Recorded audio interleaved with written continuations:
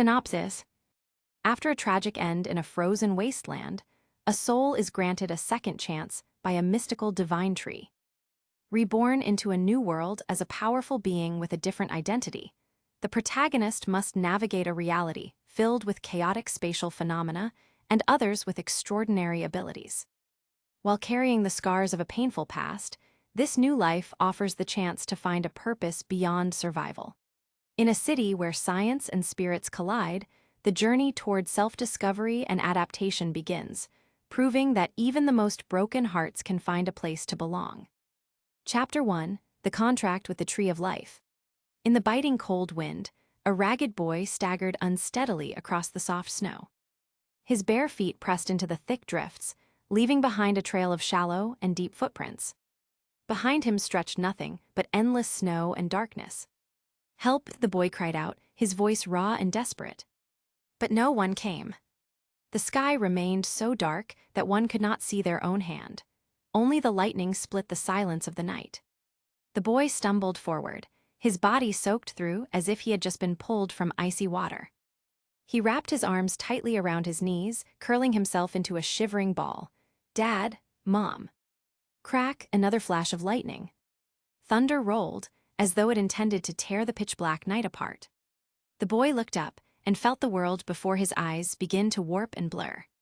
"What's going on?" he muttered, trying to steady himself and take a few more steps forward. But his foot slipped, and he fell hard into the snow. Pain surged through his body, yet he gritted his teeth and pushed himself back up to keep running. Plop, something cold and sticky landed on his cheek. "Blood!" the boy froze. He wiped away the thick liquid and looked around in confusion. "Ah!" he screamed, stumbling backward in horror. To his right lay a corpse, completely bare, a sharp weapon having pierced its chest. Bright red blood stained the snow beneath it. The boy's mind went blank with terror. He staggered toward the faint glow of a street lamp, hoping to find safety there. But he was too exhausted. His legs gave way the moment he stopped, and he fell heavily to the ground. Panting, he used the last of his strength to dial the emergency number. No one answered. He clutched the phone tightly, images of his parents flashing through his mind. "I'm so hungry. I want meat. Dad, Mom." It had been so long since he'd had a full meal. He wanted to live. He wanted to leave this godforsaken, frozen place. He had to find food, no matter what. Forcing himself to stay calm, the boy searched the surroundings carefully. Finally, his gaze stopped beneath the street lamp, on a pile of withered leaves. Among them, half a bloody face was buried. Trembling, he brushed the leaves aside, and a foul stench hit him in the nose. He gagged, covered his mouth, and bent down to pick up the severed head. Then, tearing off what little flesh he could find, he forced himself to chew and swallow. He hadn't eaten warm food in so long. If he didn't fill his stomach soon, he would die. When he was done, the boy dragged his heavy, limping body forward again. Every step was agony, yet he refused to give up. Even knowing how hopeless it was, he couldn't die here. Suddenly, a chill ran down his spine. He could feel it, something dangerous lurking behind him. He turned instinctively. A young man, covered in blood, was walking slowly out from behind the street lamp. He stood unnaturally still, like a statue, but the boy noticed his eyes. Empty, lifeless, emotionless. Like a body without a soul, terrifying. The boy took a wary step back and shouted hoarsely, "Don't come any closer."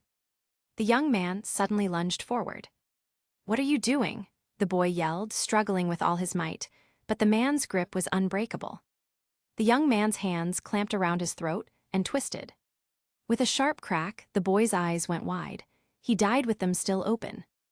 In his final moments, the only thing he could do was glare at the man with all the hatred left in his soul. "If there's a next life, I'll never forgive you."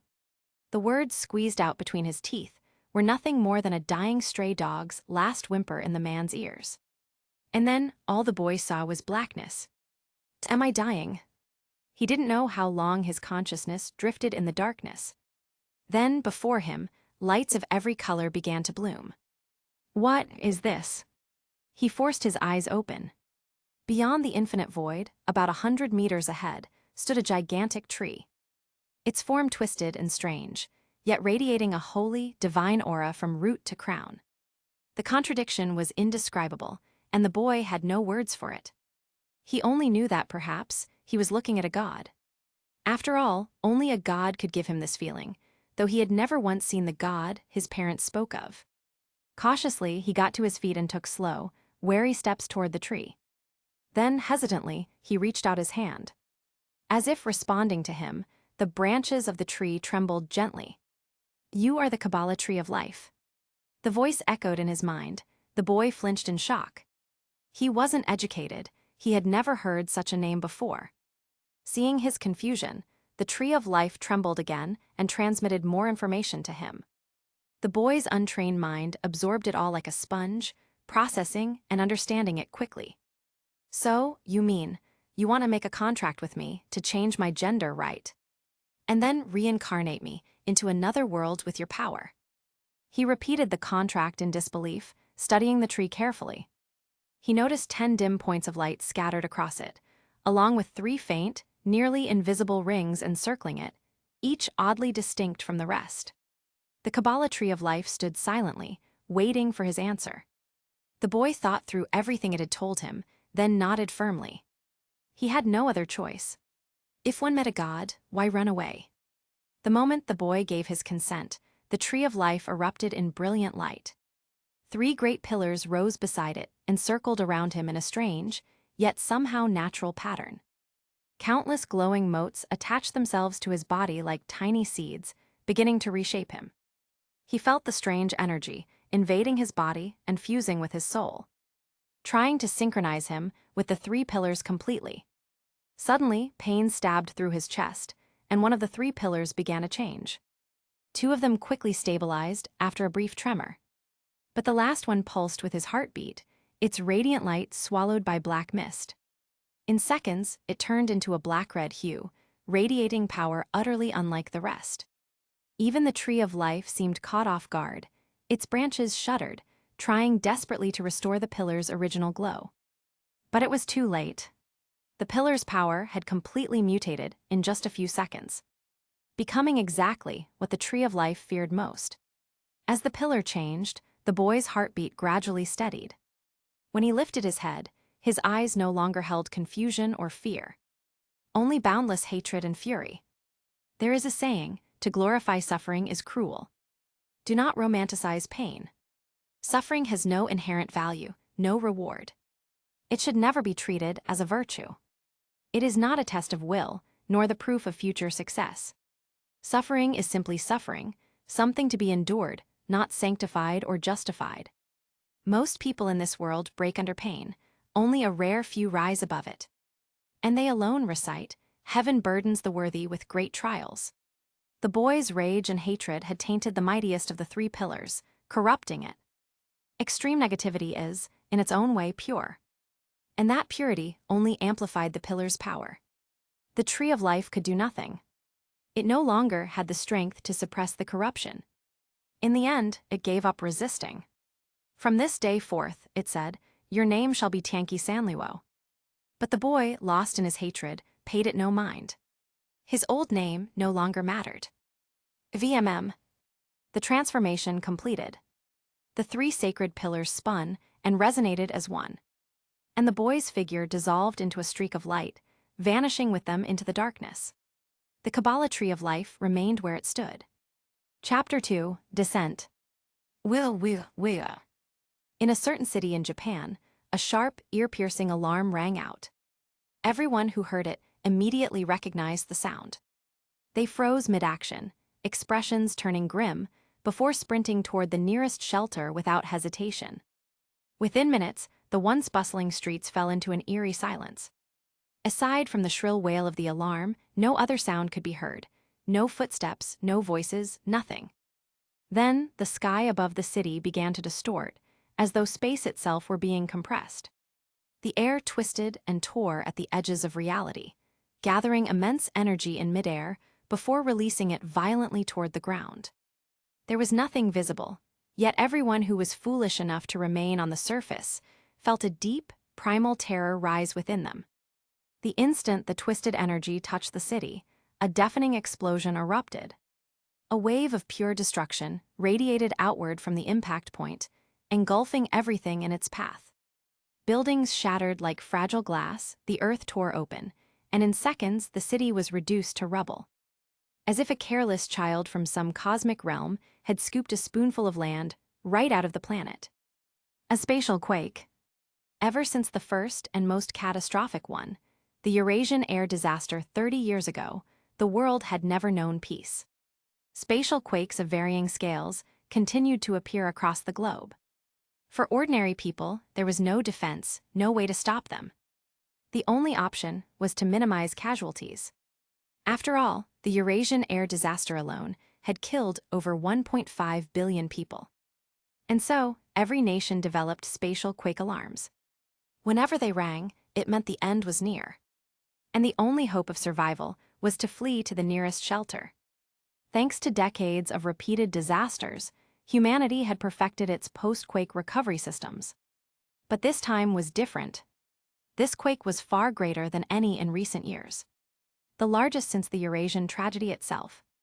Within seconds, the entire city vanished beneath fire and ruin. Even the underground shelters, built to withstand such events, were obliterated. Over 90% of those who took refuge perished instantly. The remaining few survived only by sheer luck, either outside the city or shielded by someone stronger. When the dust finally settled, at the very center of the devastation stood a girl. She gazed coldly at the wasteland around her. She wore a blood-red dress beneath a pure black coat. Her long, silky black hair fell loosely over her shoulders, perfectly matching the dark aura she exuded. Her beautiful face was emotionless, her delicate brows slightly furrowed as she surveyed the world in silence. Her crimson eyes gleamed like distant galaxies, deep, unfathomable, carrying a quiet arrogance that dared anyone to approach. Even a single glance from her was enough to make the heart tremble. As if a divine and terrifying power stood behind her, ready to descend. Silver bracelets like shackles circled her wrists, as though she had once been imprisoned. Around her neck hung a simple-looking necklace, from which dangled an inverted equilateral triangle divided into red, blue, and black sections. Each color filled 1/3 of the shape and one of its corners. At this moment, however, the triangle was dim, lifeless. Where is this? The girl, Tgthegood, looked around the still flattened land with faint confusion. This was a world she had never seen before. The Kabbalah tree of life had not told her where she would reincarnate. And now, it didn't seem like a pleasant place. But it didn't matter. This life had been given to her by the tree. If she were to die again, it would simply be returning what was borrowed. Memories of her past life surged in her mind, bringing a sharp pain to her chest, followed by endless rage. A cruel environment breeds cruelty. When one grows up in suffering, their personality twists. Their empathy dies, and what remains is often hatred and madness. And so, the rare few who can still smile through despair, who rise above pain and tragedy, are admired as heroes. But Tgthegood was not one of them. She had never known warmth. Her past life was nothing but misery. A thorn forever lodged in her heart. Each time she felt alive, she also felt that thorn twist, reminding her of everything she had lost. She hated it, but she could not change it. If anything could bring her a sliver of satisfaction, perhaps it was. She pressed her right foot gently against the ground and rose into the air, floating effortlessly. From high above, she looked down upon the chaos below. As the spatial quake's tremors faded, the survivors began crawling out of their shelters. They looked around in horror at the devastation, at the city that no longer existed. Never before had anyone seen a spatial quake of such magnitude. The ASD, the anti-spirit team, patrolling the city had been annihilated before they could even react. Tgthegood's crimson eyes scanned the scattered survivors. Their tiny, frantic movements resembling ants scurrying over crumbs. Her lips curled into a twisted, eerie smile. Then she whispered softly, almost lovingly, "Burning immortal flame." Every spirit, upon birth, instinctively knows their greatest weapon and shield. Their angel and astral dress. Tianqi Sanluo's astral dress, divine might raiment, third form S, had already manifested when she arrived through the spatial quake. As she raised her right hand, the red corner of the inverted triangle on her necklace began to glow. Flames surged up her arm, and in her palm appeared a massive, crimson halberd. A flaming crescent blade nearly 8 feet long, perfectly matching her tall frame. Burning immortal flame, the manifestation of the Pillar of Severity, corresponded to the 5th Sephira of the Kabbalah Tree of Life, but far stronger, purer, and infinitely more destructive. Tianqi Sanluo swung the weapon casually toward the ground. A moment later, a 50-meter-wide fireball erupted from the blade's tip, bursting into smaller firebombs that rained down across the ruins. Each one sought out movement, striking the few remaining intact buildings and the survivors still fleeing for their lives. The explosions blossomed like crimson flowers, their flames spreading mercilessly across the landscape. What is that? Help, somebody help us. Panic filled the air. The city's firefighting systems had been destroyed in the quake, and the ASD had been wiped out. Reinforcements from nearby cities were still on their way. But for those trapped here, time itself had already chosen their fate. Tianqi Sanluo was not done. These crawling ants didn't deserve mercy. She raised her halberd again, pointing the blade skyward before slicing downward with force. Instantly, the dying flames roared back to life, hungry and wild, consuming everything within reach. Those who had just begun to breathe in relief, hiding behind walls or rubble, were swallowed whole in the next inferno. Not even ashes remained. Within moments, not a single living soul was left. The city, once home to tens of thousands, was gone. Tianqi Sanluo slowly descended, hovering about 200 meters above the ground, gazing at the hellscape she had created. This was her first time killing. In her previous life, the burning of her home had haunted her dreams for years. But now, seeing the same flames consume others, she felt something new. A pleasure that rose from the depths of her being. A euphoric thrill that made her tremble. Unable to contain it, she covered her face with one hand and laughed. Laughed wildly, madly. Chapter 3, Battle with the ASD. Tianqi Sanluo had never been so happy. It was her first time tasting the joy of killing. No pristine lotus, leaves grow in a pond poisoned to death. In an environment twisted by extreme despair, children will very likely become twisted and despairing themselves. To put it bluntly, Tianqi Sanluo was half mad now. A madman must entertain himself in a madman's way. The simplest thing, and the easiest for Tianqi Sanluo, was killing. Of course, killing ordinary people was boring. Even a child who enjoys playing with ants will grow tired of it eventually.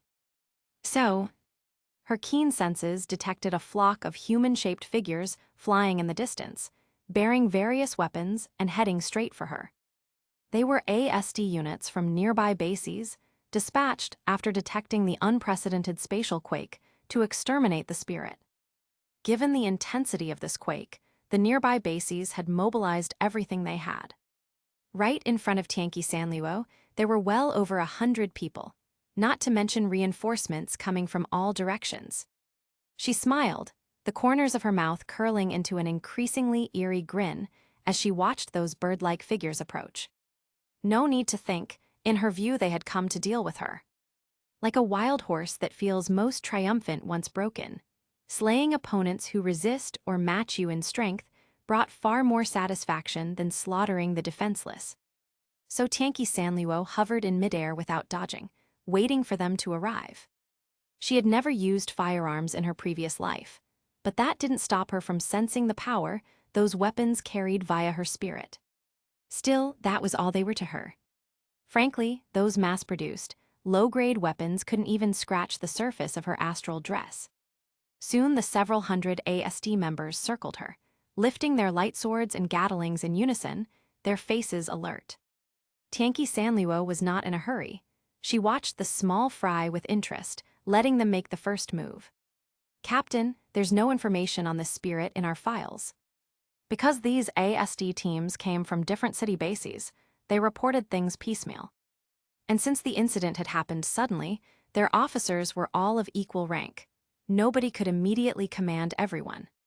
So the captains ordered their subordinates to keep an eye on the spirit and hold their fire, then huddled together to discuss a plan.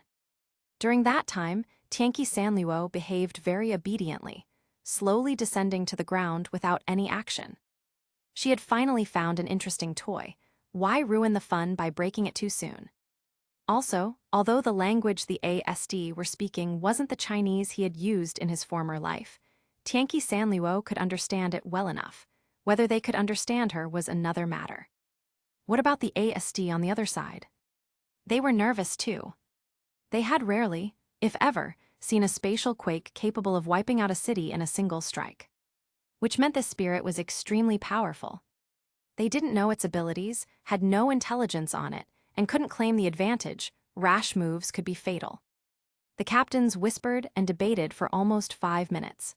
Just as Tgthegood was about to lose patience and preemptively kill these short-sighted pests, they finally agreed on a concrete combat plan and received authorization from their superiors. From the scene and the red halberd in Tgthegood's hand, they preliminarily judged the spirit to be fire-aligned.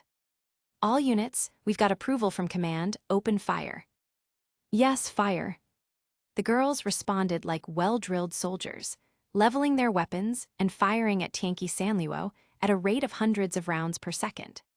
The so-called tactic was really just dividing sectors for each captain to avoid friendly fire. Although CR, units with casual domains, are immune to conventional military damage, they couldn't completely block these weapons designed specifically to deal with spirits. Tgthegood looked as if she were bewildered by the gunfire. She made no defensive move, letting the continuous barrage strike the surface of her astral dress. After 10 minutes of sustained shooting, smoke from explosions filled the air around her, and the prolonged high-rate firing had overheated gun barrels, forcing them to cool. The first wave of shooters lowered their weapons and switched to light swords, charging in batches toward Tgthegood. When the first ASD rushed into the dissipating smoke, a colossal crimson halberd suddenly came down and struck at the head of the attacker. Although that ASD barely managed to block with a light sword, the spirit's enormous force stripped them of flight capability and sent them plummeting to the ground. Now this is fun. As the smoke cleared and waves of fire surged, Tgthegood stood unharmed with burning immortal flame in her right hand. Seeing the hatred in the attacker's eyes made her even more interested. Being stared at with hatred, what a novel sensation. Come polar ice burst. Tgthegood didn't rush to obliterate them all with burning immortal flame. Toys must be played with patiently. You don't break the toy before you finish playing, do you? With that thought, she called the name of her second angel.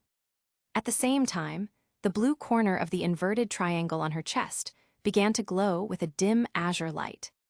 The already warm air suddenly plunged as an 8-foot crystalline ice spear appeared in her left hand. Only the vicinity of the flaming halberd remained hot. What is happening? Members from the same squad as the downed ASD were stunned.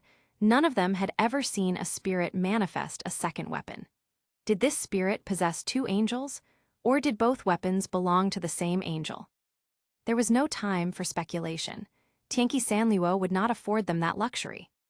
Polar ice burst represented the pillar of mercy, analogous to the 4th Sephira among the 10 nodes, although the pillar's power far exceeded that of a mere Sephira. With a casual sweep of the ice spear, the first and second waves charging at her were turned into ice sculptures in the blink of an eye and fell to the ground. It's bad, this spirit has a second angel. The captains realized something was wrong.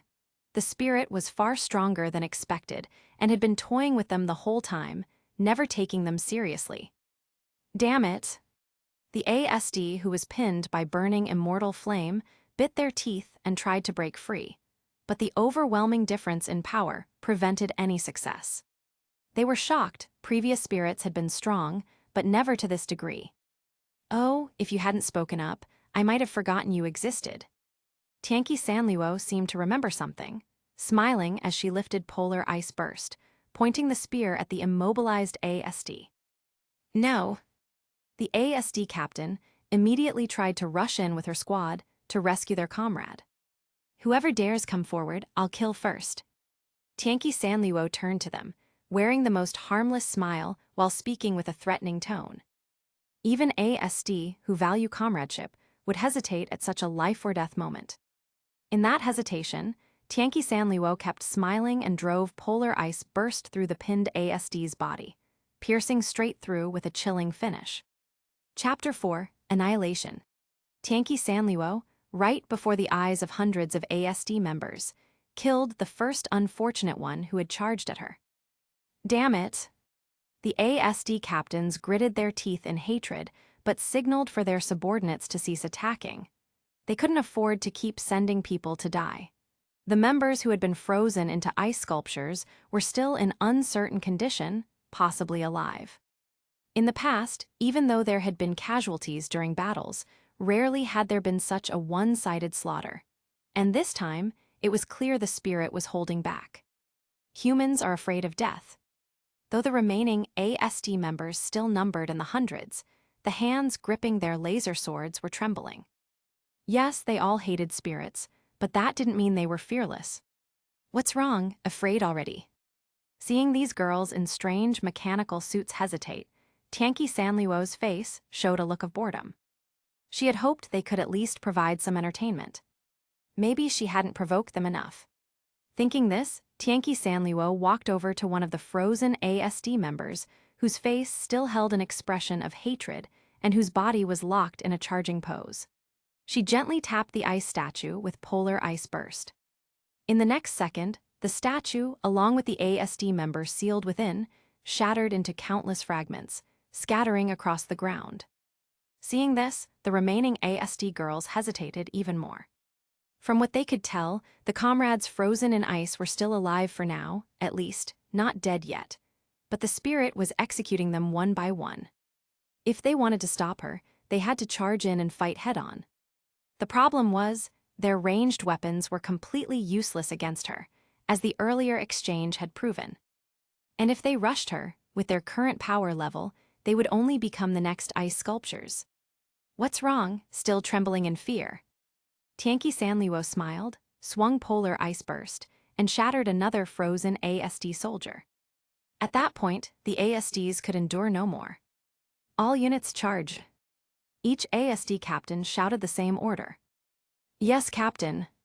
Fueled by hatred for the spirit and guilt for their fallen comrades, hundreds of ASD members roared as they charged at Tianqi Sanliuo, laser swords raised. "Haha, that's more like it." A twisted smile appeared on Tianqi Sanliuo's face, almost identical to the one she had worn when watching the blazing fires before ASD's arrival. Now that they were charging, the frozen ones were no longer needed as bait. She recalled burning immortal flame, gripped polar ice burst with both hands, and spun it in a wide circle centered on herself, the tip of the ice spear tracing a brilliant blue ring. Instantly, a violent localized blizzard erupted. Damn it! Just like standing beneath a collapsing snow mountain, the ice crystals in the storm cut like knives. Even with advanced CR unit equipment, the ASD members were slowed by the freezing winds, their flight systems malfunctioned, and many fell from the sky. But Tianqi Sanliuo's blizzard wasn't aimed solely at those in the air. The swirling ice crystals replaced the spear's tip, smashing all the frozen statues on the ground and sweeping their shattered remains up into the storm, to wander with the snow and ice. Having achieved her purpose, Tianqi Sanliuo lowered her spear. The blizzard faded instantly. When the ASD members reopened their eyes, they were stunned. Every ice sculpture on the ground had vanished without a trace. As Tianqi Sanliuo deliberately withdrew her spirit energy from the spear, the scorching heat returned, replacing the chill. Ice crystals on many ASD faces melted into droplets. And then, one ASD member raised her hand to wipe the moisture from her forehead, only to realize the liquid wasn't clear water, but blood. That was precisely Tianqi Sanliuo's intent, to make them feel the blood of their comrades all over their bodies. "AHH, I'll kill you." Unable to bear the taunting any longer, one ASD captain screamed, raised her sword, and charged despite her teammates' protests. That's better. A fight's no fun without someone willing to play. As a reward for her bravery, Tianqi Sanluo thrust polar ice burst straight through the captain's body. A swift, merciful death. The woman's lips quivered, but no blood came out. The extreme cold had frozen every drop of fluid inside her body. When Tianqi Sanluo withdrew the spear, no blood stained its blade. Well, who's next? Anyone else want a quick death? She looked around. Aside from the fallen captain's subordinates glaring at her with murderous intent, most of the ASD members hesitated, too afraid to move, some even preparing to retreat. Forget it, I'm bored, you've lost your value. After a full minute without anyone daring to act, Tianqi Sanluo's patience ran out. Burning immortal flame. She summoned another angelic weapon, one of fire, and then made it collide with the ice of polar ice burst, two opposite forces clashing violently. With her spirit power surging, flames erupted from the ground in every direction for several miles. Not good. Fortunately, just before the flames spread, the ASD's flight systems came back online. Most managed to take to the air, buying themselves a few more seconds of life. But Tianqi Sanluo had no intention of letting them escape. The flames didn't stop at the ground. They erupted upward like a volcano, engulfing everything within 300 meters, including all the ASDs still in the air. They couldn't dodge, the fire swallowed them whole.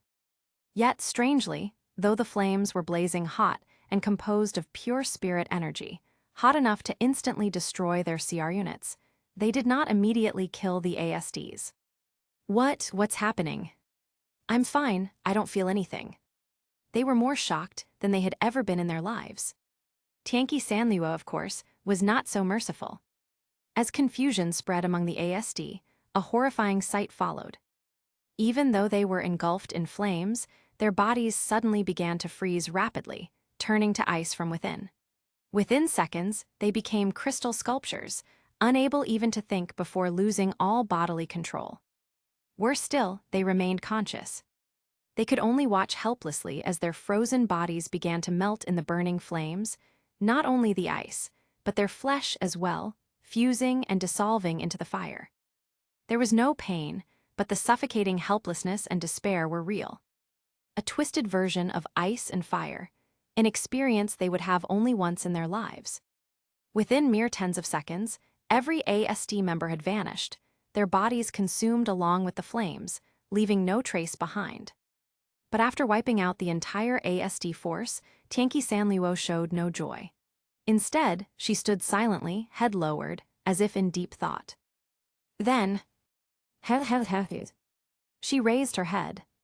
Her face contorted, the once delicate features twisting into something monstrous.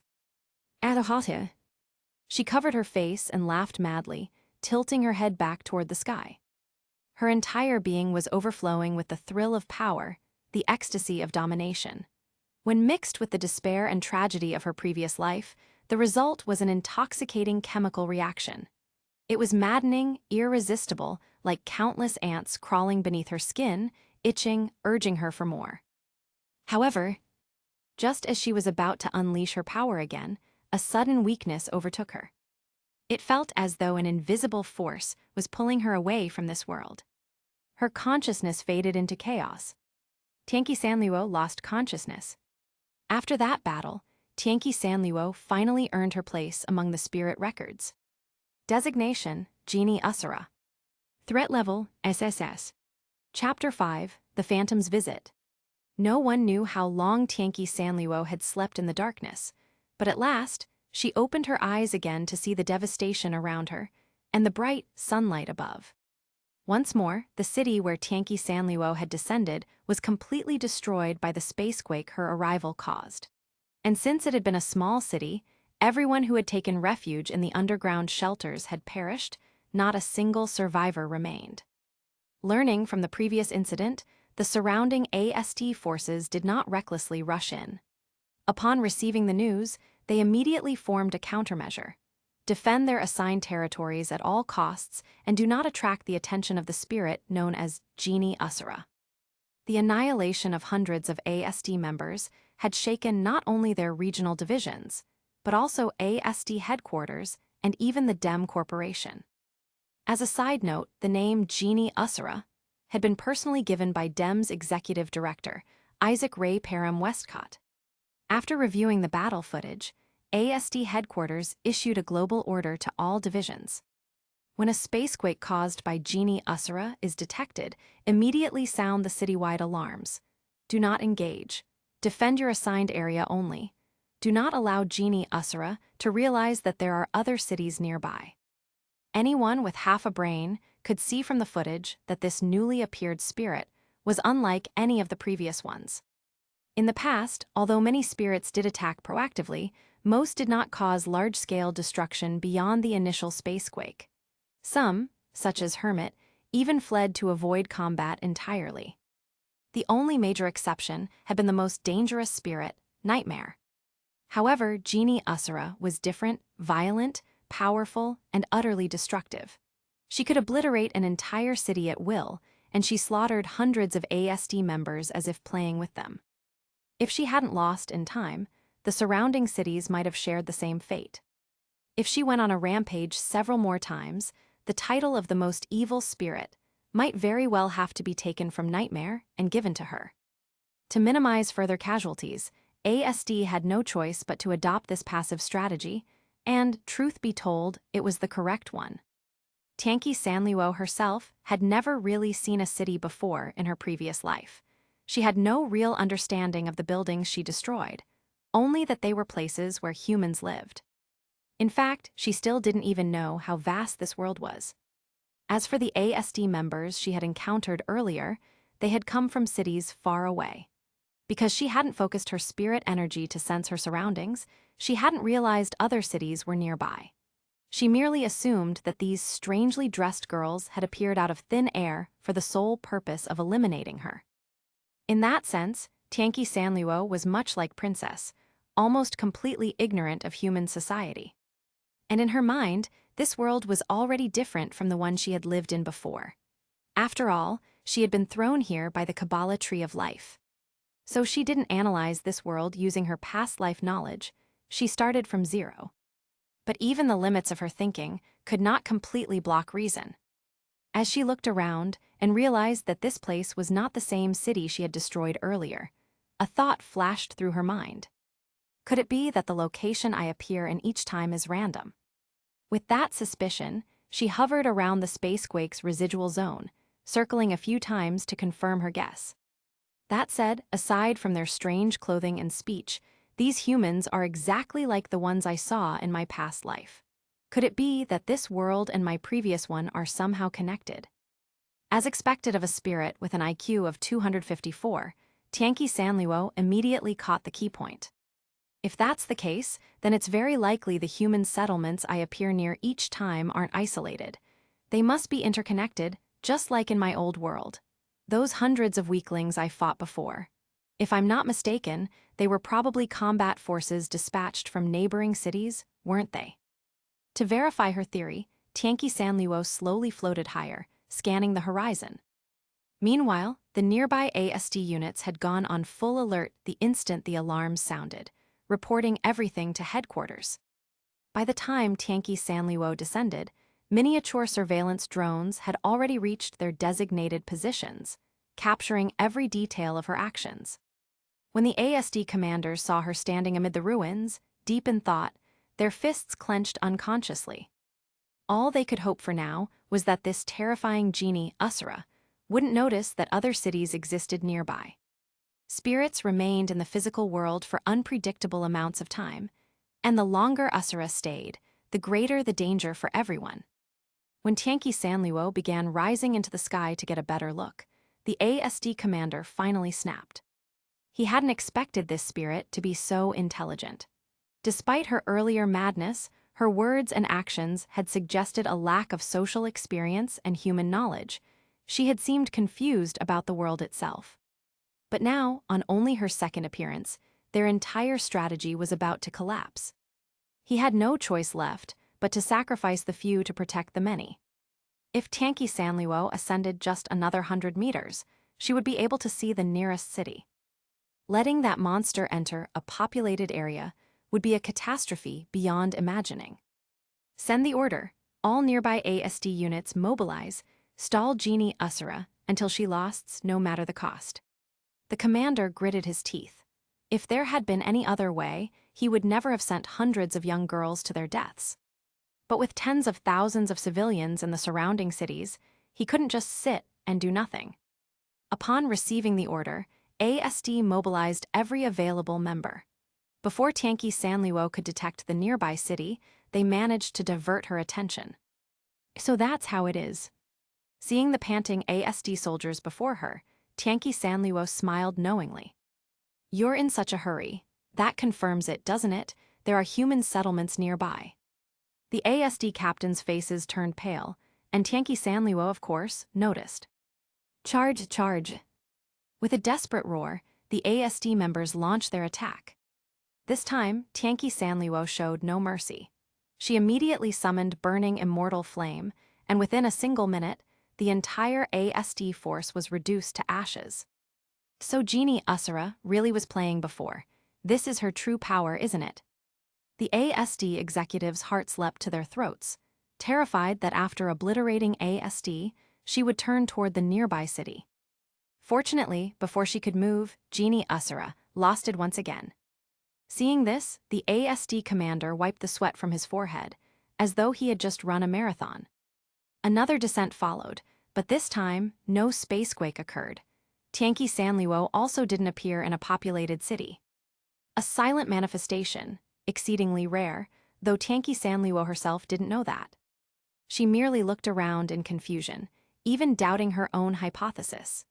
Yet when she recalled the expressions of those girls from before, she simply shook her head and concluded that she must have arrived in an uninhabited zone. Just as she idly drew out Burning Immortal Flame, wondering what to do next, a strange mosaic figure, indistinct in form, gender, or size, silently appeared beside her. The instant Tanky Sanliwo sensed the presence, she swung her crimson crescent blade, but it sliced through nothing. What are you supposed to be? Though half-crazed, Tanky Sanliwo was not completely insane. Seeing such an eerie being appear out of nowhere, she froze in place, wary. How fascinating, the figure said, voice distorted. I do not recall ever creating a spirit crystal with power like yours. No, that's not quite right. A part of your energy resonates with 2 spirit crystals I once distributed, but yours is stronger. And the rest of your power, what is that? What spirit crystal? Speak clearly. Tanky Sanliwo frowned. Her instincts told her that this entity carried information she needed. The phantom seemed to ponder, its body of mosaic static twitching irregularly. Even without knowing what a spirit crystal was, Tanky Sanliwo now understood something crucial. There were apparently others like her in this world, and this thing had been the one to create them. Moreover, a portion of the power within her was resonating with the being before her. Never mind, the phantom finally said. You're dangerous, but right now you're too weak. I have no reason to expose myself prematurely. I'll let you continue, for now. Realizing that Tanky Sanliwo bore hostility toward it, the figure drifted away effortlessly, vanishing like a gust of wind. Left standing there, Tanky Sanliwo murmured to herself with a twisted smile. Hey, how interesting.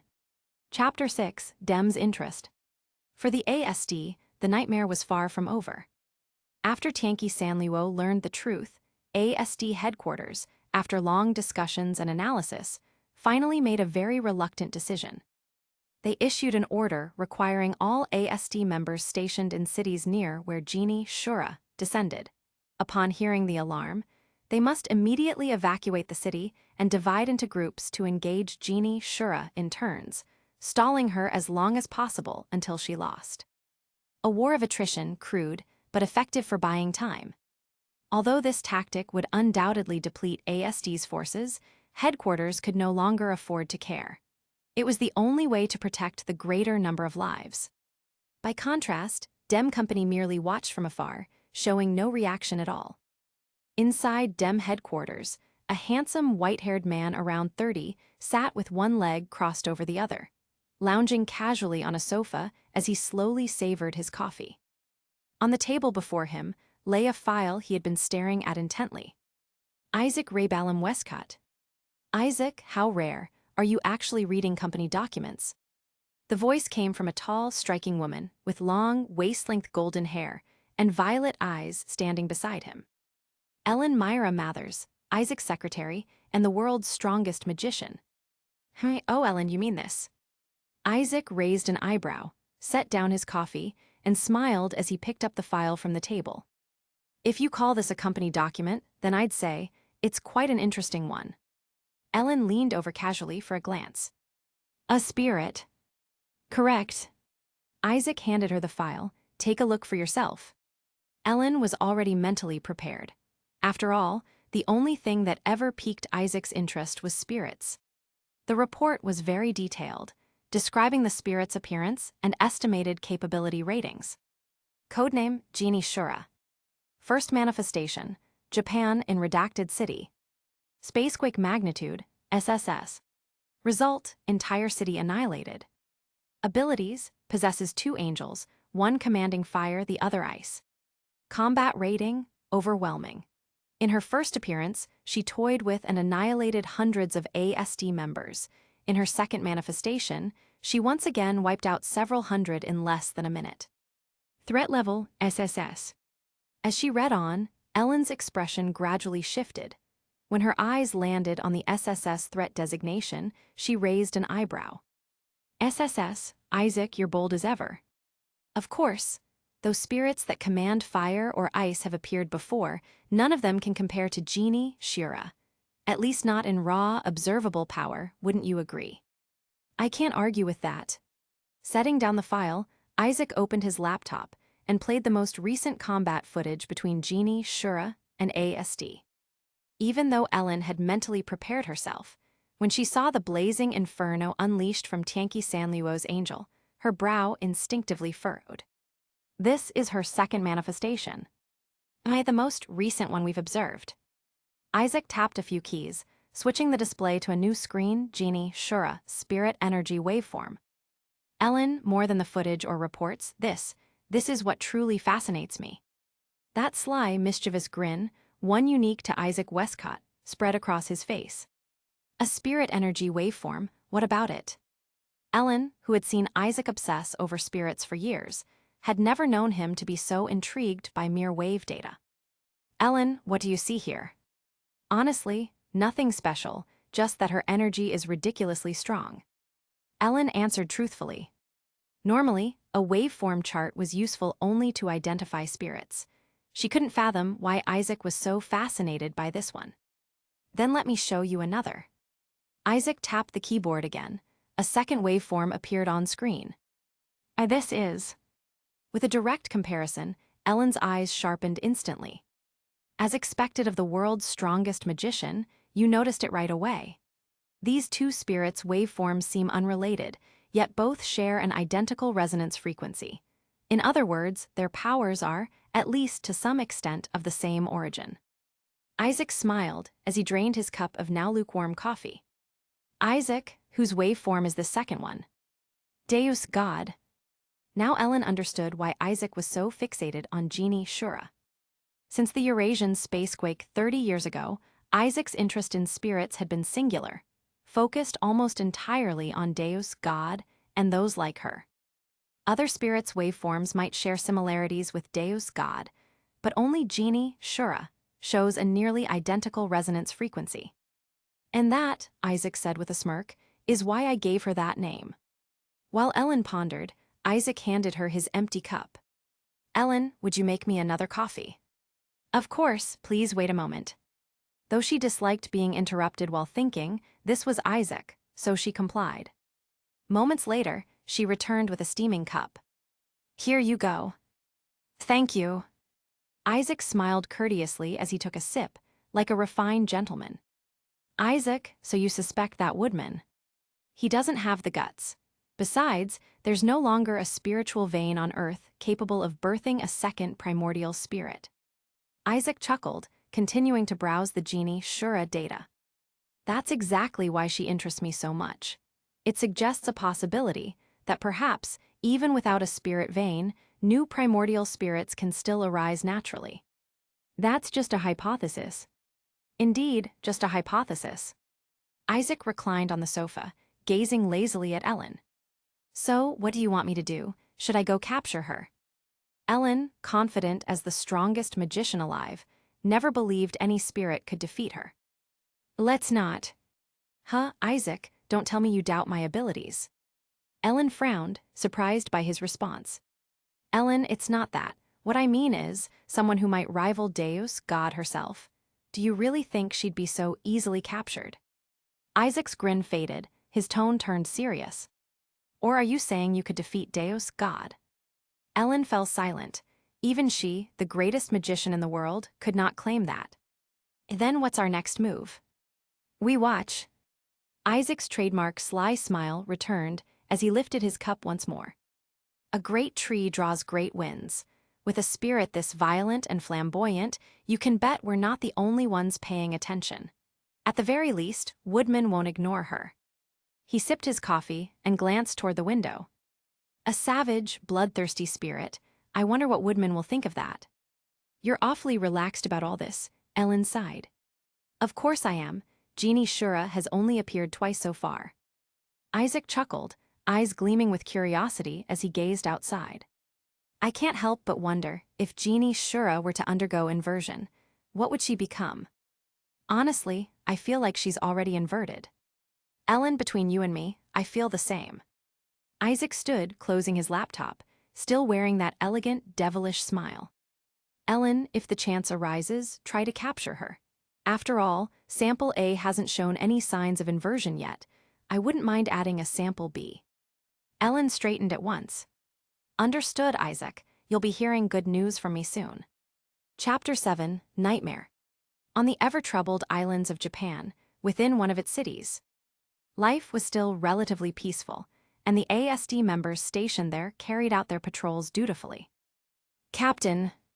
At the ASD base in the city, a squad member named Ma Anna poked her head out while the captain was reporting to her superior. The car's ready. Ah, got it. After responding, the captain turned to her superior. Apologies, sir. I'll head out for patrol first. Go ahead, Sergeant Tokugawa.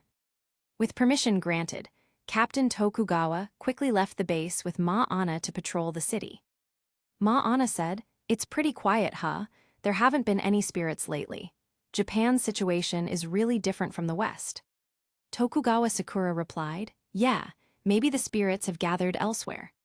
The silhouettes of the two young women grew smaller as they walked down the narrow corridor, bathed in the setting sun. Ma Anna, well, that's fine by me. Tokugawa Sakura, you seem pretty happy. Ma Anna, of course. The people in this city are safe, our comrades are doing their best, and I have to give it my all too. Tokugawa Sakura, ah yes.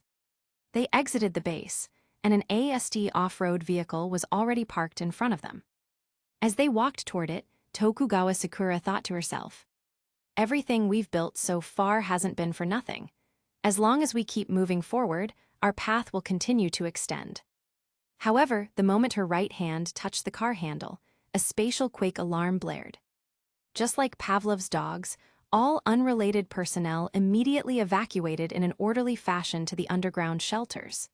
Meanwhile, every ASD member, inside and outside the base, dropped what they were doing and rushed to the front gate, ready for deployment orders. Due to the PTSD caused by the previous two appearances of Genie, Shura, every time a spatial quake alarm sounded anywhere in the world, ASD members instinctively responded according to Genie, Shura protocols. If it was her, they'd be fulfilling their duty. If not, then all the better. Captain Tokugawa didn't even get into the car.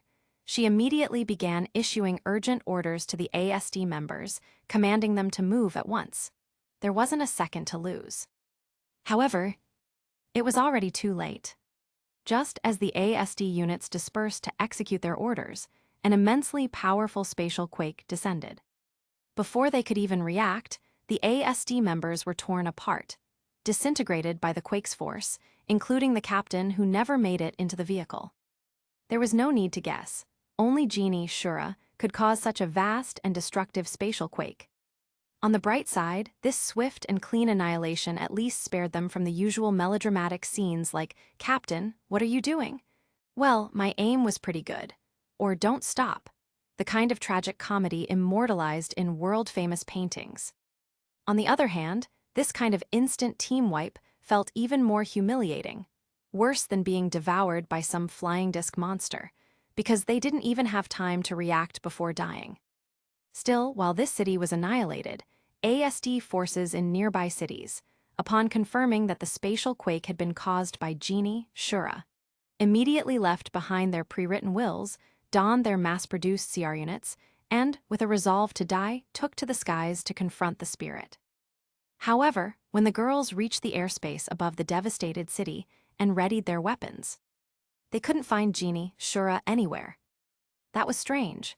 Based on the last two encounters, Genie, Shura should have taken to the skies by now, either to observe the situation or to move on to another city. Suspicious, the ASD members dared not move recklessly, afraid Genie, Shura, might slip away to attack another city while they let their guard down. Following their captain's command, the ASD units circled the ravaged area from ground to sky, conducting detailed scans and patrols to prevent the spirit from escaping the perimeter. As for Tianqi Sanluo, Apocalypse Sanluo, she hadn't attacked again because she had discovered something far more interesting. When she first arrived in the city through the spatial quake, her spirit intuition quickly sensed that something was watching her, lurking in the shadows. As the dust settled, Tianqi Sanluo scanned her surroundings. There weren't many places to hide, yet that unsettling sensation of being observed only intensified. Burning immortal flame. Upon softly calling the name of her angel, a fiery red crescent-bladed polearm, nearly 8 feet long, appeared in her hand. If she couldn't find the rat's hiding place, then she'd simply burn down the entire city to smoke it out. Having made up her mind, Tianqi Sanluo swung burning immortal flame. The searing flames roared forth like dragons, consuming spiritual energy to keep burning even within the massive crater left by the spatial quake. They spread outward, engulfing the ruined city and reducing the remaining buildings to ash. With a light tap of her foot, Tianqi Sanluo floated upward, coldly watching the catastrophe she had unleashed. The flames burned. The city groaned. Everything resembled hell itself. But Tianqi Sanluo didn't care. What mattered to her was finding that damned rat watching from the shadows. The fire spread to every corner of the city, yet she still couldn't find the observer. A spirit. The thought crossed Tianqi Sanluo's mind. Yes, only another spirit could pull something like this off. So, her fourth manifestation had brought her face to face with one of her own kind at last. The illusion from before didn't count. Finally meeting another spirit, Tianqi Sanluo smiled, a harmless, almost innocent smile. She slowly descended, the flames around her raging high.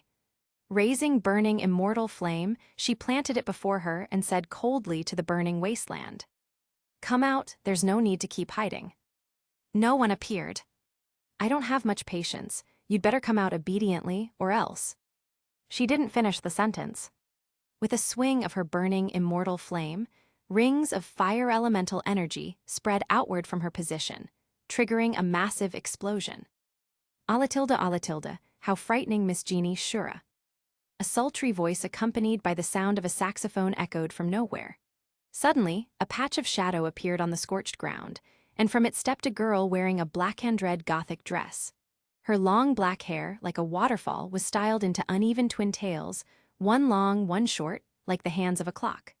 What intrigued Tianqi Sanluo most was her left eye, which resembled a golden clock face, its hands ticking softly.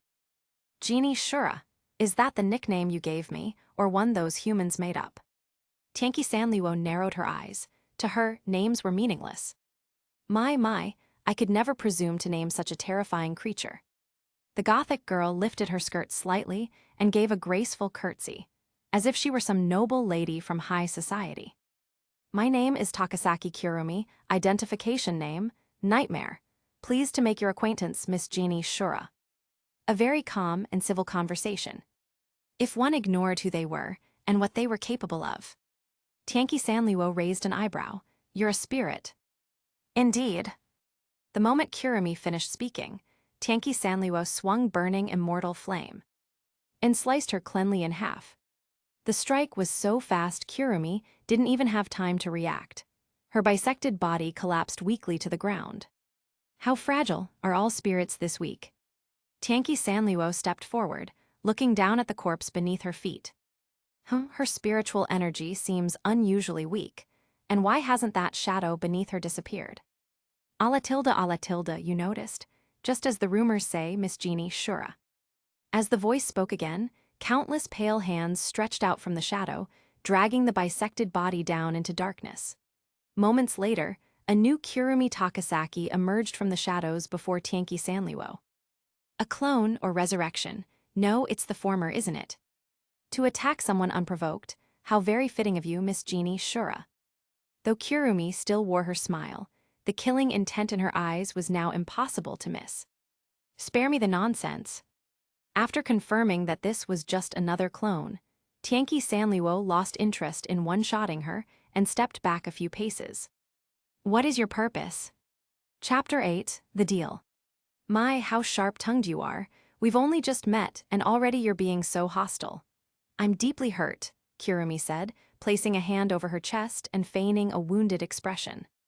Tianqi Sanliuo's face remained expressionless. Inside her, there was nothing but anger and hatred.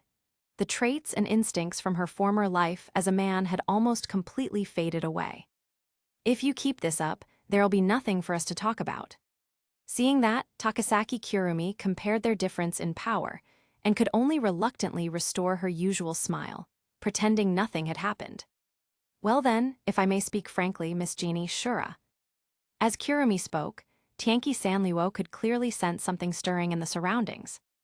I've come to ask for a favor, that's all. A favor, huh? And what do you plan to offer in return? Having already sensed the trickery in Kurumi's actions, Tianqi Sanliuo naturally didn't believe a word she said. Still, for the sake of playing along, she replied with a cold expression. Then I'll start with my request. Miss Genie Shura, I want to borrow your spiritual energy. Spiritual energy, how much do you intend to borrow? The moment Kurumi said the word borrow, Tianqi Sanliuo already understood what she was after. All of it, however much you have, I want it all. Kurumi kept her smile, but Tianqi Sanliuo felt the sense of danger around them intensifying. In that case, you could have just said so. Before finishing her sentence, Tianqi Sanliuo swung burning immortal flame. In an instant, flames of over 1,000 degrees surrounded the two of them, incinerating every Kurumi clone peeking from the shadows into charcoal. You wanted my life. Ala tilde, looks like we have nothing left to discuss. A murderous gleam flashed across the clock-like eye of Takasaki Kurumi. Bring out your real body, these clones are boring. Judging from the faint level of spiritual energy coming from the one in front of her, Tianqi Sanliuo estimated there must be at least 100 Kurumi clones scattered about. She had no interest in wasting her precious manifestation time dealing with mere copies. Miss Genie Shura, I have no intention of throwing my life away. Kurumi drew from beneath her skirt 2 flintlock pistols, one long, one short, and aimed them at Tianqi Sanliuo. So what then, planning to hide like a turtle and waste my time? Tianqi Sanliuo casually slashed, splitting her opponent in half again. As a new Kurumi emerged from the ground's shadows, Sanliuo raised her blade once more. All right. Before Kurumi could even finish her sentence, she was cleaved apart again. The scene was grotesquely bloody. Then, let's compromise. I'd like to make friends with you, Miss Genie Shura. Is that acceptable? There's a problem. What will you pay for it? Tianqi Sanliuo sliced the newly appeared clone cleanly at the waist. I can teach Miss Genie Shura how to manifest without causing a spatial quake and... Another slash. Apparently, Tianqi Sanliuo wasn't fully convinced yet. And I can tell you everything I know about spirits. Finally, Tianqi Sanliuo's burning immortal flame stopped just short of Kurumi's forehead, mere inches away from cutting her down. Everything you know. Yes, everything. Kurumi exhaled quietly in relief. Though she wasn't overly afraid of being instantly killed, she was worried about wasting too much of her spiritual energy. Creating clones consumed spirit power, and for the sake of her great wish, Kurumi couldn't afford to waste any. She was fully aware she wasn't Jenny Shura's match. The only reason she had risked provoking her this far was to buy a chance to negotiate. As Lu Xun once said, the temperament of the Chinese people always tends toward compromise. For instance, if you say, "This room is too dark, let's open a window here," no one will agree. But if you insist on tearing off the roof, they'll compromise and agree to open a window. This principle didn't just apply to China, it applied everywhere in the world. Though Takasaki Kurumi probably had no idea who Lu Xun even was. Very well, deal. After roughly comparing the spiritual energy within Kurumi's clone to her own, Tianqi Sanliuo concluded that even if Kurumi's main body appeared, she would still be no match. The overwhelming power difference made her confident Kurumi couldn't pull any tricks. Even so, Tianqi Sanliuo didn't lower her weapon. She only dispelled the ring of fire surrounding them, keeping burning immortal flame firmly in hand. She hadn't known much about Takasaki Kurumi before, but judging from her behavior just now, this woman's personality was thoroughly malicious, definitely not to be trusted.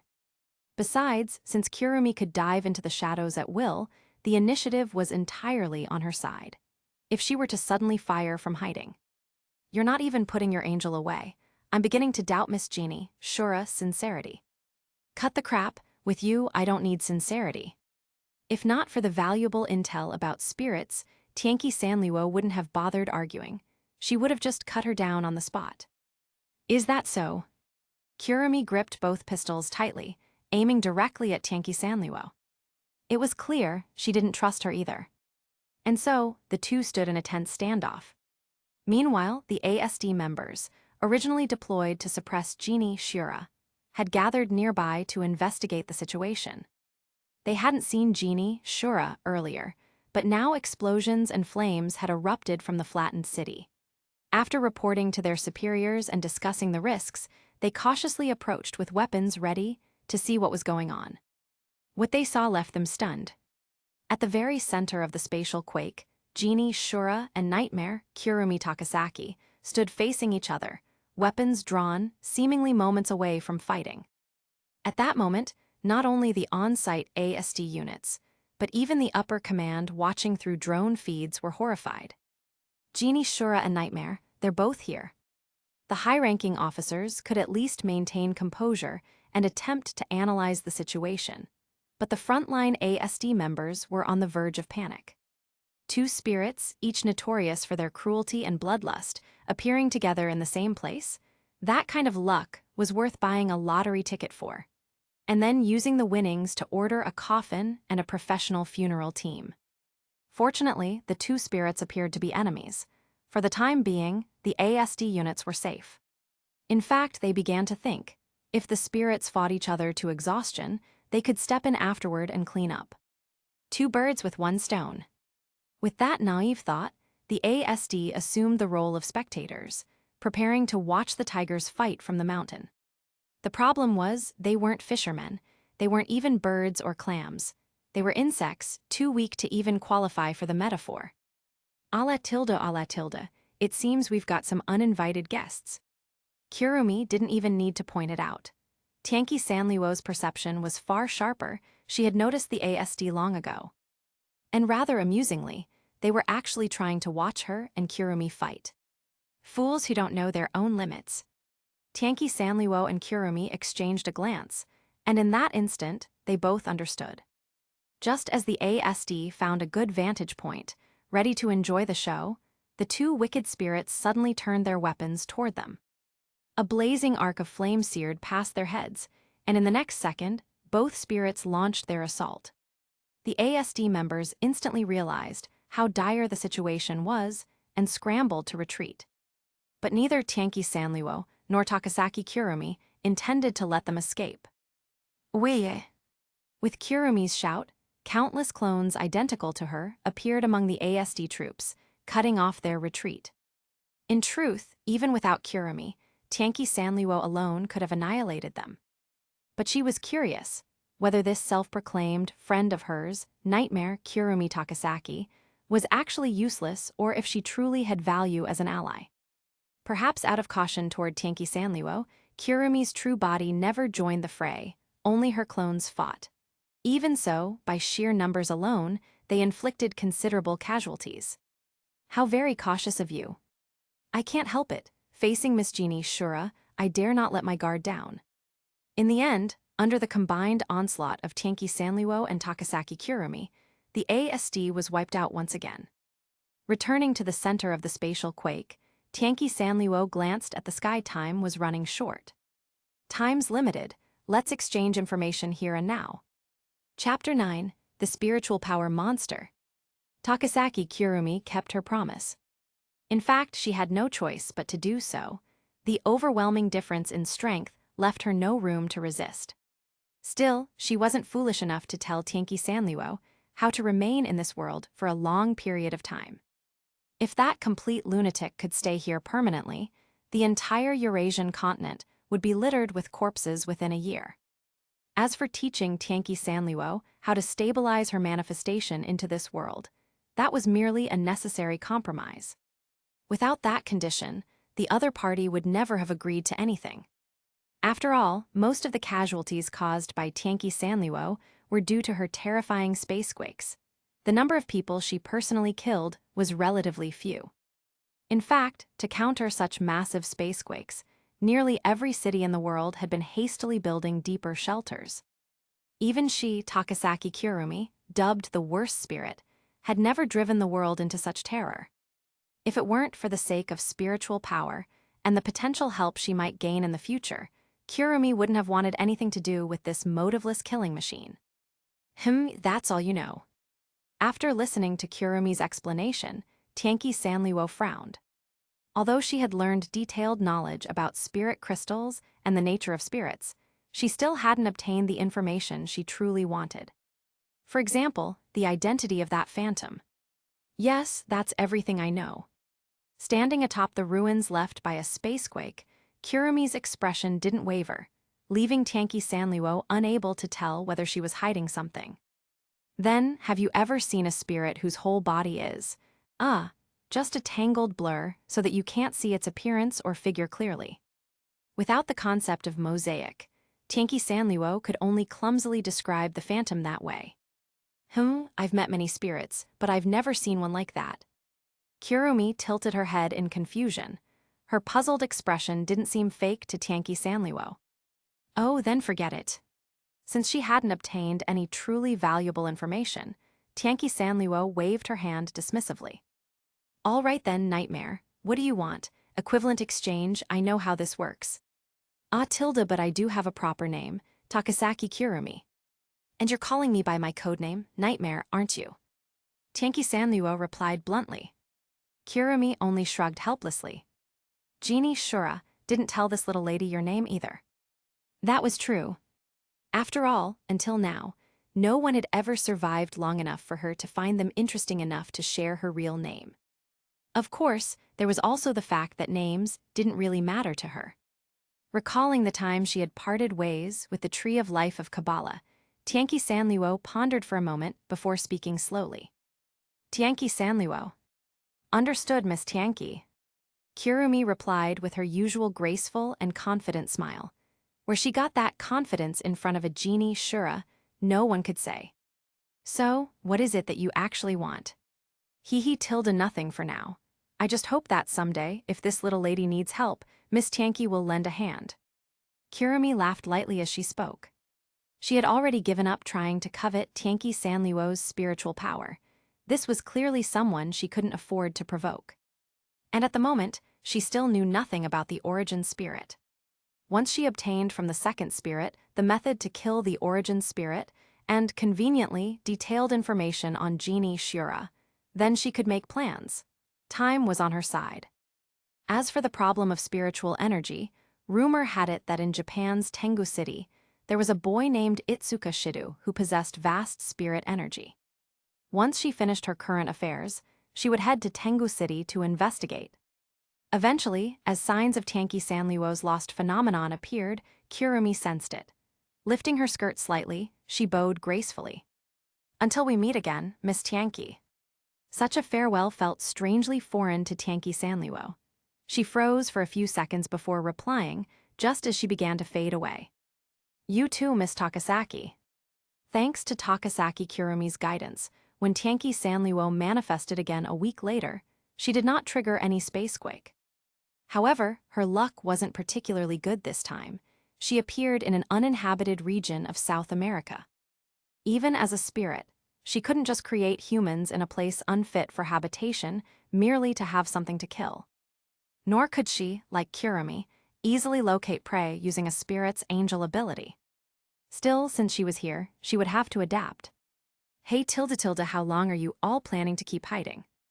Tianqi Sanliuo muttered, while rummaging through the wild grass for anything edible. Gurgle, gurgle. Spirits didn't need to eat, but that didn't mean they couldn't. Driven by hunger, she began consuming the remains and carrion of dead animals. Phew, finally found something to fill my stomach. Tianqi Sanliuo patted her slightly bulging belly with satisfaction. For someone who had gone hungry for so long in her past life, simply having food was a blessing. As for the taste, if it could go down her throat, that was enough. Just as she was about to leave, a cold wind swept past, sending a chill down her spine. She looked up and saw a pair of icy green eyes. Those eyes radiated a deadly danger that made her instincts scream. You are. Tianqi Sanliuo instinctively stepped back, staring warily at the strange, misshapen monster before her. Something was off. She'd never seen a creature like this in her previous life. Was this something native to this world? She sensed that the monster possessed spiritual power, though very faint, far weaker even than one of Kurumi's clones. Roar! The monster bared its sharp fangs and lunged at her with terrifying speed, closing the distance in an instant. Courting death. It was powerful, perhaps by human standards. Burning immortal flame. In this desolate, humid grassland, Tianqi Sanliuo had no reason to hold back. Without hesitation, she summoned her first angel. A crimson crescent-bladed weapon swept through the air. The moment it touched the creature, it was cleaved in half and instantly engulfed in blazing fire. Within a minute, nothing remained but scorched chunks of flesh. Fortunately, she hadn't poured much spiritual energy into her angel, otherwise the fire might have spread across the entire plain. What in the world was that? Tianqi Sanliuo crouched and turned over the corpse, searching for any clue that might be useful. Nothing in her memory matched this kind of beast. Perhaps because its spiritual energy had been so meager, the residual power dissipated upon death. Even after she chopped it into tiny pieces, she found nothing of value. Too boring. Just then, her stomach growled again. With a sigh, Tianqi Sanliuo stood, recalled burning immortal flame, and looked coldly at the roasted remains on the ground. She swallowed once. The meat of this monster should be edible. Snapping her right fingers, she conjured a small flame at her fingertip, spreading it over the corpse. While a spirit could eat raw meat, her experience from her previous life told her it was best to cook unknown meat before eating it. This level of spiritual power use didn't even require an angel. After a few minutes of roasting, she withdrew the flame, crouched down, and picked up a piece of the cooked meat to taste. Instantly, a wave of indescribable satisfaction filled her body. She hadn't eaten anything this delicious in a very long time. Though to ordinary people the unseasoned meat would taste terrible, to a once-starving Tianqi Sanliuo, edible was more than enough. Spirits had enormous appetites, especially Tianqi Sanliuo. The monster must have weighed over 100 jin, yet she devoured every edible part within minutes. Just as she was about to wander off, satisfied after her meal, the lost phenomenon began once more. When she vanished, only a pile of gnawed-clean bones remained. What she didn't notice was that not far away lay a pit covered by grass, one that looked eerily similar to the traces left by a spirit spacequake. Chapter 10, The Most Brutal Spirit. Ever since Tianqi Sanliuo obtained the ability to manifest silently, everything had changed. Originally, under ASD's guidance, cities all around the world had been expanding their underground shelters and increasing vigilance to prevent further casualties from Genie, Shura, and her devastating spacequakes. For ASD, every time a spacequake alert sounded, the members would instinctively prepare themselves to die in the line of duty.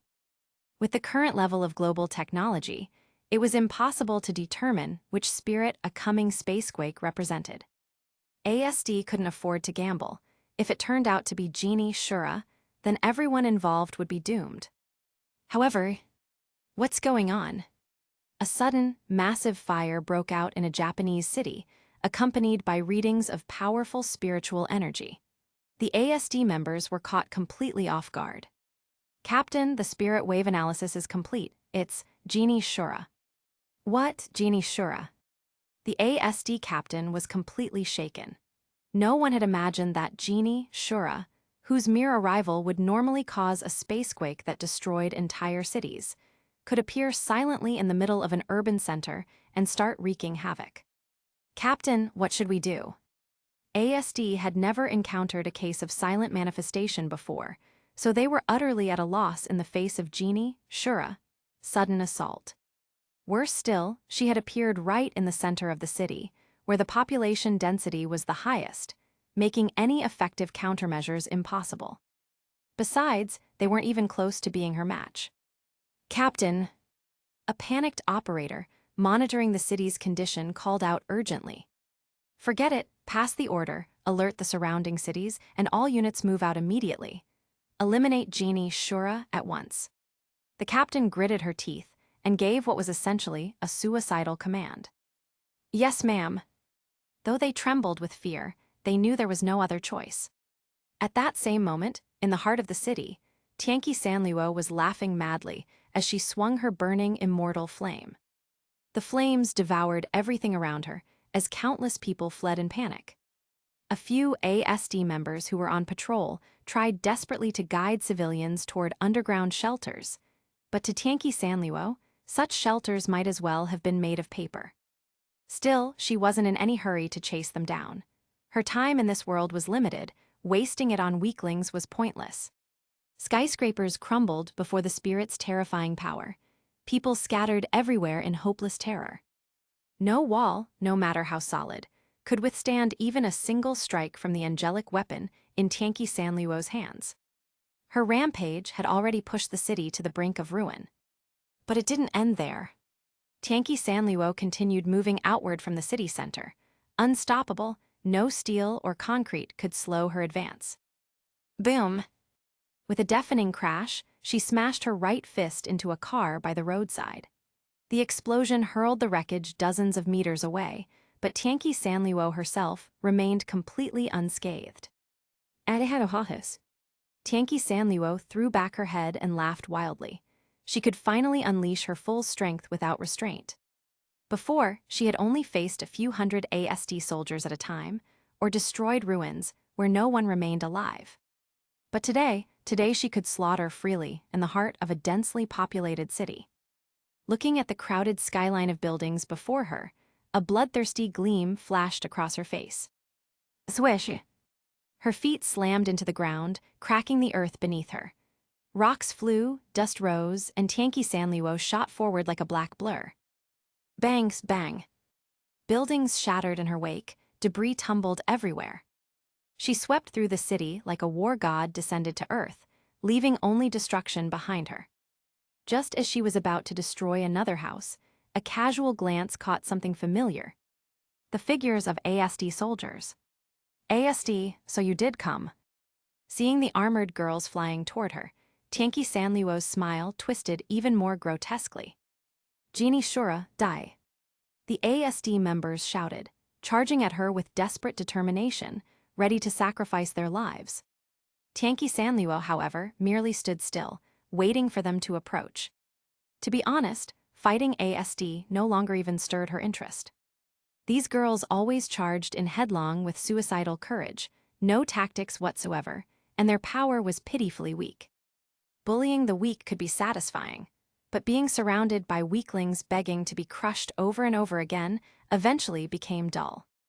Scanning her surroundings, Tianqi Sanluo realized that she had already torn apart most of the city. Judging by the time, her lost phenomenon would soon occur. HMPH, I'll play with you a little. She floated upward, holding burning immortal flame before her, gazing lazily at the ASD squad a few hundred meters away. All units charge. The ASD captain swallowed hard and gave the order for a full assault. This was exactly what bored Tianqi Sanluo the most, a one-sided massacre. There was no novelty in their tactics at all. Even now, she had lost the will to play with them. Although she had said she'd entertain them, her actions betrayed no such intent. She simply swung burning immortal flame, pouring immense spiritual power into it and engulfing all of them in her flames, annihilating the entire squad instantly. Such enemies were so weak that even victory felt meaningless. After wiping out every ASD member in the city, Tianqi Sanluo felt her strength fading, lost was coming again. Guess I'll have fun next time. This sudden attack by Tianqi Sanluo shocked the entire world. While Genie, Shura, spacequakes had always been terrifying, at least they could be anticipated through early warning systems.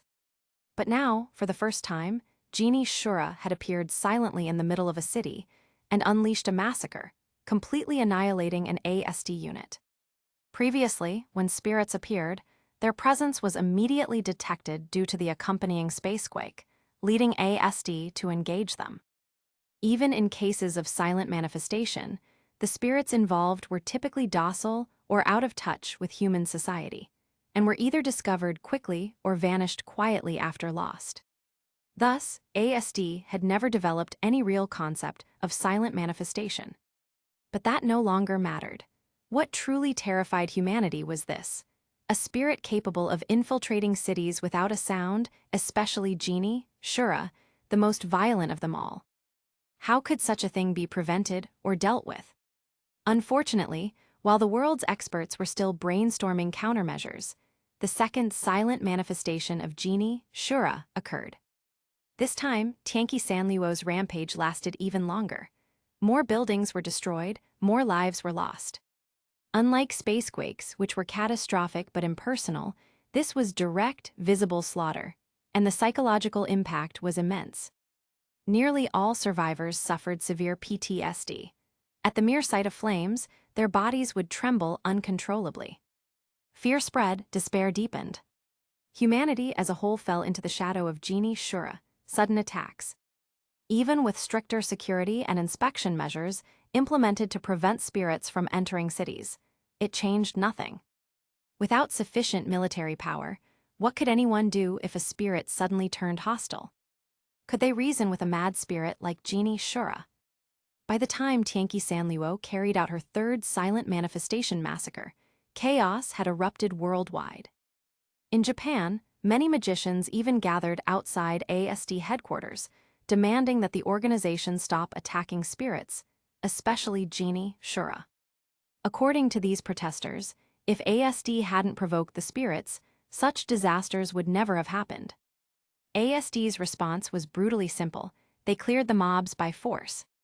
After all, following such logic would mean dismantling their defenses and surrendering to the enemy in the midst of war. Once the mobs were dealt with, and as Genie Shura's presence vanished for a time, the chaos gradually subsided. However, the lesson ASD learned from this ordeal was a bitter one. If they couldn't find a way to stop Genie Shura, soon, her next appearance would plunge the world into even greater turmoil. Perhaps one beyond recovery. Finally, at the suggestion of the ever-sinister Dem Company executive, Westcott, ASD officially gave Genie Shura a title, just as they had once named Nightmare. She was henceforth known as the most brutal spirit. Chapter 11, Reunion at Sunset. In Tengu City, after finishing a daytime date and parting ways with Itsuka Shidu and Yatagami Toka, Takasaki Kurumi walked alone under the setting sun, letting out such strange sounds, as if she were suppressing her inner desire. Not yet, I have to endure a little longer. After all, opportunities like this are rare. I still want to enjoy a bit more of school life's fun. Muttering softly to herself, she twirled gracefully on the spot, her movements like a dance. Hee, this pleasure must be saved for last. Then, just as Kurumi was imagining her next move, she suddenly bumped into someone. Oh my! Taking 2 steps back to steady herself, she looked toward the direction of impact. Takasaki Kurumi, since when have you become so careless? The person she bumped into was none other than Tenki Sanliwo, who had just quietly manifested into Tengu City. "Oh my, it's Miss Tenki, my apologies." Kurumi quickly recovered from her brief surprise, putting on her charming smile and bowing slightly. "Answer me, why were you so careless?" Tenki Sanliwo narrowed her eyes, staring sharply at Kurumi. This wasn't the first time she had manifested in this world, but unlike before, she didn't immediately begin a massacre. On one hand, mindlessly crushing weaklings and repeating the same process had become far too dull. Besides, she had just run into Kurumi, who for some reason seemed distracted. Sanliwo decided that rather than start killing and alerting everyone, it might be better to hide her presence and observe the situation. On the other hand, she had noticed that every time she manifested, her stay in this world was too short. She couldn't kill many people before being forced back. She suspected it might be because of overusing her spiritual power and angelic abilities. So this time, she planned to refrain from using either unless absolutely necessary to test how long she could remain here. My, Miss Tenki, you're still as fierce as ever." Kurumi waved dismissively and said nonchalantly, "I came to this city to finally become one with the person I long for." "Him's become one." Tenki Sanliwo frowned. She hated these kinds of riddle-like phrases. "Yes, it's for him that I'm enjoying this rare school life here in Tengu City." Sanliwo had read about things like school and campus life in her previous existence, but she didn't quite understand what they had to do with Kurumi's mysterious him. Before she could ask, however, a few shady men emerged from a nearby alley and surrounded the two of them. Each had an indecent grin plastered on his face. "Oh. Kurumi tilted her head in mock surprise, while Sanliwo merely looked annoyed. These lowlifes had interrupted her line of questioning. "Hey, ladies, it's a bit dangerous to be chatting around at this hour, don't you think?" One of the men stepped closer, his fingers twitching as he advanced toward them. "Both of you are real beauties. The one in black's a bit tall, but that's fine by me. So how about it? What are your names, pretty girls? Wanna hang out with us?" The group leered at them, their eyes crawling up and down the two women's figures. "HMPH, creatures who think with their lower halves," Sanliwo sneered inwardly. These kinds of scum weren't even worth killing. Not that it mattered. Takasaki Kurumi was hardly someone who'd take this quietly. "Oh my dear gentleman, could it be that you want to have your way with me?" Kurumi said with a seductive smile, lifting her skirt ever so slightly. "Eh?" The men froze for a second, then burst into raucous laughter. "Damn, she's bold." "Ha ha ha, even better, saves us the trouble of sweet talking. You like this too, huh?" Sanliwo didn't intervene. She simply stepped aside to lean against a railing, content to watch the show. She already knew how this would end. "Oh my, how about we move somewhere, a little more private?" With that, Kurumi led the men into a nearby alley. Moments later, "Ayochich." Their screams echoed through the alleyway, then abruptly stopped. Hee, normally, trash like that wouldn't even be worth devouring. But what can I do? There's a main course waiting for me soon, so I need to warm up my tongue a bit. Kurumi's tone was filled with a twisted kind of delight. "Bon appetit." And with that, the screams vanished completely. Ah, so that's what she meant by become one, Sanliwo mused. Having once been a man herself, when she first heard Kurumi say, "become one," paired with that love-struck expression, Sanliwo naturally assumed it was the other meaning of the word. But clearly, it was the first one to consume. Just as Sanliwo was about to question her further, a sudden strange sensation rippled through her body, making her frown. She'd felt something similar before while dealing with ASD, but this time, the pressure was far stronger. Someone's coming, and they're using a special mech suit. Kurumi sensed it too. It wasn't her first time feeling that particular presence. That unique aura, unmistakable. It could only be that woman who claimed to have killed her hundreds of times. It looks like I was a step too late. As if to confirm their thoughts, a figure appeared before Kurumi, a girl with blue ponytail hair, looking like a middle schooler. She wore a light-colored hoodie and skirt, ordinary enough at first glance, but the aura radiating from her was sharp, like a predator that had spotted its prey. You're at it again, eating people without restraint, aren't you? Nightmare. As she spoke, her eyes flicked toward Sanliwo, who was still leaning against the railing. She didn't know why, but her combat instincts screamed that this black-clad woman was not someone she should provoke. Oh my, if I recall correctly, you're Takumi Amana, aren't you? Kurumi tilted her head with a teasing smile. So you remember my name? Congratulations. But hearing you say it so casually makes me sick, especially from you. Mana huffed coldly through her nose. Oh, a classic case of enemies meeting again, Sanliwo still didn't move. From what she could tell, this Mana girl wasn't after her. And while she was stronger than ASD soldiers, she was still barely a match for Sanliwo herself. Besides, this Kurumi wasn't even her true body, just a clone. If the real Kurumi wasn't showing up, why should she bother? My, how rude of me. Kurumi bowed lightly in apology. Sanliwo tapped the railing beside her. Kurumi, stretch out your hand, the clone will do. No sooner had she spoken than a familiar shadow appeared on the ground beside her, a pale hand emerging from it. So Kurumi really hadn't been fighting seriously. This Tengu city seems quite interesting, Sanliwo said softly. Here, I'll leave a portion of my spiritual power as a token. That way, next time I manifest, I can return here directly. As Mana and Kurumi's clone faced off, Sanliwo conjured a small, swirling mass of black-red energy in her palm, delicate as a goblet of fine wine, and handed it to the pale hand.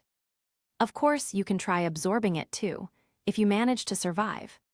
It wasn't an empty threat, it was a clear warning. The hand silently accepted the energy and sank back into the shadow, vanishing completely. Having left her token behind, Sanliwo saw no more reason to stay. With one smooth motion, she vaulted over the railing and disappeared into the night. Chapter 12, The Arrival of the Triple Date. Tenki Sanliwo's arrival caused almost no disturbance in Tengu City. There was no large-scale spacequake, no mass slaughter. She had merely exchanged a few words with Takasaki Kurumi before Takumi Amana arrived. The latter hadn't paid much attention to her at all. Kurumi wouldn't go around spreading the news, and Mana had no intention of revealing her own identity, so naturally no one in Tengu City knew that Tenki Sanliwo had come.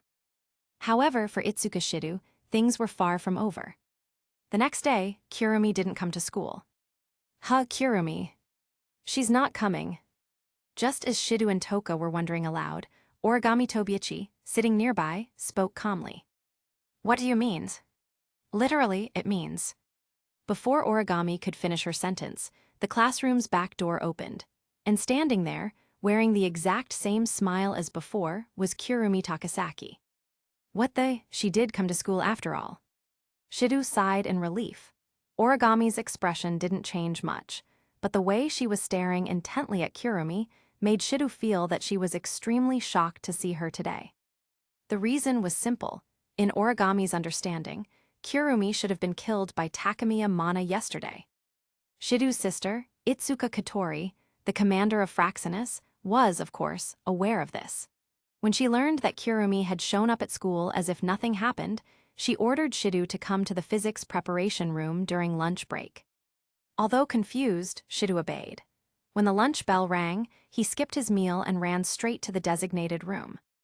There, Katori played the video footage recorded the previous day, including the scene of Takumi Amana using her manifestation device to kill Kurumi in the alley. Origami, as part of the ASD, had been there watching from the sidelines. No wonder Origami looked like that. As you can see, Katori said, yesterday, Takasaki Kurumi was killed by ASD member Takumi Amana. Not seriously injured, not near death, but completely, perfectly, and beyond any doubt, annihilated. Seeing such a bloody scene for the first time, Shido, still living as an ordinary high schooler, felt physically sick. It was understandable. After all, he wasn't like Tenki Sanliwo, someone wholly consumed by hatred and rage, who could kill without even a trace of guilt or hesitation. That's impossible. Shido could hardly believe it. Yet you're telling me that today, Takasaki Kurumi came to school perfectly fine. After analyzing the situation, the young Commander Katori gave Shido his next order. Tomorrow, you must go on a date with Kurumi. Hey! Did you not hear me, you moron? Katori snapped. Kurumi's resurrection might be a one-time miracle. If Takumi Amana kills her again, she might really stay dead this time. Since his sister had already said so, what else could Shido do? He raised his hand helplessly. Fine, I'll go on a date with Kurumi tomorrow and make her blush. What should have been a serious statement of determination somehow ended up sounding absurdly comedic, thanks to his tone and gestures. However, things didn't go smoothly, at least, not for Shido. First, Toka learned a few more strange things from the maid trio, Mai, and AI, and that very night put her new knowledge to use on Shido, forcing him to agree to a date with her the next day. Before he could even catch his breath, Origami called him, ordering in her usual commanding tone that he also go on a date with her the next day. Because Toka was a spirit, leaving her unchecked could cause her spiritual power to surge out of control, potentially leading to disaster. And since Origami was an ASD member, the only way to prevent unwanted interference was to keep her occupied through a date as well. In other words, Shido couldn't refuse either of them. The next day, he would face a nightmare-level challenge, a triple date. Listen carefully, Katori said. At 10 a.m., meet Toka first and head to the East Tengu Aquarium. Then find an excuse to slip away. Fraxinus will pick you up and fly you to the next location. At 10:30, meet Kurumi at the ticket gate for your date. Then, at 11:00, head to the station plaza to meet Origami. However, this means Toka will be left alone for about half an hour. You'll need to find a way to make it up to her afterward.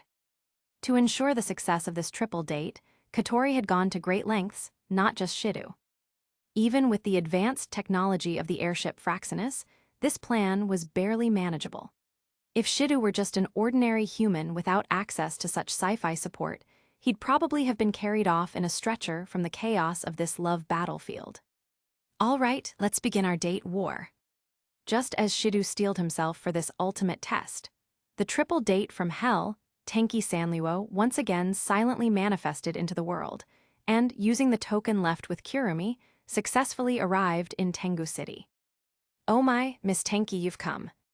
Kurumi, on her way to the appointed date spot, noticed the suddenly appearing, expressionless Sanliwo. The uncovered right side of her wine-red eyes shimmered faintly with light. Yes, I didn't expect it to happen this soon. Previously, the interval between Sanliwo's manifestations had never been less than 3 days. Yet this time, it had only been since the night before last, and she was already here again. Perfect timing, Miss Tenki, Kurumi said with a smile. I'm about to enjoy the grand feast I've been waiting for. Oh, you're acting today already. Sanliwo gave her a once-over. You don't look like you're about to strike. My, before the main course, there has to be a bit of foreplay. For example, a sensual, almost lustful smile spread across Kurumi's face. A date with Mr. Shido. A date. For the first time since being reborn into this world, Tenki Sanliwo showed a clear expression of surprise and confusion. In her previous life, she had spent more than 10 years barely scraping by, never once experiencing anything like a date. She only knew, from something a teacher once told her when she was 12, that a date was an activity between adult men and women over 18 to deepen their relationship. But weren't they supposed to eat that unlucky boy? What did dating a meal even mean? My, I never thought I'd see such an expression on the face of the cold and ruthless Miss Tenki. This is making me even more excited about the date. Kurumi's lips curled further upward, amused as if she had discovered a new world. That person's name is Shido. Trying to cover her earlier slip, Sanliwo forcefully shifted the topic. Kurumi looked as if she wanted to tease her further, but when she saw the killing intent in Sanliwo's eyes, she only smiled sweetly and replied. Yes, Shido Itsuka, a boy who possesses the ability to seal a spirit's power. Seal a spirit's power.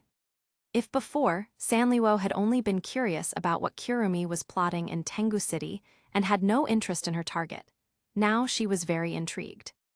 These past days of meaningless slaughter had been painfully dull.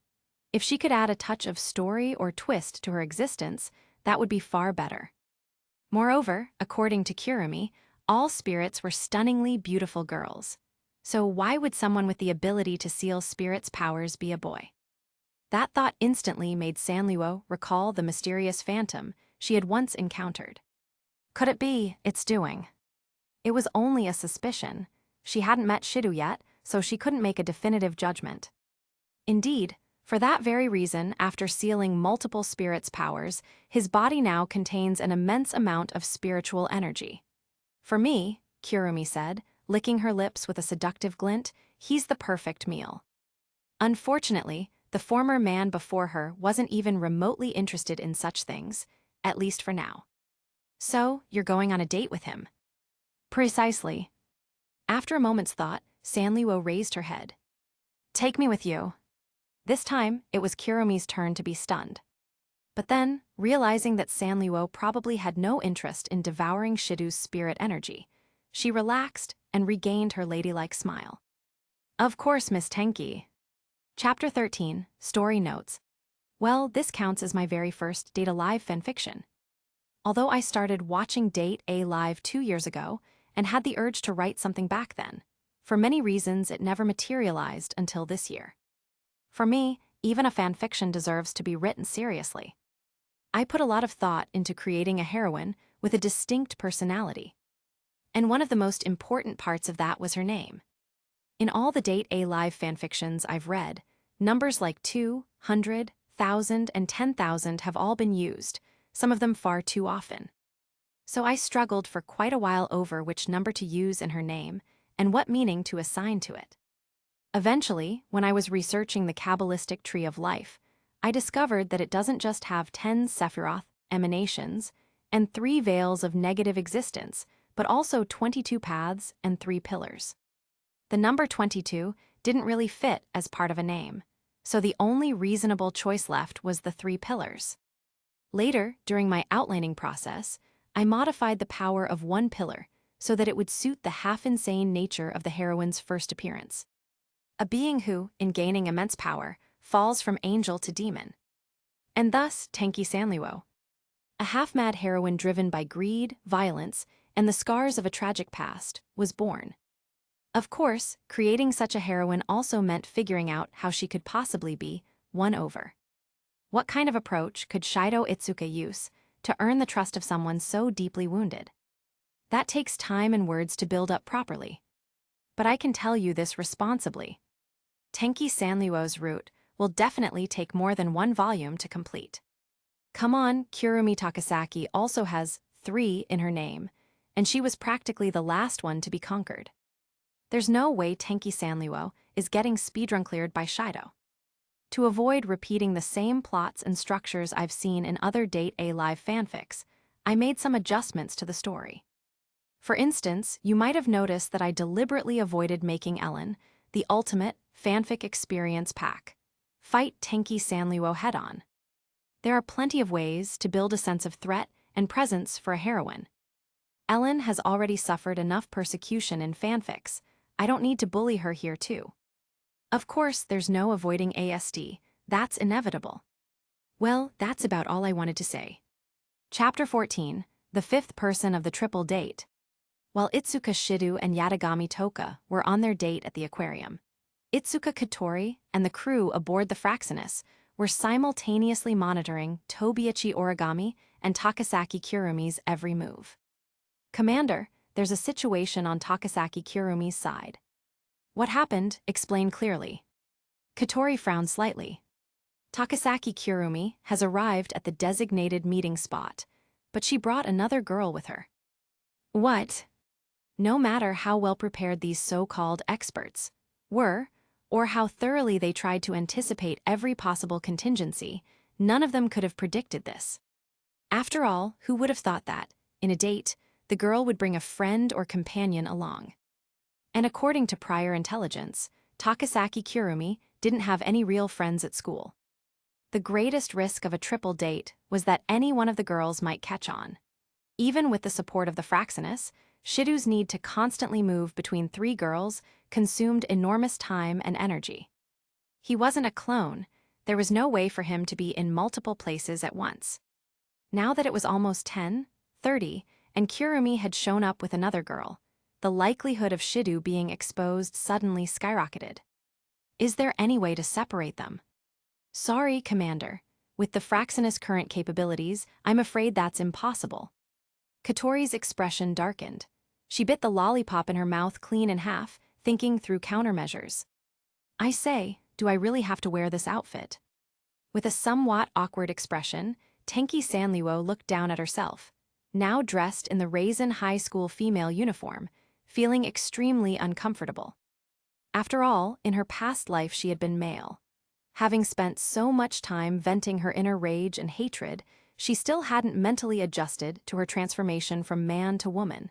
In fact, she had been actively avoiding that reality. Ara, of course you do. Otherwise, if Miss Tenki wears her astral dress, you'd be discovered instantly. For the record, Kurumi had not only persuaded Tenki Sanliwo to use her spiritual power to transform her clothes into Raisin's uniform. She had also personally tied her hair into a high ponytail. Tenki Sanliwo disliked the feeling of her hair being restrained, but after weighing the situation, she reluctantly gave in. If her true identity were exposed and caused unnecessary panic in Tengu City, that would make things very troublesome. After all, her purpose in coming to this city wasn't just to kill. Otherwise, she wouldn't have bothered giving Kurumi her spiritual power as a token 2 nights ago. She could have simply descended at random upon a city and annihilated it outright. To be honest, Miss Takasaki, when do you plan to show your real body? So far, Tenki had only dealt with Kurumi's clones, each containing a minuscule amount of spiritual energy. While the two waited for the date to begin, she couldn't help but ask. Ara, only when it's necessary, of course. That's as good as saying nothing. In short, Kurumi's answer meant she still didn't fully trust Tenki and wasn't willing to reveal her true self. Meanwhile, on Shidu's side. Shidu, time's almost up, find an excuse to leave.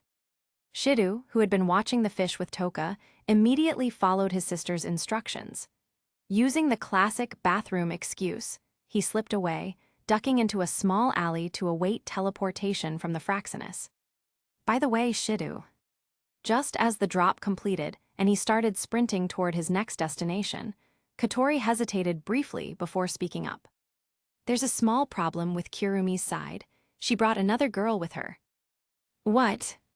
Already out of breath from running, Shidu nearly choked on air when he heard that bombshell.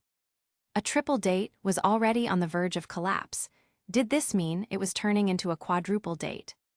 If that were true, he might as well start looking for a good burial plot now. Katori, are you, huff, joking? Shidu, you think I'd joke about something like this? You trilobite, you're on your own now, good luck surviving. Hey Katori. He called out twice more, but no one on the ship responded. Forget it, I'll just deal with things as they come. At exactly 10:30, the one who arrived before Takasaki Kurumi and Tenki Sanliwo was a panting, half-exhausted high school boy, Itsuka Shidu. Sorry, Kurumi, I almost came late. Ara, it's fine, Shidu-san. Kurumi smiled, stood up, and gently took his right hand. So this is Itsuka Shidu. Not bad, he does have an enormous amount of spiritual power inside him. Tenki Sanliwo examined him from head to toe, but aside from that overflowing energy, found nothing particularly remarkable. Could he really be a special kind of human born from the appearance of spirits? Well, I suppose that makes sense. It's been 30 years since the Eurasian spacequake. If spiritual energy can infect animals, then it can certainly affect humans. Watching Shidu trying to steady his breathing after the run, Tenki temporarily set aside her suspicion that he might be linked to the illusion she'd seen before. Kurumi, may I ask who this is? Finally catching his breath, Shidu straightened up and looked toward Tenki Sanliwo. Ara, this is my friend, Tenki Sanliwo. She was worried about me coming alone, so she insisted on tagging along. Hearing that, Tenki swallowed the explanation she'd prepared earlier and merely gave a silent nod, acknowledging the story. As for revealing her name, the only person who knew it was Kurumi anyway. Even if humans overheard, they wouldn't make the connection. Besides, she didn't care much about names. In fact, the human-labeled genie Shura might fit her better now. Ah, nice to meet you. I'm Itsuka Shidu. Though puzzled, after all, Kirumi had only been at Raisin High for 2 days, and yet somehow already had a friend. Shido still gave a polite bow and brief self-introduction. In response, Tenki merely waved a hand, urging them to get on with it. Shido-san, Miss Tenki is like that, she rarely speaks. Please don't take it personally. Oh, no problem, no problem. Shido quickly waved his hands to show he didn't mind. Well then, Shido-san, let's begin our date. At this moment, Kirumi looked just like a cheerful girl, excited to go on a date with her boyfriend. But Tenki Sanliwo knew better. This one was a master at putting on an act. As the two walked away, their silhouettes slowly disappeared into the distance. Tenki shook her head slightly and followed after them. If you're going to watch a good show, you might as well see it from start to finish. Friend, Takasaki Kirumi's only been at Raisin High for 2 days. How could she have made a friend already? Katori and Shido really were siblings, even if not by blood. Their reactions were nearly identical. Commander, based on our analysis of Kirumi Takasaki's movements over the past 2 days, it's not impossible that she made a friend. Since the surveillance cameras can't access Raisin High, we have no visibility on what she's done inside the school. One of the crew members reported. But is there actually a student named Tenki Sanliwo at Raisin High? She's wearing the uniform, so she can't be from another school, right? Search the student roster. Following Katori's orders, the crew combed through the records, and sure enough, there was no student named Tenki Sanliwo at Raisin High. Then that means her most likely identity is a spirit, said Murasame Rini, the Fraxinus analyst, finishing Katori's thought. Exactly, there's no other explanation. But according to spirit data, there's no record of Kirumi Takasaki having close contact with any other spirit. Katori spat out the broken stick of her lollipop, pulled another from her pocket, and popped it into her mouth. Run a full search, see if there's any spirit by the name of Tenki Sanliwo. Relying on astral dress data was out of the question. They couldn't afford to wait for a spirit to manifest before identifying her. Understood. Chapter 15, The Outsider on the Date, Part 1. The date between Itsuka Shido and Takasaki, Kirumi, seemed to be going smoothly. However, Tenki Sanliwo could clearly see that the boy appeared distracted. He kept lowering his head from time to time, as if listening to someone's orders. Thank you very much for inviting me. I'm very happy, so where shall we go first? Well. While Shido was hesitating, a screen aboard the airship Fraxinus popped up with a set of options. 1. Leisurely shop at the mall. 2. Watch a sweet romantic movie together. 3. Go to a women's lingerie store to admire her trying things on. Everyone vote. As soon as Commander Itsuka Katori gave the order, the small personal display in front of her immediately showed the results. As expected, options 1 and 2 dominated the votes. Obviously, we should go with option 2. In a dimly lit space, their hands could accidentally brush together. It's so romantic. No way, girls all love shopping. Option 1 is absolutely perfect. However, the Vice Commander Murasame Riani had a different opinion. According to the data, the target might not necessarily reject option 3. In fact, it might bring some unexpected results. Time was pressing. There was another unknown spirit beside Takasaki Kirumi, and they needed to make a quick decision. Though Katori disliked option 3, she had to admit that the first 2 options carried a slight risk of being spotted by Toka at the aquarium. The odds were low, but still there. As for option 3, judging from Kirumi's previous reactions, she probably wouldn't refuse. Shido, choose option 3.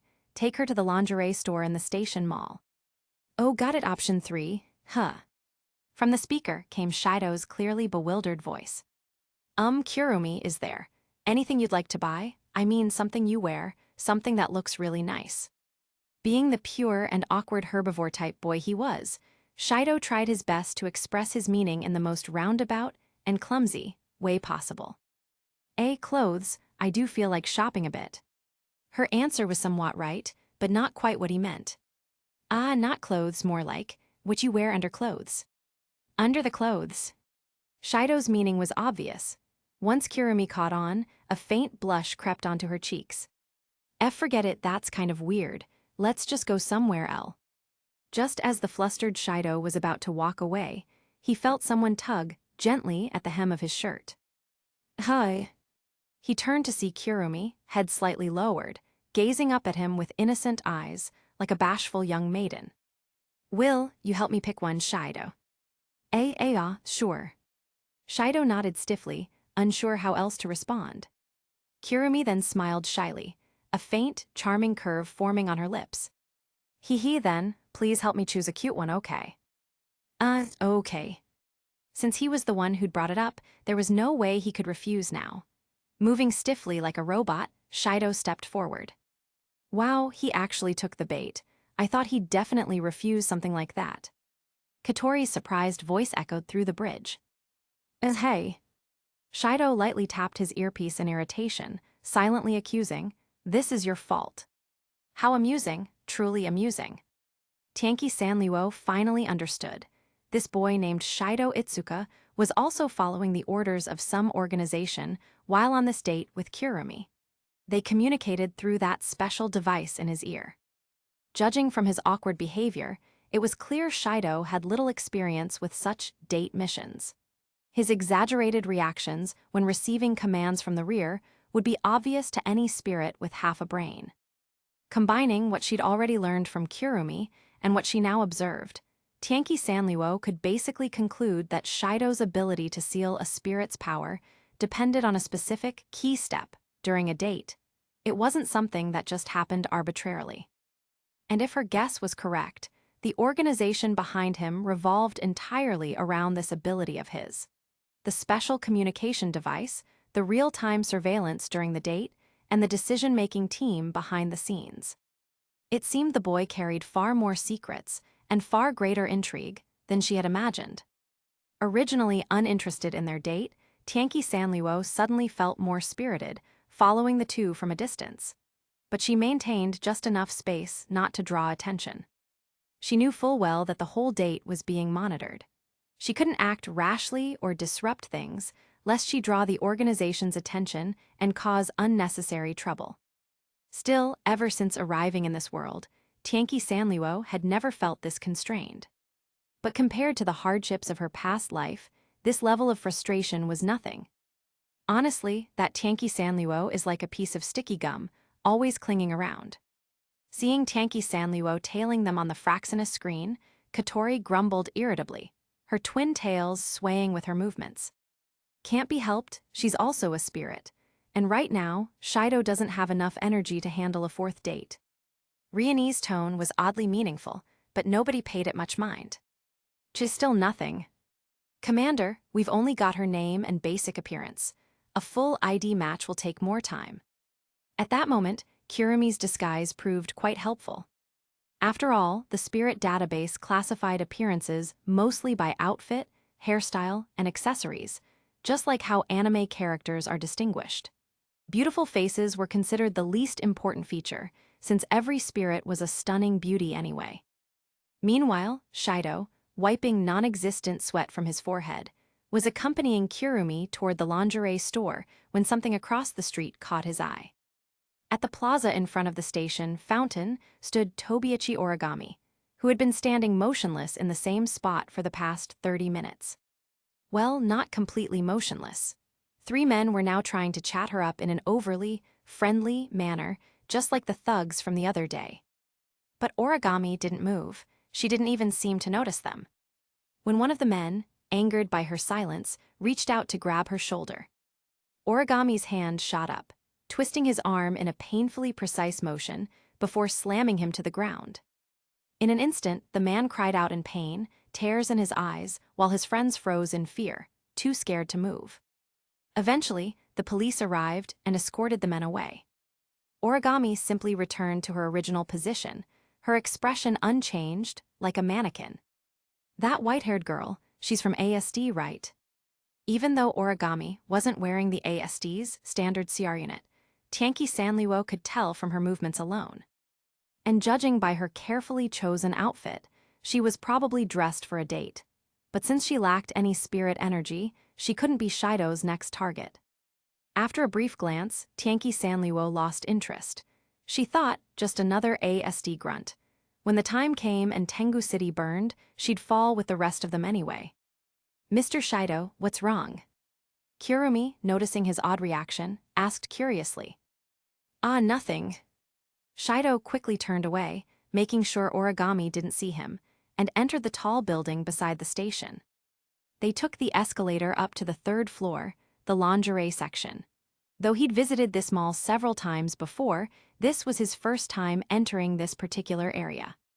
Right from the entrance, the displays were filled with alluring lingerie. Naturally, both the clerks and customers were all women. The moment Shido stepped inside, countless curious eyes turned toward him. You two go ahead, I'll wait outside. Tianqi Sanluo wasn't interested in such things, and simply stood by the entrance, waiting. Chapter 16, The Outsider on the Date Part 2. Oh my, how cute. Which one do you like, Shido?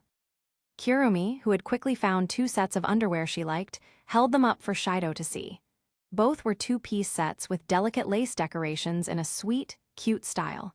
Shido's face instantly turned red. Wait a second, Shido. On the main monitor aboard Fraxinus, new options appeared. 1. The one on the right, pink base with black lace, a seductive design. 2. The one on the left, light blue, refreshing and pure. 3. I prefer something more revealing. Point to the lingerie hanging in the back. All personnel, start voting. As soon as Katori gave the order, the results appeared on the screen. The difference was just a single vote, but surprisingly, the winning option was 3. Since they're already in that store, of course they should go on the offensive. Start numbing her resistance little by little, so she won't resist the kiss later. Perhaps to match the previous 3 choice, the crew cheered loudly. Katori muttered something unintelligible, then rested her chin on her hand in thought. Fine, if even the AI suggests option 3, it's worth trying. Shido, go with option 3, point to the lingerie behind Kurumi. Following her command, the Shido on screen nervously pointed behind Kurumi. All right, both are cute, but I think I prefer that one over there. He pointed toward the lingerie displayed behind Kurumi, and then his face twitched. Hanging there was a set made entirely of semi-transparent material, the kind of scandalous design that could make anyone blush. Even Tianqi Sanluo, standing casually at the entrance, turned her head away awkwardly after catching a glimpse. What the hell kind of taste does that boy have?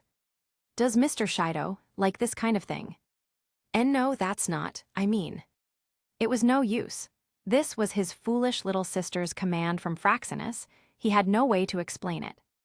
While Shido stammered helplessly, Kurumi gently placed the lingerie she'd been holding back on the rack, then walked over and carefully took down the scandalous one Shido had pointed to. No, Kurumi, really. If you don't like it, don't force yourself. It's fine, this is the one you chose for me, Shido. I'll try it on. You'll help me see if it suits me, won't you? Why yes, okay. Shido nodded weakly. Kurumi then stepped into the fitting room and drew the curtain closed. And just like that, Shido was left standing awkwardly alone in the women's lingerie store. Well, not completely alone, since Tianqi Sanluo was still waiting near the door.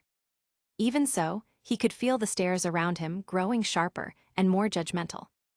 With Sanluo standing nearby, it almost looked as though Shido was a cheating scumbag toying with 2 girls at once.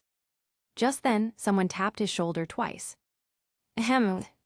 Shido turned around in confusion and found himself face to face with 3 girls. It took him a second to recognize them. They were his classmates, Ai, Mai, and Mei, also known collectively as the Triple M Trio. Hey Itsuka, fancy meeting you here. Wait, what are you doing here? Cross-dressing, you pervert.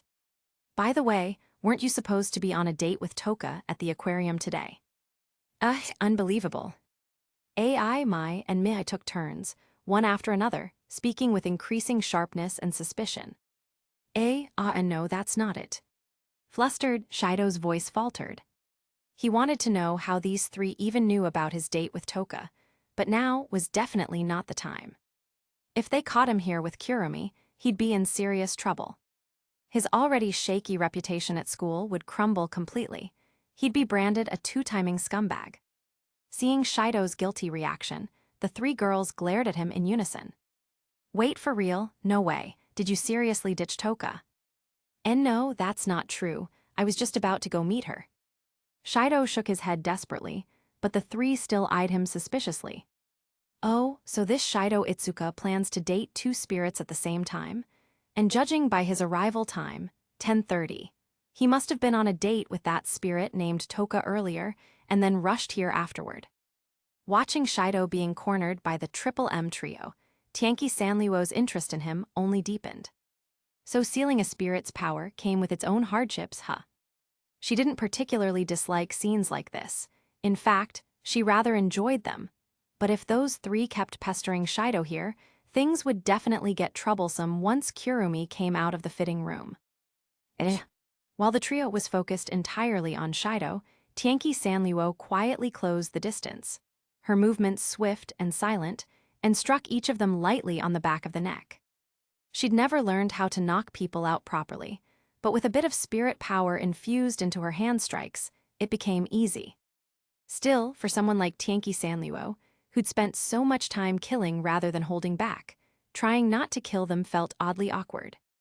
Ah, thanks, they're still alive, right? Emma.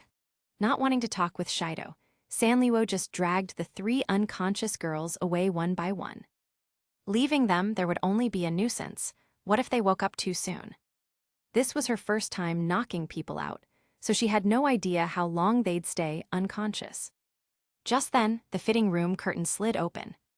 Does it look good on me? Kurumi's voice was soft and hesitant.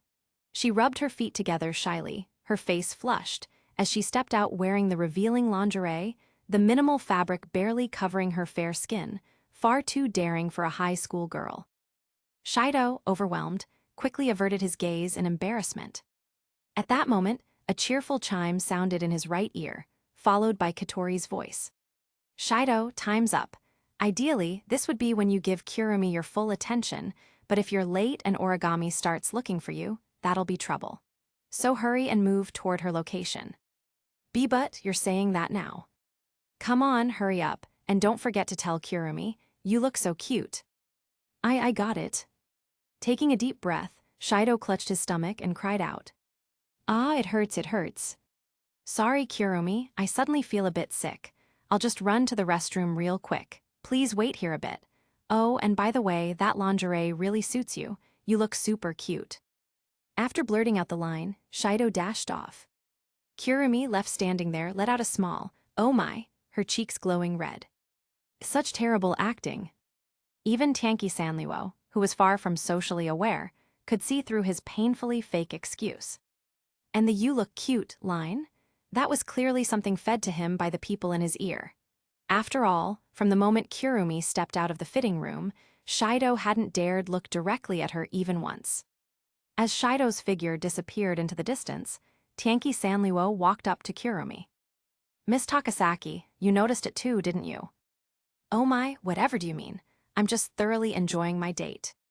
This woman was still playing dumb. Cut the act, Takasaki Kurumi. You're not stupid. You must have realized that Shido's every move on this date is being directed by someone from behind the scenes. And what of it? At that moment, the blush of shyness on Kurumi's face completely vanished. As expected, she had been acting all along, playing along with Shido's little performance. So this is what you wanted, huh? Why not, or perhaps, Miss Tianqi would like to try it too. Tianqi Sanliuo found herself more and more unable to understand these people. But that was fine. After all, the unknown was always the most interesting thing of all. Chapter 17, The Stranger on the Date, Part 3. All in all, while Itsuka Shido was spending time with Tobiichi Origami and Yatagami Toka, Tianqi Sanliuo and Takasaki Kurumi remained waiting inside the lingerie shop. Since Kurumi wanted to have a bit of fun before enjoying her grand meal, and Sanliuo had plenty of time anyway, she didn't mind keeping her company. Incidentally, after Shido left, Tianqi Sanliuo grabbed the Magi Pantyhose trio by their bodies and threw all three of them into the garbage bin outside. Of course, those who had cast strange looks at Sanliuo along the way were also remembered one by one, and had their memories physically erased in the same manner. Sorry to keep you waiting, Kurumi. Finally, after having lunch with Toka and returning briefly to Kurumi's side, Shido spoke while rubbing his very full stomach. "It's all right. More importantly, are you okay?" Kurumi's voice carried genuine concern. "Keep acting, Takasaki Kurumi. Go on, keep pretending." Tenki Sanriwo watched from the side, amused. By the way, Kurumi was still holding the paper bag from the lingerie shop. "Ah, thank goodness. You didn't actually buy that lingerie, did you?" "Yes, because Shido-san said it suited me perfectly." Shido suddenly felt embarrassed and scratched his cheek.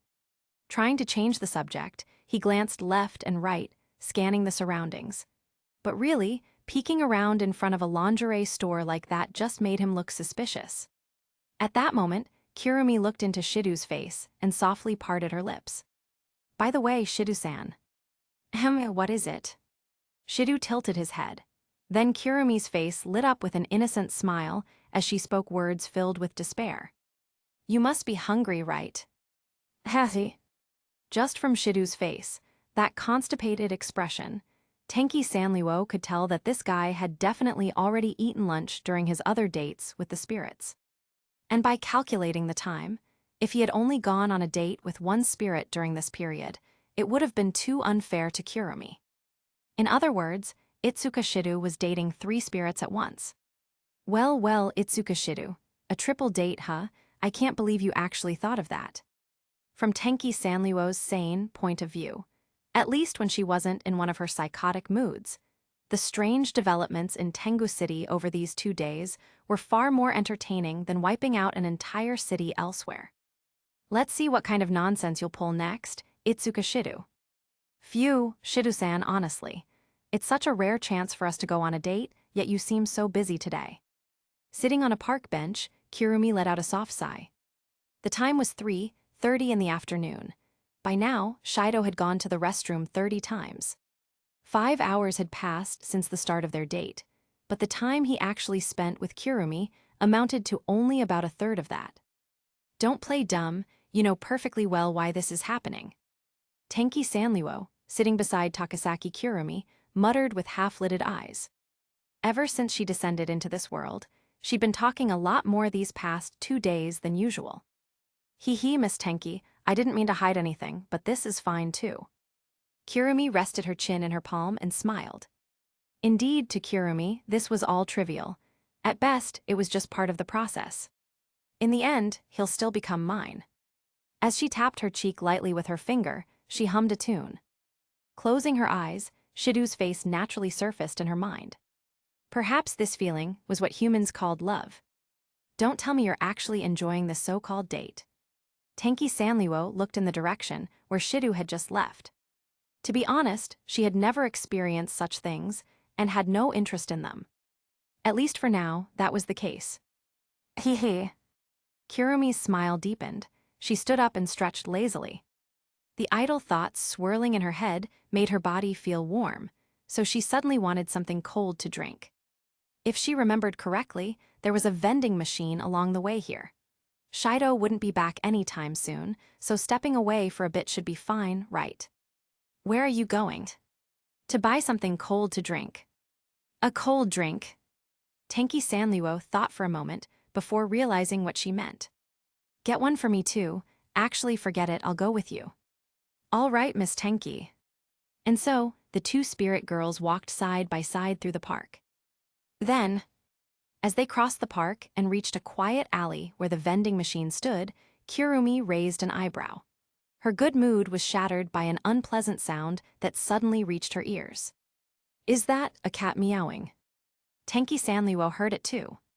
Turning her head casually, she noticed Kurumi's expression growing darker and raised her own brow slightly.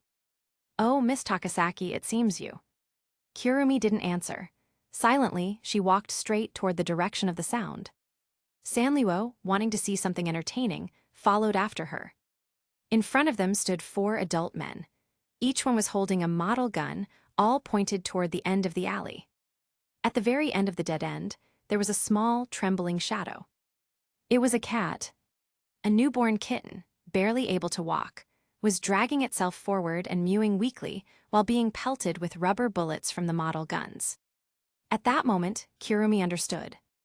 Were they test-firing the guns, or just venting their frustrations? Whatever the reason, it was one of those. Kurumi narrowed her eyes, her aura growing increasingly dangerous. How interesting.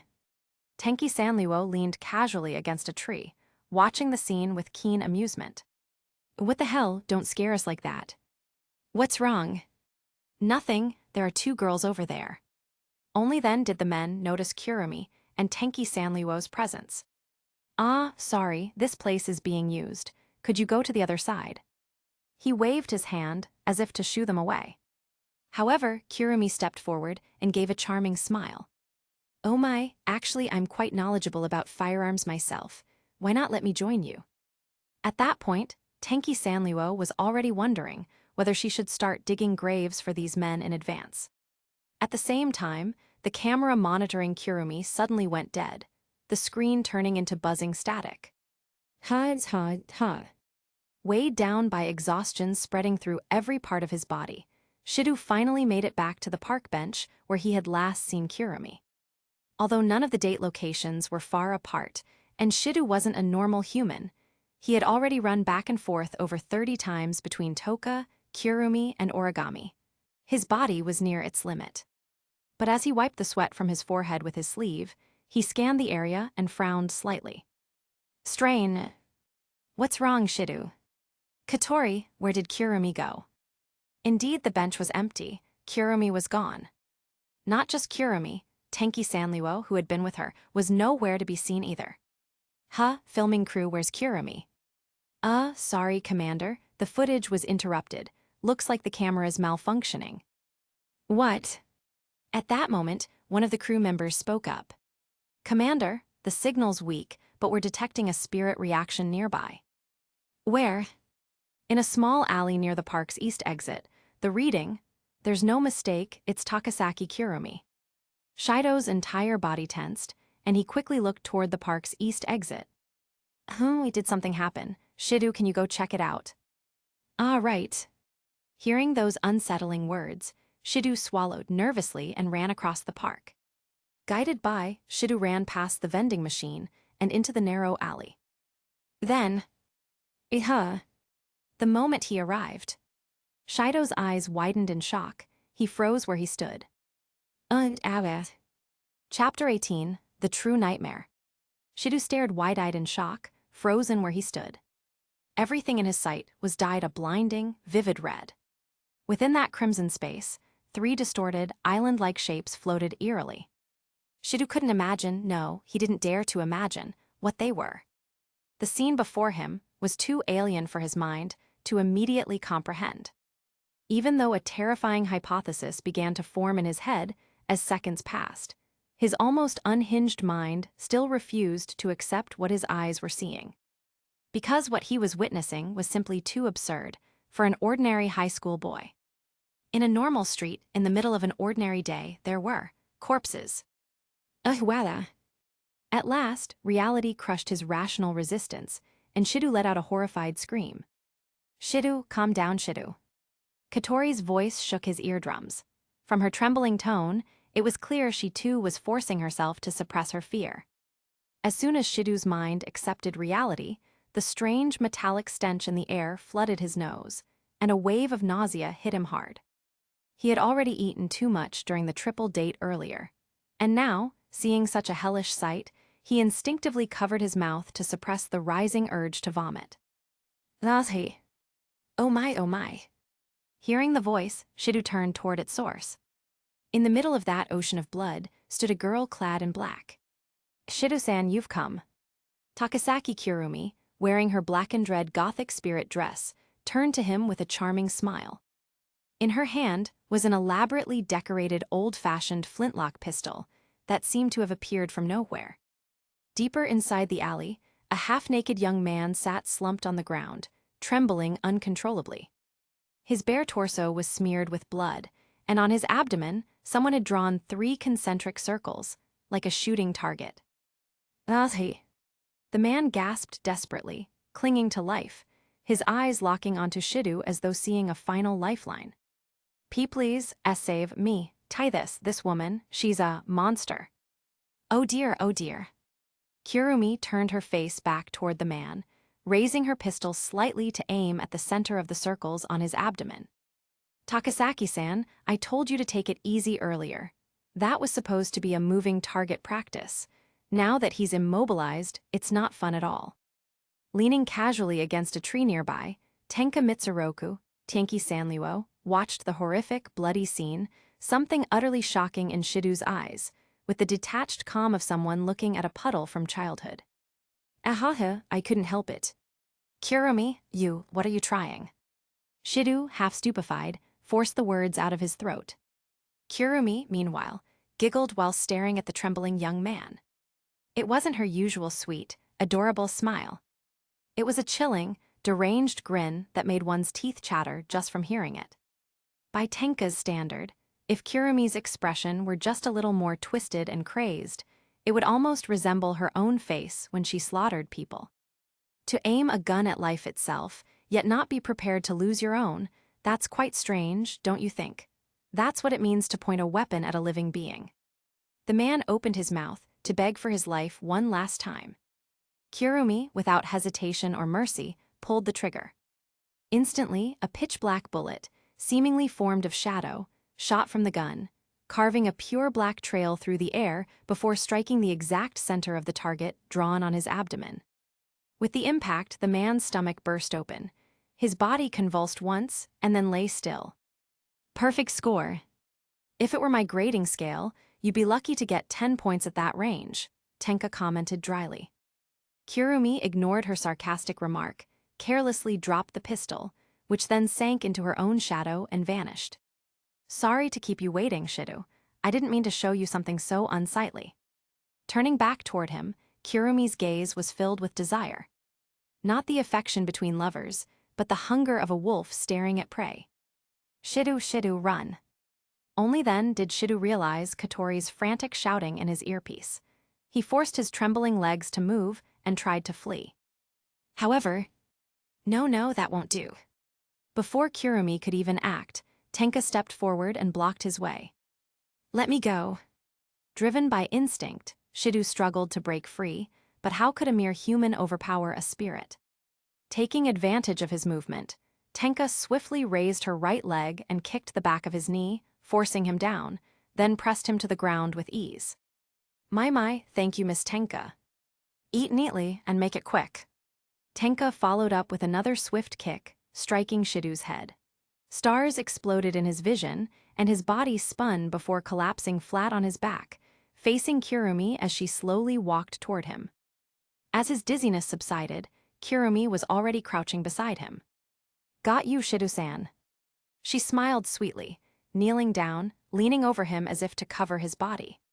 Shido's eyes widened in terror, the light fading from them, not because of Kirumi's beauty or her closeness, but pure, unfiltered fear.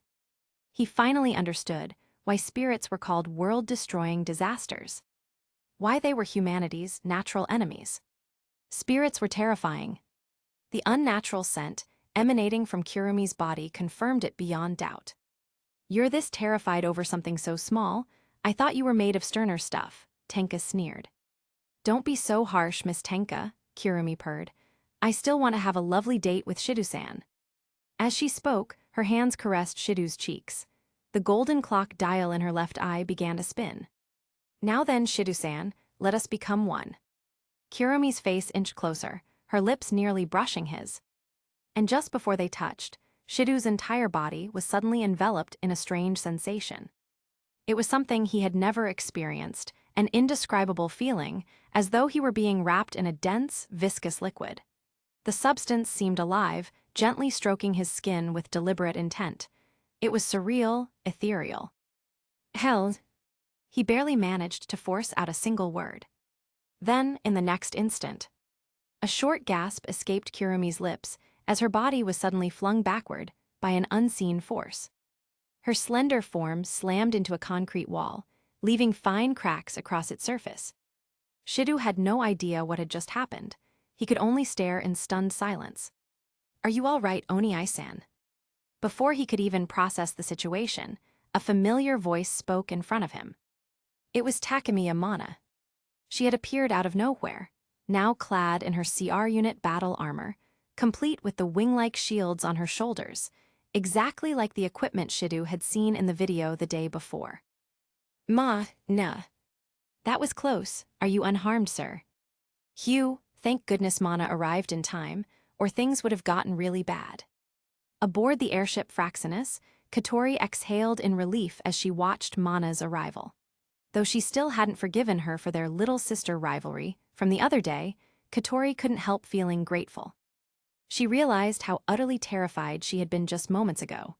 To steady her nerves, she hurriedly popped a lollipop into her mouth. "Commander, we've identified," the spirit standing beside Takasaki Kurumi. The crew member wiped the sweat from his brow, his voice trembling. "Oh, really? Well, whatever it is, I just hope the situation doesn't get any worse." Katori sighed, pressing her hand to her forehead and mumbling while biting into her candy. Looks like Shidu would need another mental recovery session after this. "Commander, I'm afraid the real problem is that spirit beside her." "Huh, what do you mean?" The data shows that spirit is classified as Genie Shura." Clatter. That was the sound of Katori's lollipop falling from her mouth. Chapter 19, The Coming Despair. It's nothing." Shidu spoke in surprise, but at that moment, his receiver suddenly emitted a sharp burst of static. He had to cover his ears and crouch down in pain. Seeing his reaction, Mana shrugged her shoulders. Incidentally, before Mana had even arrived, Tenki Sanluo had already stepped aside on her own. It's natural you'd be shocked, though I might have gone a bit overboard. Well, there's a reason for that I'll explain later." As Mana spoke, Kurumi slowly stood up from the ground and parted her lips gracefully. My, interrupting my little rendezvous with Shidu-san, don't you think that's quite rude?" "The rude one is you. How dare you attack my brother? What are you plotting?" After Mana's retort, Kurumi widened her eyes in apparent surprise, as if hearing it for the first time. "So Mana, you're Shidu-san's little sister. Indeed, now that you mention it, you do look alike." "HMPH, none of your business." Mana replied coldly, lightly rotating her neck. Instantly, the mechanical components on her shoulders tilted forward in sync with her movement and began to transform midair. In the end, the front ends of the white parts split into 5 sections, resembling human fingers.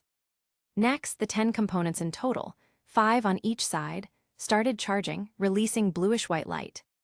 "Prepare to die, nightmare." With a snap of her fingers, Mana commanded the floating parts to aim at Kurumi, firing 10 beams of light simultaneously. It all happened in the blink of an eye. Yet Kurumi swiftly twisted her body and evaded the attack with graceful movements. That was dangerous, Tilda. Mana clicked her tongue in irritation and flicked her fingers again. The beams that Kurumi had just dodged suddenly defied the laws of physics, changing trajectory midair and flying back toward her. This time, it was a strike from her blind spot. Even Kurumi couldn't avoid it. The light pierced through her legs and abdomen, and she let out a heartbreaking scream before collapsing onto the ground. Blood began spreading across the floor. Seeing the gruesome scene before him, especially after what had just happened, Shidu couldn't help but furrow his brows. "Takasaki Kurumi. Oh, Kurumi, you really do love to play. Spending hundreds of rounds with someone like that, I don't know whether to call you patient or just hopelessly bored." Tenki Sanluo spoke indifferently. It didn't matter to her, it was only a clone anyway, not worth lifting a hand for. "Stop struggling, you monster." Mana raised her right hand without emotion. The floating parts immediately flew back, merging seamlessly into the 2 shield-like components on her shoulders. From their tips, a massive energy blade materialized. Shidu held his breath. He had seen that form before, the same energy sword that, in a past recording, had killed Kurumi. Wait." Instinctively, he called out without knowing why. "What is it? I'll finish her off soon. Please wait a moment." "No, you can't kill her." At his words, Mana's eyes widened in disbelief. And not only hers, even Tenki Sanluo, still calmly watching the show, raised an eyebrow. Is this guy brain-dead? He just barely escaped death, and now he's defending the spirit who almost ate him. "I see. So Nightmare has been living as a human, transferred into your class, hasn't she? Brother, I can't tell you the details, but starting today, you must forget about that woman. She's not human. She cannot be allowed to exist in this world. With that, Mana walked toward the fallen, barely breathing Kurumi. That's not the point. Stop, please stop. Shido pleaded desperately, not even knowing why. Meanwhile, Kurumi, whose throat was letting out faint, meaningless sounds, managed to speak weakly. Hey, Shido-san, you truly are a kind person. Mana frowned, raised her sword, and brought it down toward Kurumi's head. A sickening sound echoed, and Kurumi fell silent forever. Mana gently waved her right hand, and the mechanical components on her arms reassembled back onto her shoulders. Why? Shido's voice trembled as he looked at her back. Mana sighed softly and turned toward him. If I hadn't come, you'd be the one dead right now. I can't understand why you'd try to protect her. He. Shido was speechless. Brother, from now on, forget that woman. She was never meant to exist in this world. As she spoke, Mana's sharp gaze turned toward Tenki Sanlo, who was still watching indifferently. Her ASD equipment began to glow faintly with bluish-white light.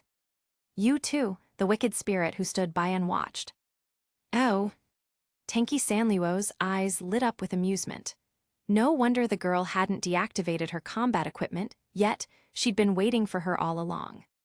Letting go of her black hair, Sanluo straightened up, a pure, innocent smile spreading across her face as she took a few slow steps toward Mana. So, you're saying I shouldn't exist either, just because I didn't stop Takasaki Kurumi earlier. Don't think I didn't see you aiding Nightmare, helping her manipulate my brother. I only prioritized eliminating Nightmare first. Now it's your turn. The mechanical parts on Mana's body reassembled into her hands again, forming another energy blade. Her cold eyes locked firmly onto Tenki Sanlu. Oh. So she wasn't bluffing after all. She actually intended to fight. Interesting. If she truly knew who Sanluo was, there was no way she'd act this arrogantly.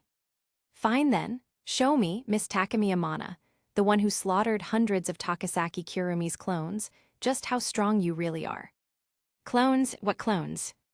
Sanluo ignored Mana's puzzled expression and smiled faintly, raising her right hand to summon her own astral dress. But suddenly, both Shido, who was completely dumbfounded, and Mana, who was preparing to fight, felt their bodies light. The world around them spun violently. The next moment, they were instantly transported to his airship. They're gone. Sanluo looked around. Even with her exceptional spirit senses, she couldn't detect their presence anywhere. Originally, she had planned to take this chance to manifest her astral dress, turn Tengu City into a sea of fire, and capture Shido as a bargaining chip to negotiate with Takasaki Kurumi. But now they had escaped. Just then, Sanluo felt her entire body growing light and hollow. It was the sign of an impending loss. She was about to disappear. Hee, guess we'll play again next time. When Shido and Mana arrived aboard the airship, they saw Katori sitting at the command seat, her expression unusually dark as she stared at the main monitor. The once bustling was now silent, so silent it felt like the crew had just narrowly escaped a volcano's eruption. Katori. Shido, hold on a moment. Katori's tone was different than usual, low, tense, as though she had just returned from the brink of death. I see now, so this is the legendary airship of the organization. I thought it was just an urban myth, but it's real. In contrast, Mana seemed completely oblivious to the grim atmosphere aboard the ship. She looked around curiously. And to think, Katori, you're actually the commander of this airship. It seems, then, that my brother was sent by your organization to directly confront spirits, wasn't he? As she spoke, Mana's tone grew sharper. Itsuka Katori, you made my brother do something so dangerous, Mana, look at this, Riani. Following Katori's order, Murasame Riani immediately handed Mana a tablet containing the newly analyzed spirit data. Information on Tenki Sanlo. This is... I'll give you a proper explanation later. Takemiya Mana, for now, please leave the ship. Katori's voice was low, oppressive. After reading the report, Mana's expression turned serious as well. I understand. As for Shidu, he was completely lost. He couldn't make sense of any of it. But he didn't dare to ask questions. Not until Mana had left via the teleportation device did he finally open his mouth.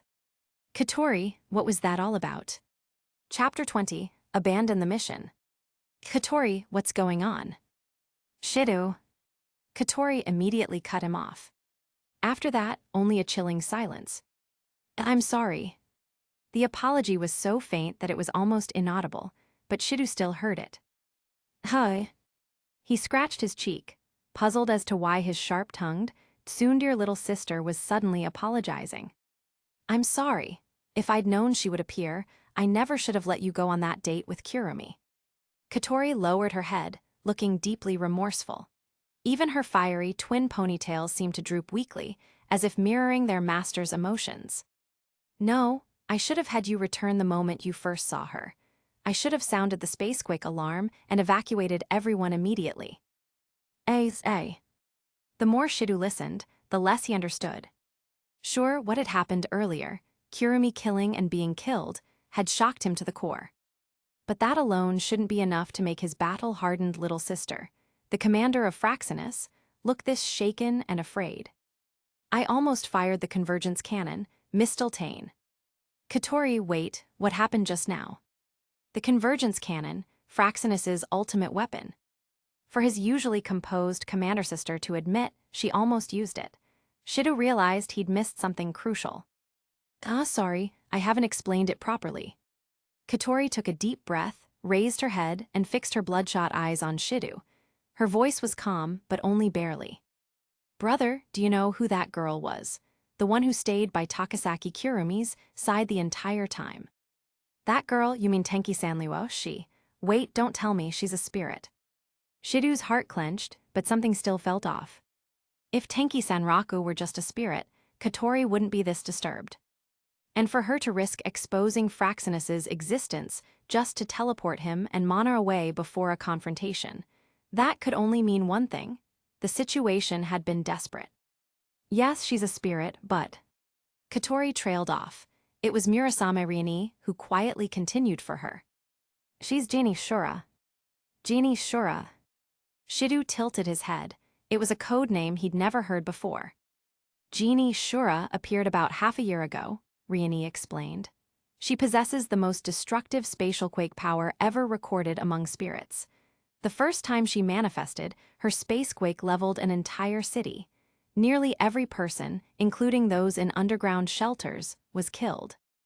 What? Even the shelters? Shidu's eyes widened in disbelief.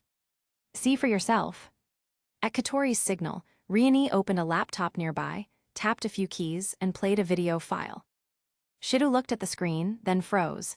His pupils contracted sharply. This is. He had seen spacequakes before, but nothing of this magnitude. Even underground shelters were annihilated. It was an unprecedented level of destruction, something comparable only to the Eurasia catastrophe 30 years ago. That's not all, Katori continued grimly. According to the reports, Genie Shura is sadistic, violent, and bloodthirsty. Her combat ability and aggression are both off the charts. She exterminated all remaining survivors of that city, then slaughtered hundreds of ASD members in what looked like sheer amusement during their first encounter. On screen, the image showed Tenki Sanliwo descending upon the ruins, flames raging beneath her. Her face was twisted into a grotesque, frenzied smile. Watching that smile alone made Shidu's fists tremble. And no way. The footage shifted, ASD units arrived and engaged her. But calling it a battle was a joke, it was a massacre. Genie Shura toyed with them. The fight was completely one-sided. Had she not been playing around, those hundreds of soldiers would have died even faster. Based on recent intel, Genie Shura commands 2 angels, one controlling fire, the other ice, Rioni added. Her elemental control, particularly over ice, surpasses even Yoshino's. Shidu didn't need Rioni to tell him that. On screen, Sanliwo lazily swung her icy spear once, freezing dozens of ASD soldiers into statues. Yoshino's abilities didn't even come close.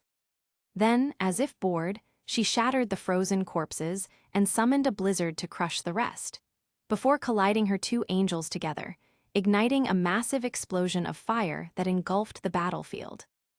"This is Shidu," Katori said gravely. That was just her first appearance. In every encounter after that, no ASD unit ever came back with their bodies intact. More footage followed. Spacequakes, raging flames, torrents of blood, and Tenki Sanluo standing alone among the carnage, her fiery blade gleaming red. This power, why? Then another image appeared, one that struck Shidu like lightning. Amid the ruins of a collapsed city, Takasaki Kurumi and Tenki Sanluo stood face to face. They appeared to be talking. Of course, every ASD soldier nearby had already been slaughtered. "At first, we thought their meeting was coincidental," Katori explained. "But it's clear now they've known each other for some time." That footage became the key clue allowing Ratatosker to identify Tenki Sanluo's true identity. Kurumi's attitude toward her said it all. After that meeting, Genie Shura's behavior changed. Instead of massive spacequakes, she began to appear silently in cities, killing quietly and deliberately. The death tolls were smaller, but judging from the increasingly twisted smile on her face, she seemed to enjoy the act of personal slaughter more than ever. Since then, Katori continued, Genie Shura's surprise appearances have become the ASD's worst nightmare worldwide. No matter what security measures they employ, they can't stop her killing sprees. The ASD has suffered catastrophic losses. Most of their manpower depletion is thanks to her. Katori's words pounded against Shidu's mind like a hammer. He shut the laptop, clutching his head, unable to process everything he'd just learned. He was just an ordinary high schooler. Seeing Kurumi kill and be killed earlier had already been traumatic enough. But learning that the girl beside him, Tenki Sanluo, was in fact a psychotic mass-murdering spirit, that shattered his worldview completely. He had always believed spirits could be good. That belief was collapsing. After Genie Shura's third appearance, Katori went on, riots broke out around the world. Even ASD headquarters was attacked by civilians. It's only because she hasn't reappeared recently that the world has started to calm down again. Later, at the suggestion of a DEM executive, the ASD gave Genie Shura a title like Kurumi's worst spirit. They call her the most brutal spirit. Katori let out a weary sigh. When I realized that girl was Genie Shura, I honestly thought she and Kurumi were going to kill you right then and there, turn Tengu City into a wasteland filled with corpses and rivers of blood. Thankfully, she didn't start a massacre immediately, and before Mana provoked her any further, I managed to teleport you both to Fraxinus. Then, she lost form. By sheer luck, we escaped with our lives. Her tone grew heavier and heavier. Shidu, I told you all this for one reason. Her crimson eyes locked onto his. I want you to abandon any attempt to seal Genie Shura. Chapter 21, A Tangled State of Mind, Part 1. I understand. Let me think about it a little longer. Shidu responded weakly, his mind still in complete disarray. Katori. What is it? What we're doing, is it really the right thing to do? The moment Shidu said that, the atmosphere aboard Fraxinus froze again. Shidu, what do you mean by that? Katori's sharp gaze swept across Shidu's face. It's just that. The reason I agreed to help you in the first place was because I couldn't accept how humans would unreasonably attack spirits who never intended to cause spacequakes, right? Yes, that's correct. But Kurumi personally killed people, and there's also that one you call Genie Shura. They both killed humans, and not through spacequakes. They killed innocent people by their own will. That fact filled Shidu, who had never truly faced such horrors before, with pure fear. Shidu, what exactly are you trying to say? I'm sorry, Katori, I can't do it. Shidu gritted his teeth, finally forcing those words out through the gap. The only reason I was able to carry out the previous missions was because Toka and Yashino happened to be kind-hearted spirits. But in the end, I still couldn't do anything. Normally, with the black-ribboned Katori's personality, that would have earned him a slap already. However, in this case, Katori herself couldn't deny that she too had doubts. Takasaki Kurumi had killed and been killed. if there was still any chance of saving someone like her. Then Tenka Sanliu was truly beyond redemption. Even though she had told Shidu to give up on trying to make contact with Tenka, the truth was that, with the current level of human technology, it was impossible to completely annihilate Genie, Shura.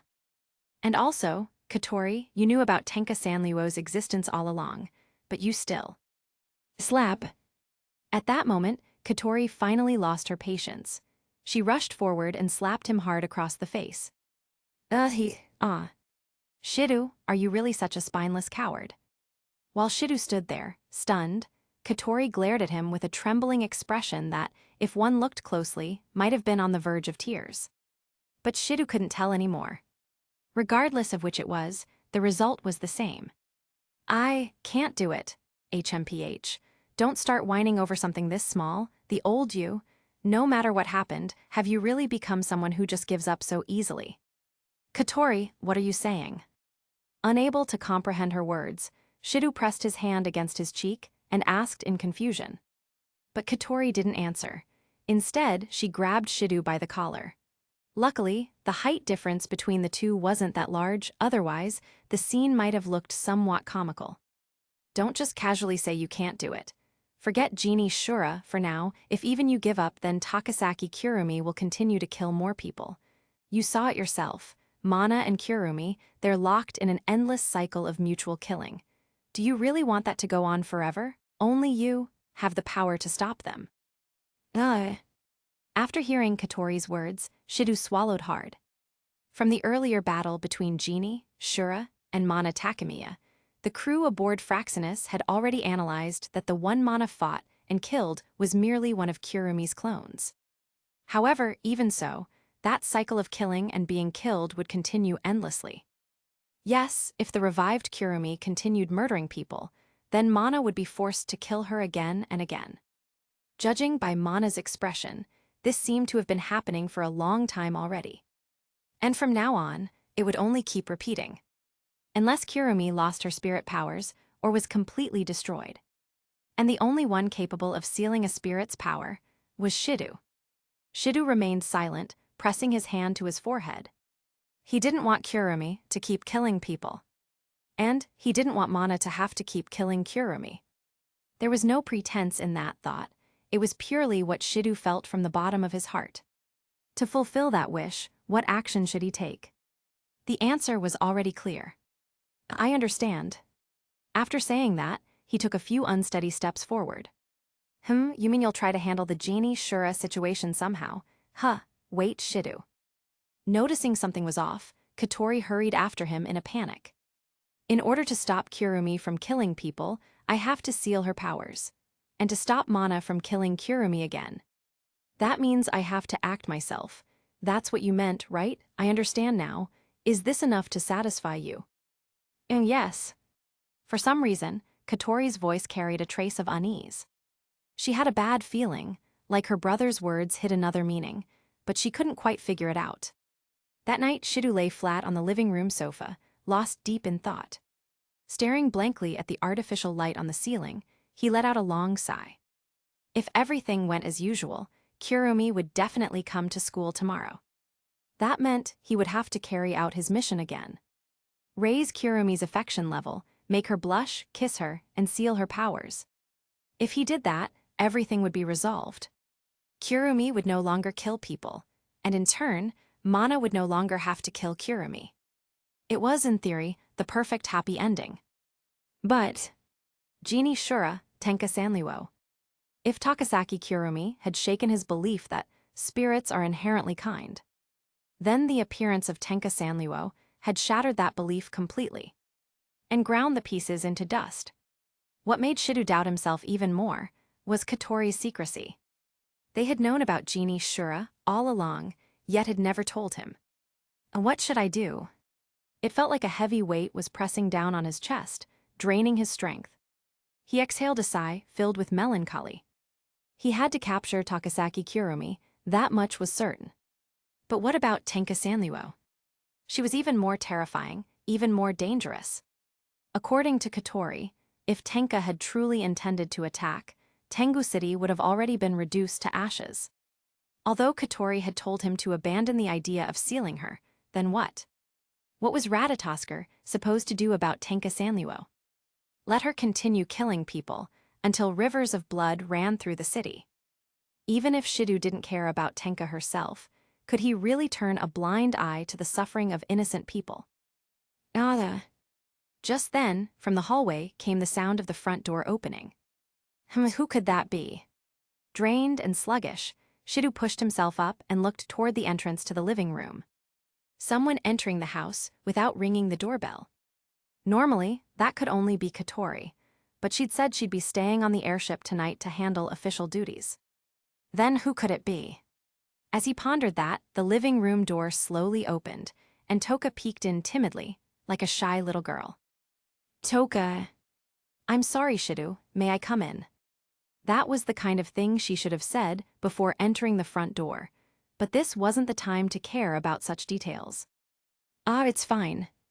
Shidu gave a weary smile and waved his hand. Toka nodded gently, entered the room, and walked over to his side. Shidu. Toka, what is it? Shidu, may I touch you? If someone overheard that, it would sound scandalous. But knowing how simple-minded Toka was, she meant it in the most literal sense. Of course. Shidu replied. Then Toka climbed up onto the sofa and squeezed herself between Shidu and the armrest. Toka, what are you doing? Don't ask, just be quiet. With that, Toka wrapped her arms around Shidu from behind, hugging him tightly. Toka, what are you doing? Feeling the soft pressure against his back, Shidu started sweating nervously. For a herbivorous virgin like him, this was far too much stimulation. The TV said that when someone feels lonely or scared, doing this will make them feel better. Who knows what kind of show she'd seen that on, but Shidu didn't care about that right now. He had to admit, though, the effect was real. Before long, he found himself completely calmed. Chapter 22, A Conflicted State of Mind, Part 2. And so, after an unknown amount of time had passed, Toka suddenly opened her lips and spoke softly. Riani told me everything. Everything. About Kurumi and Mana.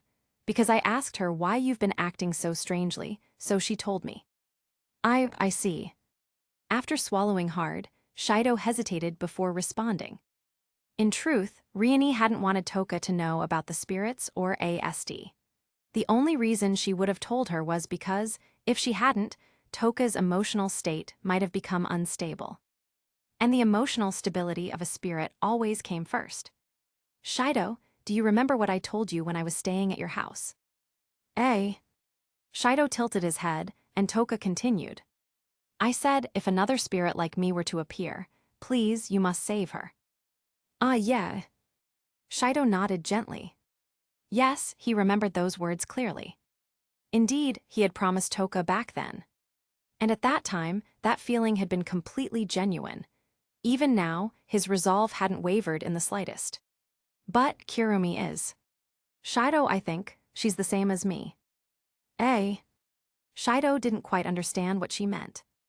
I have you by my side, Shido, you saved me, but Kurumi, she's all alone. The time she's spent suffering without anyone to reach out to her is probably far longer than mine. Tightening her arms around him, Toka's embrace grew so strong it was almost painful. Shido winced but didn't say a word. If you hadn't been there for me, if I'd stayed the way I was 2 months ago, trapped in endless killing intent and hostility, then maybe I would have become just like Kurumi. Toka, that's not. Shido was about to object, but then he thought of something and fell silent. It was hard to imagine now, but 2 months ago, when he first met her, Toka had been completely desolate. She had been worn down by endless battles, tired, exhausted, and on the verge of emotional collapse. Drowning in despair, it was a feeling even Shido could hardly comprehend. And if Kurumi really is such an irredeemably evil spirit, then I'll protect you, Shido. So please, Shido, I'm begging you, face Kurumi again, stop her from killing any more people, save her. Save the heart that's about to wither away. Hearing those words, Shido swallowed hard. Also, I heard from Riani about that girl named Tenki Sanluo. Toka's tone clearly hesitated when she mentioned the name. She's probably, even more problematic than Kurumi. If Kurumi is what I might have become without your salvation, then Tenki Sanliuo is what Kurumi would have become, consumed entirely by despair, her mind completely broken. If we let her go on like this, everything will truly be beyond repair.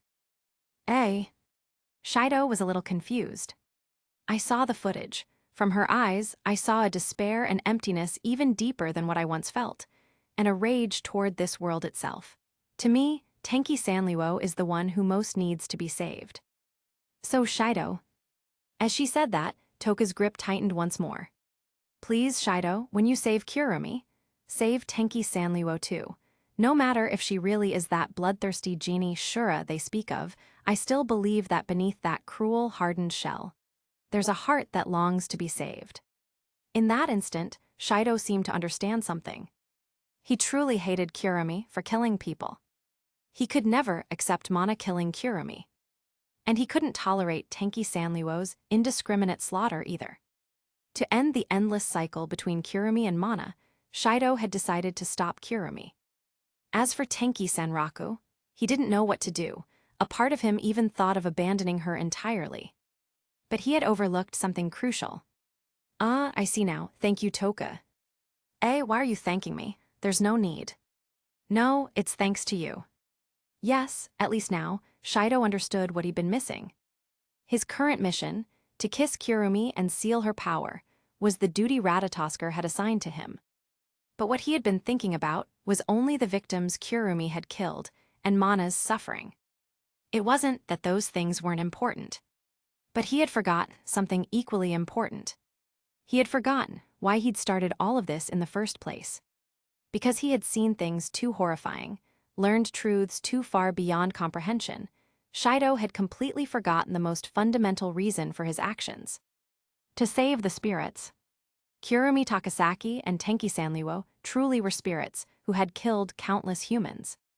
They had committed sins that could never be forgiven, especially the latter. But still, when Shido sealed Toka's power, he had truly wanted to save her. To help the girl who was being hunted by humans for no reason. When he sealed Yashino's power, he had truly wanted to save her too. Because he refused to believe that a girl so kind, she worried even for her enemies, could be beyond salvation. That was why Shido had thrown himself into danger again and again. Whether it was taking a bullet for Toka, or diving into Yashino's blizzard of spiritual power. It was all because he wanted to rescue the spirits. True, Shido possessed extraordinary healing abilities and the power to seal a spirit's strength. But in the end, he was still just a normal high school boy. To accomplish something even ASD couldn't do, he needed sheer, unshakable will. To save Kurumi.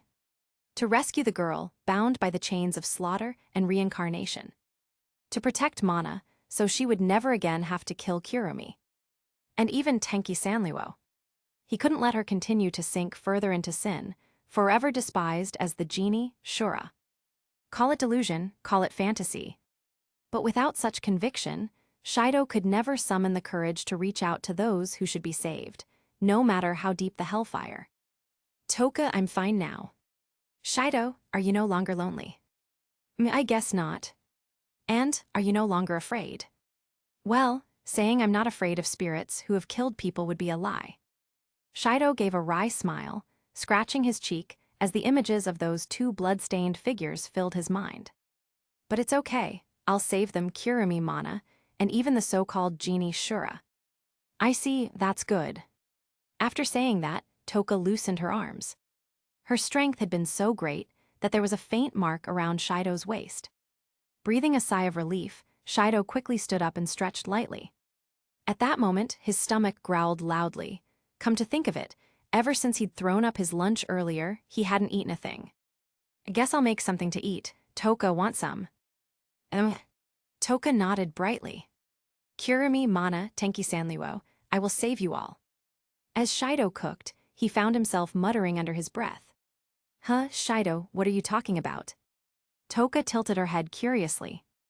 Ah, nothing. I was just thinking. I have to save them all, even Tenki Sanliuo, the one Katori told me to give up on. I see. But Shido, Why do you always call me and Kurumi by our given names, yet say Tenki Sanliwo's full name? Uh.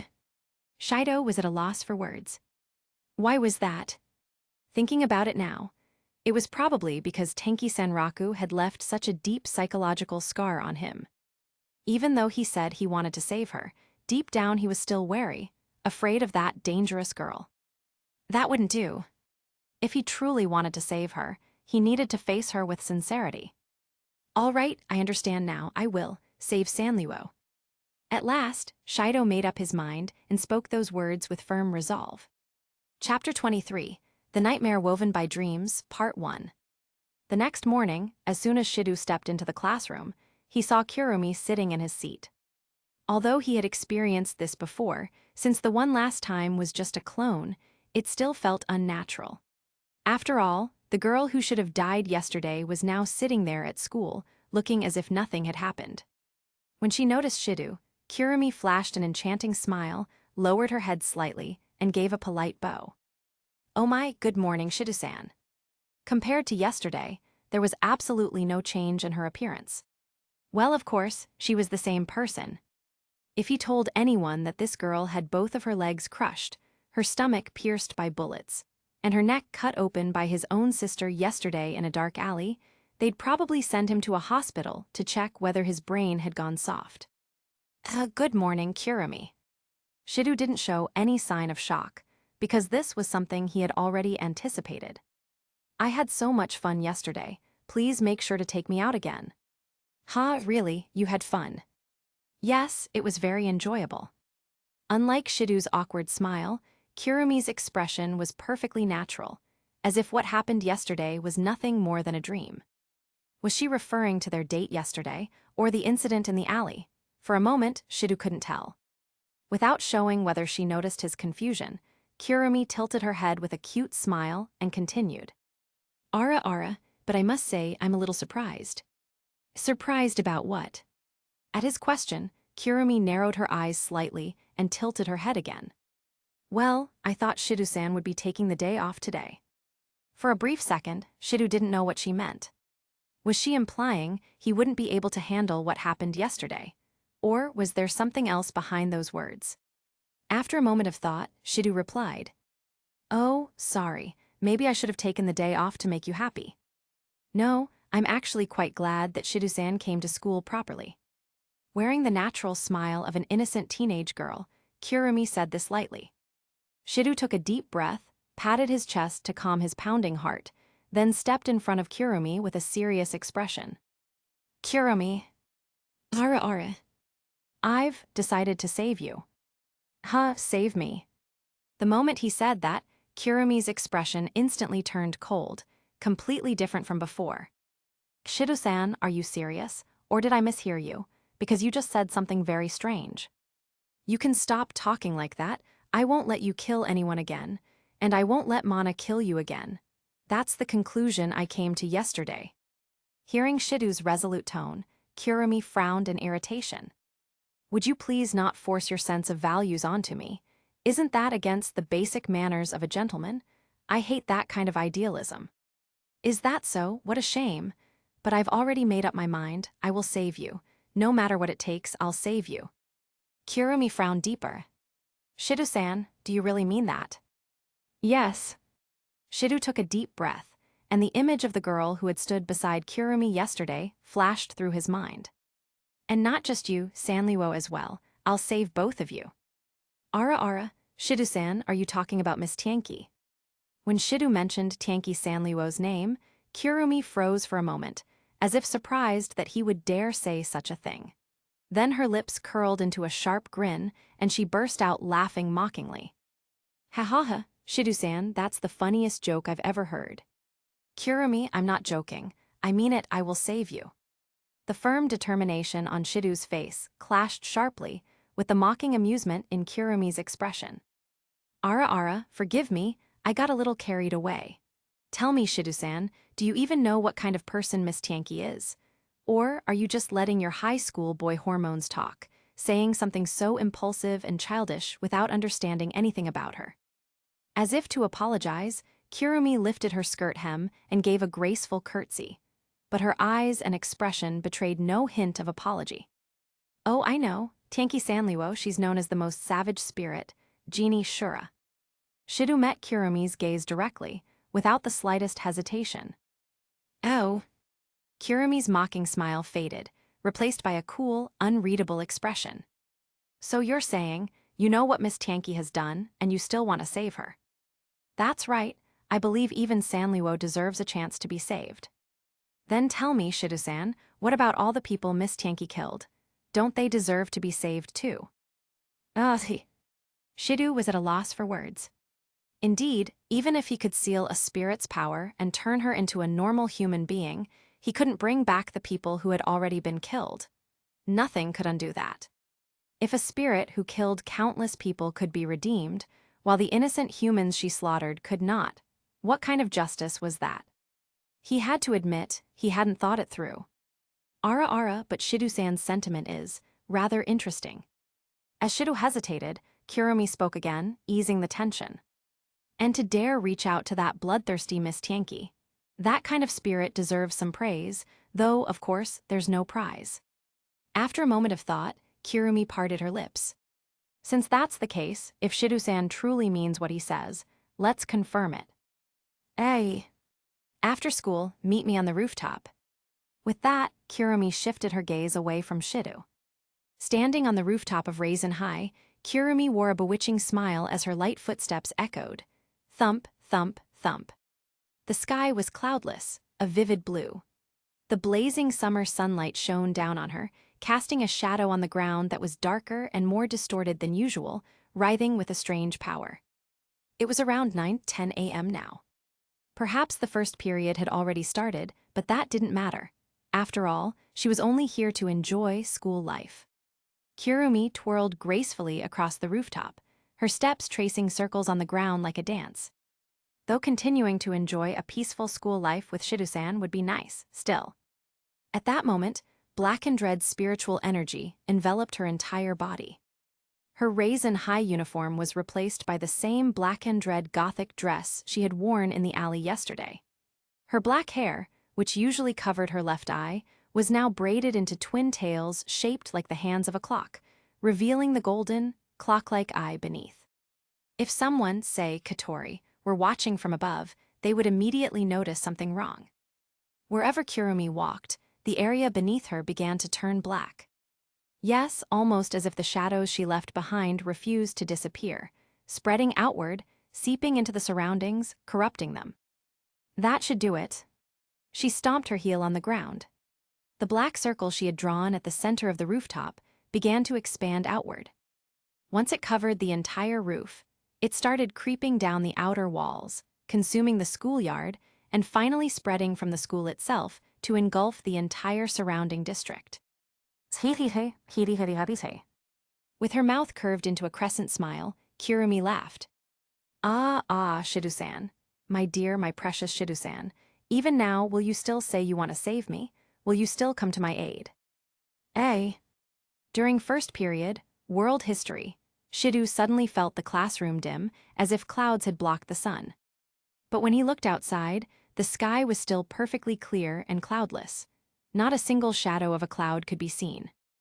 Could it be? Realizing something, Shidu quickly turned toward Kurumi's direction. But Kurumi was acting perfectly normal, listening to the lesson seriously, as if nothing had happened. Was it just my imagination? He let out a small sigh and adjusted his posture. Either way, the crucial moment would come after school. Shidu took a deep breath, steadying his mind. Chapter 24, The Nightmare Woven by the Dream, Part 2. The rusty doorknob turned, and the door was pushed open. The decayed door gave a piercing creak, flakes of peeling paint scattering onto the ground. Katori frowned, clicking her tongue in irritation, then stepped onto the rooftop of the building. She was now standing on top of an abandoned high-rise located in the southern part of Tengu City.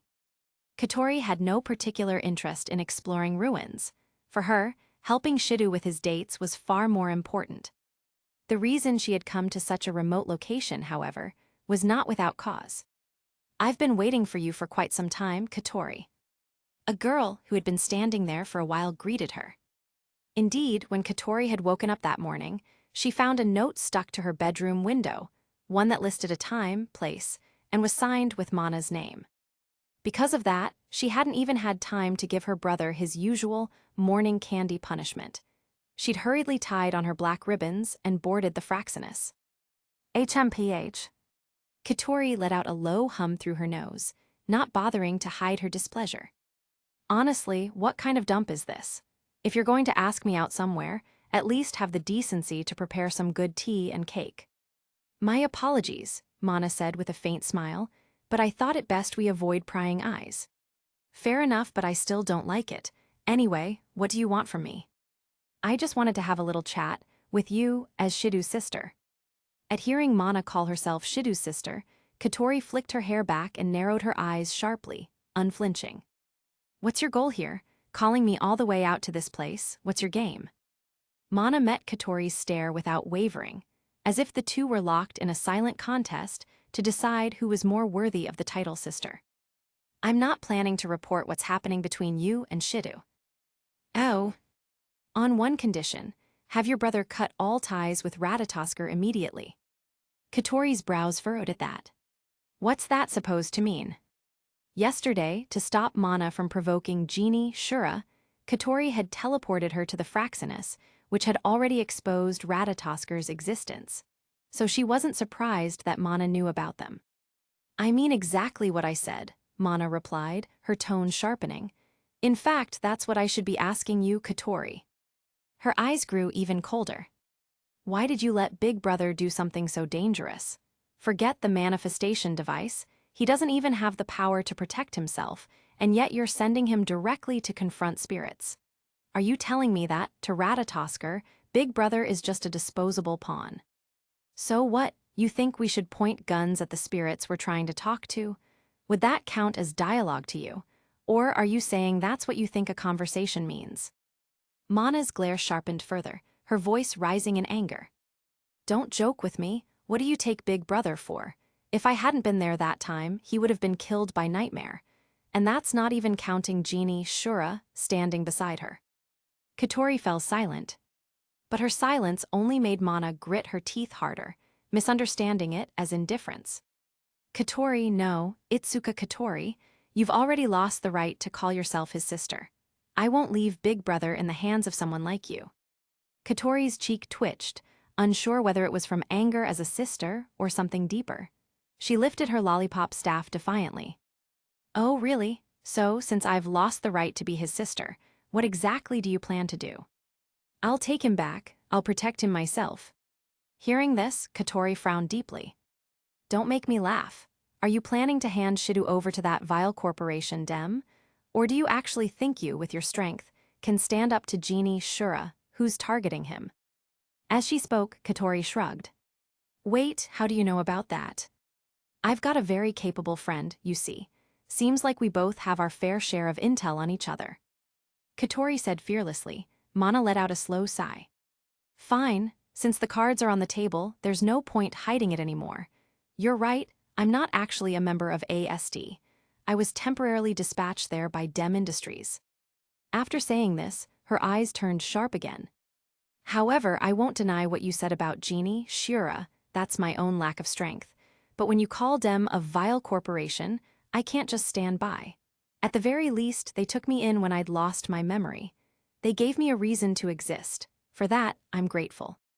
Are you serious? You must be insane. What's that supposed to mean? Katori sensed something strange in Mana's tone and frowned deeply. Don't tell me, you don't know, that your body's been modified. My body, modified, what are you talking about? Mana's expression froze in shock. Katori swallowed, her voice trembling slightly as she forced herself to stay calm. No wonder you're like this. What are you mumbling about? Speak so I can understand. Before she could finish, both Katori's and Mana's phones began ringing simultaneously. Clicking her tongue impatiently, Katori pressed the call button. What is it? See, Commander, we're detecting a massive spirit reaction at Raisin High School. What did you just say? Katori glanced at Mana. Judging by her expression, she'd received the same report. Let's call a temporary truce. We deal with the spirit first. Mana didn't argue and immediately dashed off. Tenki Sanluo slowly opened her eyes, finding herself on what appeared to be a school rooftop. My, I didn't expect you to arrive so quickly, Miss Tenki. Standing nearby, Kurumi was preparing something and greeted her with a soft smile. Another clone hut. Tenki curled her lip and glanced around. Everywhere sunlight touched, the school grounds were covered in pitch-black shadows. What are you doing this time? Oh, just preparing a little fun game to play with Shidu. Him again? Didn't you find a chance to devour him yesterday? Tenka narrowed her eyes, clearly doubting Kurumi's sense of efficiency. That would have been far too casual. To consume Shidu properly, one must do it with a bit of ceremony. How troublesome. You really are the perfect example of a pampered lady. Tenka sounded bored and was about to leave in search of entertainment elsewhere in Tengu City. But Kurumi noticed her movement and, after a moment's thought, said with a teasing smile, "Oh, by the way, I invited Shidu to meet me here after school. Would Miss Tenka care to join us?" "Not interested. You two can have your little back and forth. I'll come by after it's over." "He mentioned you this morning, you know." The moment she heard that, Tenki, who had been about to fly off, landed back on the rooftop. "What did he say about me?" "Oh, pretty much the same thing he told me." Tenka frowned, turning toward Kurumi with clear suspicion. "Stop playing games, just say it." "How dull," Kurumi sighed softly. "He said he wanted to save me, and that he'd save you as well." At that, Tenki's eyes lit up with sharp intrigue. "He really said that?" "Of course, would I dare lie to you, Miss Tenki?" Kurumi wasn't exactly a trustworthy person, but when it came to Tenka, she knew better than to deceive her. "That boy Itsuka Shidu, right?" "That's correct." "Is he an idiot, or is he just naive enough to say something like that on pure impulse?" "It seems not. He knows your code name and title, the most savage spirit. There's no way he doesn't understand what you've done." "Ha, interesting, very interesting indeed." Tenki gave up her plan to leave, walking over to Kurumi and sitting down beside her on the rooftop edge. "Then I'll stay. Let's see how this little show plays out." Chapter 25, The Nightmare Woven by a Dream, Part 3. Who? Inside the classroom, Shidu took a deep breath and slowly exhaled. He was about to face off directly against the worst spirit, Takasaki Kurumi, and had to summon every ounce of focus he had. All right. The time was 4:30 p.m. The surrounding halls echoed with the voices of students heading to their club activities. However, to Shidu's surprise, ever since that conversation earlier, he hadn't exchanged a single word with Kurumi today. When homeroom ended after class, Kurumi didn't even glance his way. She simply left the classroom in a hurry. Could it be that Kurumi was just a clone? While Shidu was deep in thought, a drowsy voice reached his right ear through the earpiece. It was Riani. "You okay, Shidu?" "Yes, I'm very calm right now." "Good, but stay sharp. By the way, Katori had to go deal with something else. She's temporarily away from her station." "What?" Katori left her post. Shidu swallowed hard and scratched his head.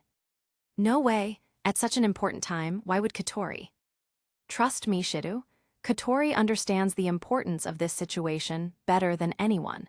That's exactly why she went to handle it personally. If she's taking direct action, it's because minimizing unexpected incidents before confronting Kurumi is absolutely necessary." "Huh, what do you mean by that?" "For now, focus entirely on Kurumi. She's not someone you can win over with half-hearted effort." "All right, you're right." Although Shidu couldn't help but wonder what kind of situation would make the usually devoted commander leave her station. Now wasn't the time for that. Kurumi was likely already waiting for him on the rooftop. Shidu began climbing the stairs. Suddenly, it was as if the sun had been swallowed by heavy clouds. Sensing a strange change in his surroundings, Shidu furrowed his brows. He couldn't describe what exactly was happening in words, but at the very moment the world dimmed, a wave of exhaustion and weakness swept through his entire body. It felt as though he'd been submerged in thick, viscous liquid. His movements were drastically restricted. "This is..." Shidu forced himself not to collapse on the spot, and somehow managed to stay on his feet. At that moment, the surrounding students began to groan in pain one after another, collapsing to the floor, as though their very life force had been drained away. Riani, this is. We've detected an intense spiritual reaction centered around the high school. There's no doubt it's Kurumi's doing, some sort of special barrier. People within it are growing weak for some reason. Kurumi, why would she do something like this? You'll get a faster answer by asking her directly. Riani's tone was calm but sharp. Shidu swallowed again and stood up. Though his body felt heavy and sluggish, he clenched his teeth. It wasn't to the point he couldn't move. By the way, Riani continued, according to the latest readings, Genie Shura seems to be on the rooftop with Kurumi as well. Hearing Riani's report, Shidu nearly lost his balance and stumbled forward. Sanliwa, why is she? No idea. Based on previous observations, Genie Shura's manifestation intervals have never been shorter than a day. This is likely an emergency appearance. Be mentally prepared, Shidu. I will. Dealing with one Takasaki Kurumi was already troublesome enough, but now Tenki Sanliwo just happened to be on the rooftop too. That meant Shidu would have to face two spirits at once and try to persuade them both, an unimaginably difficult task. Wait a minute, why am I even? Did you forget, Shidu? Your body currently seals the spiritual powers of Toka and Yashino. You may not realize it yourself, but you're basically under the protection of spirits. Spirit power, that's bad. Murmuring under his breath, Shidu's eyes widened. He rushed back to the classroom he just passed and shouted loudly inside. Toka! That's right, Toka should still be in the classroom. Although Shidu had told her he had something to do and asked her to head home first, she had insisted on waiting for him. About a dozen students still remained inside. Shidu's anxious gaze darted among them until finally. Shidu. Toka responded softly to his call, her voice hazy as if she had just woken up. Though most of her power had been sealed, she was still a spirit. Her resistance to a spiritual barrier like this was far higher than that of a normal human. Are you all right, Toka? I'm okay, but my body feels so heavy. What is this? Her tone was weak and feverish, her head drooping as if she were ill. Shidu, Toka's fine. Riani's voice came through the earpiece again. The meaning was clear. Toka, stay here and rest. This will all be over soon. Do. It's all right. Shidu gently patted Toka's head. Her face immediately softened, like a dog blissfully being petted. Kurumi was likely on the rooftop. Forcing his heavy body up the stairs, Shidu felt as if each step took immense effort. His limbs were leaden. Finally, after what felt like an eternity, he reached the door to the rooftop. As expected, it wasn't locked. Or rather, it couldn't be locked. The door's lock had been completely blown apart by flintlock bullets. There was no doubt who the culprit was. After taking a deep breath, Shidu grabbed the ruined doorknob and pushed the door open. Even after stepping onto the rooftop, the thick, suffocating air showed no sign of thinning. In fact, the sense of weakness pressing down on his body only grew stronger. Shidu couldn't help but frown. He glanced around, the familiar rooftop of the school. For some reason, it felt eerie, as if someone had once died here. Shaking off that ominous thought, Shidu looked toward the center of the space. Welcome, I've been waiting for you, Shidu-san. Kurumi lifted the hem of her black and red frilled astral dress and curtsied gracefully. Standing to her left, leaning against the wire fence at the edge of the rooftop, was Tenki Sanliwo, clad in her spirit armor, the strongest shield among spirits. Her cold eyes studied Itsuka Shidu up and down, as though observing some rare creature. Kurumi, Sanliwo. Shidu muttered both of their names, his expression a mix of confusion and tension. Kurumi still wore her enchanting smile, while Sanra, on the other hand, showed clear displeasure. Who gave you permission to call me by name? Although her tone seemed casual and carried no particular threat, to Shidu, a question from the most brutal spirit was nothing short of a deadly warning. He had no intention of angering her before the confrontation with Kurumi even began. He didn't want to risk another disaster in Tengu City. All right then, Miss Tenki, is that acceptable? Strictly speaking, Tenki Sanliwo had never actually enrolled in the school. She'd merely worn the school uniform once yesterday. But she didn't seem to care. Waving her hand dismissively, she signaled Shidu to hurry up and deal with business. She was just here to watch the show. "Ah, Tilda, Miss Tenki, you saw it, didn't you? Shidu-san addressed me the same way this morning." "Spare me your nonsense. Settle your business already. As far as I'm concerned, this boy called Itsuka Shidu is nothing but an idealistic fool with his head in the clouds. There's nothing remotely attractive about him." What Sanliuo really wanted to know was what kind of mindset could make this boy utter words about saving her. The outcome was obvious: he would surely fail miserably. But with such an amusing soul before her, wouldn't it be a waste not to see what went on inside his head? Shidu took a deep breath, cast a quick glance at Tenki Sanliuo, and forced himself to ignore the extra presence in this already tense situation, steadying his resolve. "Kurumi, what exactly have you done? What is this barrier?" Chapter 26, The Nightmare Woven by a Dream, Part 4. Hehe, isn't it wonderful? This is my city of devouring time. As long as someone steps on my shadow, this barrier will devour that person's time. Kurumi seemed amused by Shidu's reaction. The smile on her face grew deeper. "Devour time." Shidu repeated the words, trying to grasp their meaning.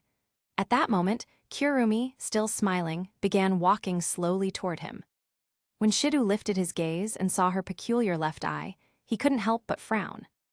There was something clearly unnatural about it. What should have been a normal black eye was instead an inorganic gold, surrounded by Roman numerals, with a pair of clock hands fixed in its center. Yes, Kurumi's left eye itself was a clock. And stranger still, the hands were turning counterclockwise. "Oh, so this is what you call time, Kurumi, how interesting." Tenki Sanliuo continued to watch the two of them closely. This is. He, this is my time, you could also call it my lifespan." As she spoke, Kurumi turned her gaze outward toward the scenery beyond. "My angel possesses an extremely powerful and mysterious ability, but in return, I must pay a great price. Every time I use my angel's power, a large amount of my time is consumed. That's why," she raised her hand slightly, "I sometimes have to replenish the time I've lost from the outside world." "What?" Hearing her words, Shidu felt a chill run down his spine. Though Kurumi's explanation sounded abstract, he could clearly understand what she meant. Her black shadow was continuously devouring the time of the teachers and students throughout the school, that is, their lifespans, or in simpler terms, their life force. In other words, even if Kurumi wasn't directly killing anyone, through this barrier known as the City of Devouring Time, she was indirectly killing innocent people. There's such a thing. Has Kurumi further developed her angel's ability?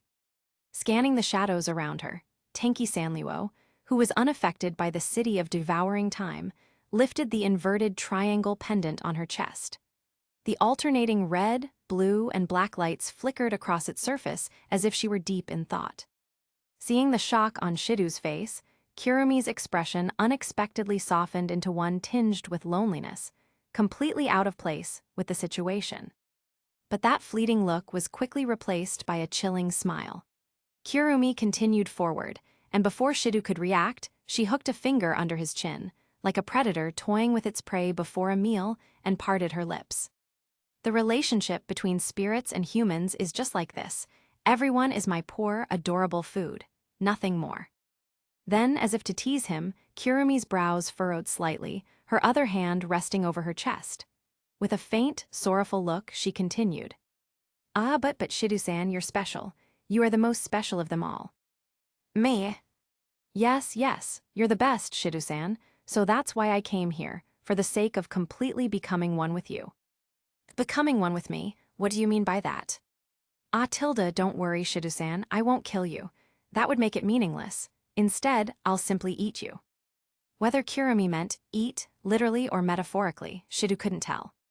But one thing was certain: whatever she meant, it definitely wasn't good for him.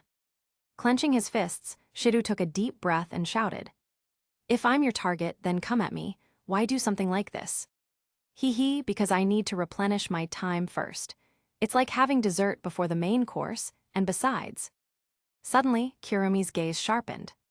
"Before I eat you, I want you to take back what you said this morning. What I said this morning. Oh, you know, the nonsense you spouted about saving me. That absurd statement, and of course, the one you made to Miss Tenki as well. Seeing Kurumi's cold, unfeeling stare, Shido instinctively swallowed hard and turned his head toward Tenki Sanliwo. But she gave no reaction at all. She was just idly playing with the pendant on her chest. Tell me, Shido-san, Kurumi continued softly, seeing me do something like this for such an absurd reason, you must find me terrifying, don't you? Dragging innocent people into this. You must despise me, right? You must have realized by now that I'm not someone worth saving, haven't you? After striking a dramatic pose like a stage actress, she went on. Moreover, since you already know what Miss Tenki has done, you should understand that she is an even less redeemable being than I am. We, the worst spirit, and the most brutal spirit, our actions are sins that can never be forgiven by anyone. At those words, Tenki Sanliwo frowned slightly, but said nothing to refute them. So, Kurumi declared, take back what you said, and not just that, promise that you'll never say it again. If you do that, I'll release this barrier and prevent any further casualties. After all, my original target is only you, Shido-san. What? Shido's eyes widened. If he ignored his own safety, the condition seemed almost too simple. Kurumi seems to be serious, came Rionee's calm voice through the earpiece. She had analyzed the data from Fraxinus. There are no signs of deceit in her mental state, and according to the readings, Tenki Sanliwo appears to agree with her proposal. As Rionee relayed that information, Kurumi once again curtsied deeply. Her smile grew darker, almost demonic. Fufu. Well then, you'd better hurry and make your choice, right? If you don't act soon, it might already be too late, Tilda. Shido locked eyes with Kurumi. He only needed to retract what he said. Such an easy condition. After all, Kurumi wasn't going to let him go anyway. But if he refused, everyone within the city of devouring time would be in mortal danger. Taking a deep breath, having made up his mind, Shido finally said, lift the barrier. What, that's all? How disappointing. And here I was, waiting eagerly to see if this guy would keep that smug mouth of his even at death's door. Tenki Sanliwo sneered, casting him a dismissive glance, already preparing to leave after watching him be devoured. Kurumi, on the other hand, exhaled softly, as though relieved. In that case, please say it. Say that you'll never speak of saving us again. Shido swallowed hard, then replied, I can't do that. Both Kurumi and Tenki Sanliwo froze in shock at his words. The latter looked surprised, the former looked comically dumbfounded. Oh my. But then, Kurumi's expression darkened with clear displeasure. Didn't you hear me? If you don't take it back, I won't lift the barrier. Lift it right now. In that case. But I won't take it back, I will never give up on you too. Shido shouted, shaking his head firmly.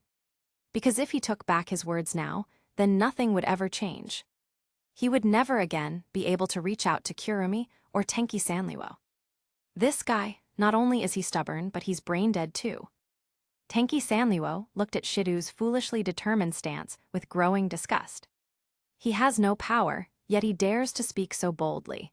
Kurumi even offered a condition to release the city of devouring time, yet he still refuses, hoping for some miracle. He's just an ordinary high school boy. Does he think he's some kind of god who can change everything? Now, she was already thinking that if Kurumi didn't make a move soon, she herself would. She'd give him a taste of true pain, perhaps mutilate him, turn him into a human swine, and see whether he still clung to such childish ideals after being beaten by a spirit. I hate disobedient people. Kurumi screamed, leaping lightly backward to put distance between them. Then, raising her right hand high above her head. The air around her began to tremble violently. Chapter 27, The Nightmare Woven by the Nightmare, Part 5. Where? A shrill, piercing siren echoed throughout the entire street. Mr. Shido, you should know what that sound means, right? The spacequake alarm. Itsuka Shido's face turned pale as he muttered under his breath. That all too familiar and irritating warning siren. Its purpose was to notify people that a sudden catastrophic disaster capable of destroying the world, a spacequake, was about to occur. However, judging from the twisted smile on Kurumi's face, it was obvious that this spacequake had been deliberately triggered by her. Shido had never heard of a spirit being able to freely control spacequakes before. But now, this situation had completely overturned his understanding. So a spacequake can be used like this too? Tenki Sanliwo seemed intrigued. If she could use spacequakes herself, she would be able to kill even more people. Few-foo-foo, few-few-foo-foo, few-few-few-few-few-foo-foo. So, what will you do now, Mr. Shido? In this situation, if a spacequake is triggered, what do you think will happen to everyone inside this barrier? Hearing that, Shido was momentarily at a loss for words.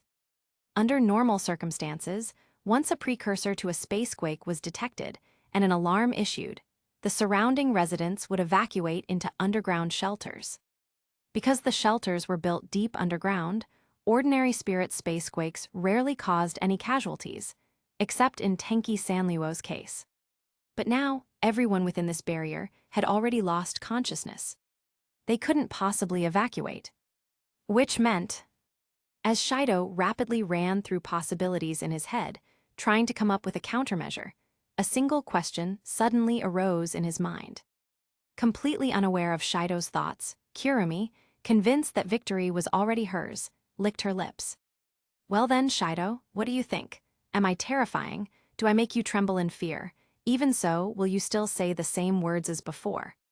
For some reason, even though his heart was pounding wildly and his breathing had grown ragged, Shido's mind remained unbelievably calm. There was one question he couldn't ignore. Why was Kurumi so insistent that he retract his earlier statement? If her goal was simply to devour him, she could have just ignored whatever he said. A dead man's words had no meaning. So why did she care so much? At that moment, Riani's voice came through his right ear. Shido, Kurumi's mental state is changing. According to the data, it's almost like she's afraid of you. Shido frowned slightly. Kurumi, afraid of him, someone so weak. It sounded ridiculous, yet in that critical moment, Shido, who wasn't usually the quickest thinker, understood instantly. So that's what this is about. He let out a small sigh and looked back at Kurumi. Well, Shido, what will you do? If you don't take back your words, so many innocent people will die. Kurumi glared at Shido, raising her right hand high into the air. In an instant, the noise around them grew even more deafening than before. It signified that the spacequake was now imminent. There were things he needed to tell Kurumi, things that had to be said. That was his resolve, but before that, he had to stop the spacequake. Of course, he still wouldn't take back what he said. Kurumi. What is it, Fufu, have you finally decided to withdraw your words? Ignoring Kurumi's fearless smile, Shido spoke calmly. You said your goal was to devour me, right? Yes, that's correct. If I were to kill you, it would all be meaningless. Hearing that, Shido's conviction only grew stronger. He murmured softly into his earpiece. Riani, if I... PFT.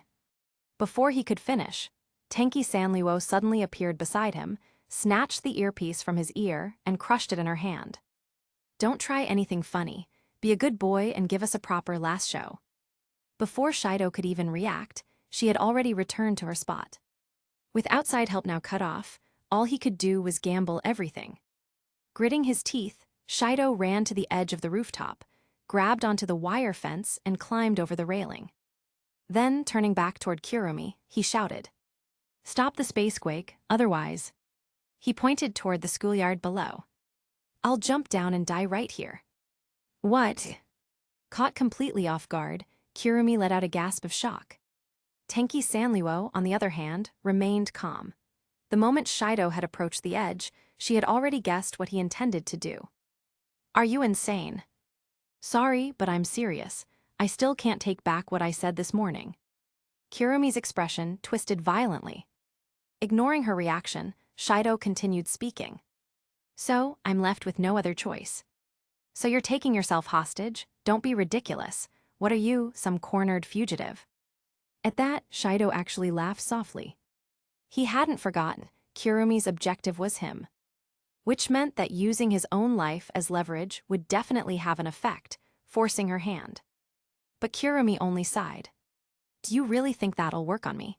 If you dare, go ahead and try it. All right. Shido replied calmly and jumped. From such a dizzying height, one would normally be paralyzed with fear. Yet strangely, Shido felt none. Perhaps the adrenaline was numbing him. That weightless sensation, his body plummeting at incredible speed. He almost blacked out. It was like being on a roller coaster in free fall. But just 2 seconds after falling, he was suddenly caught, his body jolting violently. He barely stifled a groan from the impact. Kurumi had emerged from the shadows around the school building, catching him in a princess carry, before scaling the wall vertically back up to the rooftop. Once they landed, she unceremoniously dropped him onto the ground. Shido exhaled, overwhelmed by the feeling of surviving certain death. Then Kurumi, visibly shaken, shouted furiously. Unbelievable, what were you thinking? What on earth were you thinking? If it weren't for me, you'd be dead. What do you take your life for? Thank you, Kurumi. Hearing that, Kurumi clutched her head in exasperation. Seriously, you absolute idiot. Watching them, Tenki Sanluo sighed softly and fiddled with the pendant hanging from her neck. Takasaki Kurumi, your clone seems rather disobedient. Or is this just how you are by nature? Then Shido stood up, turned to face Kurumi and asked. Kurumi, why did you save me? Isn't it obvious? If you die, I can't achieve my goal. I see, then I really do have value as a hostage. Kurumi's expression froze. She realized something was very wrong. All right, stop the space quick right now, and cancel this barrier while you're at it. Otherwise, I'll bite off my tongue and die. You're bluffing. You think I'm bluffing, or are you confident you can stop me before I do it? Kurumi's face twisted with regret. She clicked her fingers with a snap. Instantly, the shrill alarm ceased, and the shadows covering the area vanished completely. Shido let out a deep sigh of relief, then turned to Kurumi, whose face was filled with remorse, and said, That's not all. There's one more thing I need to ask you. What now, you strange man? Don't push your luck. Kurumi's voice trembled slightly, her earlier sadistic demeanor completely gone. Kurumi, just once is enough. Please, let me give you the chance to start over. What are you? Seeing this, Tenki Sanluo sighed again, lowering her pendant. The inverted triangle on it began to glow with a deep blue light. Bunch of idiots. Chapter 28, Nightmare Woven by the Dream, Part 6. Just once is enough. Kurumi, please, let me give you a chance to start over. Kurumi widened her eyes in surprise, but soon furrowed her brows. Why are you still saying that? Please, don't go too far. Your kindness only makes things more troublesome. Kurumi shouted as if resisting Shido. Her voice no longer carried the bottomless terror it once did. To be precise, her tone now sounded more like she was afraid of something. Or rather, she was afraid of some action Shido might take. Recalling what Riani had said earlier, yes, Kurumi must be terrified. Because no one had ever reached out a helping hand to her, this unfamiliar gesture of kindness filled her with fear. It was like the fear of the abyss, terrifying precisely because it is unknown. That's what Shido believed. Kurumi, have you ever experienced a calm life, one without killing, or being killed? Shido spoke softly, but Kurumi's shoulders trembled slightly. Then you don't know, do you? How can you be so sure that you really prefer a life of killing and being killed every day? You might actually end up liking a peaceful life. But that kind of thing. It's possible, I can make it happen. Shido shouted loudly. To Tenki Sanluo, this guy looked no different from a gorilla at a zoo showing off its strength. However, before him, Kurumi was stunned by his intensity and held her breath. What you've done is unforgivable. You'll have to spend your whole life atoning for your sins, but still, no matter what you've done, Kurumi, I still have a reason to save you. Kurumi took several steps back, seemingly hesitating. Seizing the moment, Shido stepped forward and reached out his right hand. Mr. Shido, Kurumi's emotions spiraled into confusion, and then, Splurt. Blood splashed through the air. Shidu's eyes widened in disbelief at the scene before him. The Kurumi, who had just begun to soften, was suddenly pierced through the chest by an ice spear flying in from the side. A freezing chill engulfed the rooftop. Kurumi's eyes bulged in pain, as if she couldn't even comprehend what had happened. To be swayed by such childish and naive words. Takasaki Kurumi, it seems your clone was quite disobedient. Kurumi's body twitched twice, her astral dress dissolved, revealing pale, flawless skin. Why? Shidu stiffly turned his head toward the direction the ice spear had come from.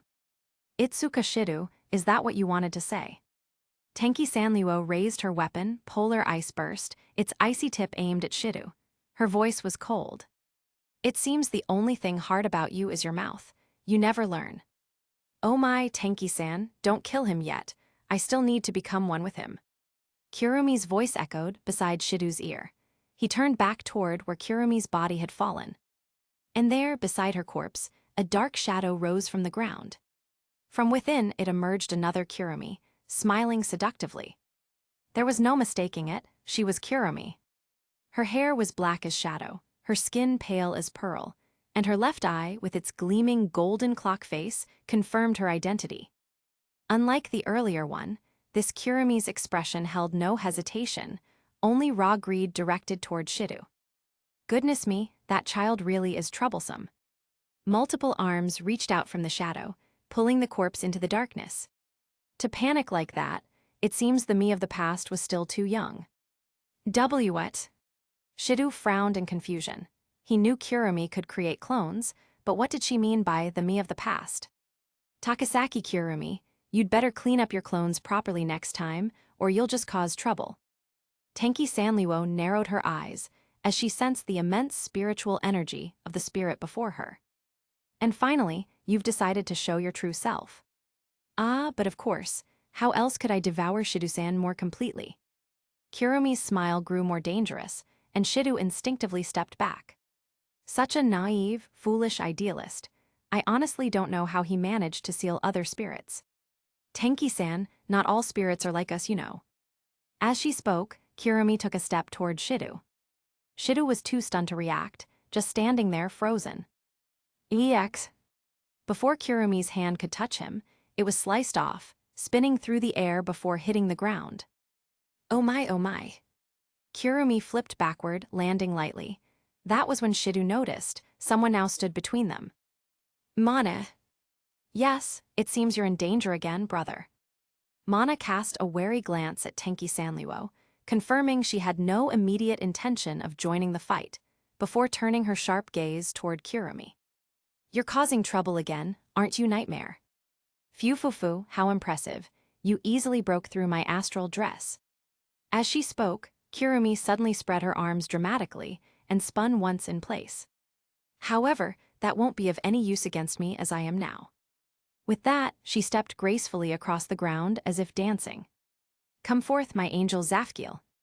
In an instant, a massive, classical clock slowly emerged from the shadow behind her.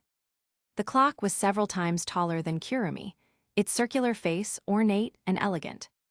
Each hand, crafted like antique flintlock pistols, was fixed at the center. An angel. Shidu couldn't help but shout. Kurumi, this is your angel.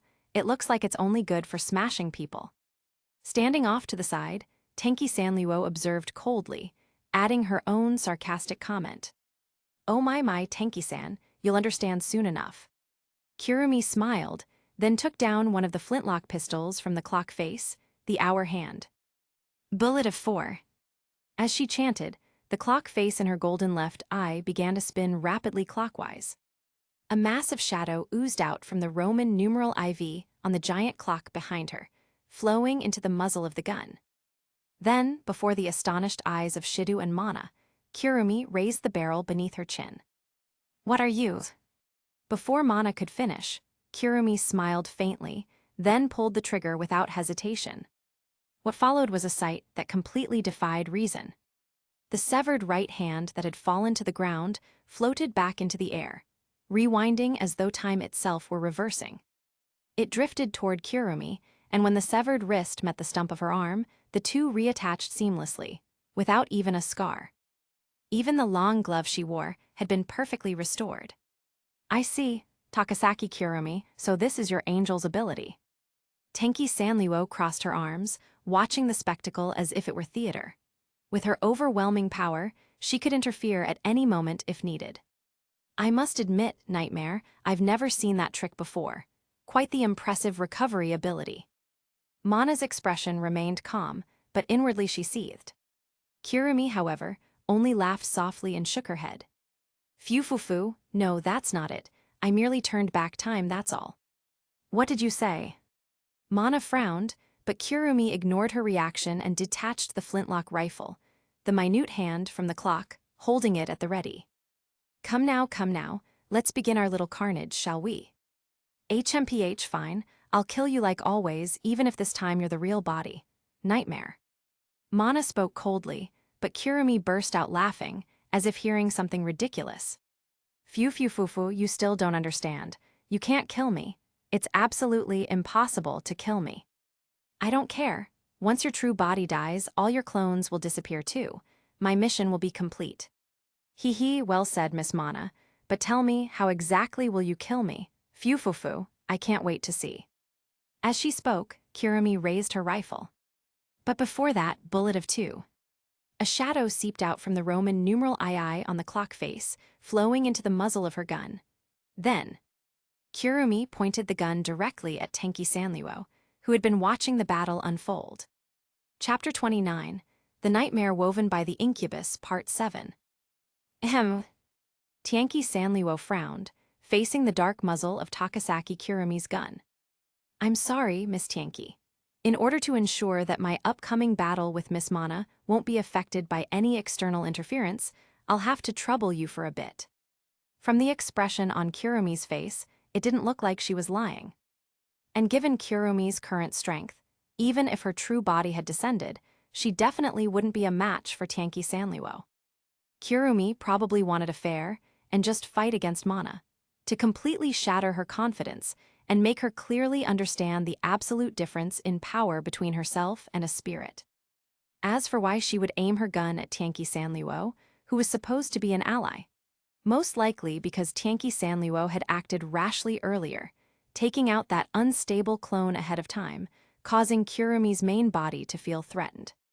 After all, no one wants to be in a full-on battle while having to constantly guard against a possible sneak attack. For example, a backstab from an ally. Oh, I see. I don't really care, of course. That's assuming you can actually pull it off. Tenki Sanliwo shrugged.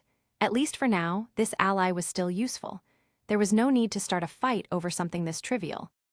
If Kurumi simply didn't want her to interfere and didn't intend to turn hostile, then this shot probably wouldn't be lethal. Even if it was, it most likely wouldn't break through Tenki Sanliwo's defenses. Given her ability to control time, this bullet was likely meant to pause or slow down time.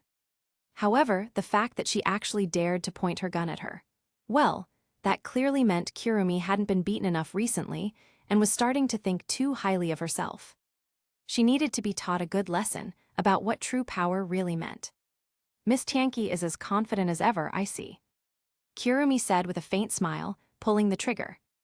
At the very moment that the pitch-black bullet, transformed from shadow, shot out from the muzzle, a dark mist began to spread over the black section of the triangular pendant on Tenki Sanliwo's necklace, gradually engulfing the entire pendant surface.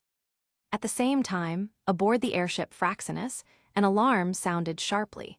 The system had detected an enormous surge of spirit energy from Tenki Sanliwo. Spirit power reading, negative value detected. Genie Shura has inverted. A crew member shouted in disbelief at the numbers displayed on the spirit power monitor. What? How could that be? As chaos erupted aboard Fraxinus, Murasame Rini frowned deeply, staring at Tenki Sanliwo through the monitor screen, her left hand unconsciously tightening into a fist. Shura trial. Tenki Sanliwo softly called out the name of her final angel, no, her demon king. In an instant, infinite darkness burst forth from the triangular pendant, swallowing everything around her, forming a black vortex. Within it, boundless and violent spiritual energy rampaged uncontrollably. Everything, except Tianqi Sanluo herself, was completely annihilated. Kurumi's second bullet hit the black vortex, but it didn't even cause a ripple before it was torn apart by the raging energy and vanished into nothingness. What? Kurumi was utterly shocked. Not only her, Shinomiya Mana and Itsuka Shido also stared wide-eyed at the towering black vortex. Even though they weren't spirits, they could feel the immense, violent spiritual pressure emanating from it. After several dozen seconds, the vortex slowly dissipated, revealing Tianqi Sanluo, expressionless, holding a long sword roughly 7 feet in length, black and red in color. The sword's blade was wide yet thin, etched with blood-red runes. Its square-edged design resembled the legendary Heavenly Emperor sword seen in ancient dramas. Golden patterns adorned the hilt, and the tassel at the end shimmered in royal purple gold, lending the weapon a regal air that contrasted sharply with its ominous aura. Had she not seen it with her own eyes, Tianqi Sanluo would never have believed that the demon king she possessed looked like this. When she first learned its name, she had imagined something far more grotesque. But regardless of appearance, its power was unquestionably real. Shura Trial, the demon king, corresponding to the third and final mutated holy pillar of the triad, the pillar of violence. Perhaps by coincidence, or perhaps not, just like her designation, Genie, Shura. Only when Shura Trial descended could Tianqi Sanluo unleash her truest and greatest power. To put it bluntly, her entire spirit armor had always been designed as a perfect match for this very demon king. Unlike her other 2 angels, Burning Immortal Flame fire attribute and Polar Ice Burst ice attribute, Shura Trial was not bound to any element. It had only one ability: destruction. Yes, this power, born from the most powerful and corrupted of the 3 holy pillars, represented the ability to annihilate all things. That was also why, after the Kabbalistic Tree of Life realized the holy pillar's energy had mutated and failed to purify it, it ultimately chose to stand aside. Its own weakened power and the Pillar of Violence's overwhelming dominance forced the Tree of Life to abandon the idea of restoring balance, leaving it instead for Tianqi Sanluo to manage on her own. And now, both to show off her true might and to keep Kurumi from thinking she could manipulate her, Tianqi Sanluo had finally drawn her trump card. After all, even without it, they were still no match for her. So what if they knew? Ultimate destruction has no countermeasure. From what she had learned from the Tree of Life, the only being with a comparable force was Ain, nothingness, a being that had long since transcended the tree itself. Well, I didn't expect Miss Tianqi to have another angel. Kurumi forced out a strained laugh after recovering from her initial shock. As a spirit, she could sense clearly just how terrifying the power contained within Tianqi Sanluo's black and red sword truly was. Strictly speaking, it's a demon king, but whatever, it doesn't matter anymore.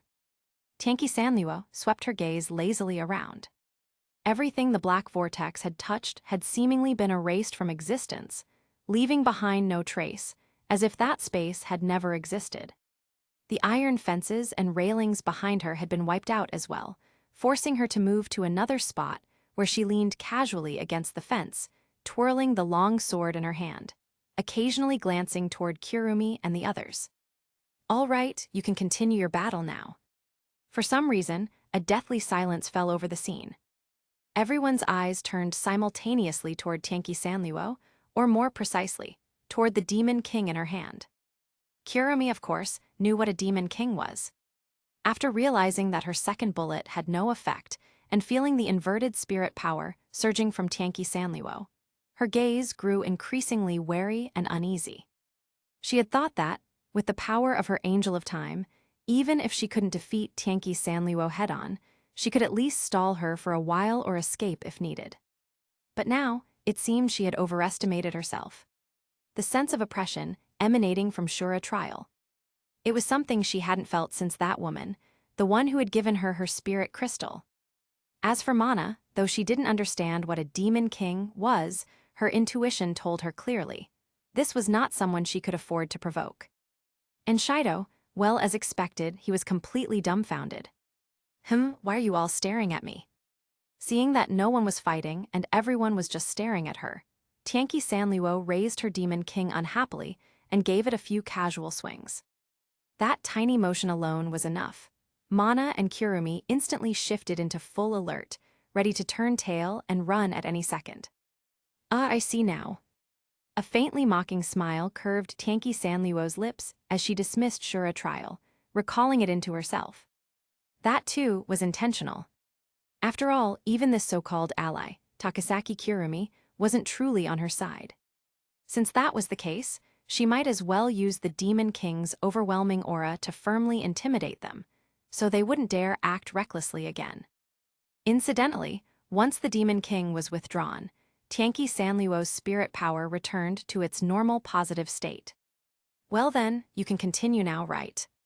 Having achieved her purpose, Tianqi Sanluo went back to her usual stance. Ready to sit back, relax, and enjoy the show. Chapter 30. The Nightmare Woven by the Dream Demon, Part 8. Why did you all stop? Keep dancing. Tianqi Sanluo felt she might have gone a bit too far. But that didn't matter, they wouldn't stay frozen forever. For the first time, she realized how pleasant it felt to stand by as an absolute powerhouse and simply watch others fight. After a long, awkward silence, Kirumi's face once again curled into a chilling smile as she raised her twin pistols. Miss Mana, don't you want to continue our battle? You weren't like this when you killed me before. At that moment, Mana came to her senses, took a deep breath, raised her spirits, and lifted her lightsaber, pointing it straight at Kirumi. Nightmare, let's settle this once and for all. Just then, a door-opening sound came from behind Shidu. Shidu. Shidu. Two voices called out his name from the rooftop. Toka, Origami. Shidu turned around in shock, calling their names. How could the two of them move freely inside Kirumi's barrier? They shouldn't even be able to move. But when he saw them, the answer was clear. Simple, Toka was wearing a limited astral dress, while Origami was equipped with her realizer unit. Are you all right, Shidu? Are you hurt? The two spoke in unison, then immediately glared at each other unhappily before turning their eyes back to Shidu. But soon, they both noticed Kirumi standing ahead of them and raised their weapons. Yatagami Toka, Origami, are you two unharmed? Mana also noticed their presence, and when she saw Toka's limited astral dress, she froze in surprise. Toka, that outfit you're wearing. Seeing Mana's blue and white realizer suit, Toka cried out in shock. Shidu's sister, no too. I should be the one asking why you're dressed like that. You look just like an ASD. The two locked eyes for a moment. Mana quickly realized the situation, but Toka only tilted her head in confusion. Just as Mana was about to speak, Kirumi's laughter interrupted them. My, everyone's here. How convenient. Almost simultaneously, Toka and Origami shouted. Kirumi, I thought you'd run away, but here you are. Your actions are far too suspicious. What exactly are you planning? Hi. Shidu frowned. They both met Kirumi. Could it be that, to be safe, Kirumi had sent her clones to intercept them? Origami, sure, but Toka should have known from Riani that Kirumi could make clones. Had Toka forgotten, or did she not even understand what a clone was? Of course, after both finished speaking, Toka and Origami immediately noticed the contradiction in their words. Origami was the first to point it out. Your statement is strange, because just now, Takasaki Kirumi was fighting me. What? Toka's face filled with surprise, then she shook her head and glared back at Kirumi. Whatever it is, clones or not, I won't allow you to hurt Shidu. I agree with part of that. Kirumi twirled gracefully, lips curling into a wicked grin. Phew. Ah, how frightening tilde so scary tilde to think you'd rely on numbers to defeat weak little me. Her words dripped with sarcasm, the embodiment of hypocrisy. But of course I'll be giving my all, right we will. Shidu had never heard anyone refer to themselves as we. But soon they all understood. The entire rooftop of Raisin High was covered in Kirumi's shadows. From within them, countless pale, slender hands reached out. They filled every inch of the wide rooftop, innumerable and unending. As Kirumi laughed, figures began crawling out of the shadows. Each one a Takasaki Kirumi, wearing the same astral dress. Phew phew fufu, my, heh. Well then, what shall we do? Everything looks so delicious. Each Kirumi muttered and giggled to herself, creating a nightmarish, surreal scene. Notably, the shadows didn't extend within 1 meter around Tianqi Sanluo, and every Kirumi near her was wise enough to keep their distance. What? What's going on? This can't be real. Incredible. While everyone was frozen in shock, the real Kirumi, holding her flintlock rifle, her angel behind her, spread her arms and lifted her chin. Phew foo foo, tell me, isn't it beautiful? They are all my past selves, my experiences, my forms that existed in different timelines. But don't worry, though they are my past selves, they are merely clones. They don't possess my current level of power. With that, Kirumi aimed her flintlock rifle at Mana. Miss Mana, now you understand, don't you? You can never truly kill me. Shidu and the others were overwhelmed by the pressure. If earlier it had been a 3-against-1 advantage, no, 4-against-1. Now it had become a hopeless 3-against-many. Then let's end this. Kirumi spun gracefully, issuing her final verdict. Don't underestimate me, nightmare. Mana shouted, soaring into the air with her territory deployed. The 2 shields on her shoulders transformed and fired multiple beams of light. The descending rays pierced through several of the Kirumi clones, felling them instantly. But the others dodged with ease, taking to the skies and unleashing a rain of bullets upon Mana. HMPH, that's all you've got. Mana activated her territory barrier, deflecting the shots while slashing through nearby Kirumis with her lightsaber, a true goddess of war. But down on the ground, Kirumi's main body aimed her flintlock toward the sky. 7th bullet Roman 7. A shadow seeped from the Roman numeral VII, entered the barrel, and was fired upward. The bullet couldn't possibly wound Mana through her territory, but though no physical harm was done, Mana's body froze in midair, as if only her time had been stopped. Taking advantage of the moment, dozens of Kirumi clones swarmed toward her. Mana! Shidu cried out desperately, but he was powerless. Toka and Origami swung their swords to protect him. But they were outnumbered, both were quickly pinned to the ground. Several Kirumis leapt onto Shidu, pressing him down, even forcing his mouth and tongue still to prevent him from biting through it in suicide. All of this happened within 5 minutes. But really, that outcome was inevitable. Toka's astral dress was limited, Origami's combat ability was average, and her equipment incomplete. And the only one capable of matching a full spirit, Mana, had lost her ability to fight the moment her angel's power was sealed. Kirumi, it seems the match is decided. Tianqi Sanluo watched the spectacle with satisfaction. MMMPH Toka. Pinned down, hands restrained, body pressed against the ground, and his tongue immobilized. Shidu tried to make a sound, but it came out as muffled grunts. Kirumi, meanwhile, smiled serenely and approached him. Ah, at last, I can finally enjoy you properly, Mr. Shidu. MMMPH, MMPH, MMPH. Shidu's muffled cries were incoherent. Kirumi, don't you dare hurt Shidu. Let me go. Toka and Origami struggled fiercely, but couldn't break free from the Kirumi clones holding them down. Just then, Kirumi seemed to remember something, raising an eyebrow. Ah, right, there's still something I haven't done yet. She returned her flintlock to her angel, Zafgil, freeing one hand and lifting it high. The next moment, just like before, the city's spatial quake alarms began to blare again. MMMPH, MMPH, MMPH. Shidu realized what Kirumi intended to do. His eyes widened in panic as he struggled desperately, but it was useless. Fufu, hehehe, all right, so that you'll never dare deceive me again, I'll carve a mark of despair upon this world.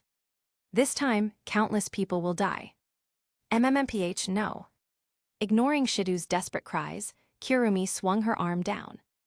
Instantly, the air around Raisin High rumbled with a dreadful sound, the atmosphere itself trembling as though an earthquake had struck. And then, what? Kirumi's grin froze on her face as she glanced around in confusion. Because nothing happened. "Kirumi, don't look at me. I don't know anything about this. I've got no reason to play tricks on you." Seeing Kirumi's gaze drift toward her, Tianqi Sanliuo impatiently waved her hand. "Didn't you know?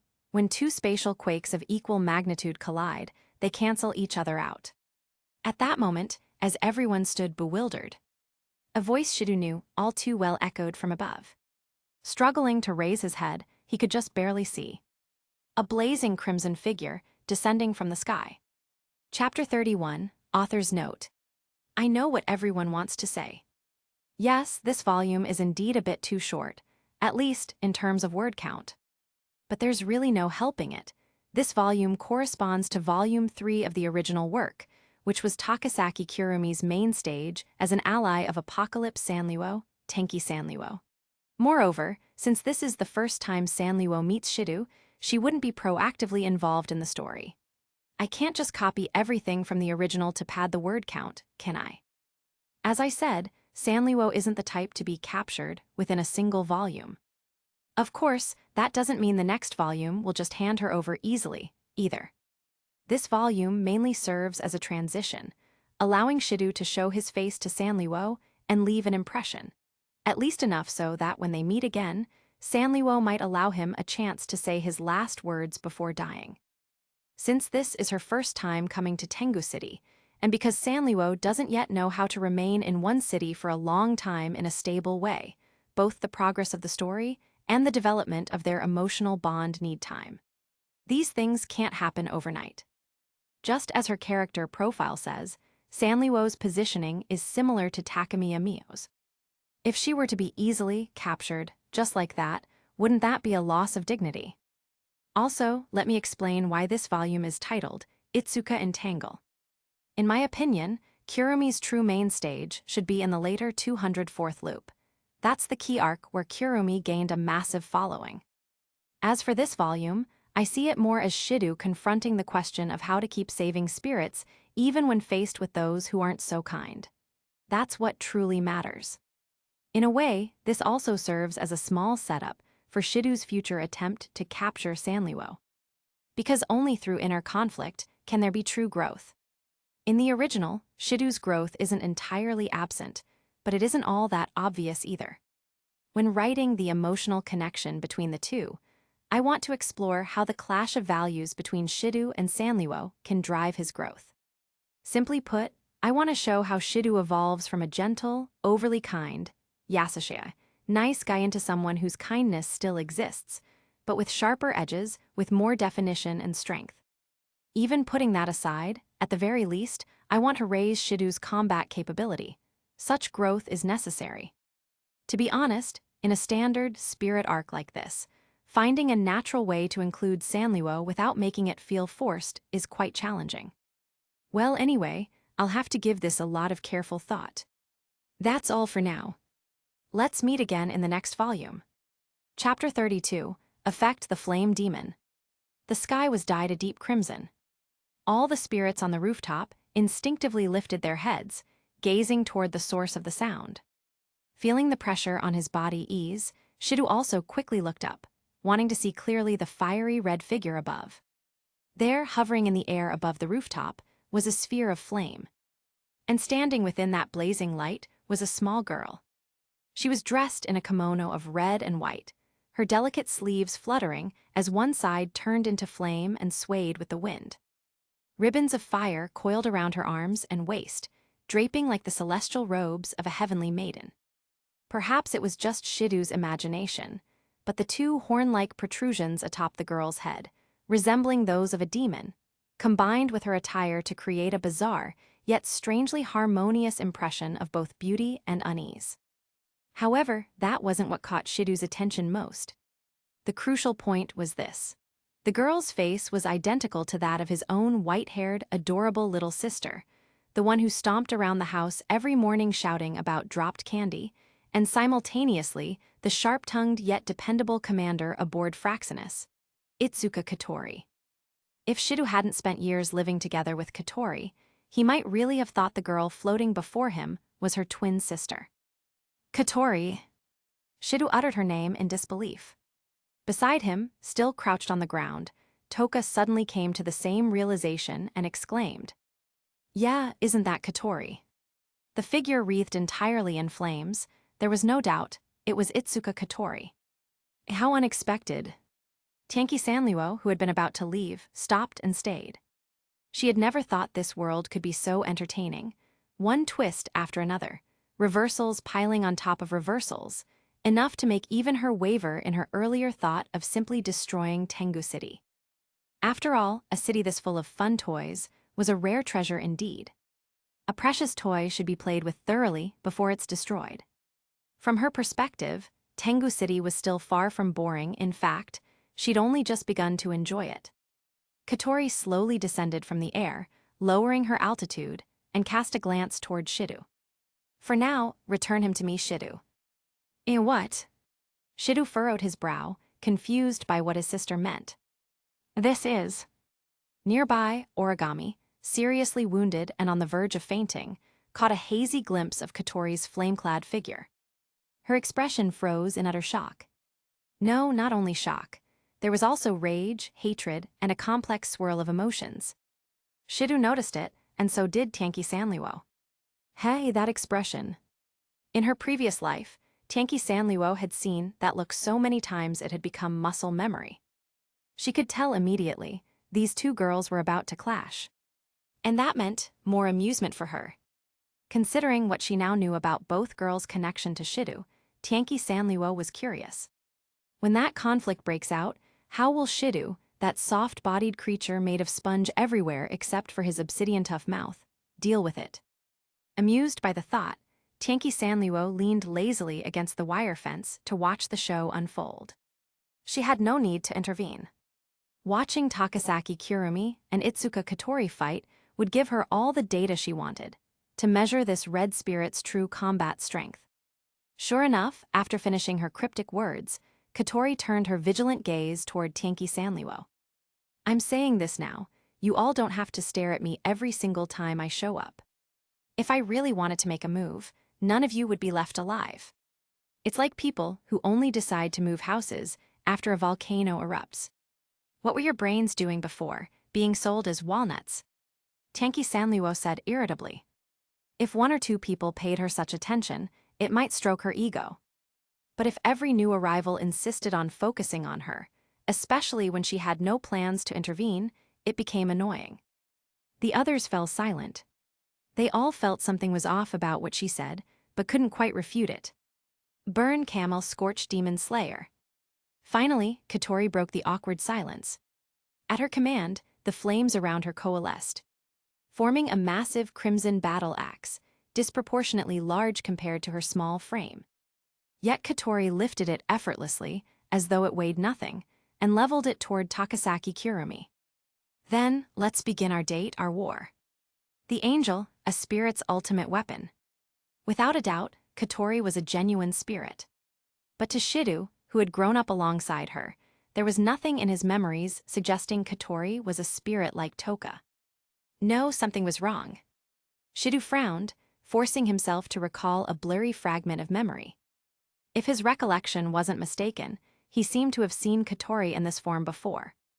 But for some reason, the memory was hazy, dreamlike, almost unreal. The harder he tried to remember, the sharper the pain in his head grew, until it felt like his skull might split open. And then, "Ara, and who might you be?" Kurumi's faintly displeased voice interrupted his thoughts. "I don't care who you are, but could you please not get in my way? It took me so long to set up such a dramatic moment, and now you've ruined it so abruptly." Kurumi hoisted her flintlock rifle, gazing up at the fiery figure above. Though her words were full of irritation, Tianqi Sanluo keenly caught a faint trace of nostalgia in Kurumi's expression.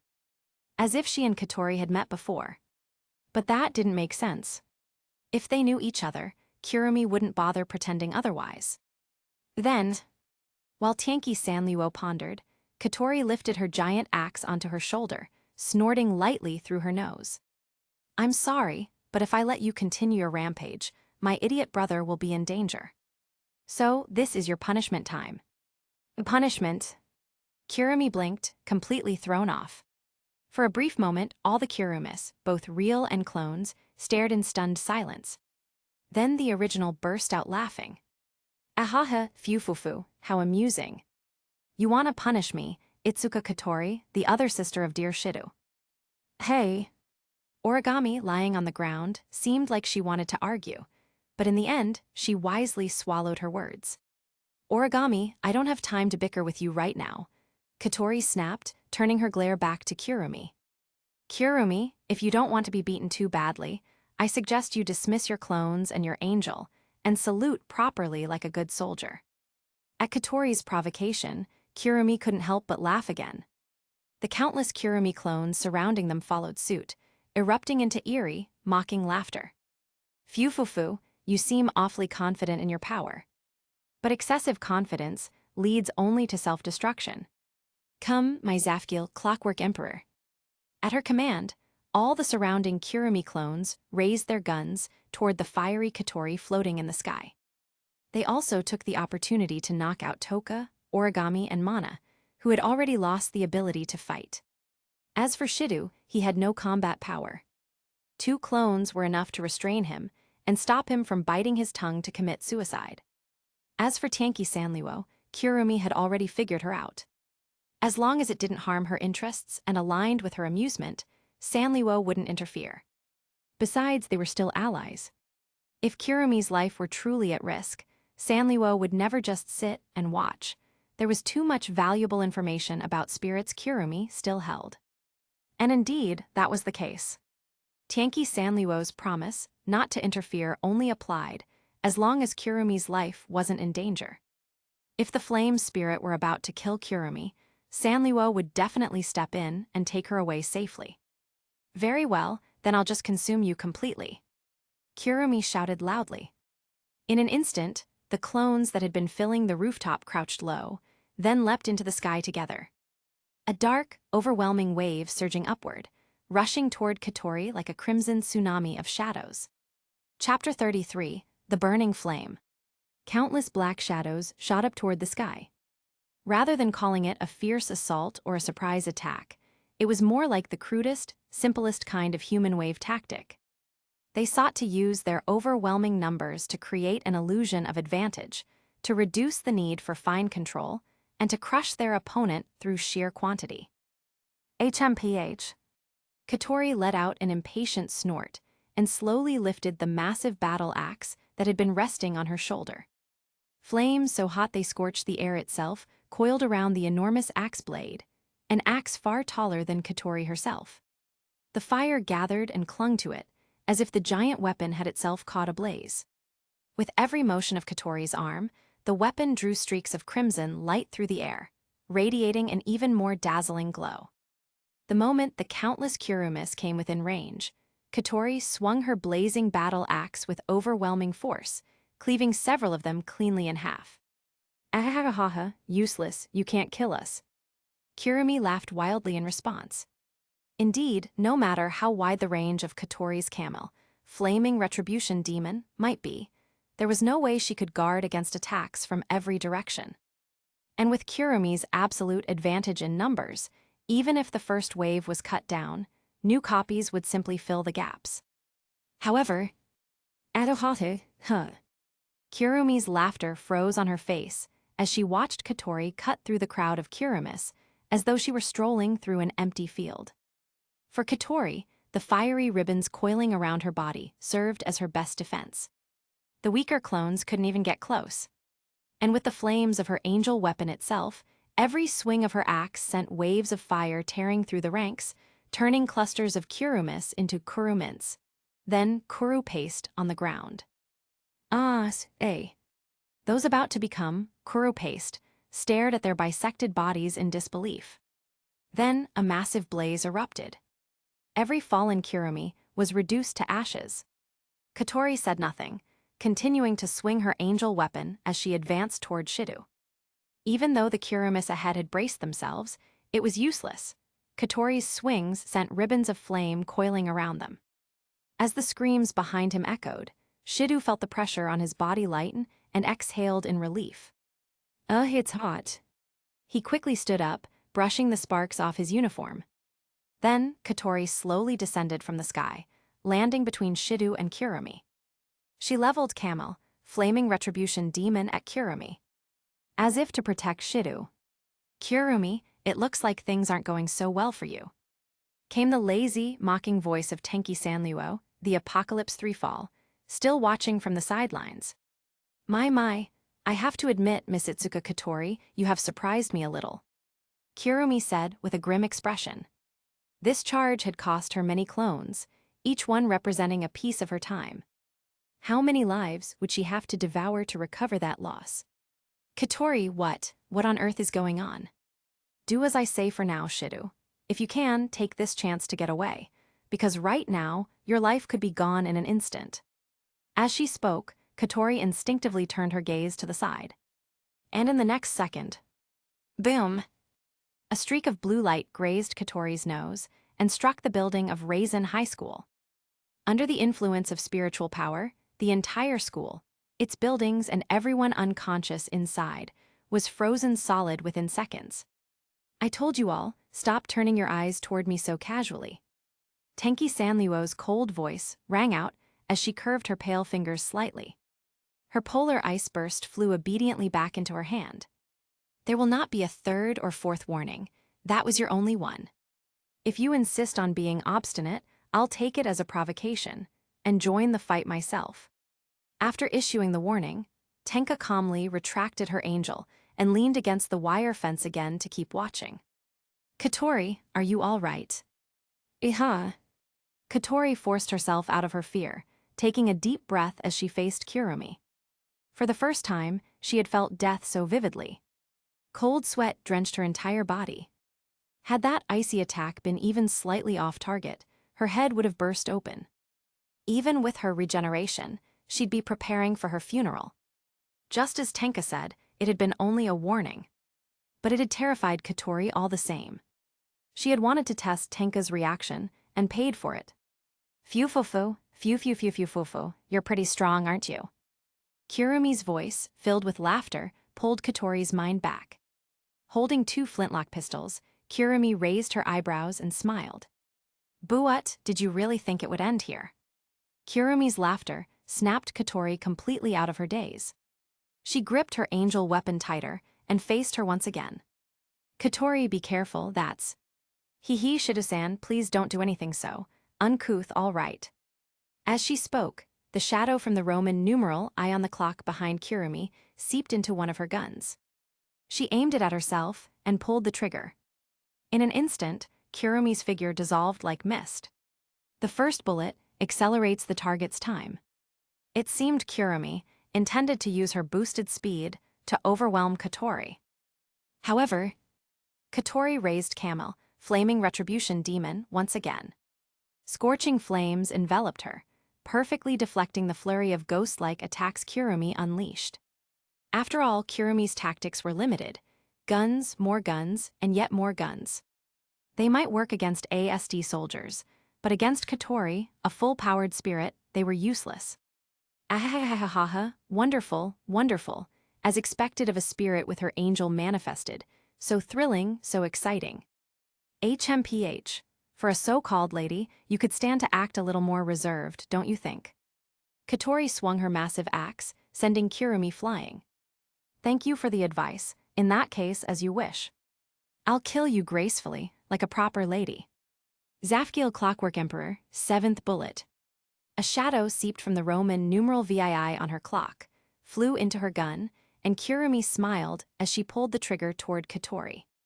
This shot, Katori couldn't dodge. And behind her stood Shido. She had no choice but to swing Camel, trying to block it. "No, don't." Remembering what happened to Mana when she was hit by that same bullet, Shido cried out desperately for Katori to evade. But it was too late. Katori's angel clashed directly with the shadow bullet. "Fufufu, ahahaha." Kurumi's laughter echoed. And suddenly, Katori froze. Her limbs, her flowing kimono, the fiery ribbons dancing around her. Even the tips of her crimson hair were all suspended in midair. Just like Mana before her, time itself had stopped for her body. The 7th bullet, Kurumi's most lethal technique, a true first-strike killer. It almost never failed. Fufufu, no matter how strong you are, if you can't move, your power means nothing, right? As she said that, Kirumi felt a sudden urge to glance at the girl, who had previously blocked her second bullet. But after a brief inner struggle, she wisely crushed the thought. After all, she had witnessed firsthand what happened when Katori merely looked at Tenki Sanliwo. It was obvious Tenka's warning wasn't just for Katori, but for her as well. Shaking her head to dismiss the thought, Kirumi refocused. The surviving clones around her all raised their flintlocks in unison. And fired. Stop. Shido couldn't even struggle. 2 Kirumi clones pinned him down and pressed their guns to his temple. The bullet struck Katori mercilessly. Her soft skin was marred with gruesome wounds. Well then, farewell. The real Kirumi stepped up before the frozen Katori, aimed at her forehead, and pulled the trigger without hesitation. Chapter 34, Trance. At the very moment Kirumi's final strike was released, the effect of the 7th bullet ended, and Katori's body regained movement. In that instant, when time began to flow again, the countless wounds covering Katori's body erupted with blood all at once. However, before she could even react to the pain, a bullet fired from Kirumi's flintlock at point-blank range pierced between her brows. Her small body fell backward, and scarlet blood dyed the icy rooftop red. Perhaps due to the power of the spirit of flame, the ice layer on the rooftop began to melt rapidly as Katori's blood seeped into it. Katori! Shido cried out in anguish and tried to rush forward to hold his fallen sister in his arms. But he couldn't. Not only were there 2 Kurumis restraining his movements from behind, but even if there weren't, he simply couldn't move forward. Right now, Katori's entire body, pierced full of bullets while time was stopped, was in tatters despite her astral dress's protection. Her delicate frame looked utterly ruined, like a leaf withering in autumn wind, as if it could collapse into dust at any moment. It was a sight that gave no hope of survival. Seeing his sister's disfigured form, Shido blankly placed both hands on the ground, his eyes empty, tears falling without end. Katori, so that's how it is. For an instant, Tenki Sanliwo, Apocalypse Sanliwo, fell into a daze. Normally, with her usual temperament, she would have mocked him mercilessly at such a sight. But looking at the ruined body of Itsuka Katori lying on the ground, she suddenly recalled something, her own sister's corpse in her previous life. Lying on a snowfield, the flesh completely devoured by wolves, her hollow body filled only by drifting snow. If not for the iconic hair ribbon atop that skull, Sanliwo might never have believed that it was her sister. She remembered how, with her last bit of warmth, she had cried frozen tears as she used her frostbitten hands to rebuild her sister's outline from snow, shaping her body to resemble a human once more before burying her hastily. After that, she lost her way in the snowfield and was killed, only to be reborn into this world. Though this world was different, the grief engraved deep in her heart was reborn with her into this strange new life. My sister. She also tied her long hair into twin tails with a ribbon she picked up.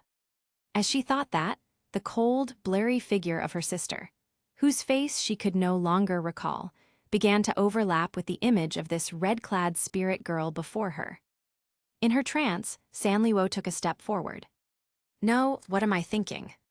Realizing how uncharacteristically shaken she was, Sanliwo quickly shook her head, forcibly pulling herself out of the pain of the past. She's dead, it's all over. Hehe, it's over, isn't it? To think I finally met a strong opponent. The world is heartless, the world is impermanent. Kirumi spun in circles like an actress performing on stage, laughing mockingly all the while.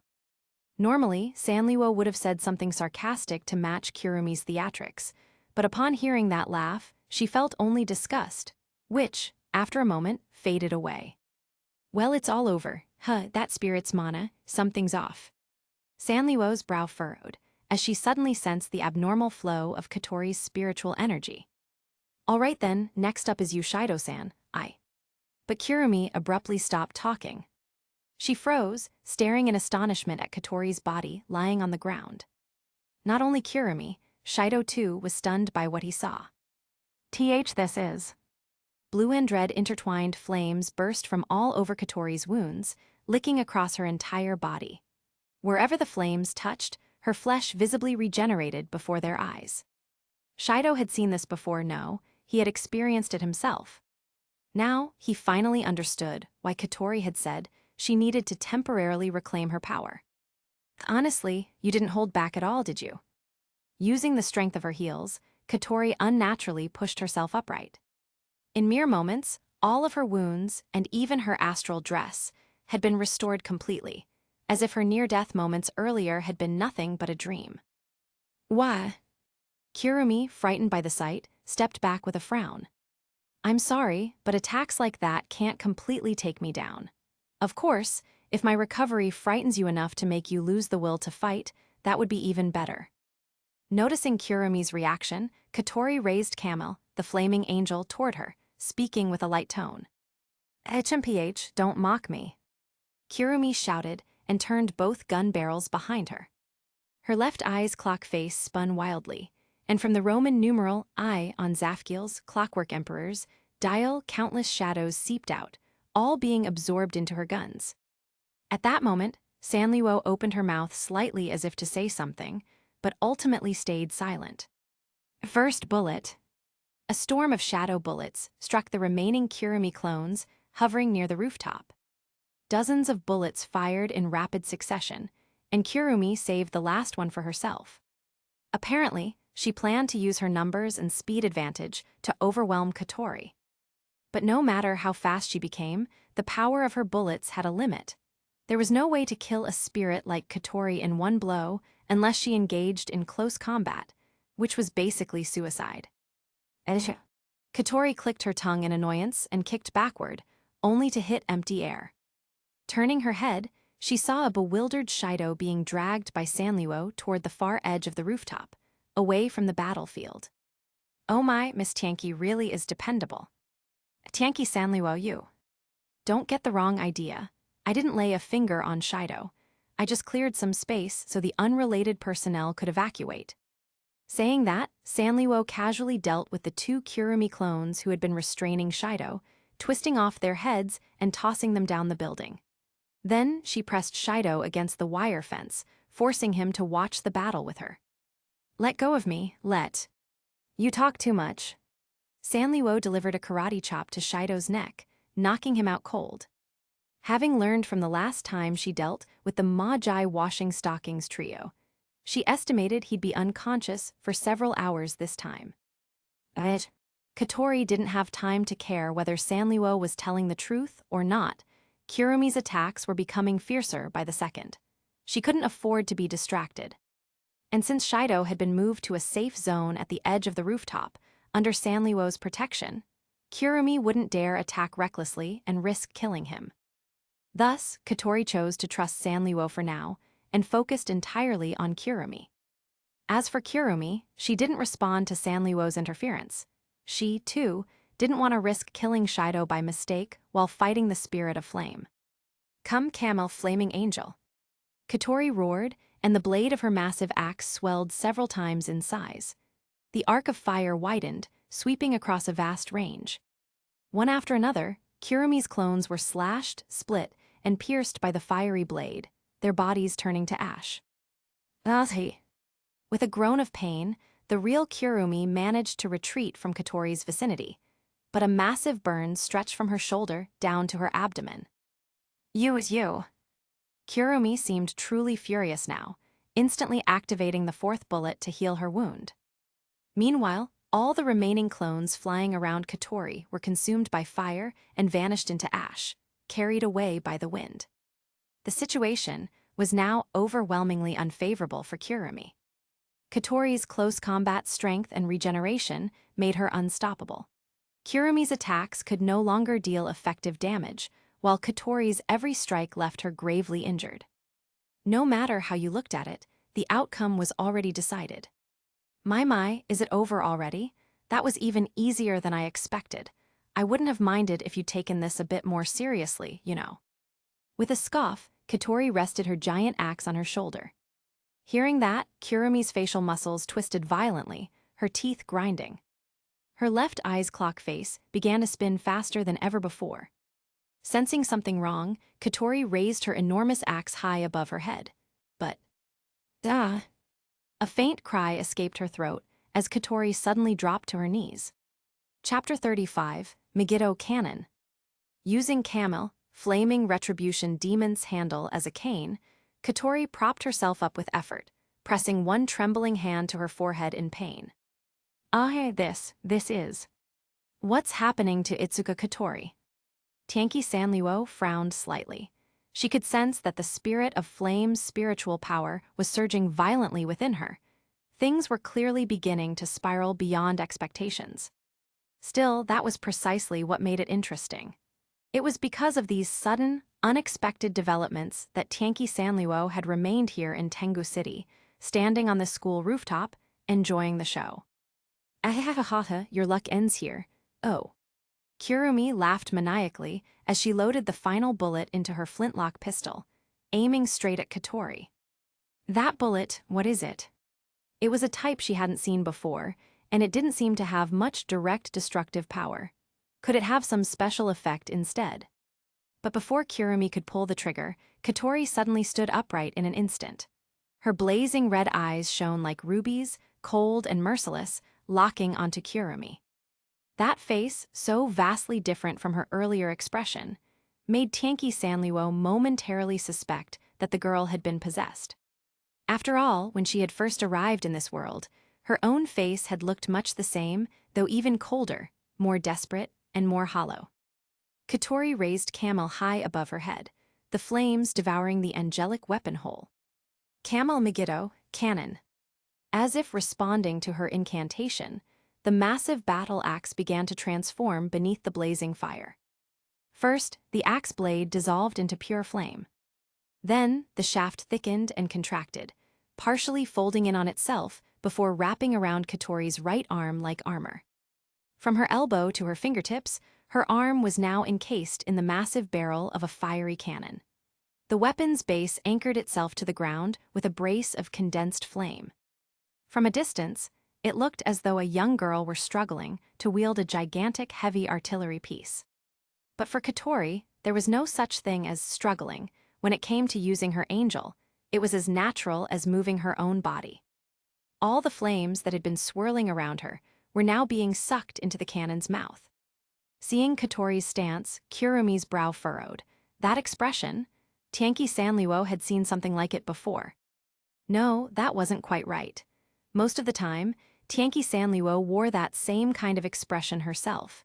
It was just that Katori's drastic change made the contrast far more jarring to look at. Facing such an attack, fighting head-on was hopeless, and escape was likely impossible, so... Kurumi shouted, summoning all of her shadow clones that she could command at once. In an instant, every available duplicate appeared before her, forming a living wall in an attempt to shield the original Kurumi from Katori's cannon. But as any bystander could see, and Tianqi Sanliuo certainly could, such a defense was little more than psychological comfort. It was no more effective than Chamberlain's peace treaty, waved from an airplane window. Turn to ash, Camel, flaming retribution demon.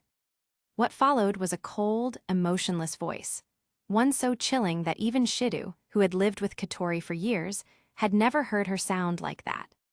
Of course, Shidu was unconscious at the moment, but even Kurumi and Tianqi Sanliuo, who were meeting Katori for the first time, could scarcely believe that such a voice came from the mouth of a little girl.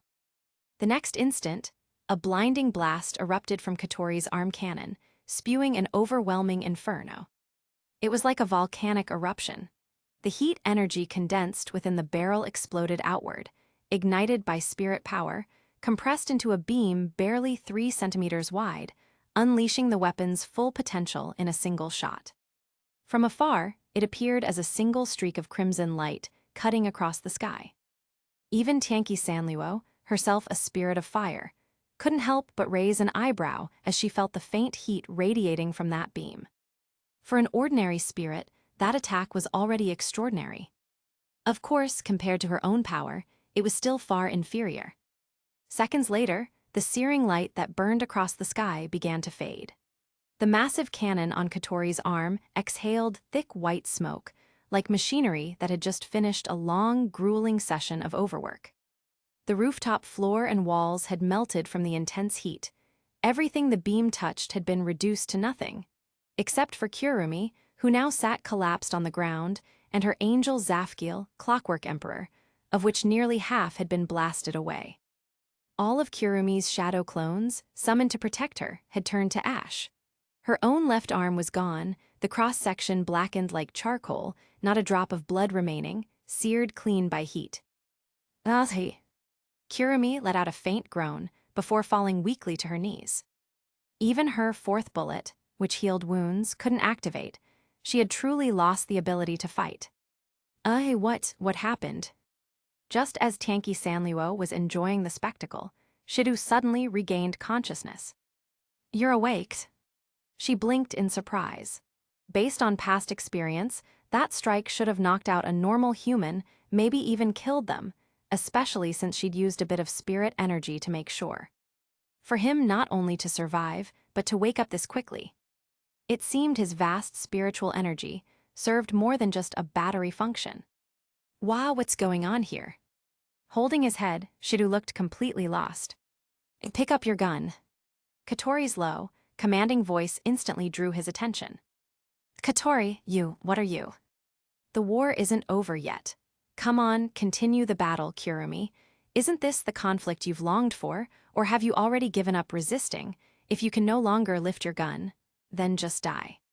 "Katori, what are you saying?" Realizing how wrong things were, Shidu rushed forward, grabbing her shoulders in panic. "If you keep attacking, Kurumi will die. The mission is to resolve things without killing the spirits, remember. You're the commander of." But no matter how he pleaded, Katori didn't react, not even slightly. When Tanky Sanliuo shifted her position to catch Katori's face from another angle, her brow twitched. She saw a pair of cold, twisted eyes gleaming with a demonic light, deep red and sparkling like rubies. If the girl hadn't been holding such an oversized cannon, she might have looked beautiful. But right now, the smile on her lips, a twisted, ecstatic grin, was that of a murderer lost in the thrill of killing. The more Tanky Sanliuo looked, the more it reminded her of her own expression back when she was killing to her heart's content. Is this the effect of her spirit crystal, or a side effect of her angel? That was her current conclusion. The flame spirit's crystal might be defective. The attack had certainly been powerful, but if this berserk state was the price, it was a poor trade. Strength gained at the cost of sanity wasn't worth much. "Hey, Katori." Shidu circled in front of her and froze. He saw her face, that same twisted, insane smile, and shivered to his core. If Katori unleashed that blast now? Realizing what was about to happen, Shidu broke into a run, straight toward Kurumi, who was still kneeling weakly on the ground. What the hell is that idiot doing now? Tanky Sanliuo's head throbbed. Every time Itsuka Shidu pulled a stunt like this, he managed to surprise her anew. "Kurumi." "Shido." Shidu spread his arms wide and stood before her, shielding her with his body. "Is this guy insane? Not only are you protecting someone who's tried to kill you countless times, you're using your human body to block an all-out attack from a berserk spirit. That's pure suicide." Tanky Sanliuo groaned, rubbing her temple. Meanwhile, Camel, Flaming Retribution Demon, had finished charging and was ready to fire. Chapter 36, The Gift. The moment Camel, Scorching Demon Slayer, let out its deafening roar. "Inahi." Katori, who had been wearing a strange, twisted smile, suddenly seemed to regain her senses. Seeing Shidu standing before her with his arms spread wide, her eyes widened in shock. "Brother, get out of the way." As she shouted, Katori forcefully lifted Camel, Scorching Demon Slayer, upward with her right hand. But it was already too late. Camel's attack had already been primed. Even Katori's desperate attempt to adjust the cannon's trajectory only managed to lift it slightly. The blast would still engulf the unarmed Shidu and the incapacitated Kurumi, reducing them both to ashes. This guy. By the time Shidu had rushed forward to shield them, Tanky Sanliuo had already clicked her tongue softly and called out her angel's name. "Polar ice burst." An icy spear materialized in her hand. Camel's attack was now about to erupt like a volcano.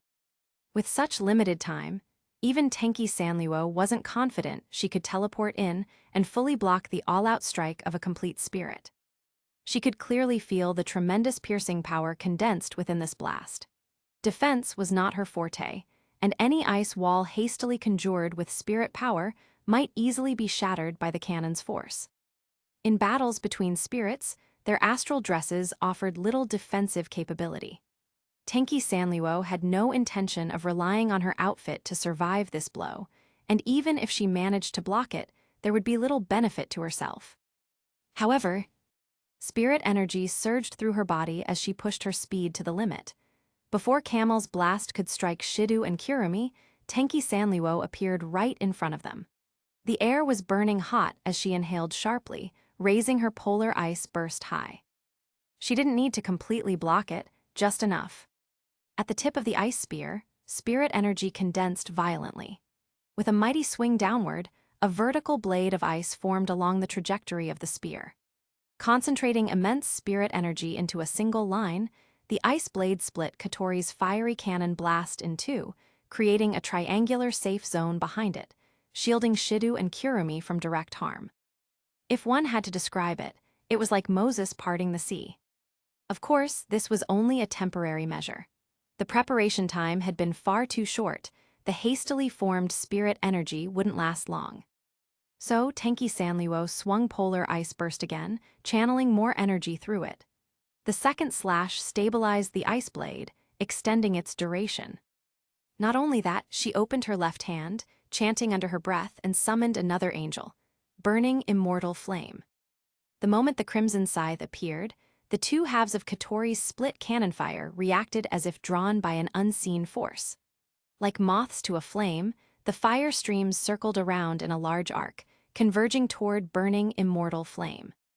Inside the overlapping zone of the ice blade's safe area and the swirling ring of fire, Shidu and Kurumi were untouched, aside from feeling unbearably hot.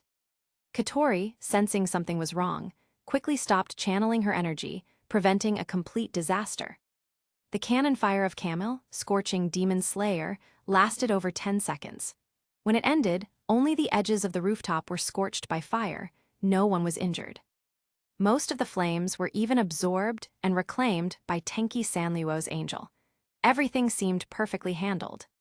But when Shidu saw the crimson light before him, he didn't look relieved at all. Instead, his eyes went blank as he fell into a long-buried memory. Burning, everything was burning. Every home was aflame. The entire town was burning. Katori, Katori. The roar of the flames filled the air, but Shidu ignored it, searching desperately for his sister. He walked down streets that looked like the entrance to hell, calling her name. Katori. Amid the flickering fire and scattered embers, Shidu saw a girl crying. She was dressed strangely, wearing a long-sleeved kimono with wide hems that suited her small frame. From her head sprouted a pair of horns tied with white ribbons. Flames danced all around her. But Shidu immediately recognized her. It was his beloved little sister. Katori. He dropped his school bag and ran toward her. Ooh's brother. Katori wiped at her tear-streaked face as she called out to him. But just as Shidu was about to reach her, the flames surrounding her suddenly surged violently. Seeing this, Katori's eyes filled with terror. Brother, don't come near me. Her tearful plea couldn't change fate. A wave of scorching heat exploded outward, blasting Shidu away. Brother. Tenki Sanliwo, having withdrawn her angels, turned around to check on Shidu, only to find him sitting limply on the ground, his eyes vacant, as if his soul had left his body. Seeing that, Tenki Sanliwo didn't hesitate. She slapped him hard across the face. Smack. Even though she held back, the power of a spirit sent Shidu flying 2 meters before he hit the ground. Brother. Katori, now fully back to her senses, rushed over to check on him. He's not dead, Tenki Sanliwo said flatly. Just seemed like his brain stopped working for a second. I helped him wake up. She then grabbed Kurumi's still functional right hand and pulled her up. You really don't know the meaning of mercy, do you, Miss Tenki? Kurumi said weakly. Cut the crap, you should be grateful you're still alive. As she spoke, Tenki Sanluo briefly examined Kurumi's injuries. Fortunately, nothing fatal, just temporarily incapacitating. However, her angel seemed to have been damaged by the flame spirit. The sections marked with Roman numerals I to VI had all vanished, a troublesome development. Katori. The slap had jolted Shido back to reality. He shook his head, looking up at his sister in her astral dress. Are you okay? I'm fine, it's just, I remembered something but my head hurts. He clutched his head in pain, grimacing as the headache intensified. All right then, Tenki Sanluo said curtly. Saving Shido this time, let's call it me giving you some face, Katori Itsuka. How's me? Katori turned, frowning in confusion. She didn't understand why Tenki Sanluo said she was giving her face. They had never even met before. Shido, Tenki Sanluo continued, take care of your sister. With that, she took a deep breath, casting aside the troubles of her past life, and prepared to leave with Kurumi. Alatilda Miss Tenki, please wait. Kurumi's expression turned complicated. Struggling slightly, she freed herself from Tenki Sanluo's grip and walked, step by step, toward the still dazed Shido. What are you doing? Tenki Sanluo asked. Kurumi, what are you planning? Katori demanded, wary. If Kurumi intended to fight again, Katori was more than ready to oblige. Miss Katori, I'm not going to devour Mr. Shido, Kurumi said softly. I just want to give him a small gift as thanks for trying to protect me. Under Katori's vigilant gaze, Kurumi approached Shido. Though Katori didn't know what Kurumi intended, she couldn't bring herself to harm an already powerless spirit. After all, Ratatasker's doctrine was to resolve things peacefully whenever possible. Kurumi, you're... Mr. Shido, this is my little gift. As she spoke, Kurumi leaned in close.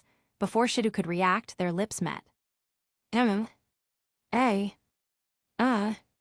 Shido, Tenki Sanluo, and Katori all reacted nearly the same way, utterly dumbfounded. Katori even thought for a moment that Kurumi's seal might have succeeded. Thank you, Mr. Shido, Kurumi said softly after parting from him.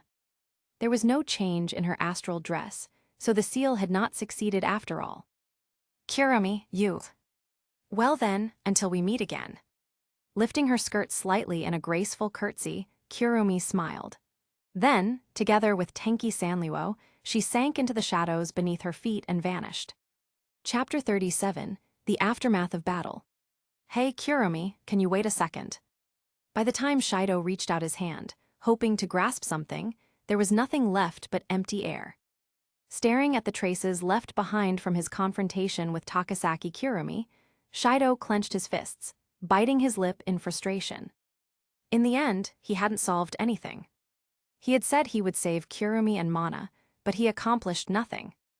Not only were Kurumi and Mana seriously injured, but Origami, Toka, and everyone at school got dragged into the mess as well, and he still failed to seal Kurumi's power. Even Katori's final attack was blocked by Tenki Sanluo. Shido himself did absolutely nothing. Wait, Ah's right, Katori, you.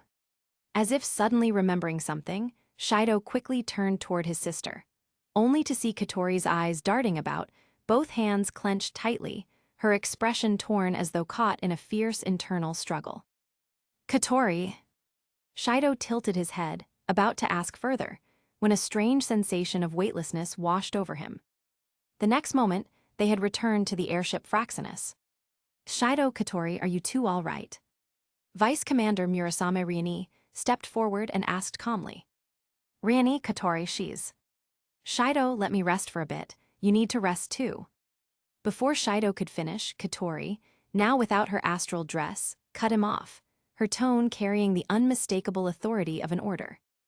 No, Katori, Riani, take Shido to rest. Understood.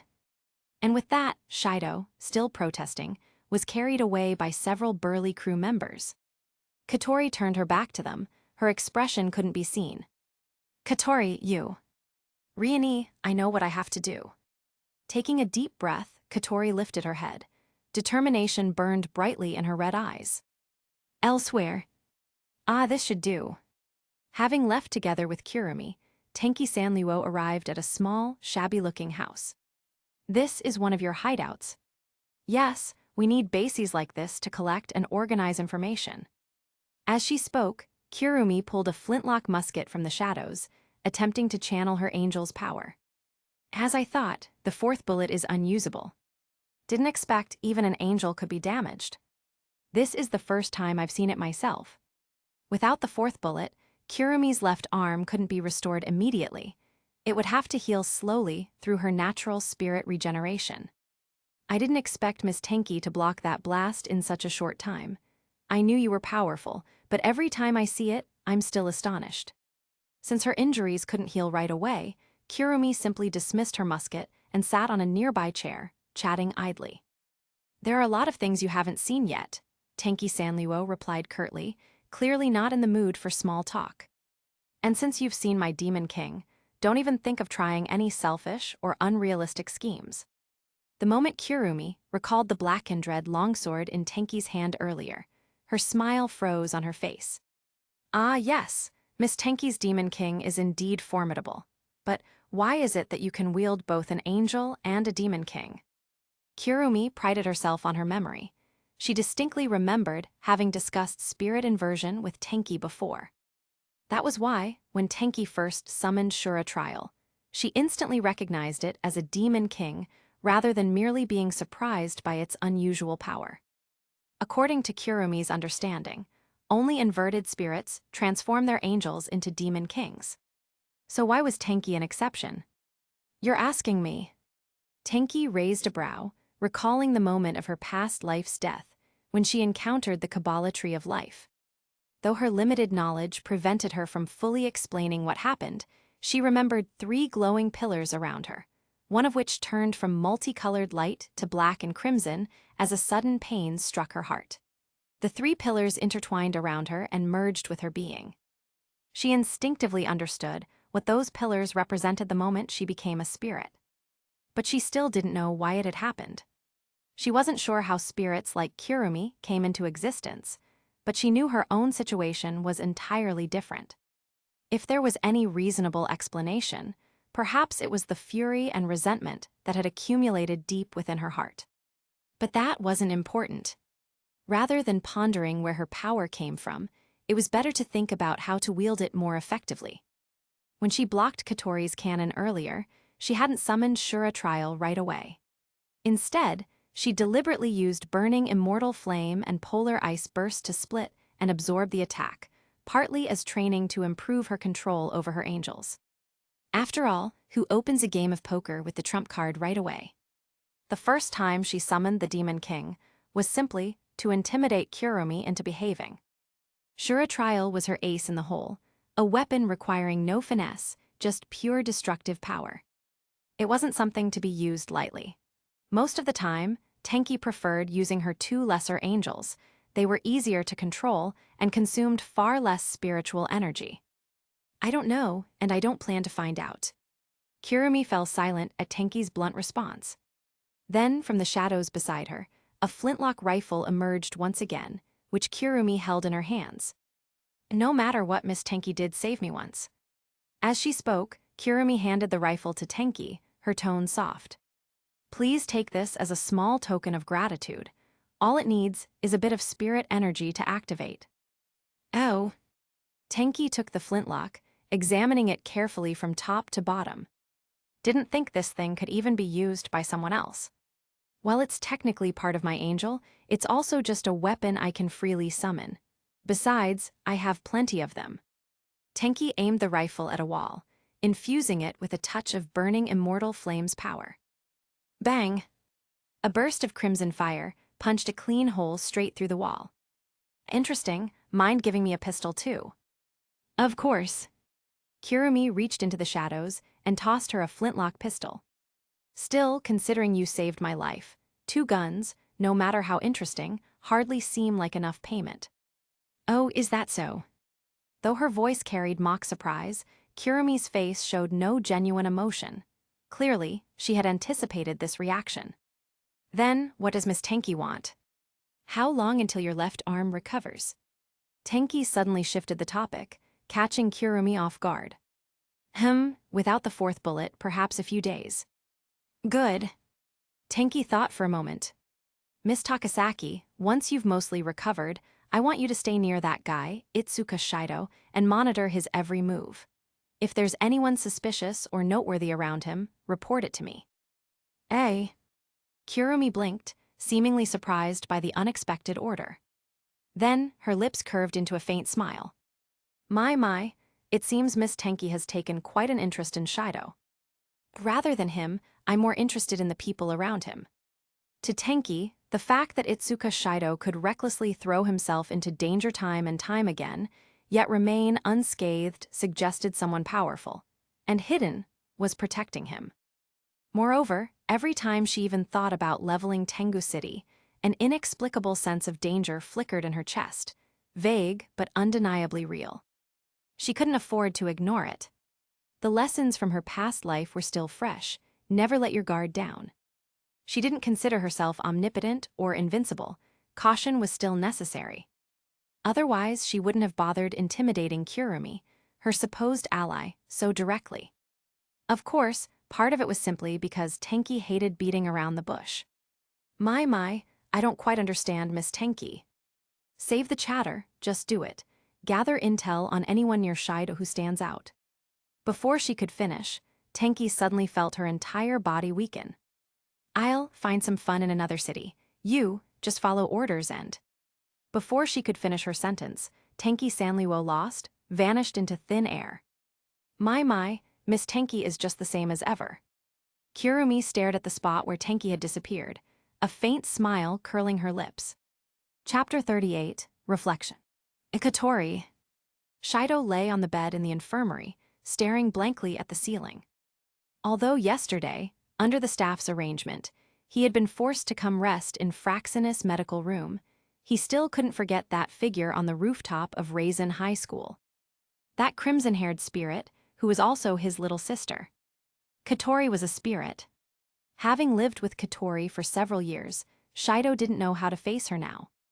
And those memories that surfaced in his mind also greatly disturbed him.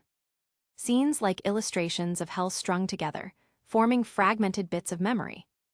Even so, those fragments contained a great deal of information, so much that every time Shido tried to recall them, he wished he could uncover everything at once. But each time he tried to recall the details, a splitting headache would force him to stop. Katori, just what are you?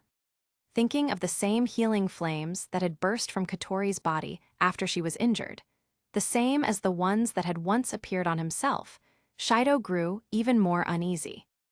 That could only mean one thing: he had once sealed Katori's powers as a spirit. Perhaps that was why Katori had been so calm before, letting him face spirits directly. And the time that sealing took place was likely 5 years ago, during the Great Fire. All the details of that sealing were probably hidden within those fragmented memories. Oh, damn it. The more he thought, the more his head throbbed. Shido slammed a fist on the bed, took a deep breath, and forced himself to calm down. Ishida.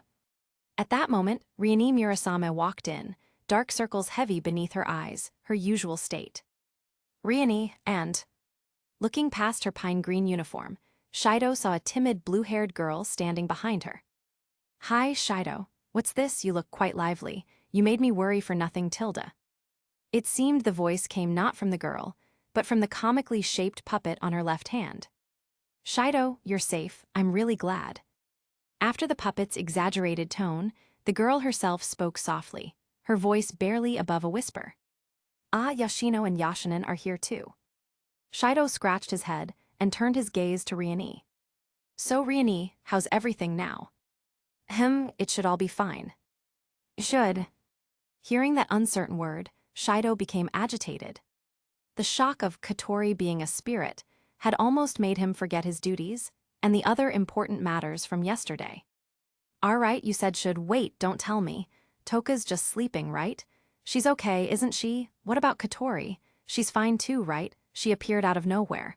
And what was with her appearance anyway? And Origami? She was injured pretty badly, wasn't she? Calm down, Shido. Even as Riani said this, Shido couldn't control his emotions. Or rather, if Shido didn't get agitated like this, he wouldn't be Shido. Right, Mana, what about Mana? She's fine too, right? She must have received proper treatment, and what about everyone at school? Raisin High was completely frozen by Tenki. They're all okay, right, everyone? Before he could finish, Shido suddenly stopped speaking. Or rather, was made to stop. Riani had wrapped her arms around Shido's head, pressing it into her chest. MMPH. All of Shido's attention was stolen by the warm, soft sensation against his face, and he temporarily abandoned all his questions. There, calm down. Like soothing a child, Riani gently stroked Shido's hair until he settled down. Only when Shido lightly patted her arm did she release him. Feeling calmer now. Yeah. Shido gasped for breath and looked up at her. Meanwhile, behind them, Yashino covered her flushed face with her hands, but still peeked through her fingers, having seen the entire scene. Don't worry, everyone's safe. As far as I know, no one lost their life. Riani glanced at Shido and continued. Origami, Tobiichi, and Mana Takamiya were taken away by ASD members who arrived later. They should have been sent to the JSDF's Tengu Hospital for treatment using manifestation equipment. As for Toka, though injured, she's in good condition. She's been fussing about wanting to take care of you, even though she's not fully recovered yet. As for the others, though Tenki froze Raisin High School and everyone inside, it didn't cause any fatalities. After being thawed, there were no serious problems. Aside from catching a slight cold, they just need some rest. Don't worry, everyone's okay. In the end, it's still like this. Shido clenched his fists, biting his lip, as if blaming his own weakness. In the end, he hadn't solved anything. He had said he would save Kurumi, save Mana, even save Tenki, but because of his own helplessness, he accomplished nothing. Tenki aside, Kurumi and Mana were both gravely injured. Origami and Toka were caught up in the battle. Even the teachers and students at school were involved. And in the end, he still failed to seal Kurumi's power. Damn it. Shido cursed in frustration and slammed the bed again. Shido, you've already done your best. Don't be so hard on yourself. But still, all of this No one anticipated Kurumi's abilities, and everyone was wary of Tenki, who was watching from the sidelines. In fact, having two spirits appear at once and still causing no casualties in Tengu City, that's already something to be grateful for. This isn't the end. There will be more chances. You'll have opportunities to talk with Kurumi again. Shido fell silent. He recalled what Tenki had said to him on the rooftop yesterday. Looks like the only hard thing about you is your mouth, stubborn to the end. Those words were harsh, and throughout the entire fight, Tenki had never once looked at him with respect. Perhaps unable to accept that the first Kurumi had been persuaded by him, Tenki had directly used her angel to destroy her. From her perspective, he was a powerless fool, spouting empty ideals without the strength to back them up. At first, Shido had thought Tenki was simply a twisted, lost soul, and hadn't taken her words seriously. But now that he'd calmed down and thought carefully, Tenki's words weren't entirely wrong. He was too weak. When Toka, Origami, Mana, and Kurumi were fighting, he couldn't do anything, only watch as Kurumi defeated them one by one. Even though he carried the powers of several spirits within him, Shido's strength was still that of an ordinary human. More often than not, he had to rely on Toka and the others to protect him. If the spirits still had to fight even after being sealed, then what difference did sealing them make? Worse yet, since their power was sealed within him, they couldn't even unleash their full strength with their astral dresses. Otherwise, Toka wouldn't have been defeated so easily by Kurumi yesterday. Thinking that far, Shido felt even more frustrated. Why couldn't he be just a little stronger? If he were stronger, could he have protected Kurumi when Tenki tried to kill her? Could he have shielded Toka and the others from harm? Could he have protected Kurumi even when Katori attacked? He didn't know the answers. He only knew one thing. If he stayed this weak, he would only keep dragging everyone down and cause more needless suffering. Before, he had thought that sealing spirits and keeping them from being detected by ASD's spirit sensors would be enough. Now, he knew, without real strength, he couldn't protect the spirits he had already sealed from the pressures closing in on all sides. And if he wasn't strong enough, Tenki would never take him seriously, let alone allow him to save her. Of course, that could wait. That wasn't the main issue now. "Riani, can you take me to see Katori?" "Of course, no problem." Sensing the intense emotions swirling in Shido's heart, Riani's eyelid twitched slightly. Chapter 39, The Lost Memories. Shido walked along the narrow corridor of Fraxinus. Halfway through, he frowned. He had assumed they were heading toward the bridge as usual, but Riani had suddenly changed direction midway. Normally, Katori should be on the command bridge of the airship. After walking for several more minutes, they stopped in front of a thick, heavy door, like the kind used for a bank vault. "Here we are."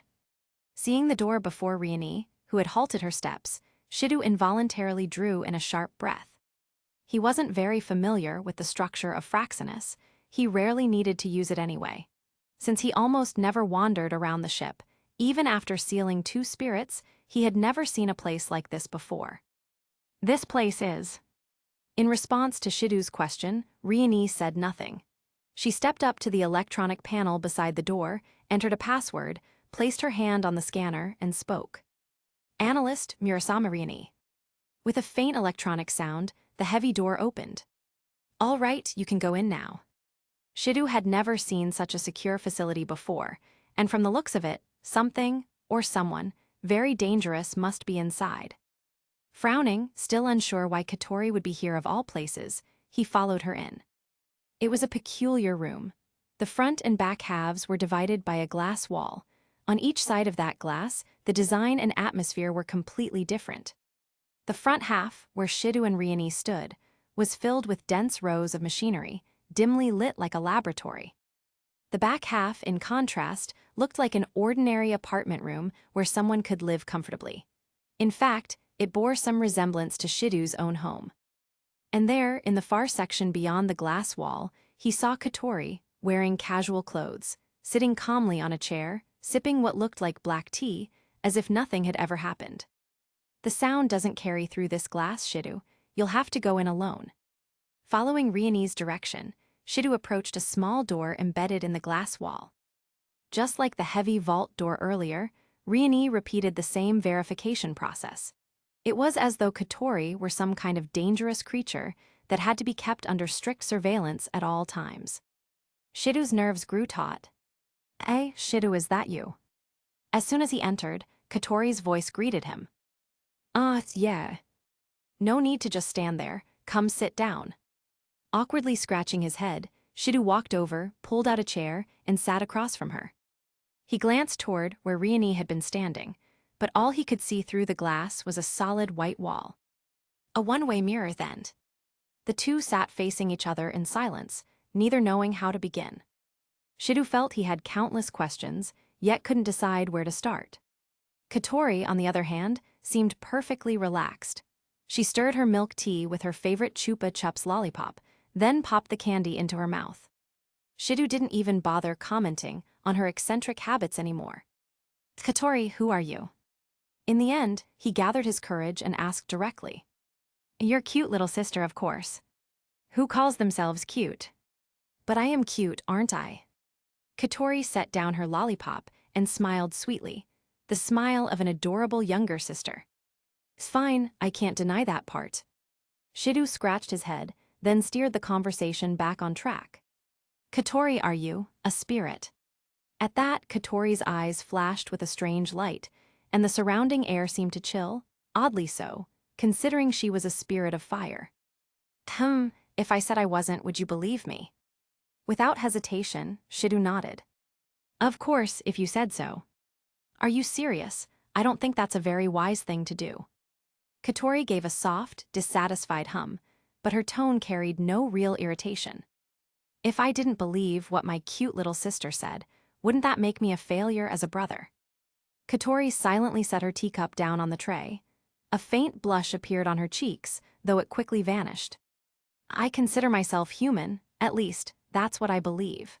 HMPH, though no matter what kind of spirit power detection equipment they use, it would still classify me as a spirit. Shidu opened his mouth, but couldn't find any words. I was born human, born into the Itsuka family. That much is undeniable, but 5 years ago, I became a spirit. Shidu was dumbfounded. Katori had never mentioned this before.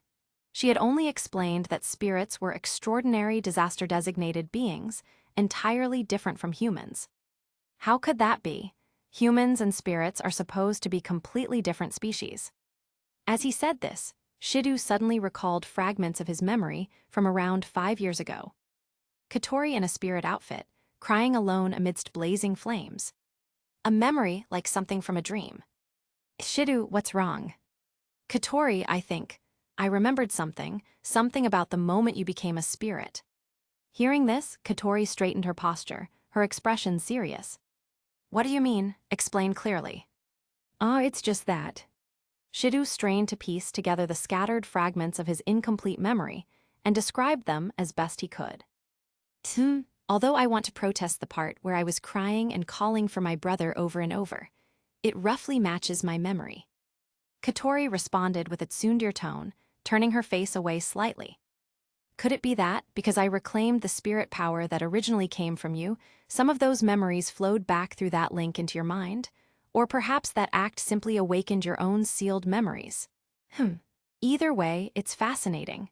Wait, hold on, I just thought of something. Katori suddenly waved toward the one-way glass, signaling Riani. A moment later, Riani entered the room and handed Katori a laptop. Katori, Shidu tilted his head in confusion. Shidu, look at this.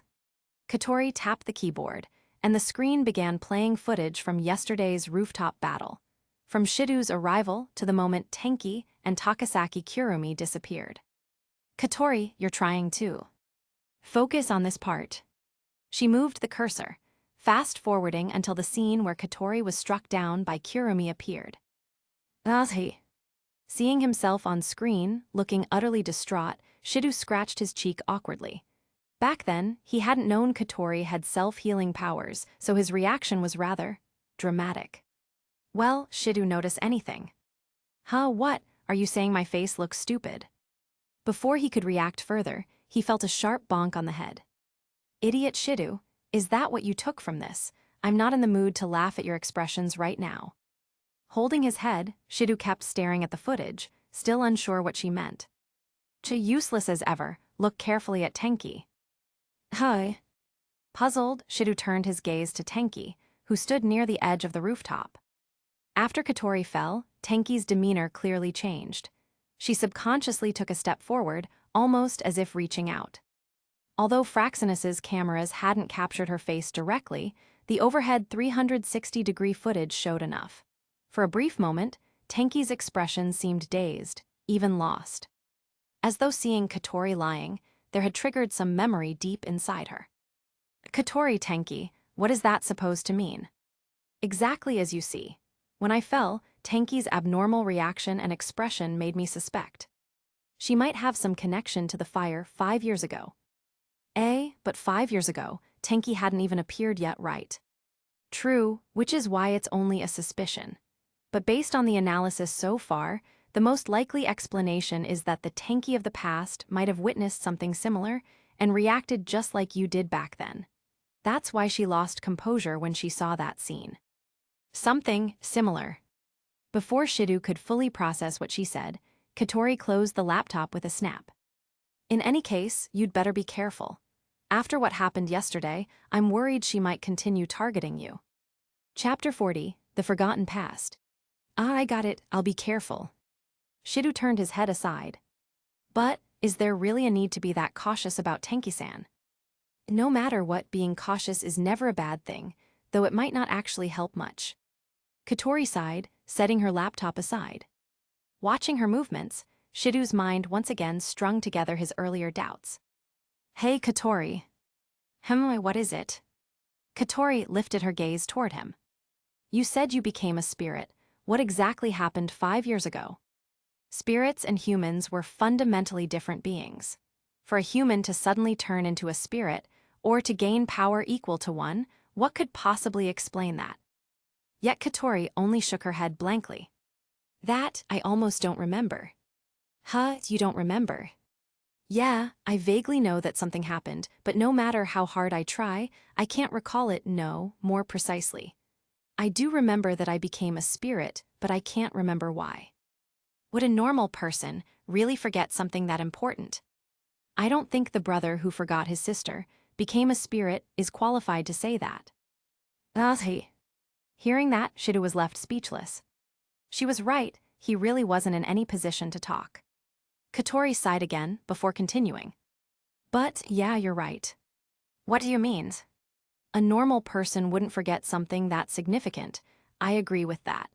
Shidu's case is a bit of an exception, but as for me, how could I possibly forget something that overturned my very existence?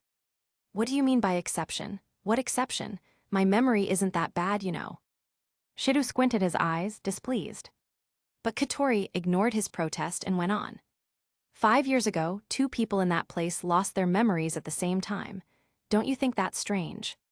Huh, Katori, are you saying? For example, what if someone erased our memories? Why? Someone erased their memories. Hearing such an unpleasant theory, Shidu frowned. If one used manifestation devices, or a spirit's angel with limitless potential, then, yes, it was possible.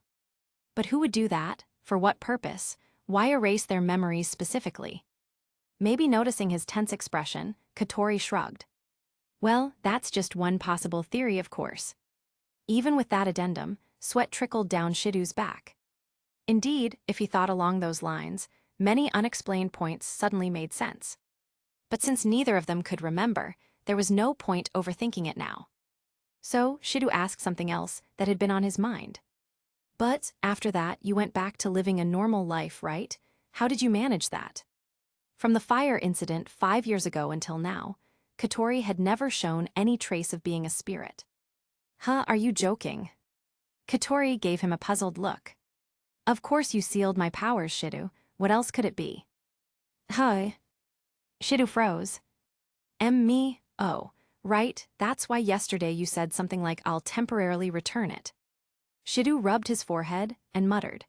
The needle-like headache he'd felt when he saw Katori in her astral dress surfaced again. No matter how hard he tried, he couldn't recall the details of that event. His memories refused to return. That's right, after you sealed my powers, found me. And then I learned about what's really happening behind the scenes of this world, the secret movements of the various forces and the existence of spirits. That's why I decided to save them. Shidu had nothing to say. That's also why I chose you, Shidu, as the one who would convince the spirits.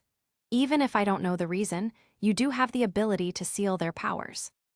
No wonder, it all made sense now. When he had first boarded the airship Fraxinus, Shidu had wondered how Ratatosker even knew about his ability to seal spirits. But now it turned out he had already used it 5 years ago on his own sister. And thinking of his own healing flames, everything fell neatly into place.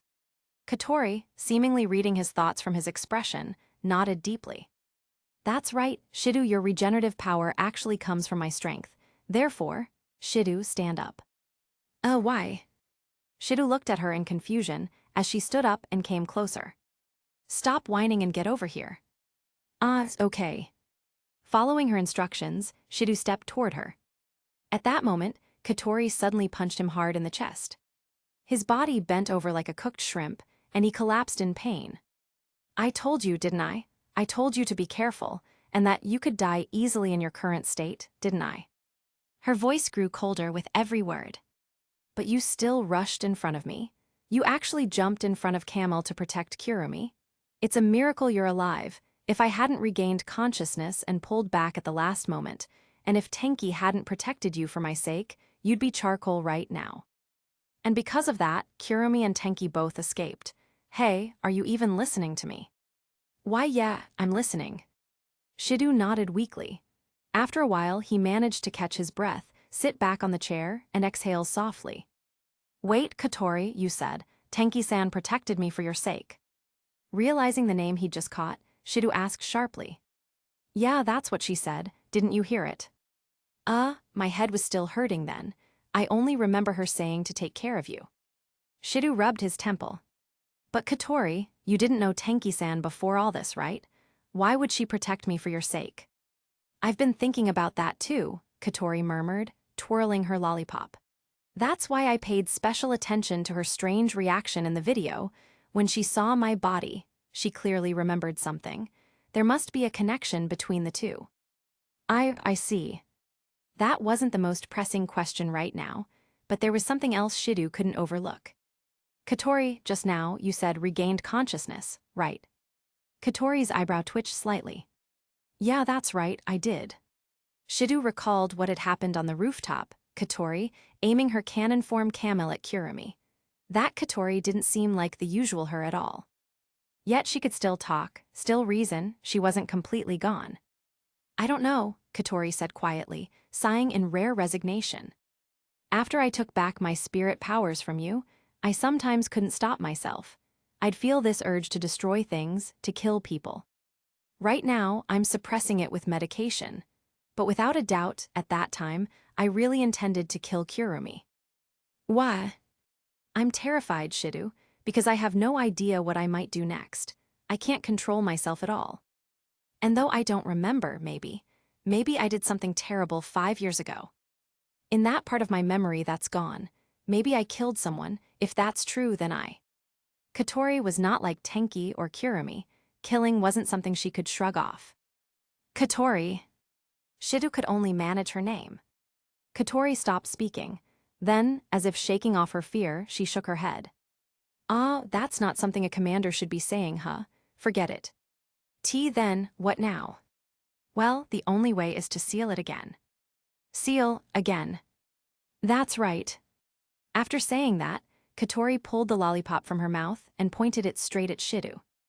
You must make me fall in love with you. Chapter 41, Chapter 10, 2 days. You must make me fall in love with you. Why, what? Upon hearing Katori's words, Shidu froze in place. You said I have to make you fall in love with me. What does that even mean? Shidu asked in confusion. Katori popped another double sugar candy into her mouth, shrugged lightly while picking up her teacup, and spoke as if nothing had happened. It's the same as with Toka and Yashino. There's only one way to seal a spirit's power, right? So that means... Shidu swallowed hard. Having already sealed 2 spirits, he naturally understood what that meant. Go on a date, deepen her affection, and then in the end. His gaze involuntarily drifted toward Katori's lips. It wasn't because Shidu harbored any indecent thoughts toward his sister, though, honestly, Katori probably wouldn't have minded. Because the way he sealed Toka's and Yashino's powers before was. Bang! At that moment, a sudden sharp noise broke through the silence. Startled, Shidu's whole body trembled. It turned out that the teacup Katori was holding had slipped from her hand. The white ceramic cup shattered on the floor, and the milk tea that was half drunk spilled across the ground. Katori, are you okay? Did you hurt yourself? Frowning, Shidu quickly rushed forward to help her up, concern written all over his face. Katori lowered her eyes, panting heavily, and shook her head. I'm fine, don't mind it. After saying that, as if trying to avoid Shidu's gaze, she gripped her right hand, the one that had dropped the cup, with her left and hid it under the table. You're telling me not to mind it. How could anyone not mind that? Anyone with eyes could tell something was wrong. I said I'm fine, I'm just a bit tired. Can you leave me alone for a while? Katori, as always, was being stubborn and tsundere. No, that's not okay. Come on, show me your hand. Maybe you cut yourself. Shidu. Just as Shidu reached out to grab Katori's right hand under the table, the sound of the door opening came from behind him. He turned around and saw Riani entering with a black bag in her hand. Riani, what's going on? Sorry, that's all for today. Please head outside for now. But Katori's condition. I'll take care of her. Now hurry and go out, don't disturb Katori's rest. As Riani spoke, Katori lowered her head and gave a small nod. All right. Since they both insisted, Shidu couldn't push further. He turned and left, though he still glanced back worriedly at Katori before walking out. At that moment, he noticed something strange. the one-way glass wall that had allowed him to see inside earlier had turned opaque, completely blocking the view of what was happening inside. A few minutes later, Riani came out from the room and returned to where Shidu was waiting. "Riani, Katori, is she?" "She's fine, you don't need to worry. At least for now, she's out of danger." You said for now." Riani sat down on the nearby chair and lowered her eyes. "Katori set the time limit, 2 days from now." "Eh?" Shidu blinked, unable to process what she meant. 2 days from now, on June 22nd, you'll need to go on a date with Katori." "What's that kind of thing? I mean, I was sort of prepared for it, but why 2 days later?" "Because there's no other choice. Within 2 days, Katori likely won't be able to keep her sanity while bearing her spirit power any longer." At Riani's words, Shidu's face turned pale. "Doubly, what do you mean?"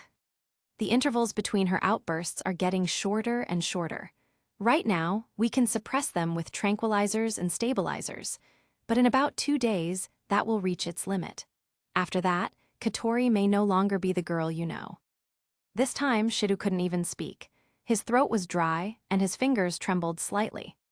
A crisis had appeared, sudden without any warning. In other words, if Katori passes that day, June 22nd, she might become like Takasaki Kurumi, or worse, like the 3 Falls of Apocalypse Tenki Sanryuo. This was bad, extremely bad. Riani, as expected of Fraxinus's chief analyst, hit the mark directly, illustrating the severity of the situation by comparing Katori's condition to the spirits they had encountered before. For Shidu, there were only 2 short days left. If he couldn't seal Katori's power in time, she would lose herself completely. And then, just imagining the city of Tengu engulfed in flames and corpses made his blood run cold. Then, shouldn't we start immediately?" "Oh, we can't." Riani placed a hand under her chin, as if thinking, then sighed as though she had resigned herself. "Though yes, that would normally be the correct move." "Eh?" Shidu didn't understand. "But it would be too reckless. I already told you, her condition is being managed by medication. We have to wait until her state stabilizes." "But in 2 days." "That's exactly why that day is the only possible time. You have to be prepared. If you fail the day after tomorrow, there will be no way to bring Katori back." "Ahi." Shidu bit his lip hard. Once again, he had caused trouble for Katori. If only he were stronger. Perhaps everything could have been different. Katori wouldn't have needed to reawaken her spirit powers. He thought about it again and again. It was all his fault. Riani sighed softly and turned toward the control console. "Anyway, leave this to me for now. Shidu, go check on Mana's condition. If you leave now, you should make it in time for visiting hours at the hospital." Riani gestured toward the door, as if to usher him out. "Be but Katori. I'll take care of her. Please, just do as I say for now." Normally, Shidu would have left quietly. But this time, his fists clenched tightly on their own. This was his fault. Because of him, Katori had to regain her spirit power again. If he wanted to prevent something like this from happening again, he had to. Having made up his mind, Shidu turned toward Riani with determined eyes and said, "Riani." Shidu." Riani raised an eyebrow, surprised by his tone. "I want to know, can I use one of the CR units that ASD uses?" A manifestation device. It was, in Shidu's mind, the fastest and most practical way to gain strength. Even though he had massive spirit energy inside him, Shidu was still human and couldn't freely manipulate it in battle. But if he could borrow the power of a CR unit? After all, the unit's territory field functioned similarly to spirit energy. In theory, with a CR unit, Shidu believed he could channel the spirit power within him and achieve some combat ability. "Shidu, what are you saying?" Riani put down what she was doing, visibly surprised. "I want to become stronger." "Is why?" "Because I don't want Toka or Katori to keep fighting for my sake, using their reversed spirit powers. I don't want to drag everyone down while they're risking themselves to protect me. I don't want to just stand by and watch everything fall apart. That's all." Shidu took a deep breath, trembling as he spoke. "Shidu, I don't think that's a wise choice." After a moment of surprise, Riene's expression returned to calm neutrality as she resumed operating the console. Riene, your mission isn't to fight, but to save the spirits. Even if you possess spirit energy, you probably can't use a CR unit. It would place a tremendous strain on your brain. The spirit energy inside you already burdens your body enough. If you add a manifestation device on top of that, things could get much worse. Her eyes wavered slightly as she said this, though Shidu didn't notice. All right, I understand. After saying that, Shidu turned and walked toward the door. Chapter 42, The Storm Rises. After Shidu quietly closed the door without making a sound, he shifted his gaze to the corridor and started walking forward. This was a hospital corridor. Considering the patient's emotional state and safety, one was supposed to walk slowly here. However, as if to vent the tangled emotions that had nowhere to go, Shidu's pace unconsciously grew faster and faster. He pressed a hand against his chest to suppress the violent pounding of his heart, his footsteps echoing sharply through the otherwise quiet hall. Earlier, he had come to this hospital intending to visit his sister, Takemiya Mana, whom he had never met before. But he unexpectedly learned that she was undergoing special treatment and could not receive visitors. Just as Shidu was about to leave in disappointment, he happened to run into Origami, who was also injured. Unable to withstand her persistent pleading and pestering, Shidu escorted her back to her room. Thanks to his quick reflexes and skilled evasive maneuvers, he barely managed to escape in one piece. However, what truly weighed on Shidu's mind was what Origami said just before he left her room. About what happened yesterday. I want you to tell me what happened after the battle with Takasaki Kurumi. There should have been another spirit who appeared in the sky, a spirit wearing a kimono-like astral dress, one who controls fire. What Origami was talking about could only be Katori. 5 years ago, a massive fire broke out in the residential district of Nankamachi. Before my very eyes, that fire burned my parents alive. The spirit who controls flames was the one who caused it. Shidu avoided the topic and awkwardly brushed it off with poor acting, managing to escape somehow. Eventually, Shidu, who was walking quickly toward the exit, suddenly stopped when he felt his phone vibrating in his pocket. Only then did he remember that he had forgotten to turn it off upon entering the hospital. After hurriedly stepping outside, he took out his phone and pressed the call button. Hello. Hello, Shidu. Riene. Since he had answered so hastily, Shidu hadn't checked the caller ID, but judging from the drowsy tone of voice and the familiar way of addressing him, he instantly knew who it was. Yes, you've already gone to visit Mana, haven't you? Yeah, well, I suppose you could say that. That's an unclear answer. Well, actually, she seems to be undergoing treatment right now, so visitors aren't allowed. Oh, is that so? After saying that, for some reason, Riene let out a slightly displeased murmur, something rare for the usually expressionless analyst. What's wrong? No, it's nothing. More importantly, Shidu, can you come back to Fraxinus for a bit? It's about Katori. The moment Riene spoke that name, it was as though a fishbone had gotten stuck in Shidu's throat. He couldn't utter a sound. The image of Katori he had seen before leaving Fraxinus, and Origami's words from moments ago, churned in his mind, making him feel that things were taking a turn for the worse. Katori, what happened to her? It's probably not as bad as you're thinking. After some discussion, we decided to hold a strategy meeting. A strategy meeting. Shidu, making Katori fall for you will be quite a challenge. However, this time, we have an overwhelming advantage, one that we didn't have when we were dealing with Toka or Yashino. An advantage. Shidu thought for a moment and immediately understood what she meant. After all, Katori was his sister, someone who had lived with him for years. Exactly, the reason is simple. Unlike the other spirits who suddenly appeared with no background information, this time our target has spent years by your side.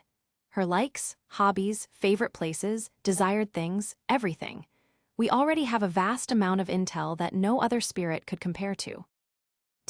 That's true. Riene was right. Although Katori in her commander mode was not an easy girl to deal with, especially when she blackmailed him using his embarrassing past, The detailed information they had about her far surpassed that of any other spirit. In a sense, she was the easiest target to plan a strategy for. Therefore, we've decided to gather all the crew members who are familiar with Katori to discuss the date plans scheduled for 2 days from now. That's what the strategy meeting is about. We'd like you to attend, Shidu. Since it concerned his sister's well-being, he had no reason to refuse. Shidu nodded firmly. I understand. I'm not sure how much help I can be, but please let me assist. Thank you. Fraxinus will send for you soon. Could you head home first? All right, I understand. Oh, right, Riani. Just as he was about to take a step forward, something Origami had said flashed through his mind. What is it? Nothing. I see, then see you soon. Riani hung up. Shidu wordlessly ended the call and slipped his phone back into his pocket before walking forward with heavy steps. He didn't say it. Because right now, he still knew nothing about what had truly happened 5 years ago. He couldn't speak carelessly. If Katori were to find out, no matter what, regardless of whether Katori had truly caused Origami's parents' deaths 5 years ago, Shidu's current mission was clear. He had to make Katori fall for him and seal her spirit power. Shidu. When Shidu arrived on board Fraxinus via the teleportation device, Riani and Toka were already waiting for him in the transport room. Oh, isn't that Toka? You're awake. Before Shidu could even finish his sentence, Toka suddenly threw herself at him. Yua. Caught completely off guard, Shidu froze as Toka wrapped her arms tightly around his neck and hugged him with all her strength. Shidu, you're okay, I'm so glad. Yeah, thanks to you. Shidu smiled wryly and patted Toka's shoulder, urging her to let go. Toka's strength was simply too much for him to handle. Okay, Toka replied, nodding. However, just as she began to release him, her brows furrowed in puzzlement as she leaned closer to Shidu's neck again. Maintaining that posture, she sniffed repeatedly, as if trying to identify a certain scent. What is it, Toka? No, I just smell something really annoying. How should I put it? It's a nice smell, but the more I smell it, the angrier I get. Ah, that's it, it smells like origami. Toka said this with a tight, serious expression. Such an amazingly sharp sense of smell. Shidu's heart skipped a beat. Though Toka could be a bit of an airhead, when it came to weird instincts like this, she was second to none. It must be your imagination. Really? Yeah, maybe. There's no way Shidu would have origami's scent on him, unless he did something like betray me for that woman. All right, no way that would happen. Cold sweat trickled down Shidu's forehead. Fortunately, Toka's intelligence wasn't her strong point, so she didn't catch his nervous fumbling. If she found out, he had gone to the hospital and gotten that close to origami. Sandalpin Havenhelev, final sword warning. We should get going now, Shidu. Riani, who had been quietly watching from the side, swayed slightly as if sleep-deprived and spoke up. Her timely words saved Shidu completely. He gave her a grateful look. Yes, sorry. Good, then follow me.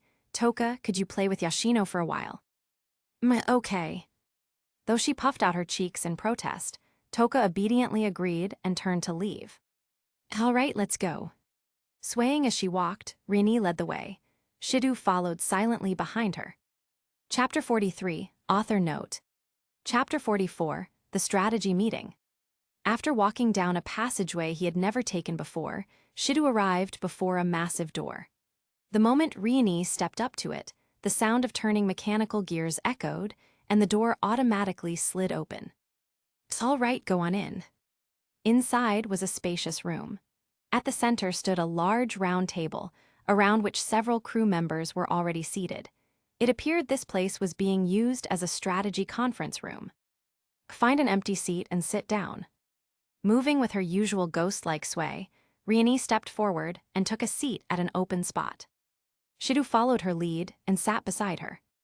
When he glanced at his side, he saw a small LCD screen and a keyboard set up there. It looked like every seat was equipped with a simple control console. Then, the man sitting at the far end of the table cleared his throat loudly and stood up with vigor. Kaminuzuki Kyoyuhei, the vice captain of the airship Fraxinus, and vice commander of the Ratatosker Tactical Unit. With Katori currently detained in the isolation ward, he was effectively the highest-ranking officer on the ship. Everyone's here, right?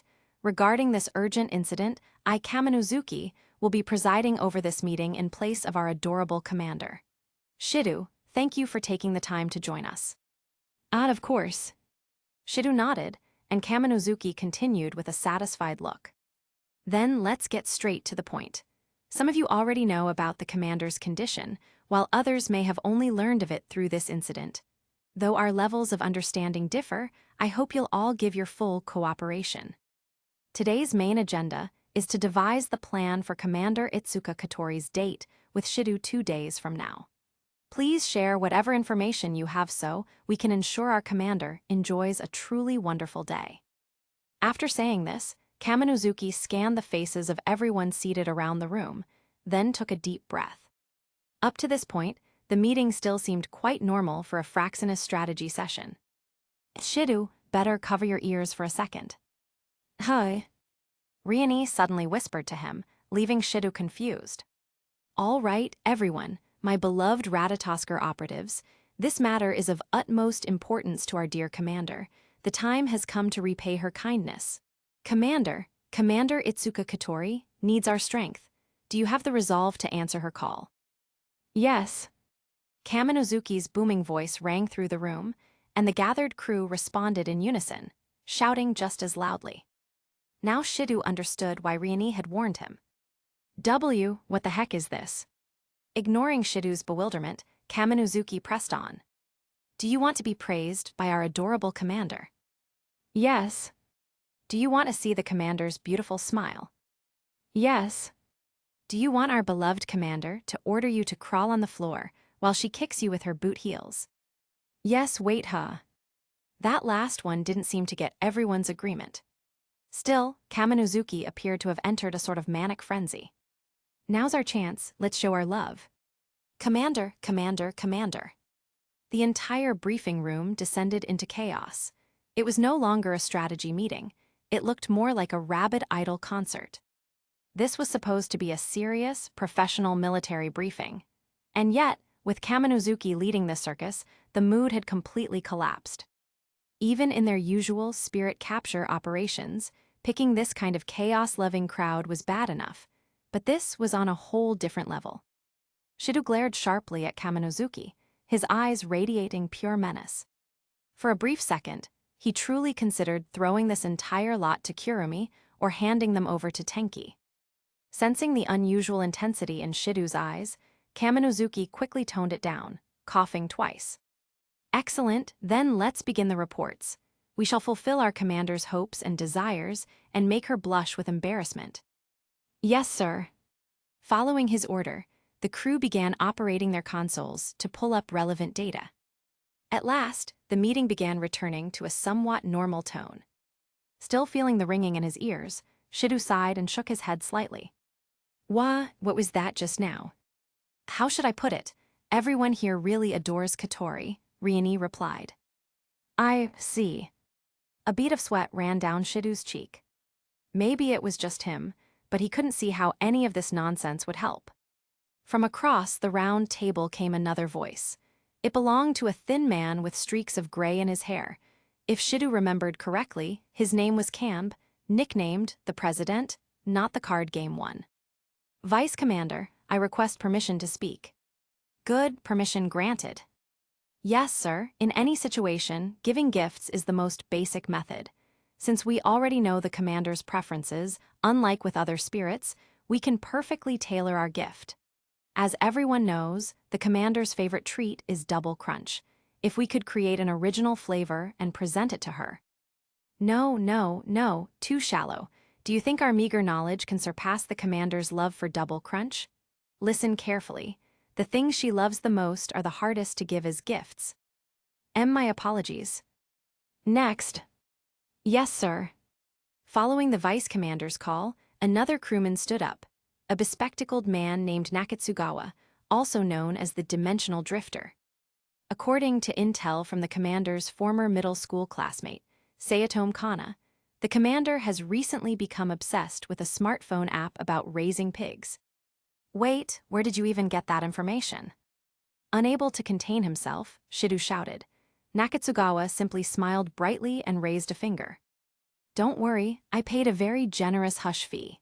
And to protect Ratatosker's secrecy, I played my role perfectly, as a perverted stalker who wants to date little Katori. What kind of role is that? Shidu grabbed his head in disbelief. Then, another middle-aged man, Kawago, rapid burnout type, stood up. Vice Commander, I wish to make a statement. Excellent, I'm looking forward to it. Yes, sir. Shidu realized he had made a mistake. He should never have expected these so-called professionals on the Fraxinus, who did nothing but cause trouble, to provide any meaningful assistance.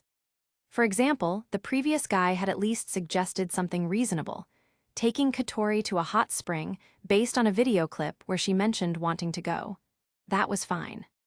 But once the word mixed bathing came up, everyone lost their composure.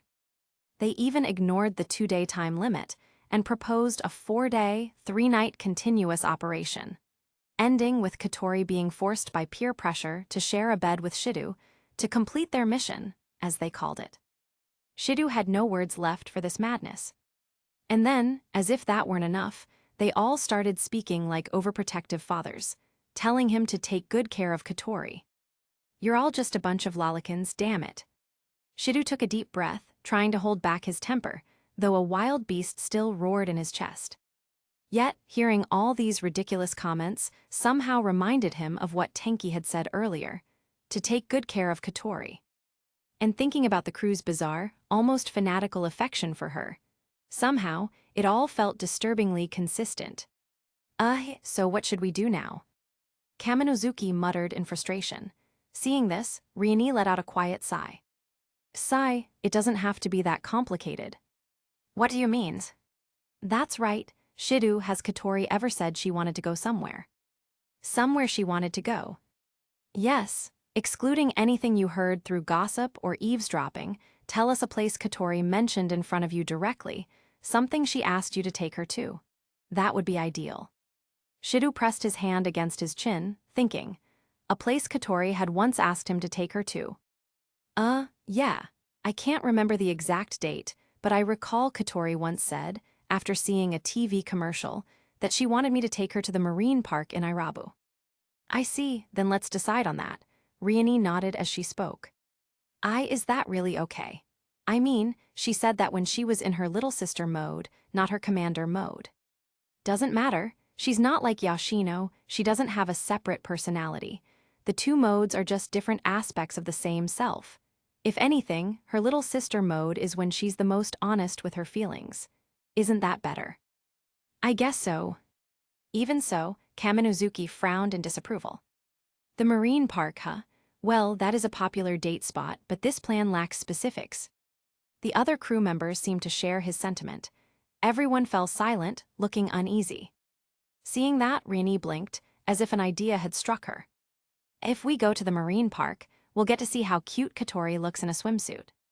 At that single remark, the entire room gasped collectively.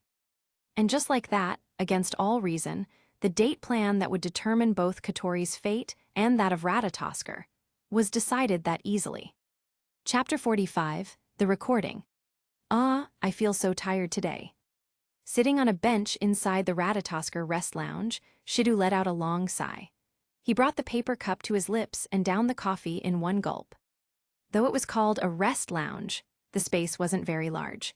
It was just an alcove along the hallway wall with a few types of vending machines, all free, 2 benches placed nearby, and a couple of tall potted plants. A very plain, simple area.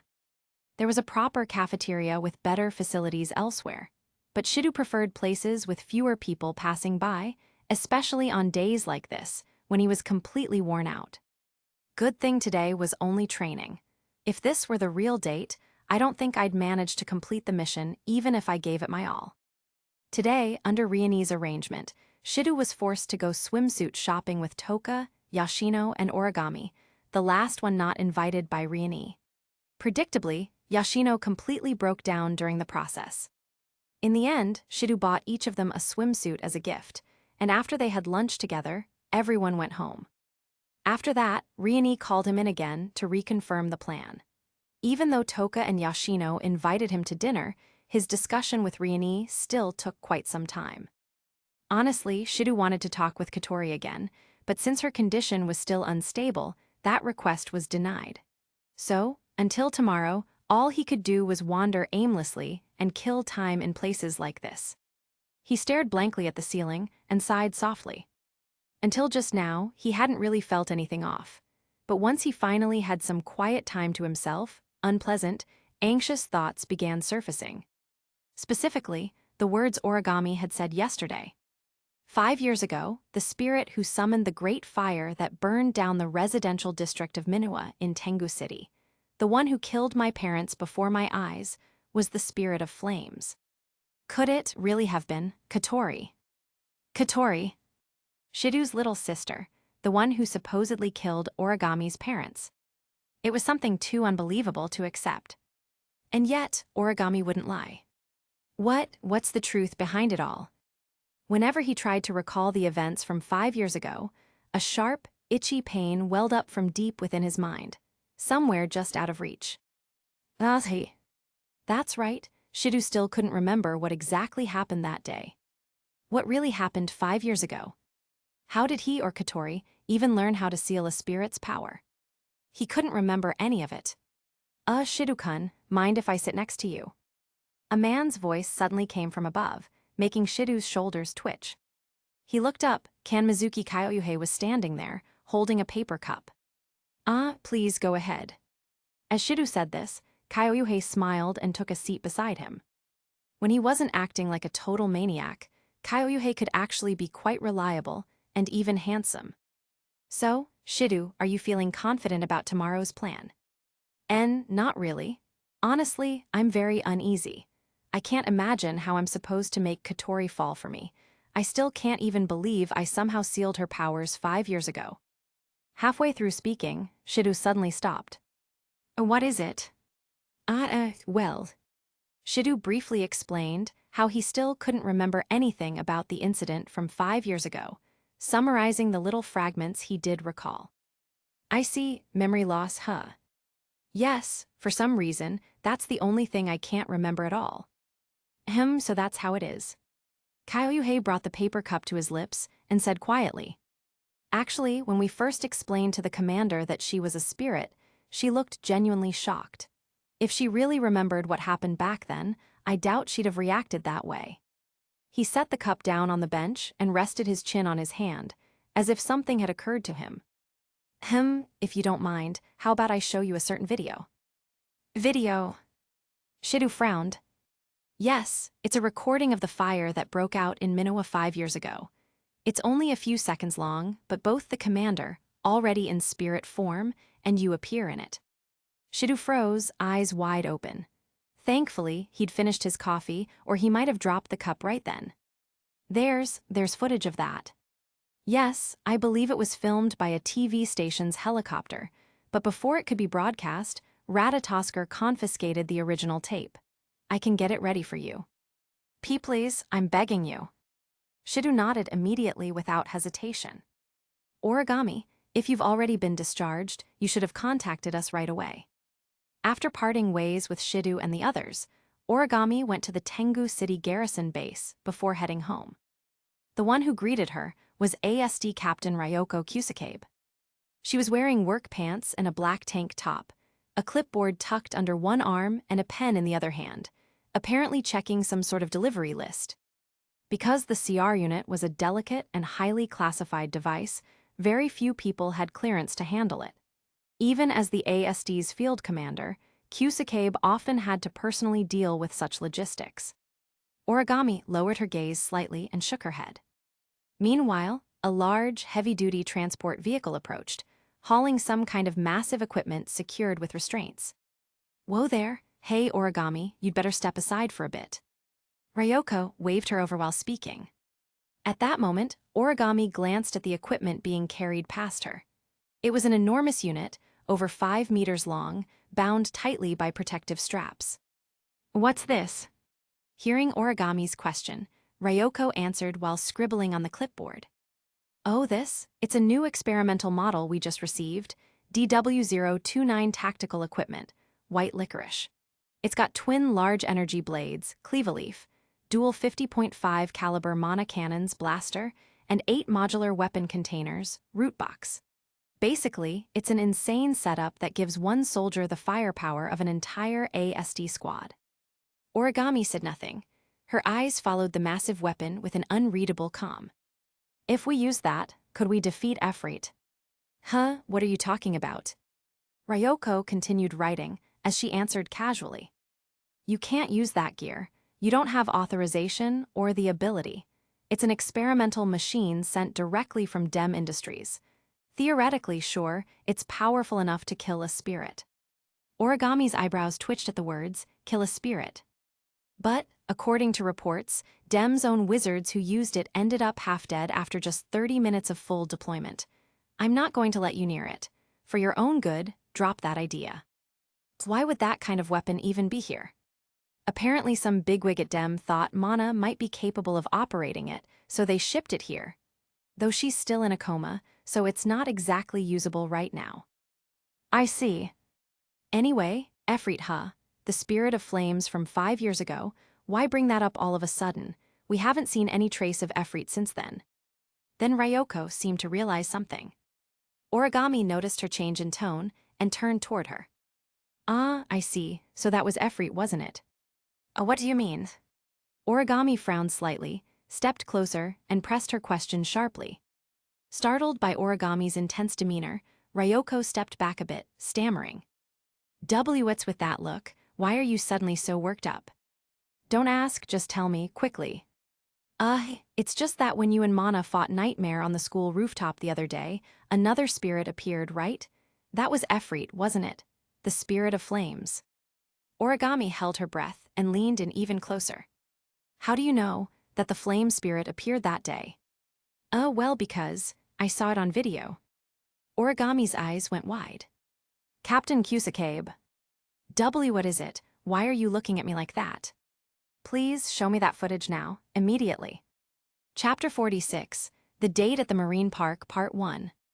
June 22nd, 9:55 a.m. Shidu stood in front of the bronze statue of a squatting dog at the east exit of Tengu Station, a bag slung over his shoulder containing the swimsuit and towels he had bought the previous day. The statue was famous as a popular meeting spot at Tengu Station. However, because of another, far more famous loyal dog statue elsewhere, few people called this one by its official name anymore. In fact, even Shidu himself couldn't remember what it was originally called. Ina. Shidu groaned softly and pressed a hand against his forehead. After seeing the video that Kanazuki had played yesterday and fainting, he'd fallen sound asleep. When he woke up, he found himself in the infirmary aboard Fraxinus. To be safe, the medical staff ran a few simple tests, but there were no major issues. Still, his head throbbed a little, especially whenever he recalled the figure standing beside Katori at the time. Every time he tried to remember, it felt like his brain was being torn apart.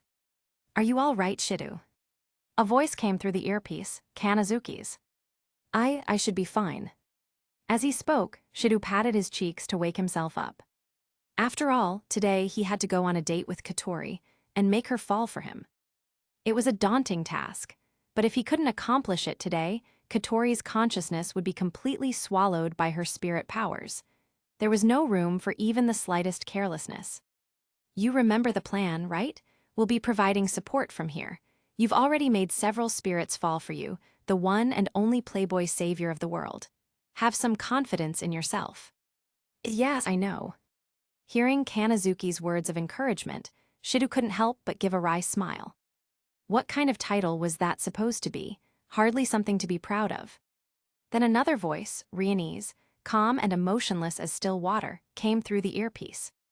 Katori seems to have been transported to the surface. She should arrive at your location any moment now. We're counting on you, Shidu. All right, got it. Taking a deep breath, Shidu steeled himself. Katori's very life was on the line. He had to stay focused. A few moments later, a small figure came running from the street. She wore a cute short-sleeved blouse decorated with frills, paired with dark brown overalls, and carried a bag that likely held her swimsuit. Her long hair was tied into twin tails, each bound with the familiar black ribbons Katori often wore. It had only been 2 nights since they'd last seen each other, yet for some reason, Shidu felt oddly sentimental. Maybe it was because the Katori before him was still the same one he knew, and that alone gave him comfort. At least for now she was. Hey there, Katori. Sorry for keeping you waiting. Katori nodded slightly as she replied. A short silence followed. Talking to his own little sister should have been perfectly ordinary. But for some reason, Shidu felt so nervous he couldn't get a word out. Maybe it was because the one he had to charm this time was the sister he'd lived with for years. The sheer awkwardness of it made him lose his composure. Shidu, why aren't you saying anything? The first thing you should. Almost at the same time, as Riani's voice came through the earpiece, Katori sighed in exasperation. When you meet a girl who's clearly dressed up for you, and you just stand there speechless. I taught you this already, didn't I? Yeah. She was right. He had been reminded of this exact thing during his first meeting with Toka. How could he forget? You, really dressed up today, huh, Katori? Katori's shoulders trembled slightly, though her face showed little change. HMPH, that's right. We're going on a date, after all, so I have to make sure you're ready to treat it like a real date. Well, not that I mind being complimented either. Shidu tilted his head in confusion. What kind of reaction was that supposed to be? Never mind. Anyway, the train's about to depart, right? Katori said that and took a few steps toward the station entrance. Then she turned around to face Shidu. All right, let's begin our war. With those words, Katori gazed into his eyes and flashed a fearless smile. Oh, okay. That line sounded all too familiar. Shidu swallowed hard and nodded. Then, okay. Yeah, I'm really looking forward to this. 3 voices followed immediately after Katori's declaration. Shidu blinked in confusion and turned toward the direction of the voices. And then froze, as if turned to stone by Medusa's gaze. Because there stood Toka and Yashino, both dressed and ready to go out. Toka, Yashino, and Yashinan too. Why are you guys here? Toka tilted her head, looking utterly puzzled. What do you mean? Aren't we going to the marine park today? What? How do you even know that? Why, well. Toka frowned slightly, confused by his reaction. Wait a sec. Shidu held his breath. Then from the earpiece, a voice spoke again. Right, I forgot to mention. Today's date, they'll be coming along too. Why? Shidu asked, sweat dripping down his face. There had been a time before when he'd gone on a triple date by accident, but at least then, each girl had her own turn alone with him. This situation was totally different, all of them together at once. Riani seemed to think for a moment before answering. I believe that, just for today, this kind of group date will be more effective. Is that so? That didn't sound like something Riani would come up with, more like something Kanazuki would pull. Then again, did Kanazuki even like this sort of thing? Not that it mattered. But, are you sure this will be okay? What if Katori gets upset? Well, probably, maybe she won't. Really? Even Riani's voice didn't sound all that confident. Shidu glanced back toward Katori. Her expression remained completely still, showing no reaction whatsoever to Toka and Yashino's sudden appearance. This looks bad. Shidu's face twitched slightly. Pretty bold move, Shidu. I'm looking forward to it. Katori spoke with a gentle smile. Her face was calm, her tone was soft, yet somehow, it felt like a wolf hiding beneath sheep's clothing. The aura was terrifying enough that Shidu dared not move a muscle. Okay then, let's get going. While Shidu stood there trembling, Katori led Toka and Yashino toward the ticket gates. Shidu, hurry up and catch up. You can still turn this around. Once you reach the destination, we'll provide full support. All right. Following Kanazuki's urging, Shidu forced his stiff legs to move. What a disaster of a date, and it hadn't even started yet. What's this? Not far away, a tall black-haired girl stood atop a tree branch. gazing curiously at the cluster of buildings filled with laughter in the distance. Guess I'll go take a look. Chapter 47, The Date at the Marine Park, Part 2. The Marine Park was a theme park located near Nage Station, 5 stops away from Tgthegood Station. The park consisted of 2 main sections: the water park, which featured all kinds of pools, large public baths, and indoor shows, and the land park, an outdoor amusement area with rides and attractions. Every summer vacation, countless tourists and couples would flock there from far and wide, making it one of the most popular spots around. That said, it was still only mid-June. Although the indoor facilities and the amusement area were open year-round, the most popular part, the outdoor pools, wouldn't open until next month. So compared to the peak season, today's crowd was relatively light. But for Shidu and the others, that was actually a good thing. If the park had been as packed and chaotic as those summer scenes often shown on TV, it would have been impossible to enjoy themselves. So for a date, this time of year might actually be perfect. Thinking that to himself, Shidu finished changing and stepped out of the men's locker room into the indoor pool area. The girls seemed to still be changing. Shidu stretched and rolled his shoulders, taking a moment to look around. Whoa, this is pretty amazing. Beneath a massive domed ceiling spread a wide, shallow pool shaped like a beach shore, with a large artificial rock mountain at the back that served as the water slide. You can be impressed, but don't forget your mission, Commander. Kanazuki's voice suddenly came through his earpiece. I know. Oh, right, this earpiece. It won't break if it gets wet, right? Yes, it's fully waterproof, Riani answered calmly. Just make sure it doesn't fall out of your ear. Truthfully, Shidu wasn't sure he'd even need their support this time. At that moment, the girls' voices called out from behind him. Shidu, sorry for keeping you waiting. Turning around, Shidu saw Toka, Yashino, and Katori, all already changed. Toka and Yashino were wearing the swimsuits Shidu had bought for them yesterday, just as he expected. Toka wore a light purple bikini, Yashino a pale blue one-piece with a frilly skirt at the waist. Yashino still looked a bit awkward in it. Maybe Toka or Katori had helped her put it on. Perhaps because they'd already worn them before, or simply because everyone around them was similarly dressed, the 2 girls didn't seem embarrassed this time. With bright smiles, they jogged toward Shidu. Hello.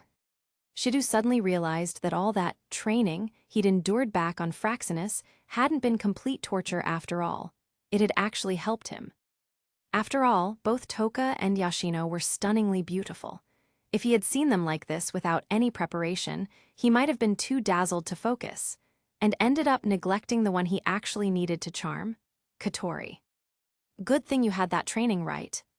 As if reading his mind, Riani's voice came through the earpiece. Riani, don't tell me you planned that. Before Shidu could finish his thought, Toka let out an excited shout. Whoa, amazing. There's a lake and a mountain inside a building. Next to her, Yashino, breathing a little faster from excitement, blushed as she spoke. The puppet Yashinin on her left hand waved its arms. So much water. Shidu, can we go into that lake? Of course. That's kind of the whole point of coming here, you know. At his reply, Toka's eyes sparkled even more brightly, and she shouted. Yashino, let's go. Okay. The 2 girls ran off energetically. They sure have a lot of energy, came a voice from behind him. Shidu's shoulders stiffened. Oh, Katori. He turned around slowly, and, as expected, there stood Katori, now also in her swimsuit, arms crossed and a lollipop in her mouth. She wore a white 2-piece swimsuit, a halter-neck-style top with thin straps that somehow radiated a subtle charm. Come to think of it, Shidu realized he hadn't seen his sister in a swimsuit for a very long time. Since their parents were always busy, the Itsuka siblings had lived mostly on their own, without much in the way of leisure activities. While Shidu was still lost in thought, Katori frowned slightly, looking displeased. Why are you staring at me like that? Biologically speaking, we might not be blood-related, but if you're having indecent thoughts about your sister, then you've lost not only your right to be a brother, but also your right to be human. Wah, no way.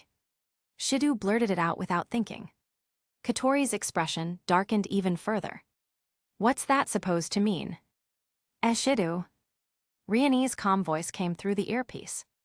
When you meet your date wearing a swimsuit, you're not supposed to just stand there in silence, you know. She was right. Shidu cleared his throat softly and turned back toward Katori. Katori. Yeah. He opened his mouth, but the words wouldn't come out. It couldn't be helped. They were too close as siblings. Saying that kind of thing to her felt unbearably awkward. Well, Hold on, Shidu. Katori suddenly interrupted, her tone turning serious. Katori, what is it? Save it for later, look over there. Following her gaze, Shidu turned his head. That's. Beside the pool stood a tall, black-haired girl in a blood-red dress, staring around curiously, her expression full of wonder, like a country girl seeing the big city for the first time. Looks like this date isn't going to go smoothly after all. Katori bit down on her lollipop, snapping it in half, her eyes narrowing sharply. Tenki Sanliwo was utterly confused. She hadn't expected to find herself in Tengu City again. Even though she'd temporarily severed her connection to the spirit power messenger that Kurumi held, somehow she'd still appeared in the city. It made her suspect that maybe her spirit power was still linked to Kurumi, and that even if she cut the connection when she manifested in the real world, it would automatically bring her here first. If that were true, things were getting troublesome. If she just reclaimed her power now, who knew when she'd next appear in the city, she might miss out on some interesting fun. But right now, she desperately needed to vent, to turn the fire burning inside her heart into literal flames blazing across the city. Since she couldn't fully control her materialization anyway, Tenki Sanliwo reluctantly accepted the situation as it was. Now that she was here again, she realized she'd never really looked at the buildings of Tengu City before. Every time she had manifested in the past, she'd gone on a rampage, destroying everything in sight to unleash her anger, never caring what her flames consumed. To her, buildings were only ever divided into two categories, sturdy and not sturdy. And every time she finally thought to stop and look, all she saw reflected in her eyes was endless fire, and ruins stretching as far as the eye could see. Since she was here again, and because there was still something about Shidu that interested her, she couldn't cause a scene. So she simply followed the flow of people quietly into a building called Marine Park. As for money, she just grabbed some unlucky passerby on the way. And so, empty-handed and aimless, Tenki Sanliwo wandered inside, blankly staring at the strange sights she'd never seen before. What's this huge pool even for, and that? Is that a mountain? Why is there a mountain indoors? Since she hadn't planned any of this, she hadn't brought a swimsuit, not that she'd been ready to face her current gender anyway. To be honest, she'd mostly been spending her days either running from that fact or looking for amusement instead. Now, surrounded by people wearing what she considered absurdly revealing swimsuits, she felt a wave of awkwardness. If this weren't Tengu City, she might have drawn her weapon polar ice burst and frozen the entire pool, smashing everyone inside one by one like watermelons. Unfortunately, that was out of the question here. So in a place like this, what exactly am I supposed to do? Thus spoke the most brutal spirit. Chapter 48, The Date at the Ocean Park Part 3. From the very beginning, Shidu had a bad feeling that something terrible would happen on this date. And sure enough, on such an important day, he encountered an unexpected presence. Moreover, that spirit was none other than the one who had once razed countless cities to the ground, slaughtered innumerable people, and was known as the most brutal spirit, Tenki Sanliwo. Although for now, she didn't seem to have any intention of attacking Tengu City. Who could say whether she might suddenly lose her sanity, for reasons known or unknown to them, and start a massacre in Tengu City? To make matters worse, today was the most crucial day in Shidu's attempt to capture Katori's heart. Nothing could be allowed to go wrong. What should I do? Shidu admitted that the moment he saw that blood-red figure, he truly panicked. Calm down, Shidu. You're telling me to calm down. How am I supposed to calm down right now? Shidu grabbed Katori's hand and pulled her to the side, trying not to draw Tenki Sanliwo's attention. HMPH, you're actually being smart for once. Katori said, her face slightly red, rare praise slipping out. So, what should we do? Shidu still couldn't help glancing toward Tenki Sanluo, who was looking around, his expression full of worry. If she continued to linger here, it would be impossible for him and Katori to carry on with their date. He didn't want it to end right after it began. They couldn't afford that. What should we do, you ask? Katori's face didn't look any better. Tenki Sanluo's sudden appearance had been beyond anyone's expectations. And then, through the earpiece, amidst a series of murmurs, came an overly excited, perverted male voice. That's it. Shidu-kun, hurry up and go say hi to Tenki Sanluo. Then let the most brutal beauty step on you, grind you into the ground, humiliate you with her cute voice, and finally sit on you like a mount. Just thinking about it is too exciting, Shidu didn't even need to guess who that voice belonged to. Apparently, with Katori not in command on the airship, chaos had broken out there. Every now and then, the man's ecstatic, perverted shouts could still be heard. Shidu, what's wrong? Katori noticed Shidu's strange expression and asked. Katori, just listen for yourself. Katori took the earpiece from Shidu, and the moment she put it on, the man's voice came through. Her red twin tails instantly stood upright. Kanazuki, get back to digging the hot spring. I knew it, Mr. Kanazuki. Shidu wiped the sweat off his forehead. Maybe Katori's outburst worked, because after Kanazuki's wailing faded, the airship gradually quieted down. Putting his earpiece back on, Shidu cautiously glanced again at Tenki Sanluo in the distance, then at Toka and Yashino playing in the pool. He took a deep breath. If those two drew Tenki Sanluo's attention, things would become disastrous as well. But the real problem now was how to warn them without causing a scene. Yashino wouldn't be too bad. Her voice was quiet and she rarely attracted attention. Toka, however, was another story. If Shidu's explanation wasn't clear the first time, she might loudly ask again, and then even if Tenki Sanluo didn't want to notice, she would. And even if he did manage to calm them down, then what? As long as Tenki Sanluo was here, they couldn't have a normal date. They'd have to find another place. But if they changed locations right at the start of the date, wouldn't Katori be upset? While Shidu was frowning in worry, a calm, familiar voice came through his earpiece. It was Riani. Shidu, my suggestion is to invite Tenki Sanluo to join your date. What? Shidu couldn't believe what he just heard. It's too late to change locations now. If you suddenly switch places right after starting, it'll definitely affect Katori's mood. And Tenki Sanluo is right by the park's entrance. If you try to leave, you'll have to pass right under her nose. That's too risky. If she notices you, things could get much worse. Riani's voice was as calm and emotionless as ever. So instead, since she doesn't currently seem hostile, invite her to join the date. Use this opportunity to raise her affection toward you. Even if you can't seal her today, it'll make things easier in the future. Riani's plan wasn't bad, but Shidu was still doubtful about his ability to capture Tenki Sanluo. He hadn't even succeeded with Kurumi, whose condition was comparatively mild. How could he possibly handle the far more violent Tenki Sanluo? But at this point, Shidu had no other choice. He could only grit his teeth and move forward. Shidu, actually you. Katori opened her mouth as she watched him walk toward Tenki Sanluo, wanting to say something, but she swallowed her words. Risky as it was, this really was the best possible option for now. Just as Tenki Sanluo was glancing around, wondering what to do in this place, her eyes suddenly caught a familiar figure. Itsuka Shidu, why is he here? She narrowed her eyes, surprised to see that even without Kurumi around, fate had still brought her face to face with him. And judging by his determined expression, he was clearly here with a purpose. Hi, Miss Tenki, what a coincidence.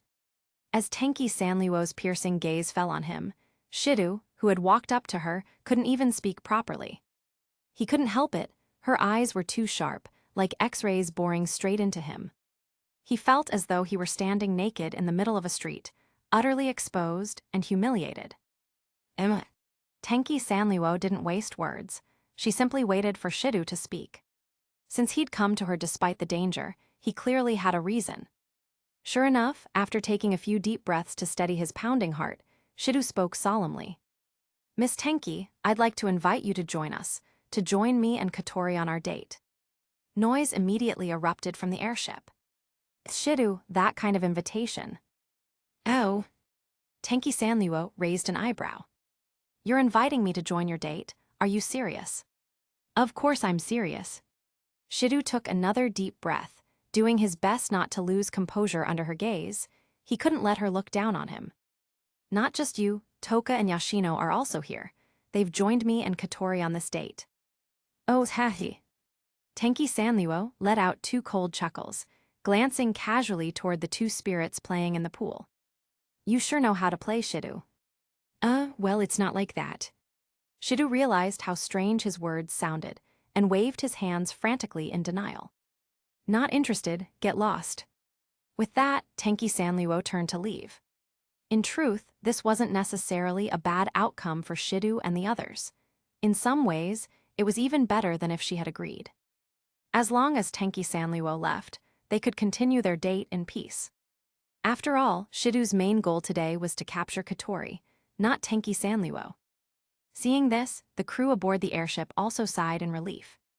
When they heard Shidu's overly blunt invitation, they had already prepared for the worst, ready to teleport the group to safety and sound a spacequake alert to evacuate civilians if Tenki Sanluo lost control. But if she simply left, that would actually be the best outcome. Unfortunately, Shidu was still Shidu. He gritted his teeth, and just as Tenki Sanluo turned and took a step away, he quickly moved forward and blocked her path. "I'm sorry, but please, join me and Katori on our date." "What?" A collective gasp erupted through the airship's communication line. Tenki Sanluo said nothing, her cold eyes scanning Shidu from head to toe. The pressure emanating from her spirit power poured over him like a wave. "Are you blocking my way?" "Why, yes, I am." Shidu swallowed hard, forcing his trembling legs to stay still. I will definitely save you. You cure me, all of you. I swear, I won't let you continue to suffer." "Hey, Shidu." Katori, watching from nearby, cursed under her breath and immediately readied her astral dress, prepared to rush in and save him at any moment. "Interesting. Looks like you're not completely useless after all. You've got more than just a sharp tongue."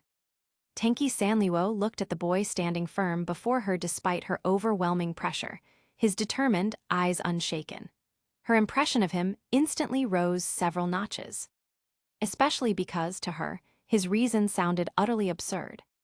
"Fine, Itsuka Shidu, I'll play with you today." Chapter 49, The Date at the Ocean Park, Part 4. Tenki Sanluo's agreement to join Shidu and Katori's date made everyone on the airship collectively breathe a sigh of relief. Truth be told, what Shidu had just done was nothing short of suicidal. In the past, the only ones who dared to stand in Tenki Sanluo's way were the fearless ASD soldiers, and their outcomes had been clearly recorded in the spirit database. Even so, Shidu still stood in front of Tenki Sanluo, relying solely on his reckless courage, and tried to persuade her again with that ridiculous reasoning of his. Although Tenki Sanluo still sneered at Shidu's theory, she couldn't help but acknowledge his mental fortitude, that he could withstand her oppressive aura without relying on anger or hatred. At the very least, in all her lifetimes, she had never met someone like that. Tenki Sanluo still couldn't understand what this guy was thinking. Even after learning what she had done in the past, he still insisted on saving her. Was this man named Itsuka Shidu's brain filled with water, just like his surname suggested? Still, seeing his persistence, she thought, perhaps it wouldn't be so bad to accompany them for a while. Especially now, when she herself was in such an awkward situation in this so-called ocean park. "Fine, Itsuka Shidu. For today only, I'll accompany you two on this so-called date." Tenki Sanluo's lips curved upward slightly as she spoke. "Ah, thank you, Tenki-san." "Shidu." Katori, who hurried over, cut him off, her twin ponytails bouncing up and down. "Shidu, are you okay?" "Oh, hello, Miss Tenki. I'm Itsuka Katori." The moment Katori arrived, she heard Tenki Sanluo's agreement to join the date. She let out a sigh of relief, dismissed the spirit equipment she had been about to summon, and cautiously greeted Tenki Sanluo. "By the way, Itsuka Shidu, you and Itsuka Katori are siblings, right?" Tenki Sanluo glanced between the two of them with a half-smile. Ah, well, Katori and I aren't blood-related. I was adopted by the Itsuka family when I was little. Katori is my foster sister. I see. Tenki Sanluo shrugged. She had only asked casually whether they were blood siblings or not made no difference to her. If they were real siblings, that might actually make things more amusing. After that, since Tenki Sanluo didn't seem inclined to continue the conversation, Shidu and Katori were at a loss for words, and the atmosphere fell into an awkward silence. No matter how many spirits Shidu had faced before, standing this close to Tenki Sanluo still made his heart pound uneasily. HMPH, you two were the ones who invited me here, and now you expect me to break the silence. Tenki Sanluo cracked her neck lazily and smirked mockingly. How useless. Sorry. Shidu immediately bowed his head in apology. HMPH, whatever. If things ended like this, that'd be too boring. By the way, what's that you're wearing? It's a swimsuit. You need to wear one in the indoor water park here. Swimsuit. Tenki Sanluo had no concept of such a thing. To her, it looked like these people were walking around in something not much different from underwear, in public, no less. Still, since everyone around them was dressed that way, she found herself a bit confused. Yes, a swimsuit. If you want to join our date, Tenki-san, you'll need to wear one too. Shidu scratched his head awkwardly as he spoke. Oh, is that so? Then tell me, which swimsuit do you think would suit me best?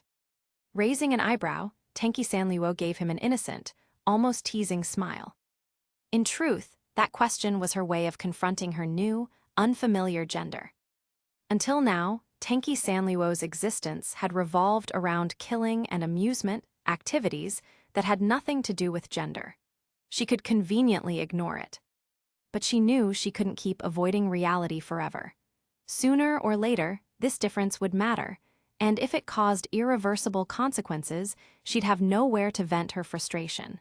Not that she'd ever really had such a place since her previous life.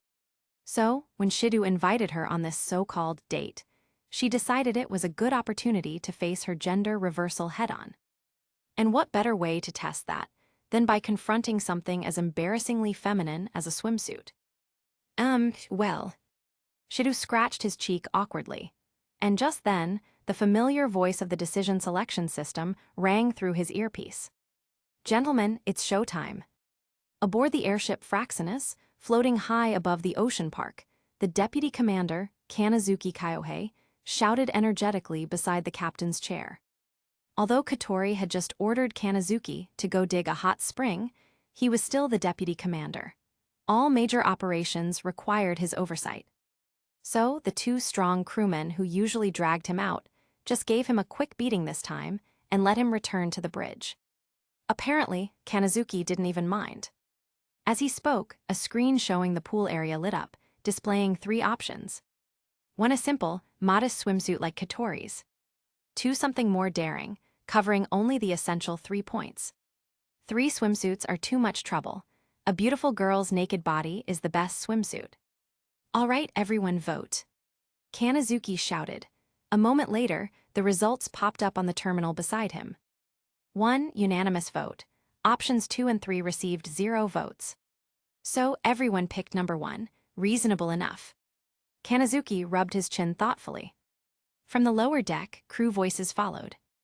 No offense to the commander, but when facing the most violent spirit, it's safer to stay conservative. Right, if we made her angry over something like a swimsuit, we'd be doomed. Exactly, the other 2 options are just too much.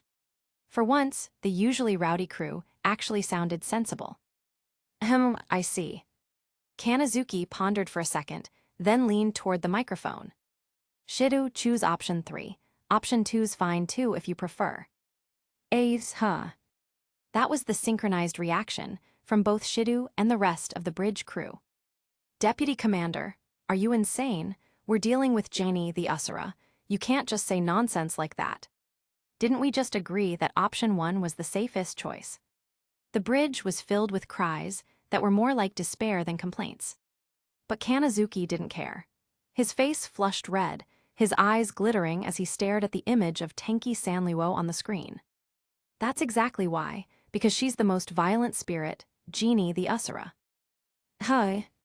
Look at her, sure, her height's a bit disappointing, but that slender, beautiful body hidden beneath that blood-red dress. The perfect blend of tenderness and lethality. If such a divine body appeared before us naked, no, even just in a tiny 3-point bikini, nothing could compare. Except perhaps the commander's own naked glory. So this is just your personal fetish after all.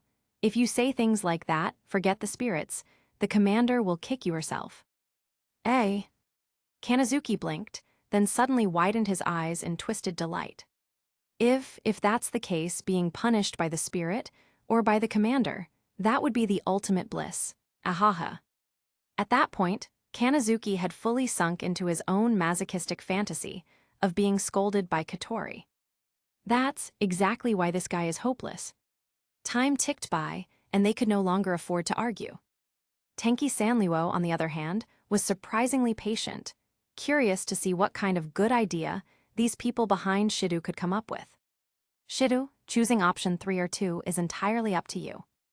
Though the crew frantically slammed their microphones to stop him, the captain's mic, connected directly to the command line, overrode all others. And so, SW swimsuits are too much trouble. A beautiful girl's naked body is his the be best swai swimsuit. Shidu shouted in complete despair. Chapter 50, The Date at the Ocean Park, Part 5. SW swimsuits are too much trouble. A beautiful girl's naked body is the best swimsuit. As Shidu shouted in complete despair, not only did Tenki Sanliwo in front of him freeze in shock, but even Katori beside him looked utterly dumbfounded. Shidu, are you out of your mind? How could you say something so shameless? A naked, beautiful girl? Seriously? When did you turn into such a hormone-driven pervert? Wait a second, pervert. Could it be? Realizing something, Katori suddenly raised her hand, yanked the earpiece off Shidu's ear, and yelled furiously into it. Kanane's UKI. Yes, Commander. Please punish me thoroughly once you return safely. Hearing Kanazuki's cheerful and overly excited reply, Katori facepalmed helplessly. This was her mistake. She should have known better. Letting Kanazuki handle the choice selection system could only end in disaster. And sure enough, instead of helping, he had made things even worse. At this point, it might have been safer to let Shidu choose on his own. Hitsuka Shidu, you are quite bold. Like the calm before a storm, Tenki Sanliwo spoke in a quiet tone, her face giving away no emotion. Your first time inviting a girl out, and you already dare make such an outrageous request. I can't even imagine what kind of indecent things you'd ask for next time. And no, that's not what I meant at all. Shidu flailed his hands in panic.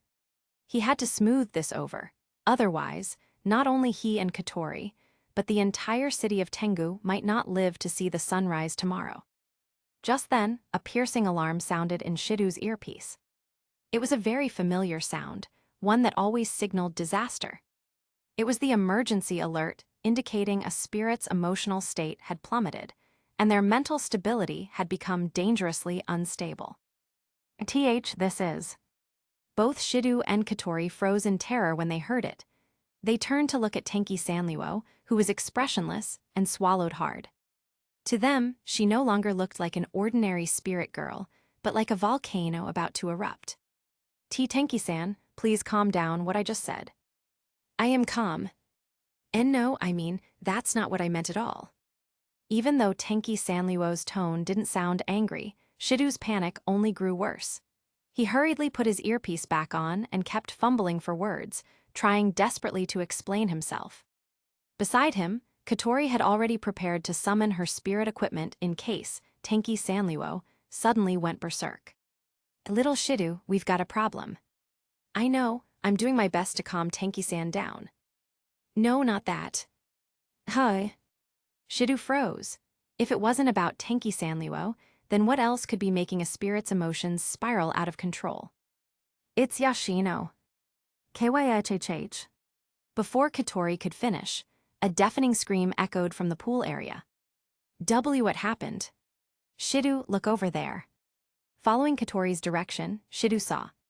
Part of the swimming pool had frozen over into a sheet of ice. At the center, Yoshino was crouched down, crying. The scream just now had clearly come from her. And when Shidu noticed that Yoshino's left hand was empty, without her puppet Yoshinin, he immediately understood what had happened. There could be no other explanation. 20 minutes later, Shidu let out a sigh as he used the portable battery-powered hair dryer Katori had brought to dry off Yoshinin, the rabbit puppet that Yoshino usually wore on her left hand. Fortunately, the commotion hadn't caused any major panic, and the pool had returned to its usual lively atmosphere. But Yoshino still sat with slumped shoulders, clearly downcast. Even Toka looked deflated. "I am sorry, Shidu. How embarrassing, I was right there too." "It's okay, don't worry about it.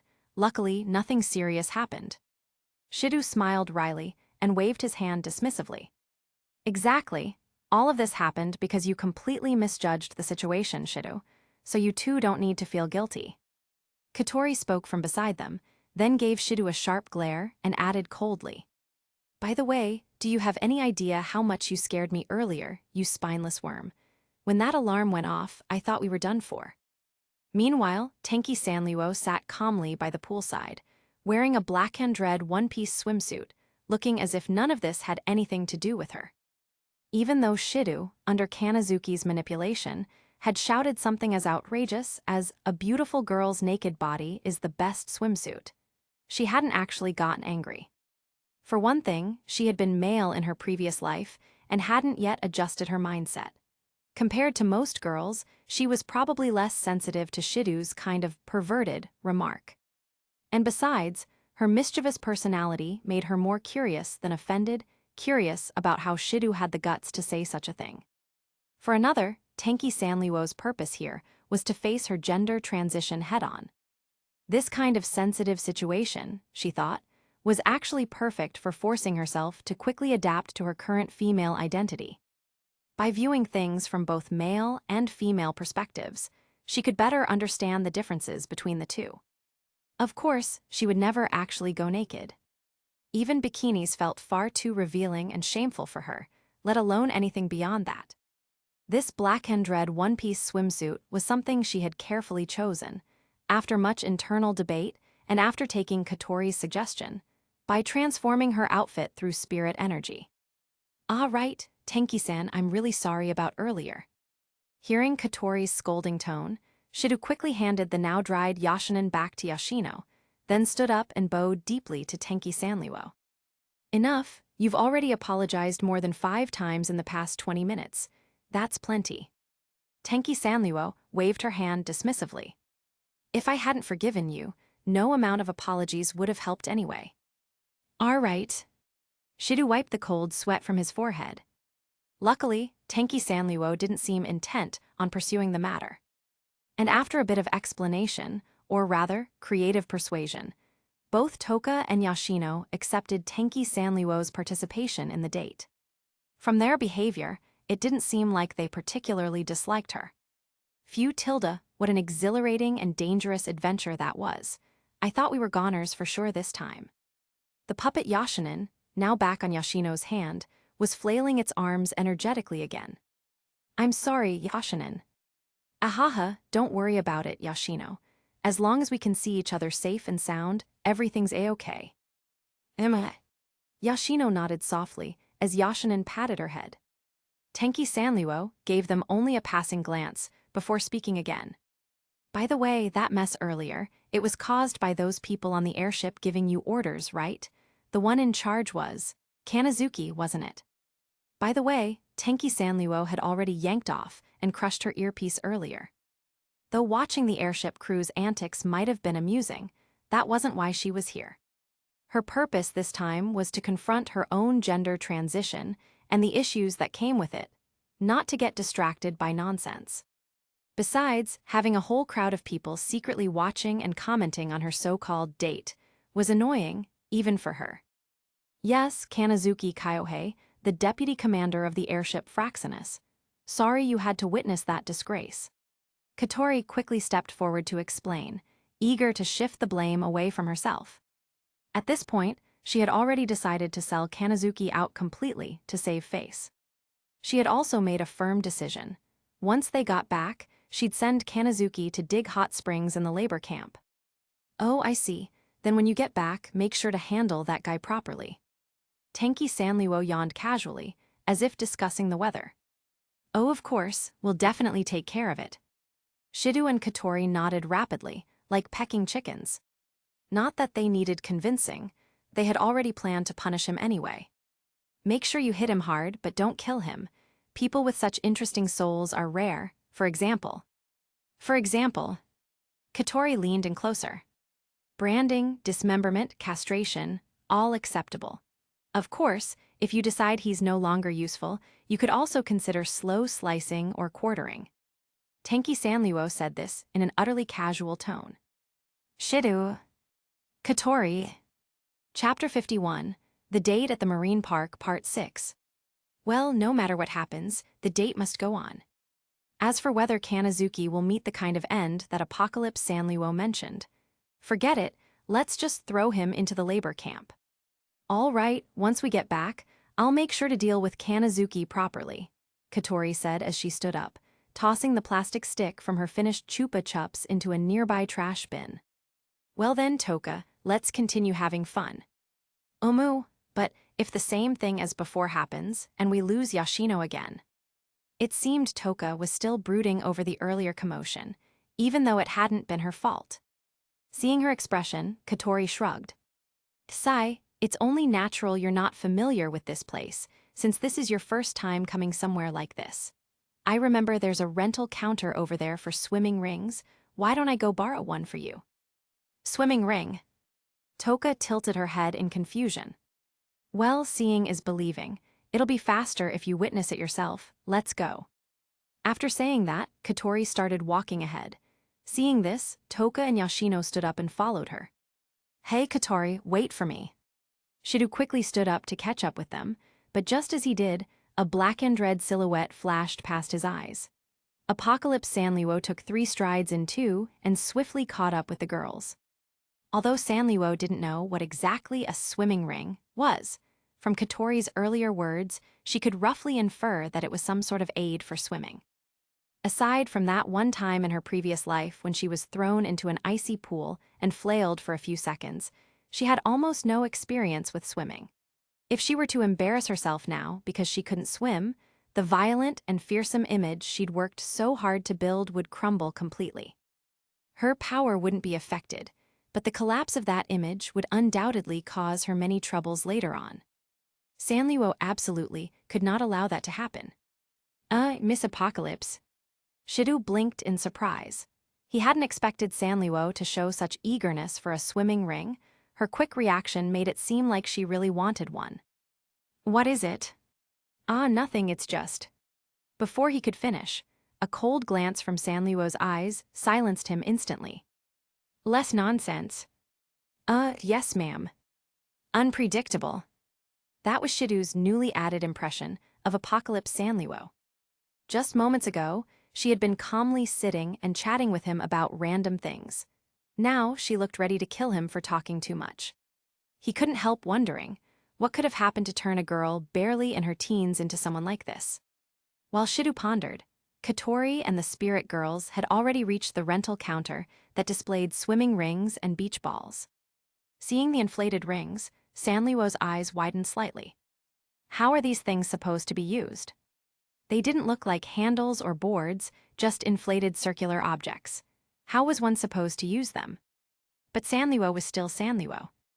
Even though she had never seen such a thing before, the moment she received her own black swimming ring from the staff, she compared its size to her body and immediately understood how to use it. So, this thing is meant to be worn around the body, huh? She tried slipping the swimming ring over herself, and indeed, it fit perfectly. At that moment, 3 men suddenly approached Katori and the others, who had just finished the rental procedure. They had very light-colored hair, sun-tanned skin, and looked like typical playboys who liked to fool around.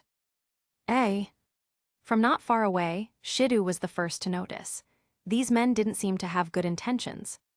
The men waved with grins on their faces and struck up conversation. Hey there, so where are you girls from? Only the four of you, what a pity. If you'd like, how about hanging out with us? A cliché pickup line, so textbook standard that it was like something out of a school reader. Every generation of low-level playboys seemed to recycle the same lines. What's going on here? Shidu tapped his ear reflexively, but there was no metallic click. Then he remembered, Apocalypse Sanliwo had crushed his earpiece earlier. These three men had appeared almost out of nowhere, and at just the right moment to approach the spirits. It was hard not to suspect they were from Ratatoskr. However, since his attention had been focused on the spirits, he hadn't been watching his surroundings carefully. Maybe they really were just random troublemakers. Still, no matter which it was, he couldn't just stand by and watch. Not only for the sake of the date with Katori, but also for these men's own safety. After all, while spirits like Toka and Yashino were powerful yet reasonable and could be communicated with, there was one among them who was very dangerous. If they angered Toka or Yashino, it wouldn't be too bad, but if they angered her. Who are you people? And that. As the men began speaking, Toka's face hardened into a wary frown, while Yashino hid timidly behind her. That reaction was perfectly natural for strangers suddenly approaching them. Katori, on the other hand, fixed the men with a cold stare, a far rarer and more intimidating response. As for Sanliwo, she crossed her arms and scrutinized the men like a judge evaluating contestants, her expression unreadable. Just as Shidu was hesitating about what to do, one of the men smiled and grabbed Katori's wrist. Come on, it's fine, we'll just have a little fun. It'll be great. At that moment, Shidu, who had resolved to intervene, noticed that another of the men was gesturing at him, beckoning him to step in. It seemed like they were signaling him to come and save the girls. Since there was no one else around, Shidu could now be sure. These were Ratatoskr operatives. Guess I've got no choice but to step in, he sighed, taking a deep breath. Hey, excuse me, these girls are. Itsuka Katori. Is this really the level of acting your organization's so-called professionals can manage? Sanliwo's voice rang out casually from the side. What are you talking about, miss? Ah, sorry about that, Miss Apocalypse, Katori said with a wry smile before turning to the man holding her wrist. Amano Fumio, third-class executive officer. Eh? The man froze, completely stunned by the dead-on call-out. Katori seized the moment and turned her sharp gaze to the other two.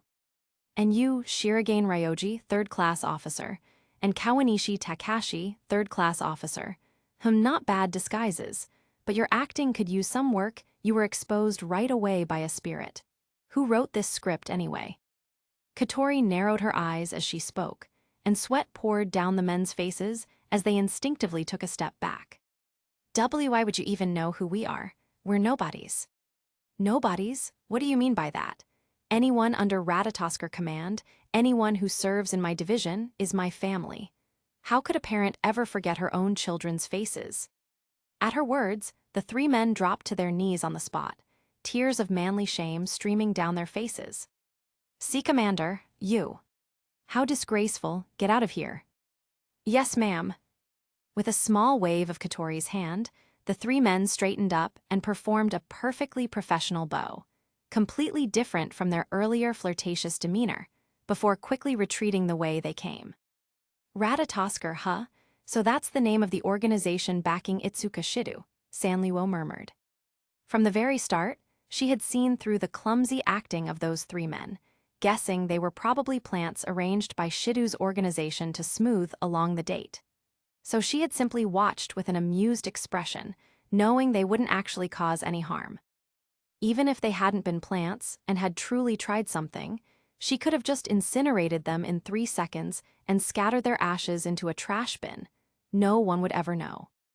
Seems you've got some capable people, Ratatoskr. What exactly are you planning? Chapter 52, The Date at the Marine Park, Part 7. Tenki Sanliwo didn't believe that there could be such a kind-hearted organization in this world, one that existed purely for the purpose of saving spirits. As Shidu claimed, without seeking any kind of reward, even though spirits didn't really have much to offer in return anyway. From what she had seen so far, they didn't seem to have any intention of turning spirits into weapons of war, which made things all the more incomprehensible. Logically speaking, with Itsuka Shido's ability to seal a spirit's power, would have countless ways to exploit that. For example, they could use the spiritual energy sealed inside Shido as an inexhaustible power source, or use the massive amount of energy for the development of new weapons. Those were all reasonable possibilities. However, after observing Itsuka Shido carefully just now, Tenki Sanliwo found no signs of any artificial modification on him whatsoever. That was extremely illogical. Even without considering where Shido's ability to seal spirits came from, the very existence of the organization itself was already something Sanliwo couldn't make sense of. Those so-called professionals, although their acting was rather clumsy, were at least qualified. Judging by the angles of their bows and apologies, they were clearly professionally trained. They weren't just a random bunch pulled off the streets like stuffed toys from a claw machine. According to Katori, there were plenty more such professionals within. Spending so much money and manpower, all just to save spirits, who would believe that nonsense? Aside from the spiritual energy the spirits possessed, Sanliwo couldn't think of any other reason behind their actions. Still, since hadn't yet shown its fangs, it was too early to jump to conclusions. Shido noticed the thoughtful look on Tenki Sanliwo's face, but he didn't say anything.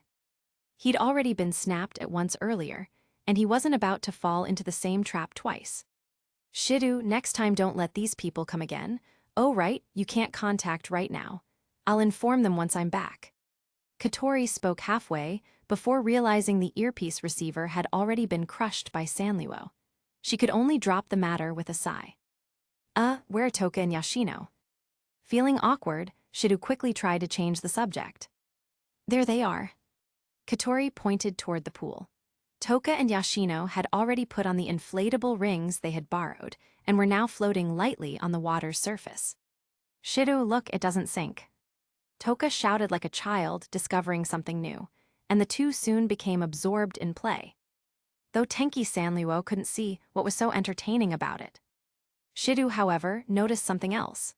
Although this was supposed to be his date with Katori, she had been cold and detached the entire time, acting more like an observer, someone evaluating how the date mission was progressing, rather than a participant enjoying it. Up until now, the main heroine of the date, Katori, hadn't shown even the slightest sign of wanting to get in the water. That wouldn't do. He was supposed to make Katori fall for him. Sanliwo could wait, but he had to make Katori start enjoying the date. Katori. What is it, Shido? Katori turned her head, her sharp commander-like gaze instantly making the words Shido had prepared get stuck in his throat. Without support, he could only rely on himself now. We. When you're on a date with a girl and can't even make a suggestion properly, you'd be punished if this were during training. Katori frowned slightly and, as if by magic, pulled out another double sugar lollipop, sticking it in her mouth. Sorry, This Itsuka Shido guy, wasn't this supposed to be a date with his sister? And yet they've barely interacted this whole time. Sanliwo looked up toward the ceiling. Now she somewhat regretted crushing the earpiece. Without the support from those people behind the scenes, Shido couldn't even string together a few proper words. At this rate, wasn't she just wasting her time being here? If the date didn't progress properly, not only would it ruin the mood, but it could also interfere with her own objectives, and she wouldn't even get any amusement out of it. How absurd. Fine, she'd lend him a hand, make him owe her a favor, then things would be easier later. Itsuka Shido. Deciding to help him out temporarily, Sanliwo suddenly spoke. Why don't you two go play over there? It looks fun. The direction Sanliwo pointed to was the water park slide. She didn't know how it worked, but she had seen some people go there earlier, so it must be fun. Anyway, Shido would know better than she did. She just needed to give him an excuse. Shido felt increasingly confused about what Sanliwo was trying to do. He knew that was the water slide, but he couldn't figure out why Sanliwo was actively helping their date along. Don't give me that look. You two are on a date, but there's almost no interaction between you. What kind of date is that? Sanliwo pouted. If even this small push didn't give Shidu the courage to act, then she'd just castrate him herself before Katori even needed to punish him. He clearly wouldn't be needing it in the future anyway. Ha, Shidu, you even need an outsider's help just to make a suggestion during a date. When we get back, you'll definitely have to take a punishment game. Katori glanced at Sanliwo in surprise, then continued teasing Shidu mercilessly. Now Sanliwo finally understood this wasn't just Shidu's fault. Katori, the supposed female lead of the date, had problems of her own. For example, up to this point, she hadn't really engaged with the date at all. Even the two spirits who were merely bystanders were having fun, yet the main pair were acting like they were repelling each other. Itsuka Katori, stop blaming your brother, you're not doing any better yourself. Sanliwo said bluntly. After all, Katori couldn't beat her in a fight and had no leverage over her. Those so-called punishment games meant nothing to Sanliwo, so she could say whatever she wanted. Katori turned around, her eyes sharp and dangerous, but her face still forced a strained smile. If it were any other staff member, she would have punched them already. If it were Toka or Yashino, spirits who had already been captured, she wouldn't resort to violence, but her attitude wouldn't be pleasant either. Unfortunately for her, this was an unsealed spirit, and not just any spirit but the most brutal one, Tenki Sanliwo. Even if Sanliwo smashed this entire place to rubble right now, Katori wouldn't be able to say a word in protest. Miss Tenki, may I ask what your point is? Itsuka Katori, I just have one question. Have you really put yourself into this date? Sanliwo's words hit right on the mark, and Katori instantly fell silent. Miss Tenki. Shut up, this has nothing to do with you. Shidu, seeing the situation, tried to speak up for his sister, but Sanliwo immediately snapped at him. When Shidu invited me to join this date, he said it was supposed to be a date between you and your brother. Then, why have you been acting like me this whole time, like an outsider? Or is it that you just don't like your brother? Katori didn't react much to the earlier part, but when Sanliwo said that last line, her head shot up immediately. No, that's not it, it's just, Spit it out already. Don't mumble and stammer like an idiot. Facing Katori's flushed cheeks, Sanliwo showed no mercy and kept pressing. If you want to go on this date, then cooperate with your brother and make it entertaining for me. If you don't, then just say so clearly and stop wasting everyone's time. Shut up already, Miss Tenki, that's enough. Why should I stop? Are you my equal? Or are you saying you want to fight me head-on here in Tengu City? Because I'll gladly oblige. Using both her height and her overwhelming battle power as leverage, Sanliwo took a step forward, closing in on Katori. Katori's expression twisted awkwardly at Sanliwo's arrogant words. Say it, are you going on this date or not? Give me a straight answer. Katori's face turned bright red from frustration. Under Sanliwo's oppressive aura, she finally squeezed out a few words through gritted teeth. Fine, I get it. With that, Katori looked like she had given up, grabbed her still bewildered brother by the hand, and barked. Shidu, let's go. Ay. Shidu clearly still hadn't processed what had just happened. At that moment, Sanliwo withdrew her aura, walked quickly up beside Shidu, and whispered, You owe me one, Itsuka Shidu. Then, she immediately turned and left, leaving Katori to drag her dazed brother toward the water slide. Chapter 53. The Date at the Marine Park, Part 8. Katori, if you come play with me. And no, Katori, I mean, if you really don't want to. Shut up, I do want to, I like it. I like playing with my brother, okay. It was obvious that Katori had been completely thrown off balance by Tenki Sanliwo's few sharp words. Her cheeks were flushed red, and it looked as though she had finally set aside the guarded identity of captain of and commander of, trying for once to truly step into this date as Shidu's little sister, and maybe his lover. However, the words she said sounded less like something directed at Shidu, and more like a hasty attempt to fend off Sanliwo's earlier interrogation. HMPH serves you right, you'll only ever be a little sister.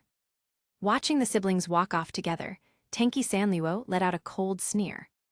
Even though she herself had never been in love, From that brief exchange, she could tell that Katori's feelings for Shido weren't just those of a sister toward her brother. There was definitely a mix of romantic affection in there too. The reason nothing had ever progressed between them over the years, Sanliwo guessed, was partly because Shido himself probably had no romantic interest in Katori. Having lived together since childhood, they knew each other far too well, so well that the faint mystery needed for romance simply didn't exist between them. The other reason lay in Katori's own nature. She bottled up her feelings, never said what she truly thought, always acted stubborn, and refused to express her emotions honestly. With personalities like that, this adoptive brother and sister pair could never possibly succeed. As for this date, Sanliwo simply assumed it was something Katori arranged by abusing her authority as commander, a chance to fulfill her wish of having a date with her brother. She didn't know that sealing required dating and kissing, nor did she realize how dire Katori's current situation really was.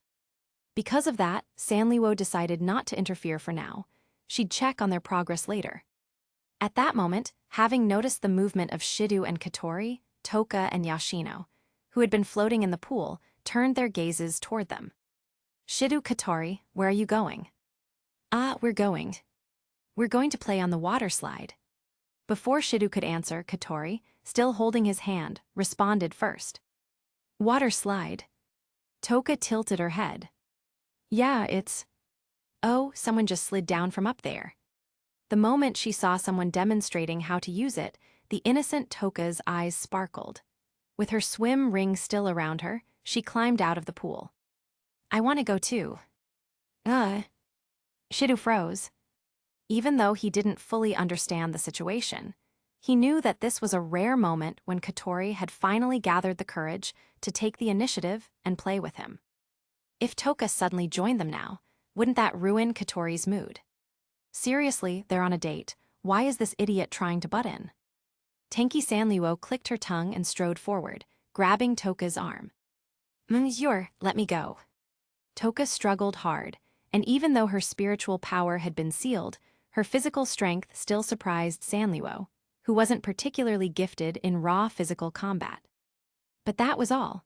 A sealed spirit without her astral dress was still far weaker than a full-fledged one. "They're going to play together. Don't you think it's inappropriate for you to tag along?" "Ooh, Shido." Realizing she couldn't break free, Toka looked up at Shido with pleading, puppy-like eyes. Shido felt torn. If Sanliwo dragged Toka away, that would obviously be for the best, but Toka would definitely be upset. Yet if he let her join them, aside from ruining Katori's mood, would Sanliwo even listen to him? He was completely stuck. No choice then. Katori's situation couldn't wait any longer. Shido took a deep breath and flashed Sanliwo a hand sign, 2 fingers raised in a V-shape.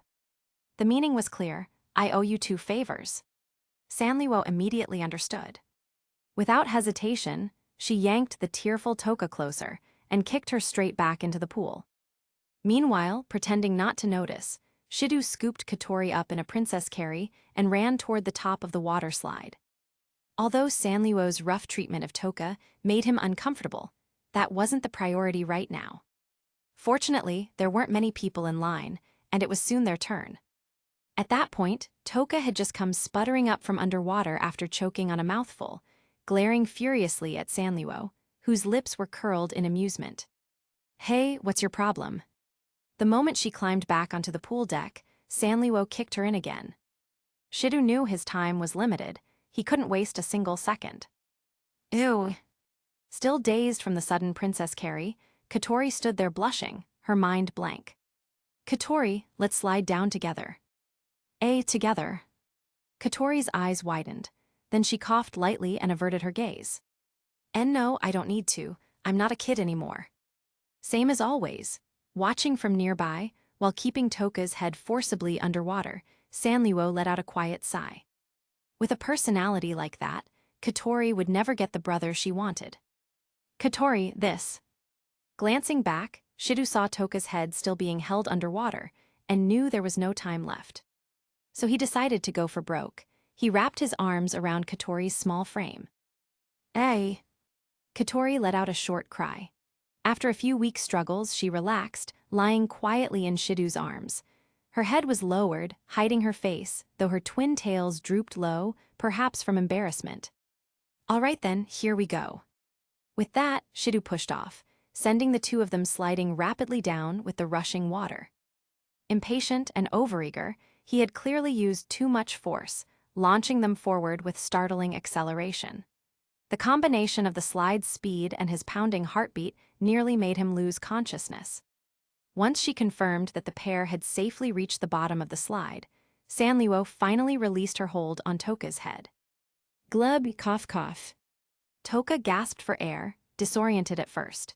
When she regained awareness, she realized Shidu and Katori were no longer at the top of the slide. Shidu. Her cheeks puffed out in anger as she turned toward Sanliwo. What are you doing? Why won't you let me play with Shidu? Simple, you're in the way. Sanliwo replied lazily, not even acknowledging the fury in Toka's eyes, and gave a bored yawn. They're brother and sister. Why are you trying to butt in on their playtime? Had Sanliwo not intervened earlier to force Katori to open up, she probably wouldn't have stopped Toka from joining them. For Katori, the sudden involvement of another girl would have triggered a sense of competition, pushing her to act more honestly with her feelings, even if it made things messy. But now that Sanliwo had already compelled Katori to take the initiative and play with her brother, there was no longer any need for this long-haired fool to interfere. In fact, she'd probably just ruin everything. To be fair, Sanliwo could now understand why Shidu and Katori's dates often involved outsiders. Apparently, wasn't completely made up of idiots. What she couldn't quite figure out, though, was why Shidu had wanted her involved in the first place. Ooh, you glub glub. Before Toka could finish shouting, Sanliwo shoved her head back underwater again. You'd better not talk to me in that tone ever again, or I'll make sure you suffer consequences you really won't like. I may not enjoy dealing with fools, but that doesn't mean I won't use force.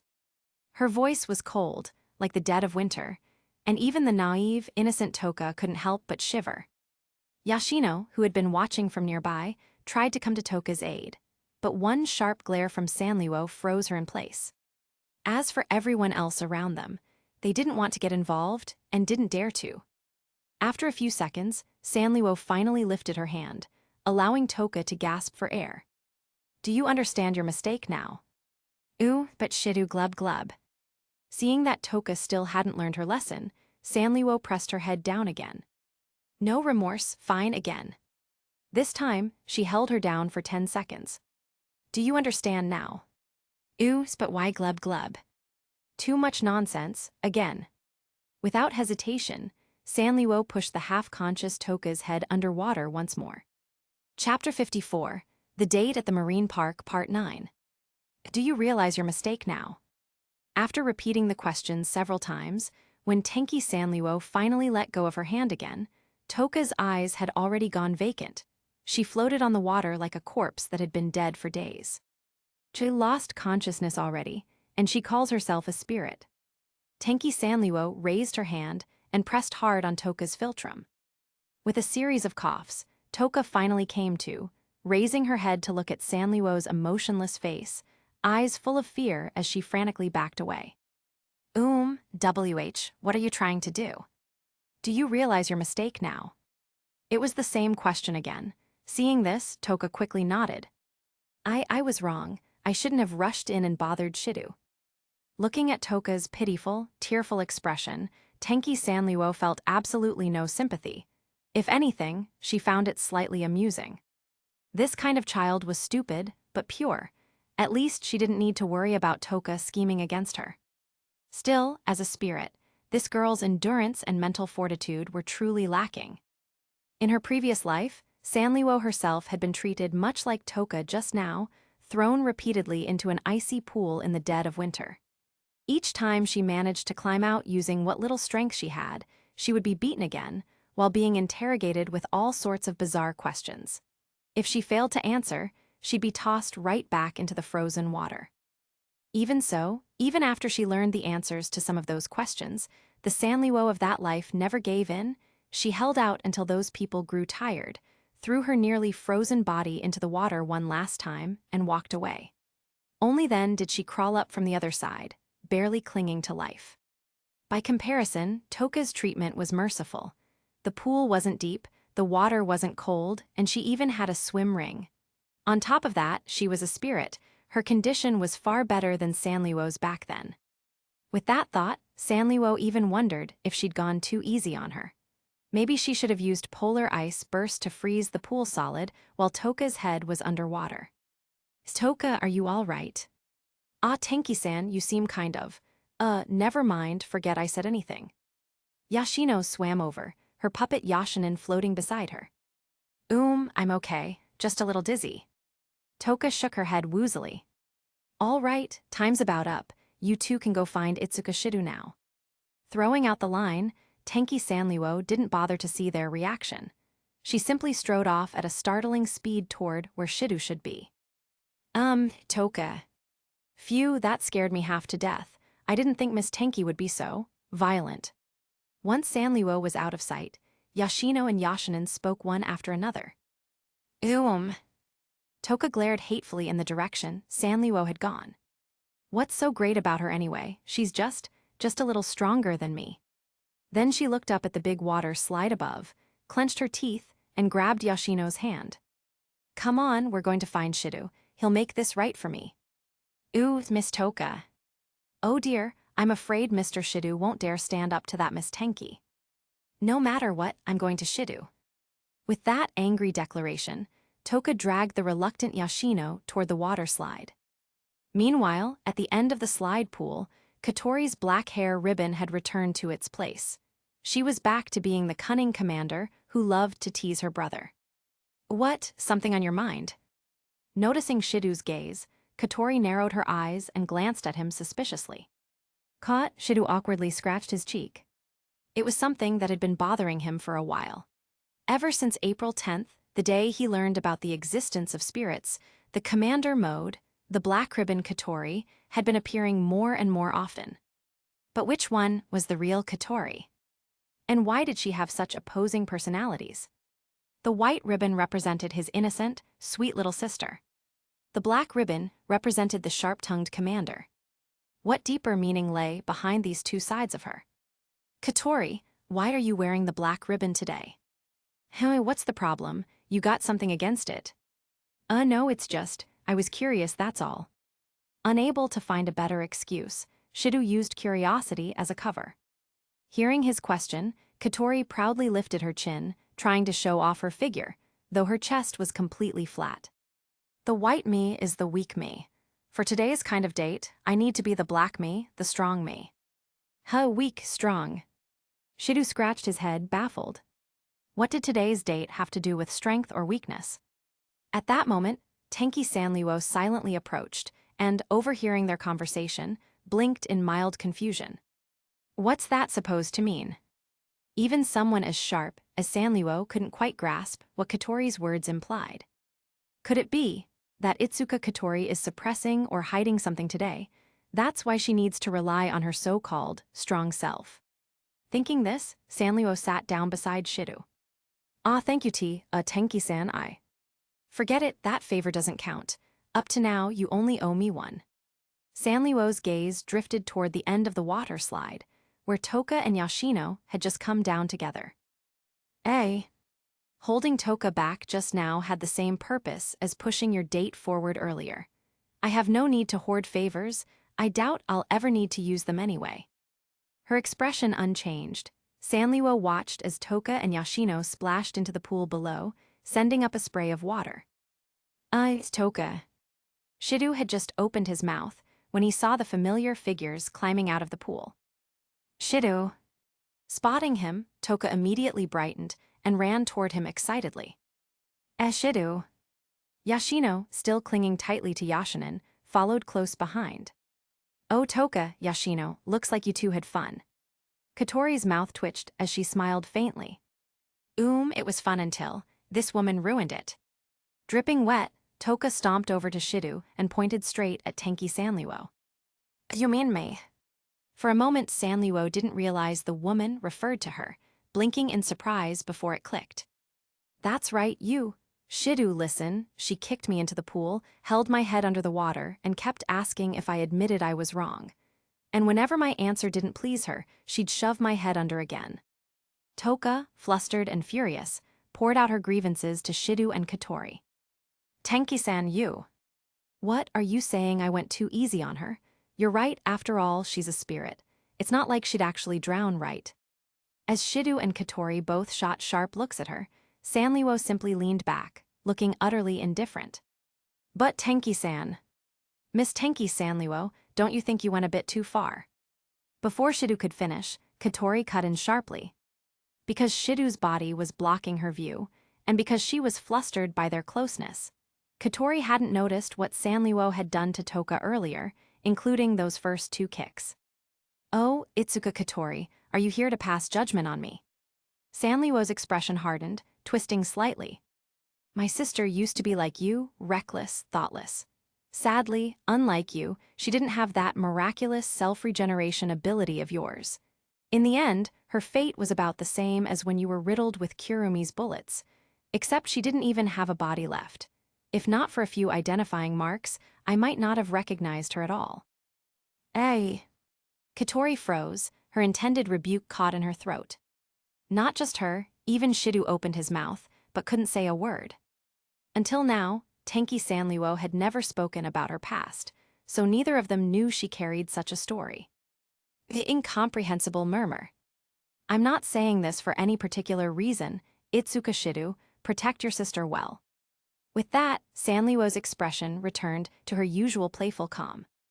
Oh, and by the way, my sister also wore twin tails, with one black ribbon and one white. Chapter 55, A Date at the Ocean Park, Part 10.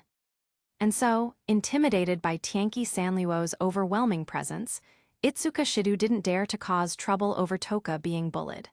Instead, he focused his attention on the current priority, his date with Katori.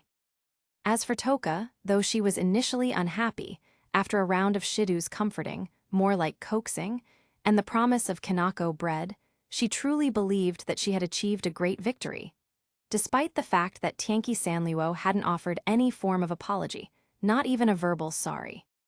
Toka was easy enough to deal with, but Katori was another matter entirely. Even though he was extremely nervous, Shidu had no choice but to brace himself and go through the date interactions with Katori. Katori, on the other hand, seemed lost in thought, recalling something Tenki Sanliwo had mentioned about her sister, and didn't strongly resist or reject Shidu's various attempts to get closer, at least not outwardly. Thus, at least on the surface, Shidu and Katori's date was going smoothly. Well, it would have been perfect, if not for the girl nearby who kept watching their every move. For some reason, though Katori was cooperating with Shidu, her face remained clouded with displeasure, her brows furrowed as if facing a formidable foe. Perhaps it was the pressure Tenki Sanliwo had put on her. For example, at 2:10 in the afternoon, the group was eating a late lunch at the Ocean Park's dining area. The small round table was quite full, though for Toka, it was hardly enough to fill her up. This is so good, Shidu. Toka bit into her sandwich with huge mouthfuls, her face glowing with joy. In contrast, sitting across from her, Yoshino nibbled her sandwich delicately with her small cherry lips, then nodded softly.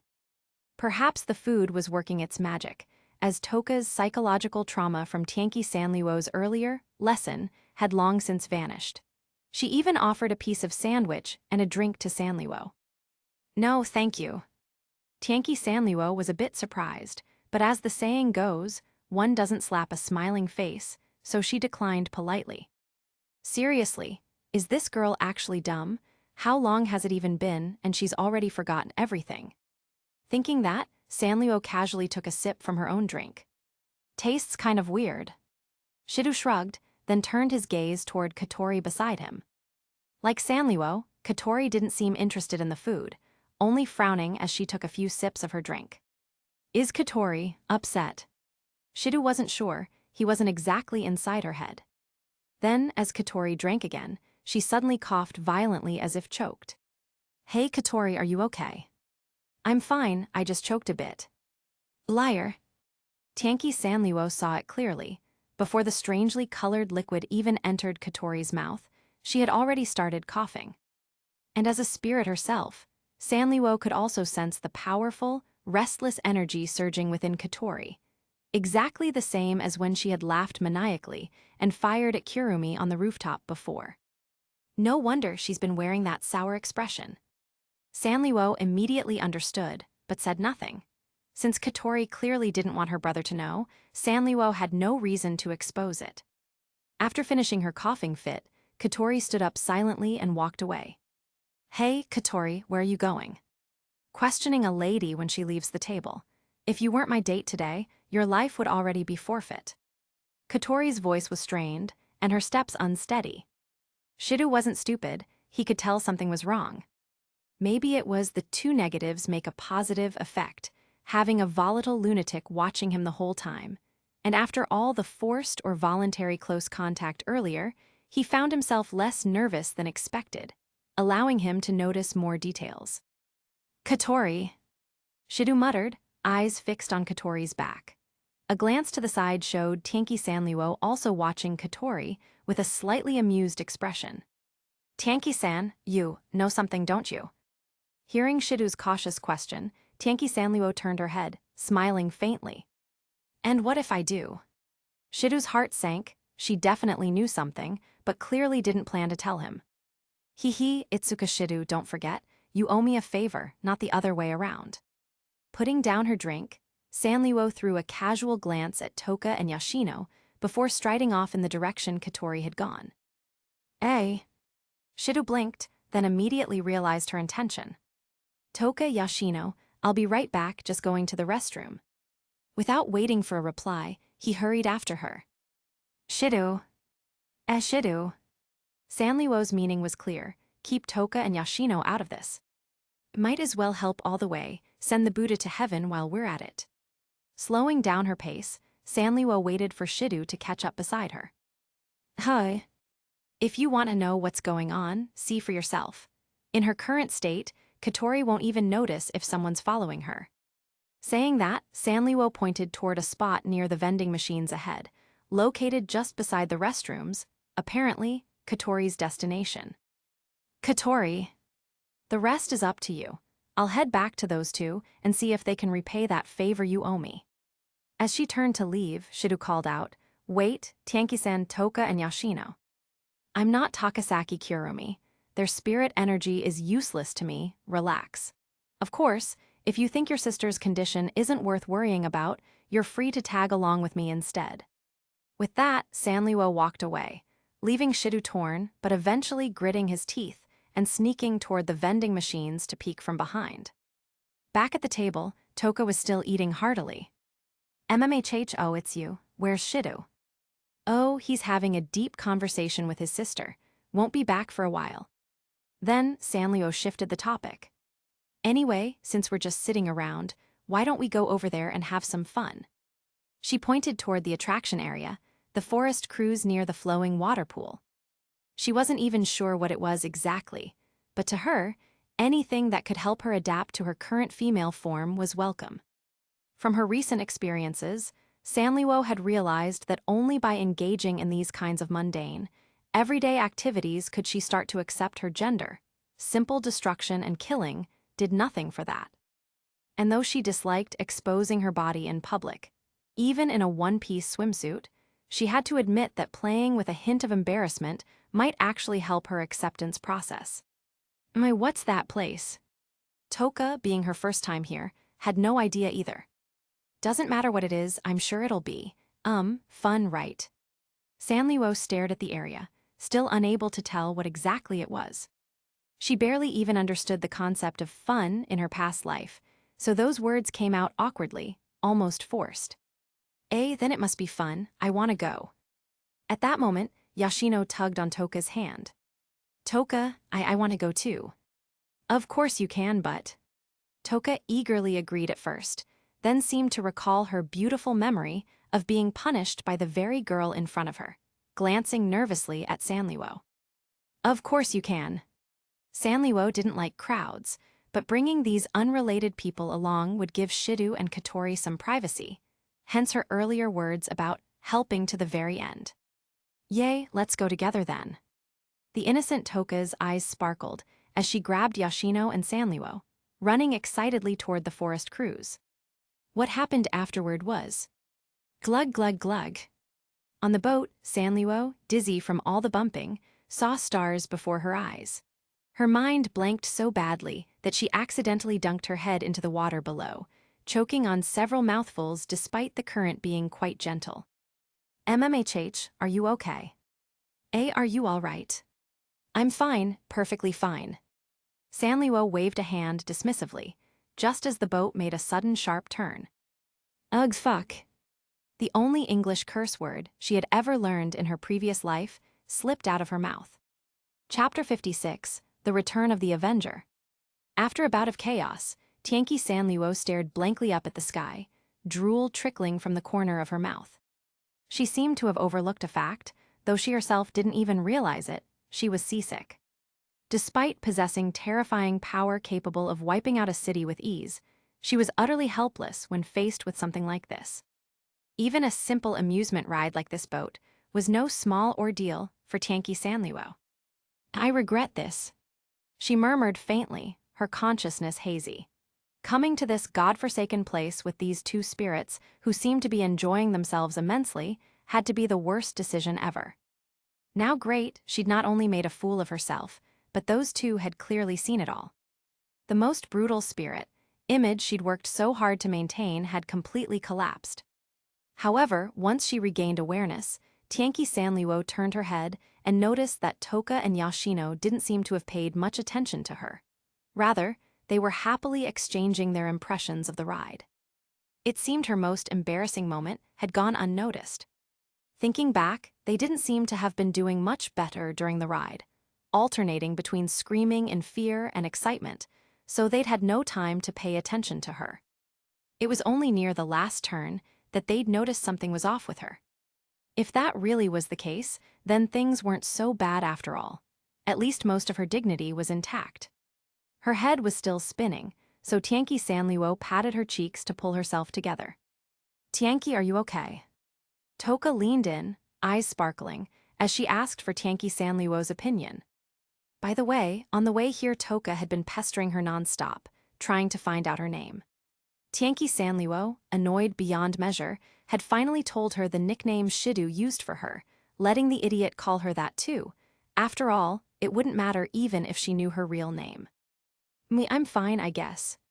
Tianqi Sanliuo forced herself to suppress the nausea rising from her stomach, maintaining a facade of calm. How about you, Yoshino? I'm okay, just a bit dizzy. After hearing Yoshino's response, Toka looked back longingly at the ride and suggested excitedly, then why don't we go again? Hi.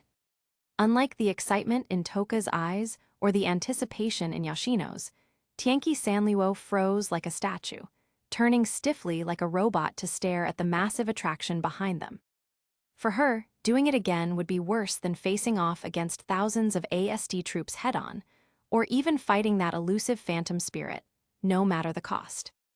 What made Tianqi Sanliuo want to cough blood was that, according to the latest intel, the rapid river descent they had just taken was actually a hidden Easter egg attraction, something that appeared randomly. Normally, it was a gentle water ride where people floated leisurely down the river, sightseeing. In other words, she had been exceptionally lucky. She'd hit the one version most unfriendly to her. Just as Tianqi Sanliuo opened her mouth, intending to talk Toka out of the idea with her usual glib tongue, she suddenly sensed a powerful spatial field fluctuation nearby, strong, far beyond what an ordinary ASD member could generate. That's... All right, let's go again. Having missed her chance, Tianqi Sanliuo was left dumbfounded as Toka threw her back into the boat once more. Because her head was still foggy and her limbs weak, she barely had the strength to resist. As the staff member pulled the lever, she could only sit helplessly as the boat, with Toka and Yoshino, set off again on another joyful journey. Tianqi Sanliuo. Life is unpredictable, like sausage wrapped in sausage. Meanwhile, elsewhere, Shidu and Katori had already enjoyed themselves throughout the amusement park. Because of Tianqi Sanluo's interference earlier, although their date had technically gone as planned, there had always been a lingering sense of restraint, or perhaps coercion. Now, without that demoness overseeing them, their date felt much more natural. Especially after Shidu learned that Katori had been forcing herself to stay composed by relying on sedatives to make it through the date. He made up his mind. He would definitely seal Katori's spirit power. Shidu, I'm tired, but this place is really fun. Katori turned her head aside, not wanting Shidu to see her expression. Yeah, come to think of it, when was the last time we came to an amusement park? Shidu bit his lip, trying to recall. Their parents were rarely home, so it must have been a long time ago. 5 years ago. Hi. 5 years again. That year, the Itsuka family had gone to an amusement park for the last time. That year, Katori had become a spirit. That year, Shidu had, most likely for the first time, sealed a spirit's power. And that year, Origami's parents had been killed. Could all these events be connected somehow? Shidu stood in silence, then moved to stand facing Katori, who had been sitting beside him. He wanted to know, was it Katori who had killed Origami's parents 5 years ago? But when the question reached his lips, he couldn't say it. Maybe he was afraid Katori would confirm it. At that moment, he almost missed Tianqi Sanluo. If she were here, she would have seen right through him and forced him to just say it. What's wrong? Katori looked up, slightly confused. Then, as if realizing something, her shoulders trembled and a faint blush spread across her cheeks. I know, Shidu. It's about that time, isn't it? But shouldn't we go somewhere less crowded first, doing it in such a public place? Hi. Shidu froze for a moment before realizing Katori must have thought he was about to seal her spirit power. Though that was important too, right now he wanted to ask about what happened 5 years ago. The sealing could wait until afterward. Katori, it's not about sealing. I really have something to ask you. Then ask away. Maybe it was just his imagination, but Shidu thought Katori looked a bit disappointed just now. Still, that wasn't what mattered at the moment. Katori, 5 years ago. Before he could finish, Shidu noticed the sounds around them suddenly fading away. Then he saw an invisible, film-like wall forming around him. Yes, it was just like the territory fields, created by ASD members using CR units. But this one felt even stronger. What? Shidu looked up and saw a dark silhouette descending from above, right onto where Katori was. The next second, a deafening explosion roared across the area, and flames engulfed everything in his vision.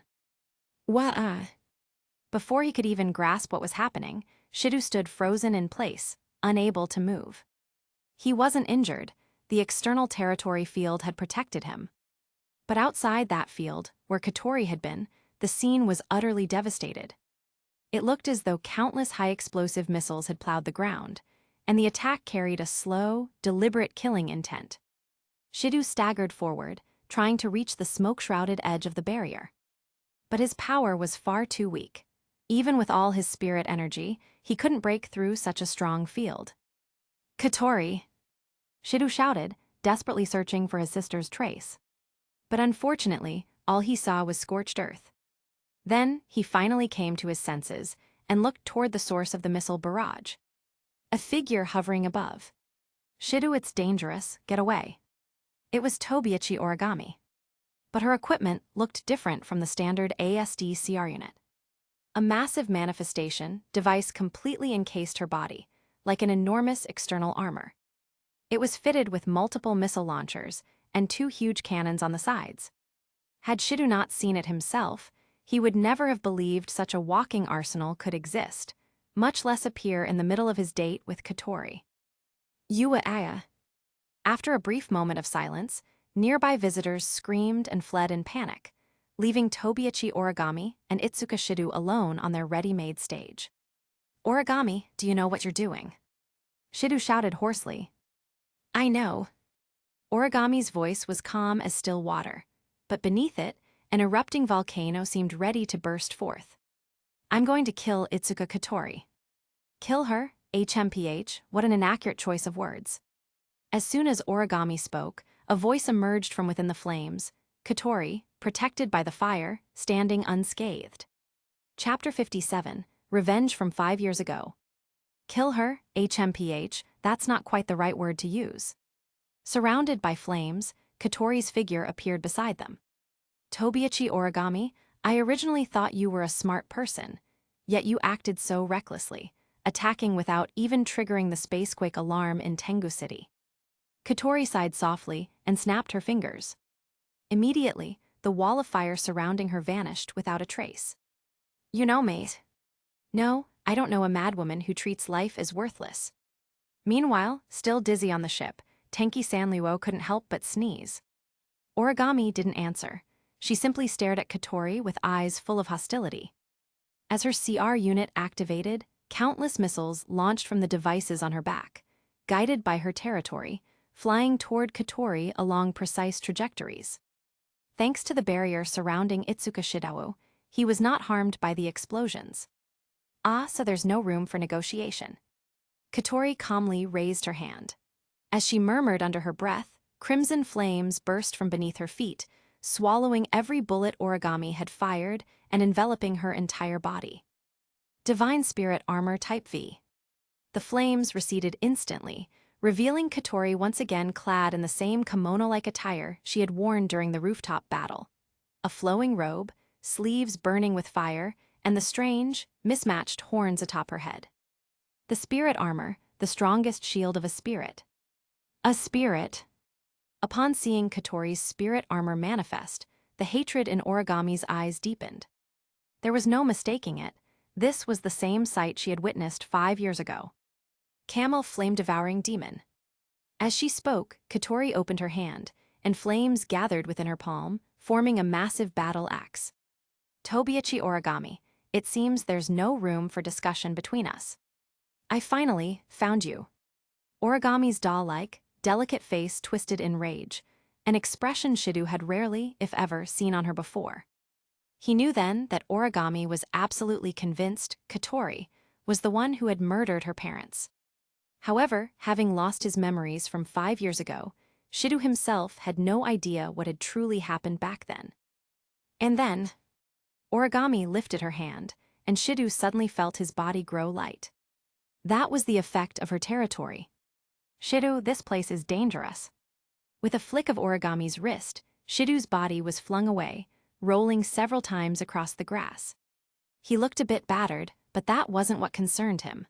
What truly worried him were Katori and Origami. He didn't want either of them to get hurt. Katori, Origami. Shido's cries were useless. The two of them could see no one but each other now.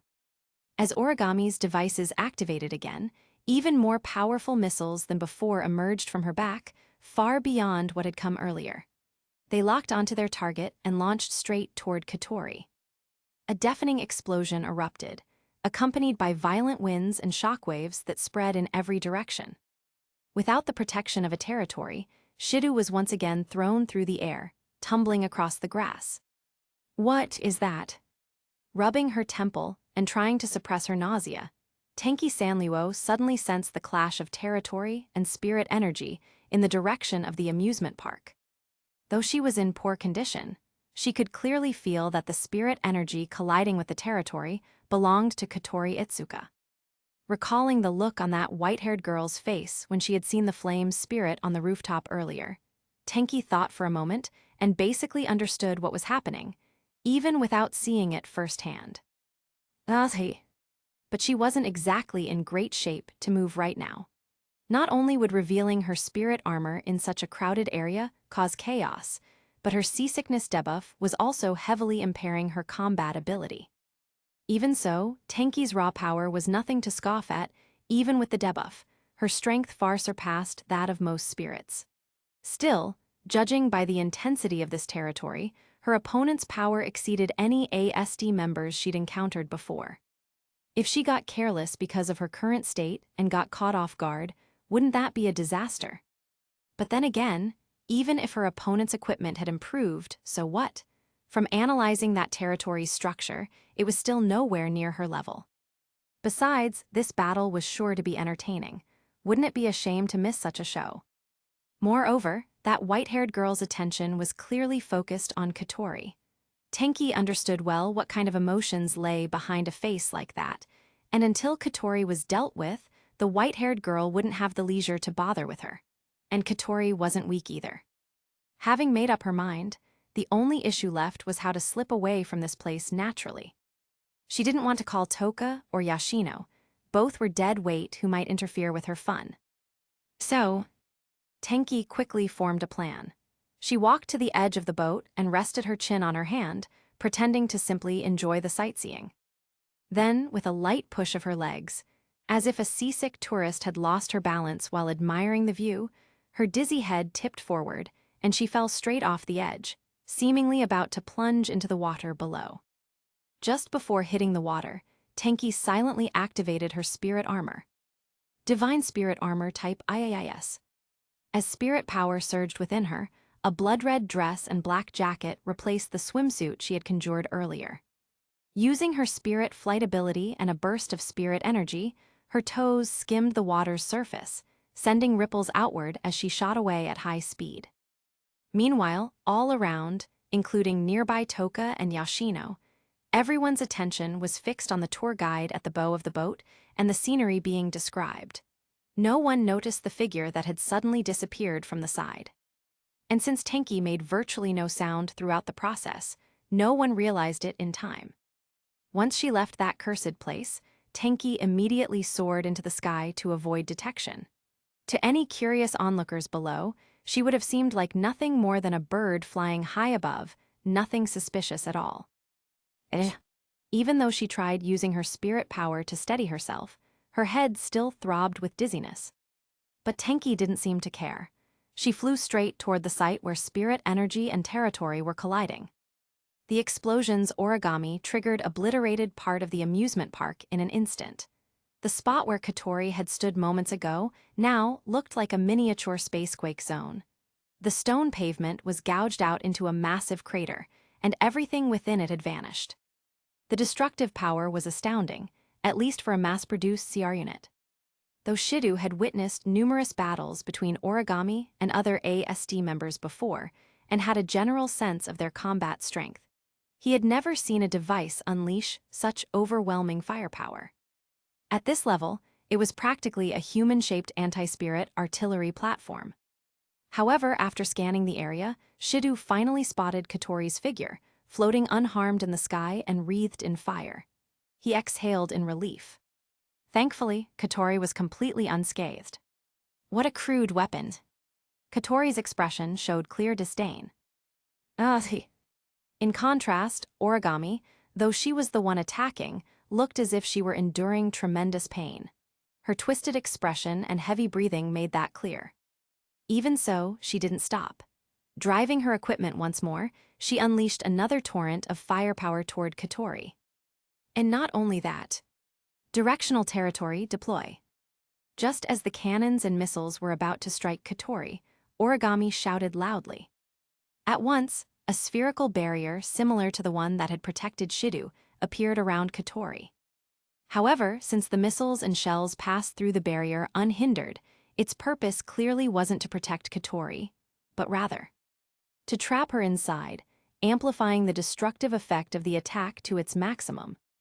Even though Shidu couldn't directly feel the shockwaves this time, the continuous explosions within the barrier, and the cracks forming across its surface, made it obvious how fierce the assault was and how much greater its power had become when confined to that space. At that moment, Tenki Sanluo, flying swiftly toward the battlefield, spotted the scene from afar with her keen spirit eyesight. She also saw Itsuka Shidawu, standing uselessly on the side like a bystander. She clicked her tongue in irritation. Itsuka Shidawu, you really are such a useless man. Chapter 58, Note. Chapter 59, Announcement. Chapter 60, The Threat. Perhaps due to the excessive strain on her mind, Origami's face was drenched in sweat, her facial muscles stiff, and her breathing ragged. Meanwhile, the barrier surrounding Katori vanished into thin air, dissipating together with the lingering flames of the explosions. However, when Origami finally saw the scene revealed after the fire faded, her eyes widened in disbelief. Protected layer upon layer by flames, Katori, though lightly burned in several spots, exhaled softly, her expression relaxed. What tremendous firepower! Is that a new model from ASD? Katori remarked casually. With a wave of her hand, the flames brushed over her body and her wounds healed instantly. Ahi! Origami glared bitterly at Katori, who remained unscathed even after she had pushed her CR unit to its very limits. Her eyes were filled with frustration and rage. Itsuka Shidao, what are you doing?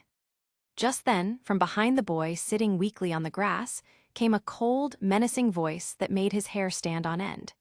He instinctively turned around and scrambled backward, away from the source of the sound. There stood Tenki Sanraku, clad entirely in her blood-red astral dress, her expression void of emotion as she stared at him. Tenki-san. You really are useless. Tenki shook her head at Shidu's pitiful appearance, then grabbed him by the collar, hauling him up effortlessly, only to toss him aside roughly. Caught off guard, Shidu fell flat on his face, eating a mouthful of dirt and grass. Because Tenki made no attempt to conceal her presence, both Origami and Katori immediately turned their attention toward her. Miss Tenki, why are you here? Katori raised an eyebrow. If she could help it, she would have preferred not to see Tenki Sanraku, especially not while she was wearing her astral dress in a situation like this. Now, with her hands tied, she couldn't protect Shidu. Origami's expression darkened. She redirected the muzzles of her cannons and missile pods, which had been aimed at Katori moments ago, toward Tenki instead. Through the CR unit's built-in spirit sensing systems, Origami quickly identified the spirit's spiritual signature. And within seconds, the data revealed the name associated with the being standing before her. Ejini Usura. Even for Origami, who had fought many spirits before, the moment she saw that codename, her face drained of color and a wave of powerlessness washed over her. The most brutal spirit, Genie Usura. Since this spirit's first appearance, ASD-like organizations worldwide had drilled into new recruits a single doctrine. Be prepared to lay down your life without hesitation should you ever face Genie Usura. Before Usura appeared, even though human soldiers rarely made much difference in spirit battles, casualties were surprisingly low. Most spirits didn't go out of their way to massacre humans. But the arrival of Genie Usura had plunged the world into sheer terror. As someone who had sworn to annihilate all spirits, Origami naturally knew of this entity. Her superior, Ryoko Kusakabe, had repeatedly warned, if you ever encounter Genie Usura, do not engage recklessly. Sound the spacequake alarm immediately, evacuate civilians, and prepare to fight together with your team, even if it means dying. Though Origami had seen Tenki Sanraku before on the rooftop, she hadn't paid much attention to the girl quietly observing from the sidelines.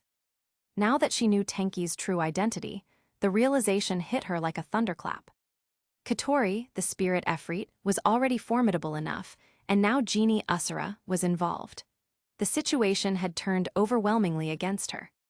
Worse yet, Shidu was standing right next to Genie Usura.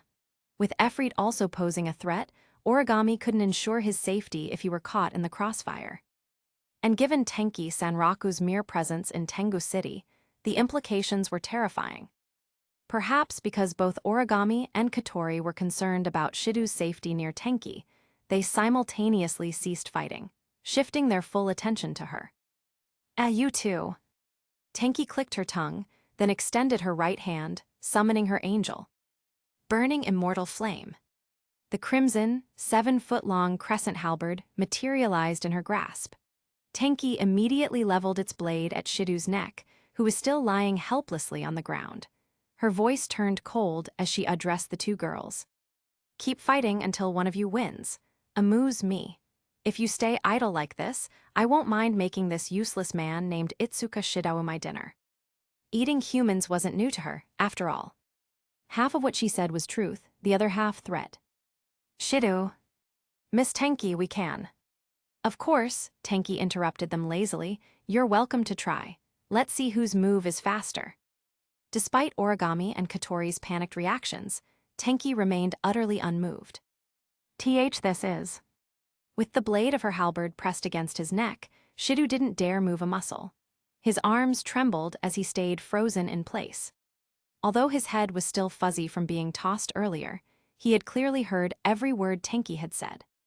He realized that she was using him as a hostage to force Katori and Origami to resume fighting. Tenki-san. Shut up, you rooster, all bark and no bite. Without warning, Tenki drove her foot hard into Shidu's abdomen. He. Caught completely off guard, Shidu took the full force of a spirit's kick. Pain exploded from his stomach as his body went limp, collapsing helplessly to the ground. Shidu. Shidu. Katori and Origami cried out at the same time. If you two hadn't stopped fighting on your own when I arrived, Shidu wouldn't have had to suffer this small punishment. Tenki's tone was flat as she glanced down at the grass beneath her. It wasn't particularly dirty, but sitting directly on it didn't feel appropriate either. After all, she was female, and with her pride and status, she couldn't just plop down anywhere like in her previous life. So she looked around casually, and finally, her gaze settled on the prone figure of Itsuka Shidawu. He. As Shidu groaned faintly, Tenki simply sat down right on top of him. Surprisingly, it felt rather comfortable. Keeping her legs tightly together to avoid exposing herself, given her blood-red dress, she drove the halberd's shaft into the ground beside them, its gleaming blade still poised near Shidu's neck, like an executioner's guillotine. Now continue, she ordered calmly, if you want this boy to live to see tomorrow's sunrise. Her crimson eyes reflected the images of Origami and Katori, as if she were watching a stage play. Spirit, let Shidu go. Even without you, I'll settle this with Katori Itsuka. One of us will die today. Though rage burned within her, Origami forced herself to speak in a steady tone.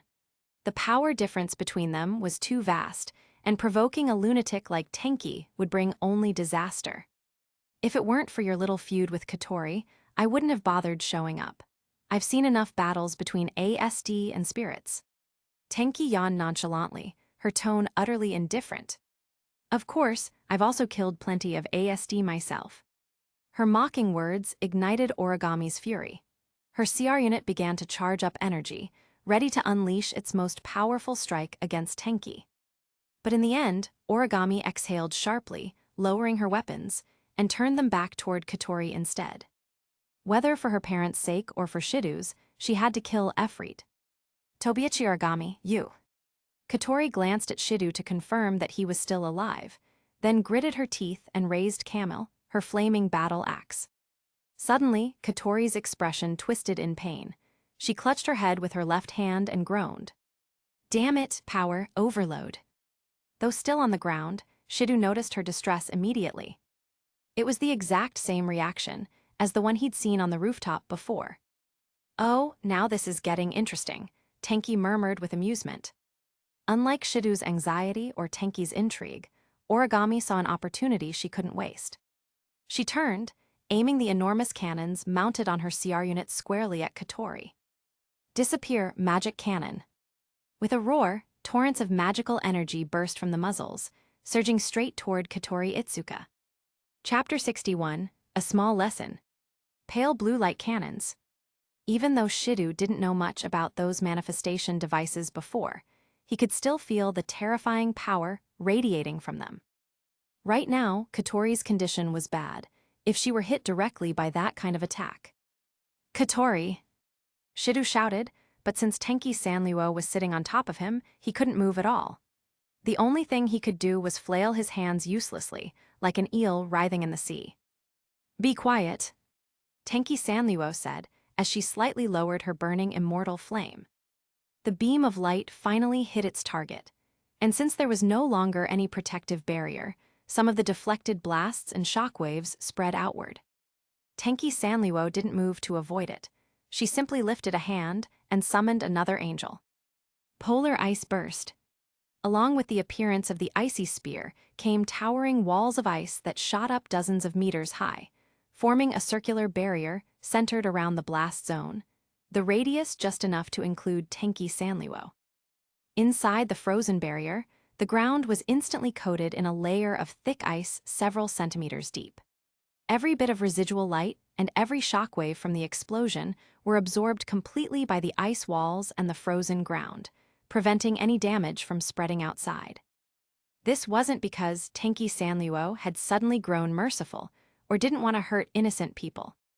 The real reason was simple: she didn't want the battlefield getting too messy just yet. The real show had only just begun, and who would wreck the stage before the story reached its climax? As for her own safety, this level of attack might be devastating to others, but for Tenki Sanluo, even without summoning an angel, her spirit armor alone could easily withstand it. At most, it might leave a tiny scratch. She had only used polar ice burst to make herself look more graceful, nothing more. A continuous series of explosions followed, one after another. The ice sheet on the ground took the brunt of the deflected blasts and shockwaves. Before long, the layer of magically reinforced ice, several centimeters thick, was almost completely shattered by the repeated bombardment. Even the surrounding ice walls were cracked and riddled with holes. Still, it was enough. The central explosion had ended. There would be no further shockwaves. Tenki Sanluo glanced around, shook her head slightly, and dismissed polar ice burst, letting the damaged ice and crumbling walls melt away. Origami Tobiichi was panting heavily as she lowered her cannons, her face pale and grim. Even though she had been the one attacking the whole time, she now looked more like the one who had been beaten down. The strain of operating such a high-output manifestation device was far too great for her. Pushing her mental capacity, this far yielded little more than exhaustion. Her expression was dark, but her brows eased slightly. Even the flame spirit would surely be gravely injured after taking that hit. However, just as Origami relaxed for an instant, Katori appeared right behind her, wielding the massive battle-axe camel. What? Origami turned in shock, raising her photon sword to block. But it was too late. For the berserk Katori, Origami's movements were far too slow. The enormous axe came down before Origami could even raise her blade, and struck her full force across the manifestation armor. Urgh! Suppressing a scream, Origami crashed to the ground along with her weaponry. The real show had begun. From here on, Tenki Sanluo had no need to protect the battlefield anymore. Defensive territory activate. Biting her lip, Origami shrank her territory field, pressing it tightly around her body and equipment to maximize its defense. The next second, Katori's axe slammed down again. Ugh! Thanks to that defensive field, Origami barely managed to survive the strike, but her brain felt like it was being stabbed with hot needles. The pain was excruciating. Still, Katori did not stop. She continued to swing the massive angel weapon effortlessly, over and over. Each blow might not have directly damaged Origami's body, but the feedback seared into her mind. A torment she couldn't escape, yet had to endure to stay alive. What's wrong? Where did all that sharpness of yours go? You want to defeat me, don't you? You want to kill me, right? Then hurry up, get up, raise your blade, point your cannon at me again. If you can't, you'll die first. Seeing Katori like that, Shidu cried out in anguish. Katori, stop, if you keep going. Shut up, useless trash. Before he could finish, Tenki Sanluo covered his mouth. All that came out were muffled whimpers. And what exactly could you do? Talk her out of it with your cheap words. Maybe that worked on Takasaki Kurumi's clueless clones back then, but you're delusional if you think it'll always work. Watching Katori mercilessly beat Origami, Tenki Sanluo's expression remained unchanged as she continued coldly. Even if your little speeches were perfect, so what? All I have to do is shut your mouth, and you're helpless. What use are pretty words without the power to back them up? Why would anyone believe in you then? MMMPH. Shidu didn't seem to hear a word of what she said. His eyes were fixed entirely on his sister. Tenki Sanluo clicked her tongue. Since he insisted on being stubborn, she saw no reason to interfere anymore. Let him deal with the consequences himself. A few strikes later, the territory field Origami had maintained with everything she had finally shattered. So this is all you've got. Katori's grin twisted briefly into a sadistic smirk before fading into an icy stare. She raised Camel once more. Camel Megiddo Cannon. The giant axe shifted shape as Katori chanted. The blade vanished, the shaft reconfigured, and soon the weapon had transformed into a huge arm-mounted cannon. Katori aimed it directly at Origami. Well then, since you can no longer fight, why don't you just die? MMMPH. Seeing that Katori was about to unleash her ultimate attack, Shidu panicked, thrashing desperately beneath Tenki Sanliwo. Noisy. She frowned, dismissed burning immortal flame, and stood up slightly. Then she flipped Shidu over before he could even speak. She drove her fist hard into his abdomen, precisely into the liver. It was a technique she'd discovered in her past life. A blow there would cause searing, all-consuming pain from the inside out. Urgh. Sure enough, his eyes went wide, nearly bulging from their sockets. His face twisted violently, muscles convulsing as he curled up like a boiled shrimp. For an ordinary person, that one punch, delivered with a spirit's strength, would have completely destroyed their liver. Even so, after a few moments of blank pain, Shidu forced himself to endure. Trembling, he tried to stand, eyes still locked on his sister, desperate to stop her. Katori. You can still move. Tenki Sanliwo tilted her head. She truly didn't understand this man. If taking a bullet for Kurumi could be chalked up to reckless bravery, then what was this? She'd nearly destroyed his insides, yet instead of dealing with the agony, he was still worrying about his sister. Did this man even think about himself at all? At that moment, Katori's cannon was fully charged, ready to fire at any time. Meanwhile, Origami, despite gasping in pain, stared back at her with fearless, hate-filled eyes. Effect Flame Demon. Chapter 62, The Intercepted Bullet. Hearing Tobiichi Origami call out her identification name, Katori frowned unhappily. That's really annoying. How do you even know that name? 5 years ago, were you the same back then? The one who killed my parents just like this? Katori froze. The light cannon in her hand, which was about to fire, scattered into the air as her focus wavered. What did you just say? Holding her forehead, Katori seemed to be struggling to recall something. Unaware of the change in her expression, Origami continued speaking in her calm yet hate-filled tone. 5 years ago, exactly 5 years ago. My parents, who lived in Minami Kamamachi of Tengu City, were murdered by the Spirit of Flames, that is, by you. You burned them alive right before my eyes. No, I didn't do that. Perhaps haunted by fragments of the past, or perhaps burdened by the guilt of supposedly taking lives, Katori recalled her angel and clutched her head, writhing in pain that came from nowhere. I can't forget, I'll never forget, so I will kill you. I'll kill you, Efreet. With Origami's hysterical scream, Katori's body was hurled away by the directed space field. Even though Katori was now a fully awakened spirit, she was still easily blown back by Origami's attack, showing how unsettled her mind was, to the point that she could barely control her own spiritual power. This time, I won't let you escape. As if fueled by hatred alone, Origami unleashed tremendous power far beyond her limits, expanding her territory again. She then used a directional field to trap Katori within it, leaving her unable to break free. And yes, that's the look. Tenki's eyes lit up. After all this effort, she had finally found what she'd been seeking. Takasaki Kurumi killed people too, but Tenki could never see such raw emotion in her eyes. It was as if Kurumi's killings were merely business, a method to obtain spirit energy and time, nothing more.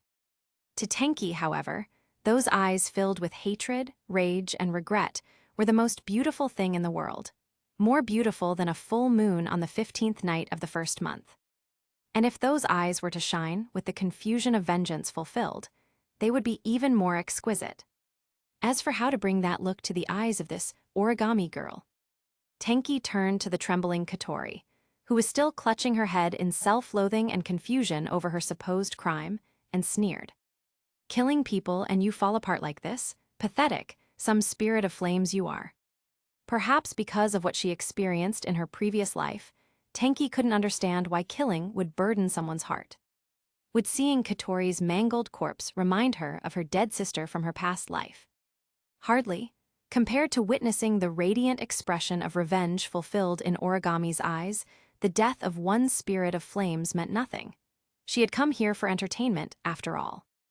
Her past life could stay buried with the past. She was no longer that powerless child. She was now the fearsome genie, the Usura who could make the world tremble. Perfect, then. She would use the blood of this girl who resembled her dead sister to bury her past completely. And as a bonus, she'd take Origami's eyes, shimmering with the light of vengeance, as her prize. At that moment, Shido was clutching his stomach, limping toward Katori. Katori, Origami, you too. Itsuka Shido, don't get in the way. You're ruining my mood. Tenki frowned. This fool was still trying to stop the fight with his naive ideals. She couldn't allow him to spoil such a magnificent spectacle. And for someone with spirit energy but no true power, she didn't even need to summon her angel. Why use a cannon to kill a chicken? Then Tenki remembered the little gift Kurumi had given her earlier. According to Kurumi, if she poured her own spirit energy into it, she could use it like an angel. Thinking so, Tenki raised her right hand, and as spiritual power surged, a flintlock rifle appeared in her grasp. It felt unfamiliar, yet strangely fitting. Channeling her energy into it, Tenki aimed at Shido's head. The man's attention was entirely on Katori and Origami. He didn't notice her at all. And at that sluggish pace, Tenki thought she could hit him even with one eye closed. Wait, wasn't that how you were supposed to aim with guns? One eye closed. Shaking her head to clear the idle thought, she steadied the rifle, the barrel trained squarely on Shido's skull. She'd lost all patience with him. Itsuka Shido had no reason to live. But for some reason, the instant Tenki aimed the flintlock at Shido's head, a chill ran down her spine. Her instincts screamed that something powerful was watching her every move, ready to strike at any moment. Who's there? Tenki lowered her weapon and scanned her surroundings suspiciously, but saw no one. And then, that oppressive feeling vanished just as suddenly as it had come. Maybe it was only her imagination. Still, based on her earlier judgment, the fact that Shido had survived this long likely meant someone powerful was protecting him. This world was full of hidden monsters. Carelessness could be fatal. The sense of danger earlier might have been a warning from that guardian. After a brief thought, Tenki raised her rifle again, finger resting on the trigger. This time she aimed at Shido's shoulder. Whether he lived or died, she'd leave it to fate. Bang! A gunshot rang out, but Shido's head didn't burst open. Instead, there was only a splatter of flesh on the ground. Takasaki Kurumi. Staring at the shadow behind Shido, Tenki raised her flintlock and said coldly, Ara, I didn't expect Miss Tenki to arrive in Tengu City so soon. With the sound of smooth jazz playing in the background, Kurumi stepped out of the shadow, smiling. Countless pale hands reached out from the darkness, collecting the flesh on the ground and dragging it back into the shadows for unknown purposes. Cut the nonsense, what's the meaning of this? Tenki was certain she hadn't missed. Her aim was perfect. The shot should have blown Shido's head apart. Now, seeing him unharmed and the flesh on the ground, there was only one explanation. That question, Kurumi replied, still smiling but with a dangerous glint in her eyes, shouldn't I be the one asking you? Shido-san is a delicacy I've been waiting for. Why, pray tell, would you try to kill him so carelessly? Since when do I need to report my actions to you? Tenki frowned and fired another shot at Shido. But once again, a Kurumi clone appeared to block it, exploding into a bloody mist. Foo, of course, we're not master and servant, Kurumi said lightly. But as allies, shouldn't Miss Tenki give me at least a reasonable explanation? This Kurumi was clearly a clone. Her spiritual power was faint, and no angel was visible. Tenki, for now, still needed Kurumi. She shrugged and rested the rifle on her shoulder. That guy was about to ruin the best show I've seen in ages, this scene right here. Is that reason good enough? She tilted her chin arrogantly toward Origami, who was just about to fire a fully charged light cannon at Katori. Ara Miss Tenki, your personality is truly dreadful. Right back at you, Miss Takasaki. While Kurumi kept Tenki busy in their sharp exchange, Origami's attention was caught by the gunshots. She finally noticed that Tenki had tried to shoot Shido, only for Kurumi to intervene, and that they were now in conflict. Shido, it's dangerous. Get out of here. Worried for his safety, Origami had to divert part of her territory to fling the half-conscious Shidu away from the battlefield. But because of that, her charging time for the light cannon was delayed by a few seconds. "If it's spirit energy or time you want, that's easy," Tenki said casually. "Just name a few cities. I'll wipe out their defenses and you can feast on the people there as you please. In exchange, let me kill Itsuka Shidu. How about it?" Ara, so sorry, Miss Tenki," Kurumi replied sweetly but firmly. "That won't do. Shidu-san is special to me." Her tone left no room for negotiation. "Besides," Kurumi added, "Miss Tenki said she would visit other cities, but here you are in Tengu, right beside Shidu-san. I can't help but suspect that you were simply making excuses during your last lost mission. That's none of your concern." Just as Tenki and Kurumi's verbal sparring intensified, a thunderous roar echoed from above. Toka descended from the sky, dazzling and radiant. "Shidu!" Along with her came her angel, Sandalpin, which cleaved the light cannon Origami had just completed clean in two. Chapter 63, The Non-Existent German Orthopedics. Shock spread across Origami's face, but once she saw the true identity of her attacker, her expression grew even darker. Yatagami Toka. Wearing her limited astral dress, Toka held her angel tightly and turned to look back anxiously at Shidu. "Shidu, Katori, are you both okay?" Annoying pest. The realizer units behind Origami activated again, launching a barrage of missiles straight toward Toka. However, just as she was about to fire, a pale blue beam shot from the side, forcing Origami to stop her attack and leap into the air to dodge. "This is..." The spot struck by the beam instantly froze over with crackling ice. "Are you too, okay, Shidu Katori?" Following the voice, Shidu looked over to see Yoshino, also clad in her limited astral dress, standing atop a rabbit-shaped ice puppet. "Yoshino. We heard Toka was worried, so we came." "Hermit." Origami had also noticed Yoshino. The situation was already chaotic enough, and now these two troublesome spirits had decided to join in. If she counted the two still arguing on the other side, Tenki Sanliwo and Takasaki Kurumi, that made 5 spirits gathered in one small area. Things were going from bad to worse. In that case, Origami took a deep breath. Her realizer units reloaded again, ready to fire. "You can all disappear together." With a shout, countless missiles burst from behind her, much like her earlier battle with Katori. But this time, her targets were Toka and Yoshino. Though Toka and Yoshino were both powerful, their strength in limited astral dress mode was greatly reduced. Against Origami's hatred-fueled barrage, they were clearly struggling to keep up. "Toka, Yoshino." Shidu shouted, stumbling forward with unsteady steps, recklessly trying to reach Origami to stop her. "Shidu, don't worry about us, go save Katori. We can't hold out for long." Toka and Yoshino yelled between labored breaths as they fought off Origami's relentless assault. The pain in Shidu's abdomen had mostly subsided by now. Glancing to the side, he saw Tenki Sanliwo and Kurumi still facing off, seemingly uninterested in him for the moment. "Guess I've got no choice." Gritting his teeth, Shidu sprinted toward Katori. Since Origami's attention was fixed on Toka and Yoshino, the spatial field around Katori had vanished. He rushed forward, scooping her up in a princess carry and running toward a nearby hiding spot. "So what now? Takasaki Kurumi, are you declaring war on me?" Tenki Sanliwo tilted her head slightly as she spoke. "Ara Tenki-san, I merely think that, as friends, we shouldn't harm each other's interests, don't you agree?" Kurumi showed no sign of backing down. Seeing that, Sanliwo's eyes grew dangerously cold. "Takasaki Kurumi, don't think that your little tricks could ever match me in a real fight. Or are you?" She lifted burning, immortal flame once more. "Planning to die together with this city." "Perish together? I'm afraid not, Tenki-san. The real question is, can you even find me right now?"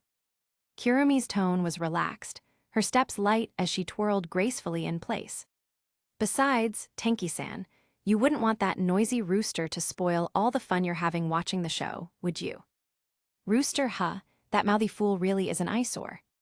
Sanliwo glanced toward Shidu, who was carrying Katori and trying to escape, then lowered her flintlock rifle and took aim once more at his head. Naturally, Kurumi intercepted the shot again. One of her clones appeared just in time, taking the bullet and bursting into a spray of blood and shadow. Rooster, oh my, are you referring to Shidu-san, Tenki-san? Kurumi blinked, then smiled, storing her rifle back into the shadows. While I'll refrain from commenting on the nickname, it's precisely because of Shidu-san that we get to enjoy such fascinating events in Tengu City, don't you think? Perhaps you don't know, do you, Tenki-san, how Shidu-san seals a spirit's power? Hi. Sanliwo raised an eyebrow and glanced toward Shidu's direction.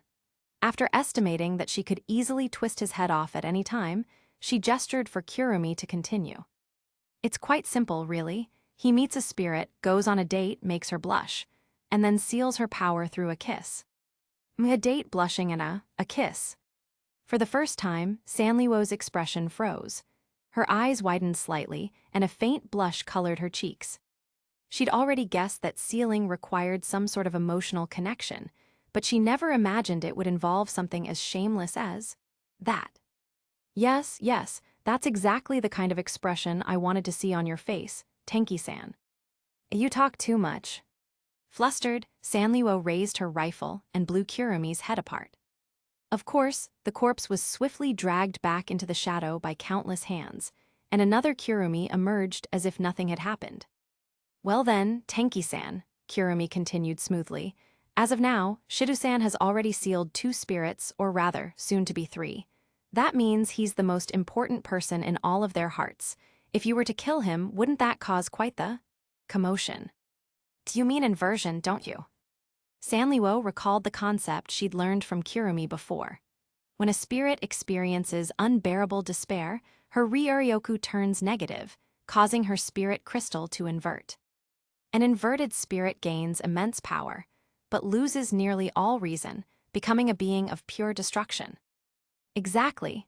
If several spirits suddenly went berserk, beings as destructive as yourself, Tenki-san, how do you think humanity would react? The world would descend into chaos.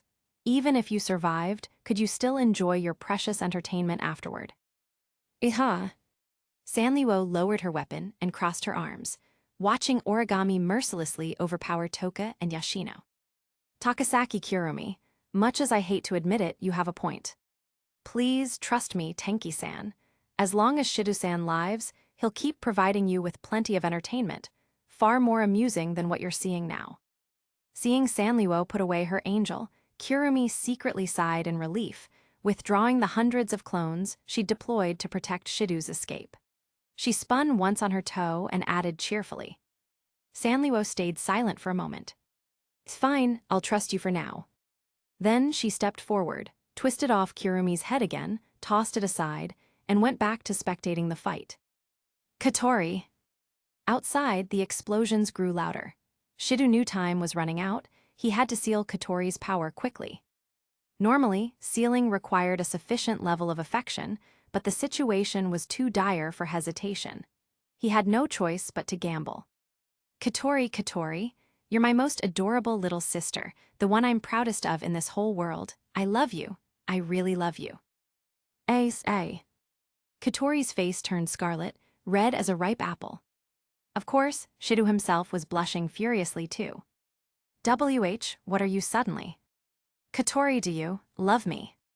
Despite the embarrassment, Shidu had no time to waste. That. He could already hear Tenki Sanliwo and Kurumi finishing their argument nearby, a very bad sign. If he didn't act now, he might literally lose his head in the next few seconds. Taking the initiative, Shidu shouted. Katori. I get it already. Katori's eyes darted around in panic before she finally yelled back, voice cracking with emotion. I love you so much. You're the person I love most in this whole world, Oni-chan. And the moment those words left her lips, Shidu leaned forward. Their lips met. Chapter 64. The curtain falls amid blazing flames. A dizziness-like sensation struck Shido's head. Next, he felt a warm current flow through his lips and into his body.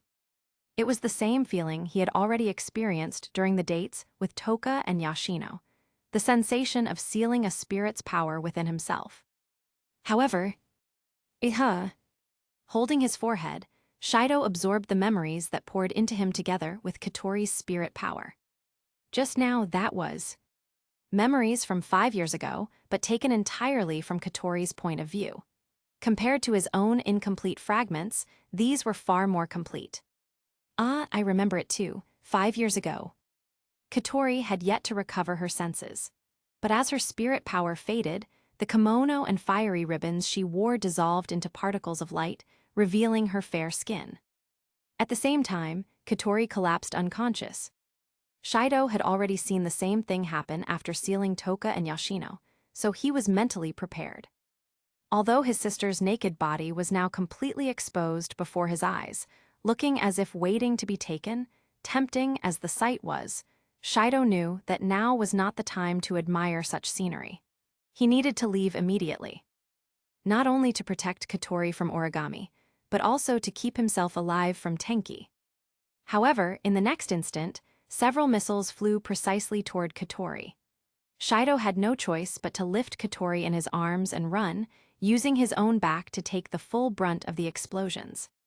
The burning pain seared through him, yet Shido endured it. This level of pain was nothing compared to the feeling of being constantly shredded by a shotgun blast during Yashino's blizzard. Shido.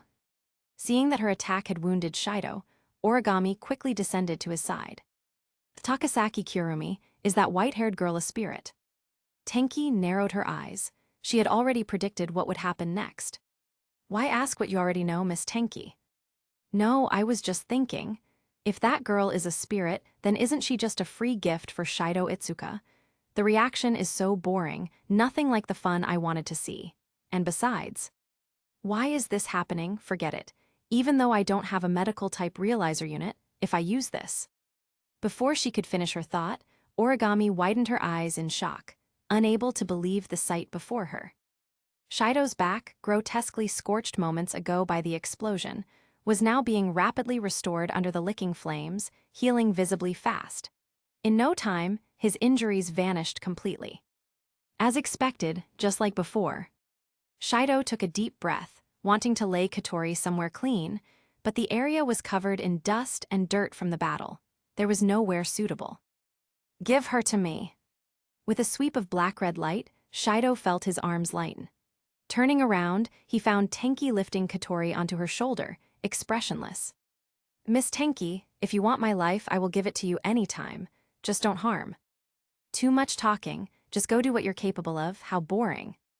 Tenki, disappointed that there was no delightful revenge scene to witness, carried Katori toward Kurumi. Miss Takasaki, do you have spare clothes? Seeing that Tenki had no intention of harming Katori, Shido let out a long breath, then turned with determined eyes toward Origami, who still wore a look of shock. Shido, you. Origami, you said your target of revenge was the spirit Efreet, not the human Katori Itsuka, right? Yes, but this. Now, Efreet's spirit power has completely transferred to me, which means that the current Katori is fully human, and I am your target of revenge. Shido wore the most serious expression he could muster, spouting logic that sounded utterly absurd to Tenki. Yet Origami seemed genuinely stunned. How ridiculous. If it were me, I wouldn't bother distinguishing targets so clearly. I just choose whether to wipe out their entire clan or exterminate 9 generations. Shido Itsuka, the only reason you're still alive is exactly that phrase, the favored fear nothing. As Tenki spoke, she lowered her gaze to Katori, now dressed by Kurumi's clones. Except for some looseness at the chest, the clothing fit reasonably well. Before that, could you listen to what I have to say? I finally remembered what happened 5 years ago. I remembered what I was doing. And what Katori was doing back then. 5 years ago, Efreet killed my parents. No, that's not what happened. For once, Shido mustered rare courage, interrupting Origami and explaining hurriedly. From the moment she gained spirit powers until the moment they were sealed, Katori had no one with her except me. Efreet's power was indeed the cause of the fire. That part I won't deny. But Katori never killed anyone. What? How could that be? Origami, if you check the casualty records from the fire 5 years ago, you'll know. Your parents didn't die in the fire. Origami glared resentfully at the unconscious Katori. With Tenki and Kurumi right beside her, she could not act rashly. And according to her own investigations, though she did not want to admit it, Shido's words were true. She nodded heavily. But I still saw a spirit that day. Was that spirit Katori? Was it Efreet? Shido shouted. Origami frowned, forcing herself to recall the events of that year. 5 years ago, angels, a spirit. What an interesting expression, Tenki remarked from the side. Hatred and confusion, delightful. A vengeance-seeking troublemaker might actually be useful to keep around. Miss Tenki, your personality is even worse than I imagined, Kurumi giggled. Says the pot to the kettle, Takasaki Kurumi. If you could show an expression like this white-haired girl, I'd like you much more. Kurumi's smile froze, for an instant, at Tenki's careless remark. It lasted only a second, before her usual expression returned. Tenki did not notice the momentary stiffness. Hee, perhaps someday. Plenty of time for that, for both you and this guy. Tenki assumed Kurumi was once again speaking in riddles or plotting something. Meanwhile, Shido continued his earnest attempts to persuade Origami. And that's what you want me to believe. After a long silence, Origami's voice trembled. It was not only her shaken emotions. Her brain was reaching its limit from operating a realizer unit far beyond her capacity for such a long time. Yes, please, believe me. Shido's voice was sincere, but it wasn't enough. Gritting her teeth, Origami raised her lightsaber and pointed it at the unconscious Katori. Shido, I want to believe you, but I cannot. How cliché, torn between hatred and affection. Do you really need to hesitate? Why choose love when you could choose hatred? Do you expect that worthless man to help you unlock your heart with his so-called love?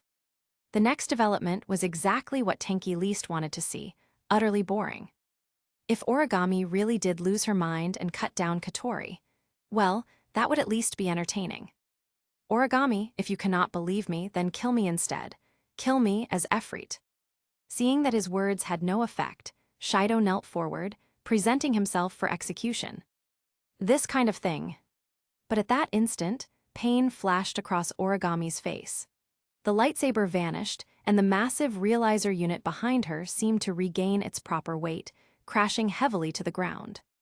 Why now, of all times? Please don't take Katori away from me.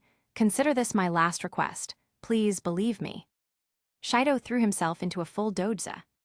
After several seconds of hesitation, Origami finally collapsed unconscious. Chapter 65, Afterward. The Itsuka Katori arc has come to an end. I have to say, the early stage plot of this volume was truly a form of torture for me. On one hand, there's no way Apocalypse Sanriwo could fall so quickly. She clearly has her own motives for approaching Itsuka Shido, so I can't give the two of them too many interesting interactions at this stage. On the other hand, for the sake of later plot development, even in the early parts, I still need to lay the groundwork for their emotional connection while also taking the main storyline into account. So, as you can see, in the early parts of this volume, I relied quite a lot on the original plot. That was a compromise I had no choice but to make. These parts are extremely difficult for Apocalypse Sanriwo to be involved in. But if I simply skipped them, the content would feel empty, and the plot before and after would have noticeable gaps. Even though I know that readers who come to read fanfiction have definitely read the original, at the very least watched the anime, and might even know the plot better than I do, as a novel, even a fanfiction, I still hope the story logic and the narrative flow can be kept coherent. If I avoid referencing the original in order to prevent repetition, and the plot ends up having gaps, then what if a reader can't remember what happened? Would they have to waste time going back to check the source material? I already need to reference the original work when writing this fanfiction. I assume none of you would want to constantly compare my writing with the original while reading, right? In any case, throughout this entire volume, Apocalypse Sanriwo has always just been an outsider. Their relationship hasn't even reached the starting point of a romantic arc. It's frustrating, really frustrating and painful. Compared to this, I even feel that writing Apocalypse Sanliwo and Takasaki Kurumi in a Yuri pairing might be easier, just kidding. Probably. As for the next volume, honestly, I'm still hesitating whether I should write the Yamai twins arc. If Katori's arc worked, because she reminded Apocalypse Sanliwo of her sister from a past life, giving her room to be inserted into the story, then for the next arc I genuinely have no idea how to make Apocalypse Sanliwo join in naturally.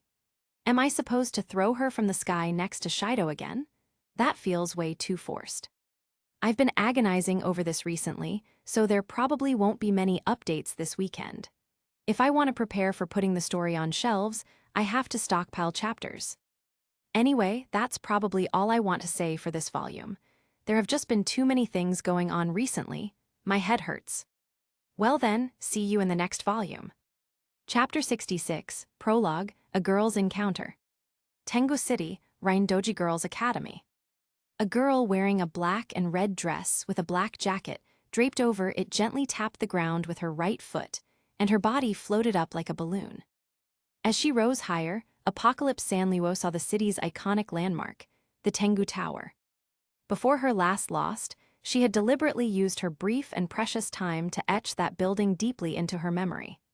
As long as she saw it, she could confirm she had arrived in Tengu City. It feels like it has been a long time. About 3 months had passed since Apocalypse Sanliwo's last visit to Tengu City. Thanks to her improved control over her spiritual power, during Astralize, she no longer had to worry about being confined only to Tengu City. With some effort, she could even go to other cities to vent. But with every action she took, the world's alert level shot straight up again. According to information she had obtained by chance, various organizations similar to the ASD around the world had even held joint meetings to discuss how to respond when Genie, Shura, descended, in hopes of minimizing casualties. The results, she had no idea. She only knew that they reacted far faster. The moment she started moving, they sent interception units and sounded alarms to evacuate civilians. Perhaps they believed that as long as there was no spatial quake, people hiding in shelters would be absolutely safe. Well, although shelters around the world had been rebuilt over twice as deep to deal with her spatial quakes, and even with her power, without using a spatial quake to open the way, it was extremely difficult to drag all those people out and kill them. Still, in her eyes, all their efforts were muta. During her last Astralize, when faced with a fierce interception unit, Apocalypse Sanliwo remained expressionless and raised her right hand high. And then, after enduring an unknown amount of bombardment with her astral dress, the tearing air and collapsing space triggered a massive explosion that swept across the entire city. Those unlucky enough not to have reached the shelters vanished without a trace. Yes, Apocalypse Sanliwo had finally discovered a way to trigger a spatial quake with her own will. She remembered before Lost, when Shido and Katori were on their date, she had asked Kurumi how to cause a spatial quake, but Kurumi rejected her outright, saying it was troublesome, inconvenient to teach, and that she wouldn't do it for free. Judging from her expression, Kurumi clearly had no intention of teaching her at all. What was that girl even thinking? They were allies in killing, weren't they? Was she worried about losing business, or perhaps? Recalling Kurumi's behavior and words, a possibility suddenly flashed through Sanliwo's mind. Takasaki Kurumi, could it be that you're killing people because you have to? The thought was just speculation, and it had nothing to do with her interests anyway. For now, Apocalypse Sanliwo took a deep breath and slowly descended. 3 months had passed already. She wondered whether Shido Itsuka still had some amusing drama for her to watch. During these 3 months, it wasn't as if she hadn't come here. For example, 2 months ago, she descended near Tengu City. After eliminating the local ASD and coming to find Shido, she discovered he wasn't there. Would she be able to find him this time? Thinking this, Apocalypse Sanliwo looked around. This was indeed inside Tengu City, and it seemed to be a high school campus. But why was the atmosphere so heavily feminine? And for some reason, she felt this wasn't an ordinary high school at all. The style was totally different from Raisin High. For example, that medieval-style castle-like building in the distance, no ordinary person would ever live in something like that. A spiritual wave. Just as she was wondering what kind of ridiculous place she had landed in, Sanliwo suddenly sensed a fluctuation of spiritual power from the castle. There's a spirit here. Before coming to Tengu City, the only spirit she had met was Takasaki Kurumi. After arriving, Toka, Yashino, Katori, encountering 3 of them in such a short time. Seeing so many spirits gathered in one place made Sanliwo suspect there was something seriously off about this city. Or maybe it was just a survivor's bias. Shaking the thought from her head, she hid in a dark corner, planning to find some unlucky girl, rip off her clothes, and wear them herself to avoid unnecessary trouble. Before finding Shido, she might as well look around a bit. After a while, a tall, ornate iron gate of the Western-style castle swung open, and a girl with long blue-purple hair, wearing a sailor uniform and boasting a voluptuous figure, stepped out. A classic spirit-class beauty. And this one's a spirit.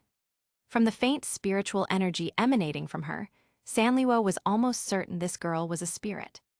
Still, to live openly as a spirit in a city high school, she sure had guts. Or was she simply very skilled at hiding herself? Otherwise, a spirit's power wasn't something that could be concealed easily. In daily life, she would inevitably use spiritual power unconsciously. Even getting past the ASD would be a massive challenge. This uniform is really weird. Muttering to herself, Sanliwo used her power to transform her astral dress into an identical sailor uniform. There was an inexplicable sense of shame, but that wasn't important. Now that she had fitting clothes, there was no need to continue hiding. Even if the girl was a spirit, she definitely wouldn't be her opponent. The moment Sanliwo entered her field of vision, the girl's eyes widened in clear surprise. But soon, she smiled charmingly and approached Sanliwo. "Hello there, are you new here?" "Ah, you could say that." Sanliwo replied while carefully observing the girl's expression, hoping to catch some clue. Unfortunately, the girl didn't seem to recognize her identity at all. She completely assumed Sanliwo was a new student. At this time of year, would a new student really show up? Or was that just how this school worked, transfer students anytime? Might as well go along with it for now. Having received Sanliwo's vague confirmation, the girl didn't mind her cold tone and instead smiled warmly, extending her hand. "Nice to meet you, I'm Yasaki Miku. Welcome to Rhindoji Girls Academy." "Oh." Sanliwo narrowed her eyes and shook her hand. A girls' academy, from the name alone, a school that only admitted female students, how peculiar. Also, how had this girl lived peacefully in human society without detecting that she herself was a spirit? How careless could she be? "And may I ask your name?" Miku's smile remained enchanting, but her voice carried a thin layer of spiritual power, gently stimulating Sanliwo's eardrums. If Sanliwo weren't also a spirit, she would probably have revealed her name unconsciously under the influence of that charm. "No comment." Realizing her voice didn't work, Miku blinked in confusion, then tried again. "Please." This time, the spiritual power wasn't faint at all. Sanliwo could easily sense it even without focusing. Of course, such low-level charm was still useless. But Sanliwo reconsidered. Refusing directly would be boring. Since she had run into such a special spirit, how could she not have a little fun? And if she played along, she might get something interesting out of it. Apocalypse Sanliwo. Pretending to be controlled by Miku's voice, Sanliwo frowned slightly as she spoke. Seeing her charm take effect again, Miku instantly brightened and took Sanliwo's hand. "Sanliwo-chan, is it? Welcome." "Sorry, I don't like people calling me by my name." Sanliwo said this while acting troubled, as though suffering aftereffects from Miku's charm. "Oh, I see. All right then, Tenki-san." Miku's expression shifted slightly, but in the end, perhaps unwilling to lose a brand new toy, she compromised, addressing her the same way she did Shido. "Well then, Tenki-san, since you're new here, would you like to come to my place for some afternoon tea?" After chatting for only a short while, Miku immediately revealed her true intentions and invited Sanliwo to her home. Hey, let me see what tricks you have. Sanliwo sneered inwardly, though outwardly she answered obediently. It would be my pleasure, Lady Miku. Chapter 67, Dem's Calculations. Leisurely sitting on the sofa inside the top-floor suite of the Imperial Hotel East Tengu, Isaac Ray Pelham Westcott let out a quiet exhale. Before him was a set of printed documents held together with a clip. He turned his gaze to the left. I see a spirit with AAA threat level and a boy capable of manipulating a spirit's power. For two such individuals to be attending the same school, I must admit, it's quite intriguing. Yes. Standing by his side was the blonde girl who had prepared the documents. Ellen Mathers, Dem Industries' proudest asset, the world's strongest wizard. In addition to that, it seems an airship belonging to Ratatosker was also present at the site. Indeed, things are not as simple as they appear. That name held deep ties not only for Westcott, but for Ellen as well. It was an organization founded by woodmen, one that sought to suppress spacequakes through peaceful means, and claimed their purpose was to protect the spirits, the very beings who caused them. A philosophy so absurd that only a drunk man would utter it. Westcott covered the corner of his mouth with his hand to suppress a laugh. That man Woodman, truly ridiculous. Indeed, he refuses to accept reality. Genie has already destroyed how many cities, yet he still clings to his ideals. Ellen added calmly. Speaking of Genie Shura. Westcott pulled another set of documents from his briefcase and spread them across the table. According to the intel, an ASD member reportedly cited Genie in Tengu City. That's right. Judging from the appearance and the abilities, it was undeniably Genie.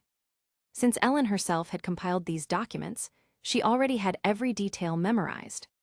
Then why is Tengu City perfectly fine? Up until now, Genie has never spared any city she descended upon. Unless. As he spoke, Westcott's gaze shifted back to the document on Itsuka Shido.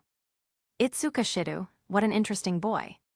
Isaac, do you mean that Genie and Itsuka Shido? Well, it's just a conjecture. After all, only a few days ago, didn't Genie destroy another city with tens of thousands of residents? If Genie had truly been recruited by Ratatosker, she certainly wouldn't still be destroying cities and slaughtering civilians. Westcott turned his head slightly, rereading Shido's information over and over. Perhaps because Shido wasn't a spirit and had always had a weak presence, his file was extremely sparse. There wasn't even a photo. Ellen, why is there not even a photo of Shido?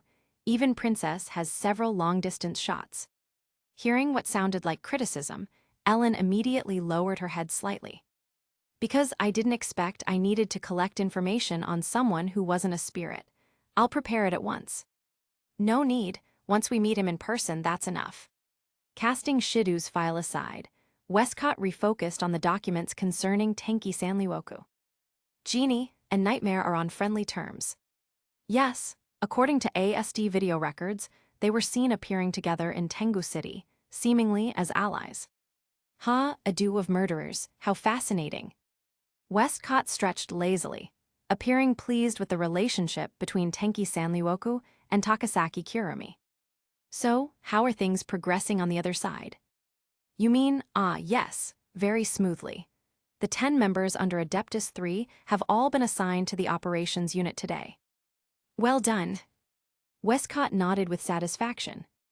In order to get this extremely forced organizational structure approved, a considerable amount of resources and bribes had been burned through.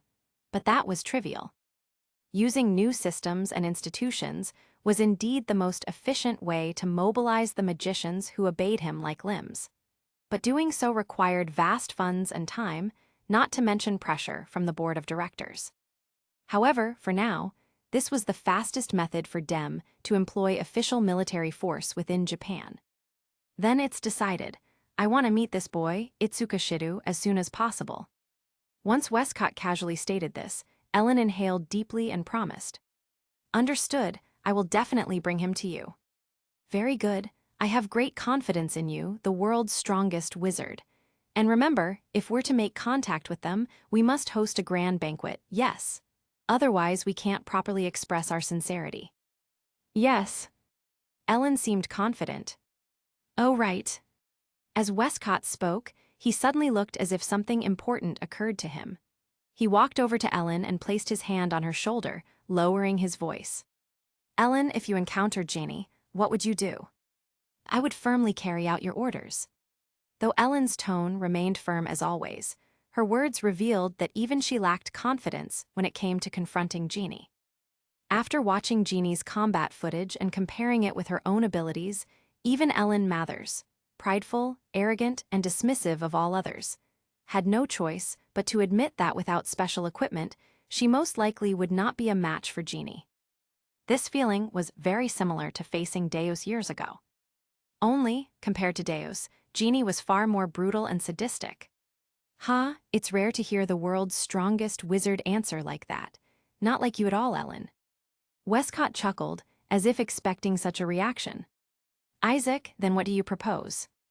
Ellen didn't deny anything, she simply asked. It's simple, we just don't provoke her.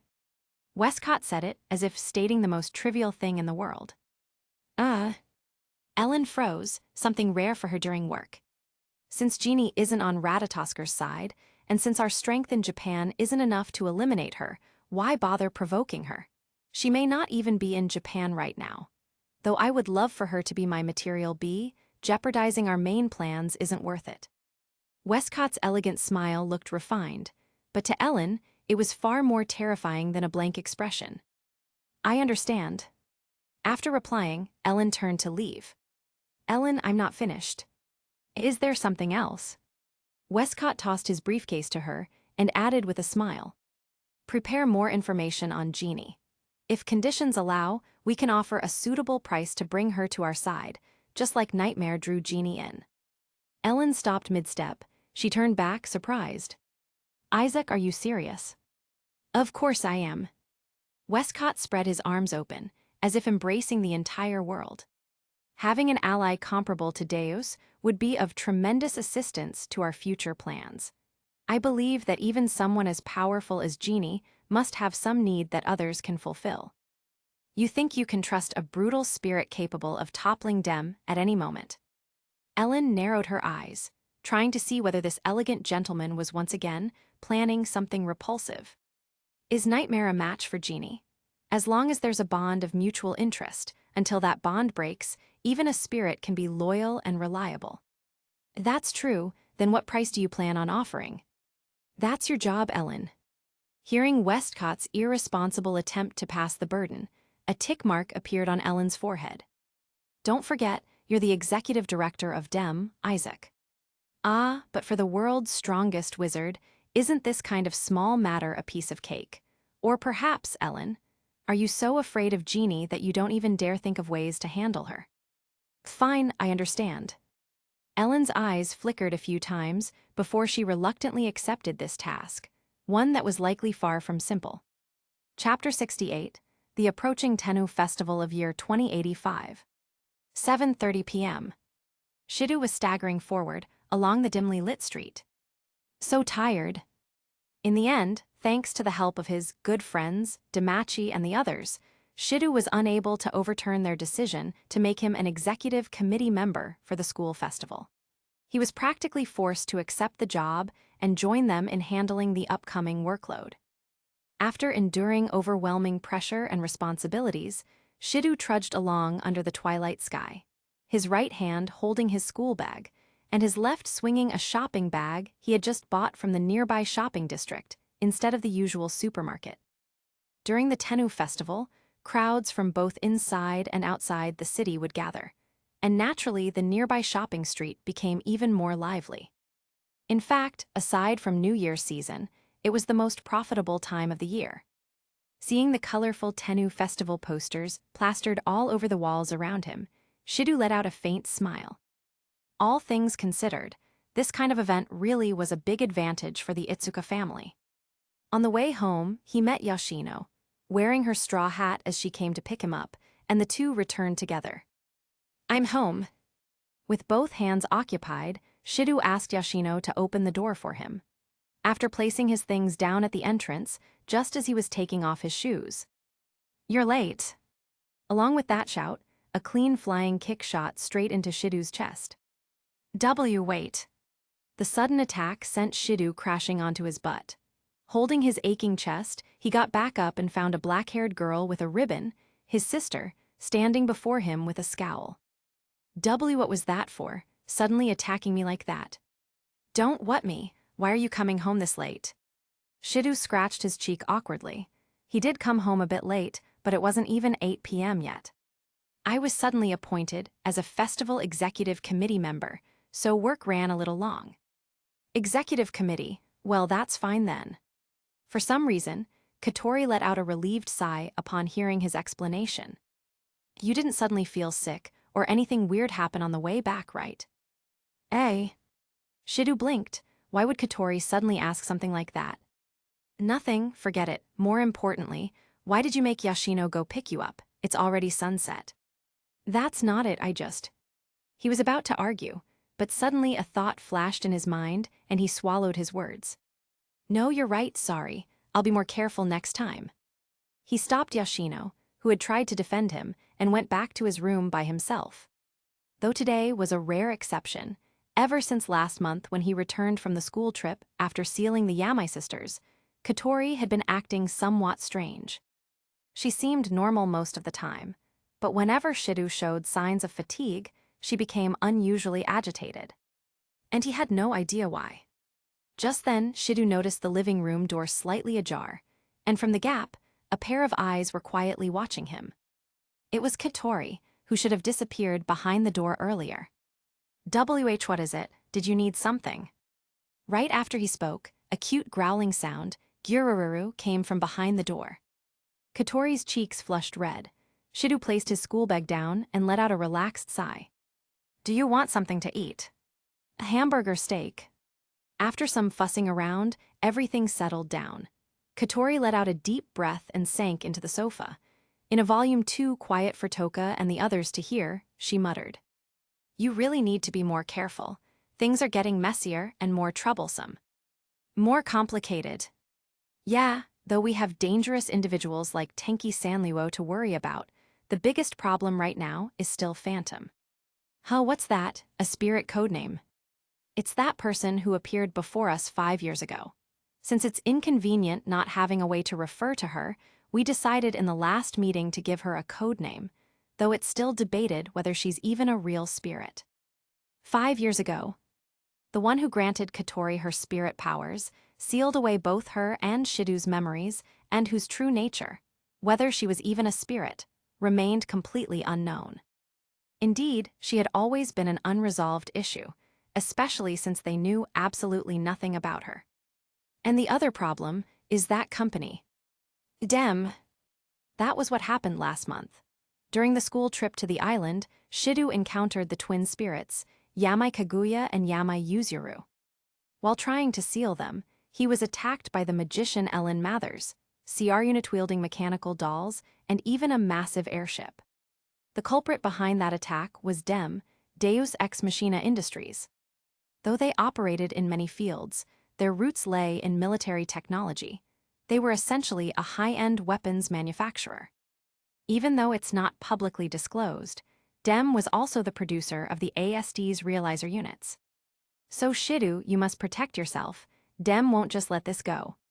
Katori's expression was unusually serious as she spoke. Why yes, I know. And as for Tenki Sanliwo, you need to be careful too, even though she hasn't shown up in Tengu City these past 2 months. Katori suddenly pulled out a laptop from who knows where, typing rapidly before replaying a recording of Tenki Sanliwo slaughtering countless people in another city. You can see for yourself, Tenki Sanliwo hasn't changed at all, and from the footage in the park, she clearly intended to kill you. If Takasaki Kurumi hadn't stepped in to stop her, your head would have been blown open. Shidu stayed silent, watching the recorded scene of that day in the park. Shidu, seriously, give up on trying to seal Tenki Sanliwo. She's beyond saving. Honestly, sealing Kurumi would be more realistic than her, at least. Katori, I don't think so. Shidu cut her off. That in itself was extremely rare. Shidu. Katori tilted her head, expression darkening. Shidu took a deep breath, like he had resolved something. Katori, Just like I said 2 months ago, please let me become stronger. Strong enough that I won't need to rely on Toka and the others all the time. Indeed, he had proposed becoming stronger 2 months ago, shortly after the date with Katori. His goal was clear, to safely and effectively seal spirits. But nearly everyone aboard Fraxinus rejected the idea. According to most crew members, Shidu's job was to seal spirits, not to become strong. With Ratatosker backing him, he didn't need strength. And with so much spirit power sealed inside him, they absolutely could not risk letting him manipulate spiritual energy on his own. If he lost control, the results could be catastrophic. Among them, Katori and Riani were the most firmly opposed. The others simply echoed them. Shidu, I already told you, your job is. If I don't have enough power, Tenki will never acknowledge me. I'll never be able to seal her. Shidu, get a grip. Katori grabbed his ear in frustration. Just give up on Tenki Sanliwo, and besides, right, you can manifest Toka's angel sandal pin, right? With a spirit's angel, you already have enough strength to protect yourself. There's no need to chase after power. Katori, I. W-O-W-O-W-O. Just as Shidu tried to continue, a shrill alarm cut him off, the glass windows of the living room trembling. A spacequake alert. Katori instantly stood up, straightening her skirt and brushing past Shidu. We'll talk later, work first. She pulled out a lollipop from the holster-like holder strapped inside her skirt, ripped the wrapper off, and popped it into her mouth in one swift motion. Chapter 69, Meeting Again. A girl in a black and red dress walked along the nighttime streets of Tengu City, taking in the glittering lights of the metropolis. It was, one could say, the first time she had ever appreciated the beauty of a city at night with such a peaceful mind. That someone as bloodthirsty and violence-loving as Tenki Sanliwo could calm down enough to simply enjoy the night scenery was, to a large extent, thanks to the afternoon tea she had with Yu Miku earlier today. When she entered Miku's home, she had already prepared herself to summon her angel at any moment. After all, a spirit who had lived in human society for so long couldn't possibly have no defenses at home. To prevent intruders, she should have set up traps or mechanisms. Especially since Miku's spiritual power didn't seem particularly strong. That made it even more likely she relied on special methods to protect herself, such as Takasaki Kurumi. Moreover, Tenki Sanliwo had noticed something very strange about the way Miku looked at her. It wasn't friendly spirit-to-spirit goodwill. It was more like the way Kurumi looked at Itsuka Shidu, like a hungry wolf discovering a flock of sheep, eyes full of desire. She had even tried to use her power to control Tenki earlier. That definitely wasn't something a gentle spirit would do. Clearly, she was after something on Tenki's body. And the result? Inside Miku's home, all they did was drink afternoon tea and chat. No matter how cold Tenki was, Miku kept a friendly smile the whole time, actively trying to start conversations, dragging Tenki, who knew almost nothing about school life or modern society, into the discussion, chatting happily. Even though Tenki remained alert the entire time, scanning the room for traps. No one gives kindness for free unless they want something. Yet until the very end, Tenki didn't detect the slightest intention from Miku to attack her. The worst was just one moment when Miku suddenly leaned close, right when Tenki was ready to summon her angel and decapitate her, and instead buried her face in Tenki's chest, rubbing back and forth. That was completely outside Tenki's knowledge base, so she had no idea what was happening. Feeling that strange sensation on her chest, Tenki blushed, dismissed her angel, and pushed Miku away. Please behave yourself, Miss Miku. My Tenki-chan, you really are interesting. In the end, Miku treated Tenki with constant positivity, aside from some odd actions, leaving Tenki unable to attack. As the saying goes, you can't hit someone who's smiling at you, especially when they have done nothing wrong. In the end, Miku even helped Tenki complete her school enrollment. In less than half an hour, the admission notice and uniform arrived. The speed left even Tenki astonished. Thinking of this, Tenki licked her lips. I don't want to admit it, but that afternoon tea really was delicious. Sitting in an elegant Western-style building, sipping tea, chatting about girl topics while watching the scenery outside.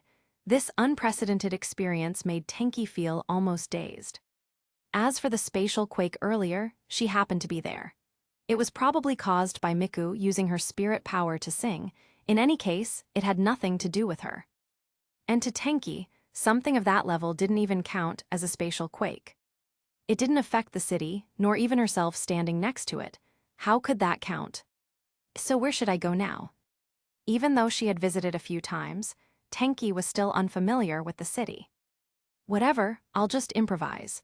Next, I guess I'll go find Itsuka Shido and see if anything interesting is happening. As she walked, casually glancing around, her eyes narrowed sharply when she spotted a boy not far away. Well, speak of the devil. It was like riding a high-speed elevator. Shido felt a floating sensation envelop his entire body, and the view before him shifted from the dim interior of the airship to a nighttime street. Once the blurriness faded, Shido looked around. He had arrived at the plaza in front of Namiuchi Station, in the western part of Tengu City. Because it was the nearest station to the Tengu Grand Theater, whenever a concert or event was held, this place would be packed full of people. He still remembered once passing by during a major concert, being shocked by the massive crowds. But now, the once crowded plaza was completely empty. Naturally so, because of the spatial quake earlier. Although it hadn't caused much damage or casualties, most people had evacuated to shelters. Looks like you arrived safely. A voice came from the small earpiece in Shido's right ear, Katori's voice. As commander, Katori was aboard the airship Fraxinus, floating 15,000 meters above, monitoring Shido and the area. The spirit reaction is moving south from the point where the spatial quake occurred. Hurry. Got it. Shido immediately broke into a run.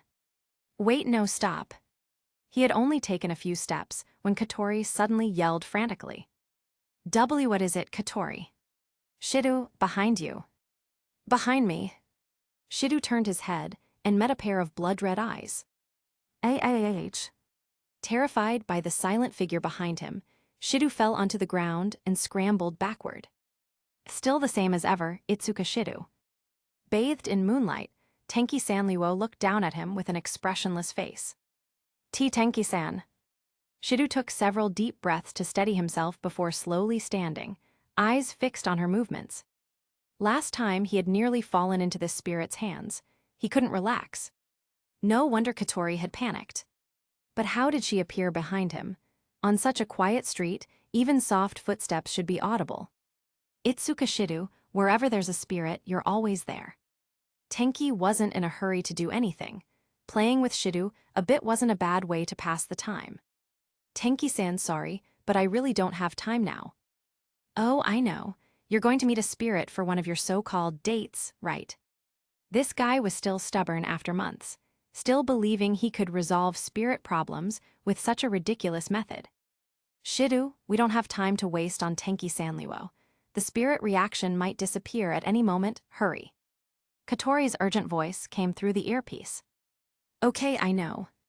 Shido took a deep breath, his tone firm. Tenki-san, I'm sorry, but I have to go save the spirit. Please don't get in my way. Oh, is that so? I see. Tenki deliberately drew out her words, clearly preparing to surprise him. But Shido didn't wait. He turned and sprinted toward the spirit's location. The one you're looking for is Miku, isn't it? Eh? Shido froze and looked back, shocked.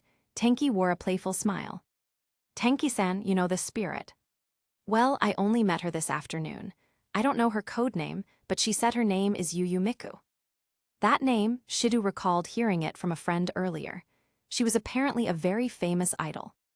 The spatial quake earlier was indeed caused by her. I witnessed it myself. Seeing Shido's growing shock, Tenki felt pleased. This was exactly the reaction she wanted. So, want me to come along? I might be useful for your little strategy. She extended her hand as she spoke. Chapter 70, Diva. In the end, Shido accepted it. If Tenki Sanliwo really wanted to follow him, refusing her wouldn't make any difference anyway. Shido, are you serious? Katori's somewhat anxious voice came from the earpiece. Yes, Tenki-san's intention is obvious. She phrased it like a question, but she didn't give me any room to refuse. Shidu glanced carefully at Tenki Sanluo beside him and lowered his voice. You don't need to whisper, I can hear you clearly. Standing to the side, Tenki shot Shidu a sideways glance as she spoke. Honestly, she couldn't believe this group, who couldn't do anything besides drag Shidu down, still hadn't been abandoned by the organization behind him.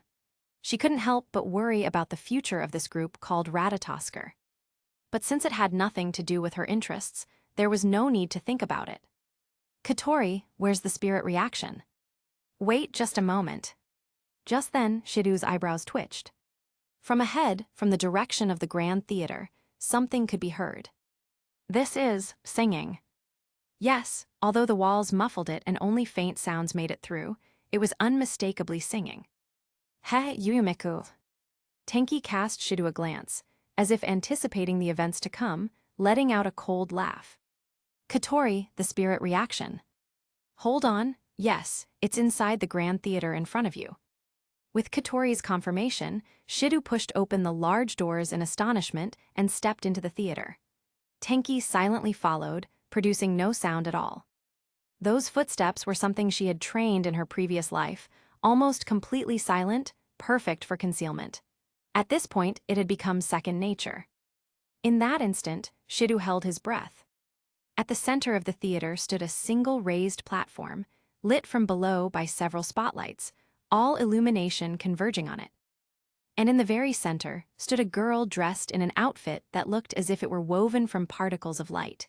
With her soft singing, her voice filled the entire hall. It was a lullaby-like melody made of words Shidu couldn't understand, gentle, yet vibrating his eardrums and tugging at his heartstrings with every note. Ina. Without meaning to, a heartfelt sigh escaped Shidu's throat. There was no accompaniment, no microphone, pure a cappella. Yet the sound, formed solely by her voice, felt as if it pierced straight into his soul, making it hard for him to move. As for Tenki Sanluo, unfortunately, she could not appreciate this kind of singing. Her heart remained completely unchanged. Given the environment she grew up in, her brain simply lacked the music appreciation section. She could never understand the value of something so useless, this soft, powerless song, weak to her ears, bordering on decadent noise, not worth listening to. Don't tell me. Katori's voice suddenly sounded in his right ear, snapping Shidu out of his trance. Right, this was not the time to be absorbed in singing. After all, he had an extremely difficult mission awaiting him. Katori, what were you going to say? This spirit, she might be diva. A diva? Yes, a spirit confirmed to have appeared once about half a year ago. There is a record of her in our database, but almost no information, nothing detailed at all. We didn't even know her name until Tenki Sanluo mentioned it, so be careful when approaching her. Understood. Shidu nodded softly and began approaching the girl. It is so troublesome. Compared to Shidu's caution, Tenki had none. She deliberately walked toward Yuyumiku with loud, echoing footsteps that resounded through the silent theater. Tenki-san. Itsuka Shidu, no need to thank me. Seeing Shidu's puzzlement, panic, and slight anger, Tenki waved dismissively, as though he now owed her another favor. The moment her footsteps reached the center platform, the singing abruptly stopped. Azay. The girl let out a slow, surprised sound, very different from her earlier singing. Is there an audience? I was getting a little bored alone. How about coming out and talking with me? She sounded like a very easy-to-talk-to spirit. Not only did Katori on the airship think so, even Tenki standing on the ground thought so. Miku-san, it's me. Before Shidu could receive instructions from Katori, Tenki stepped out from the shadows with an innocent smile and greeted the girl on the platform. Oh, it's you, Tenki-san. Seeing that her audience was Tenki Sanluo, Yuyumiku looked delighted and began running toward her. Stop. Tenki hurriedly raised her hand to halt her. So, what brings you here, Tenki-chan? Realizing she had acted somewhat rashly, Miku straightened her already neat outfit and spoke in a clear voice. I followed an idiot here to watch your solo concert. Something like that? Doesn't matter. He's the real star today, not me. You shouldn't be focusing on me. Halfway through her words, Tenki suddenly grabbed Shidu, who had sensed her intention and was trying to escape, and yanked him out into the faint light. He's the one, right? Itsuka Shidu. Though he was mentally prepared to meet the spirit, this kind of sudden, forced introduction, he wasn't prepared for that. On the airship Fraxinus, the crew simultaneously held their breath. This kind of first encounter was bad. If it left a negative impression on the spirit, they would be in trouble. This Tenki Sanliwo, fine, whatever. Katori was furious, but remembering that she couldn't defeat Tenki, she could only think desperately about how to salvage the situation. Katori, what should I do now? Dangling like a chick in Tenki's grip, Shidu quickly asked the support team. Wait, Shidu, the options are here. On the main bridge screen, a window with 3 choices appeared. 1, you're so beautiful and dazzling that I couldn't help but be drawn to you. 2, your singing was truly wonderful. 3, the view from down here is absolutely amazing. Everyone vote. Following Katori's order, results immediately appeared. So the majority chose 2, that's expected. Katori was not surprised. Option 1 works too, but it's a bit too forward, so 2 is safer. Since she's singing here, praise shouldn't cause any negative reaction. The crew's analysis was reasonable. Riani, what do you think? The woman seated left of Katori, Muramasa Riani, dark circles heavy beneath her eyes, dully replied. This is the safest approach. We have extremely little intel on this spirit. We can use her reaction to judge our strategy going forward. And as for option 3, Katori stirred her candy stick and looked at Kanazuki beside her, snapping her fingers. Immediately, 2 burly men rushed in, grabbed Kanazuki, and prepared to toss him into the ocean. Commander, I didn't pick that one. I voted for 2. Seeing this, Kanazuki desperately pleaded. Oh, then who picked it? Katori opened the vote details and saw that the only one who voted for 3 was Nakatsugawa. Nakatsugawa. Yes, Commander. Explain yourself. Since it wasn't Kanazuki, I'll give you a chance. Nakatsugawa swallowed nervously. Commander, All right, whichever you pick doesn't matter. The result would be the same. At that moment, Tenki Sanliwo's voice echoed through the bridge. She had taken advantage of Shidu's hesitation, removed the earpiece from his ear, and was speaking directly into it. Tenki-san, what do you mean by that? Katori frowned. Exactly what I said. Watching Yu Miku's expression twist more and more, Tenki almost burst into laughter, if not for wanting to enjoy the show. Chapter 71, The Spirit's Strange Reaction, Part 1. Hi. Shidu hadn't even processed what was happening before Tenki Sanliwo tossed him onto the stage, shoving the earpiece back into his ear in the process. Shidu, are you okay? I think so. No time to think, just pick option 2. Hurry, see if it works. Tenki Sanliwo's sudden appearance had completely disrupted everyone's rhythm, and with no better choice, Katori could only let Shidu go up and try. So, after clearing his throat, Shidu got up and began speaking. Gee, good evening. I didn't mean to eavesdrop. Really, your singing was so beautiful. But as Shidu spoke, the girl before him visibly froze. Her smile stiffened right before his eyes.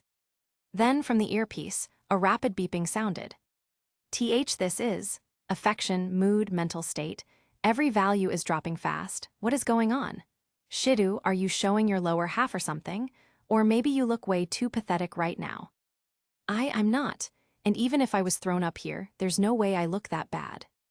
Even though he said that, Shidu still cautiously glanced downward. Thankfully, nothing was wrong down there, so the problem must be something else. No choice, try the other option. Pick one, compliment her looks. I think you're really pretty. It startled me. Beep beep. Affection has dropped even further. She's basically reached the disgusted level now. What? The panicked voices of the crew and Katori filled Shidu's ears, infecting him with equal panic. Katori, what is? I told you, Itsuka Shidu. No matter what you choose, it's useless. Just then, Tenki Sanliwo's cold voice came from behind Shidu. There was no need for the airship's crew to scan mood or emotional fluctuations. From the way Yuzuru Miku's expression changed the moment she saw Shidu's face, Sanliwo could easily tell Shidu was doomed.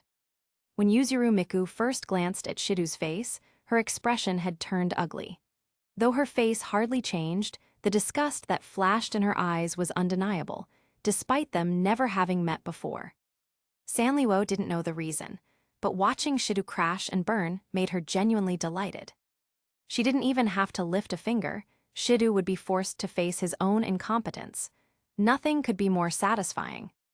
Tenki, what do you mean by that? Miku opened her mouth as though to say something, but didn't continue. She instead looked past Shidu to Sanliwo, her expression softening slightly. It doesn't mean anything. This guy followed the spacequake traces and ended up here. I thought it was interesting, so I followed him. Why, Miku, did I do something wrong?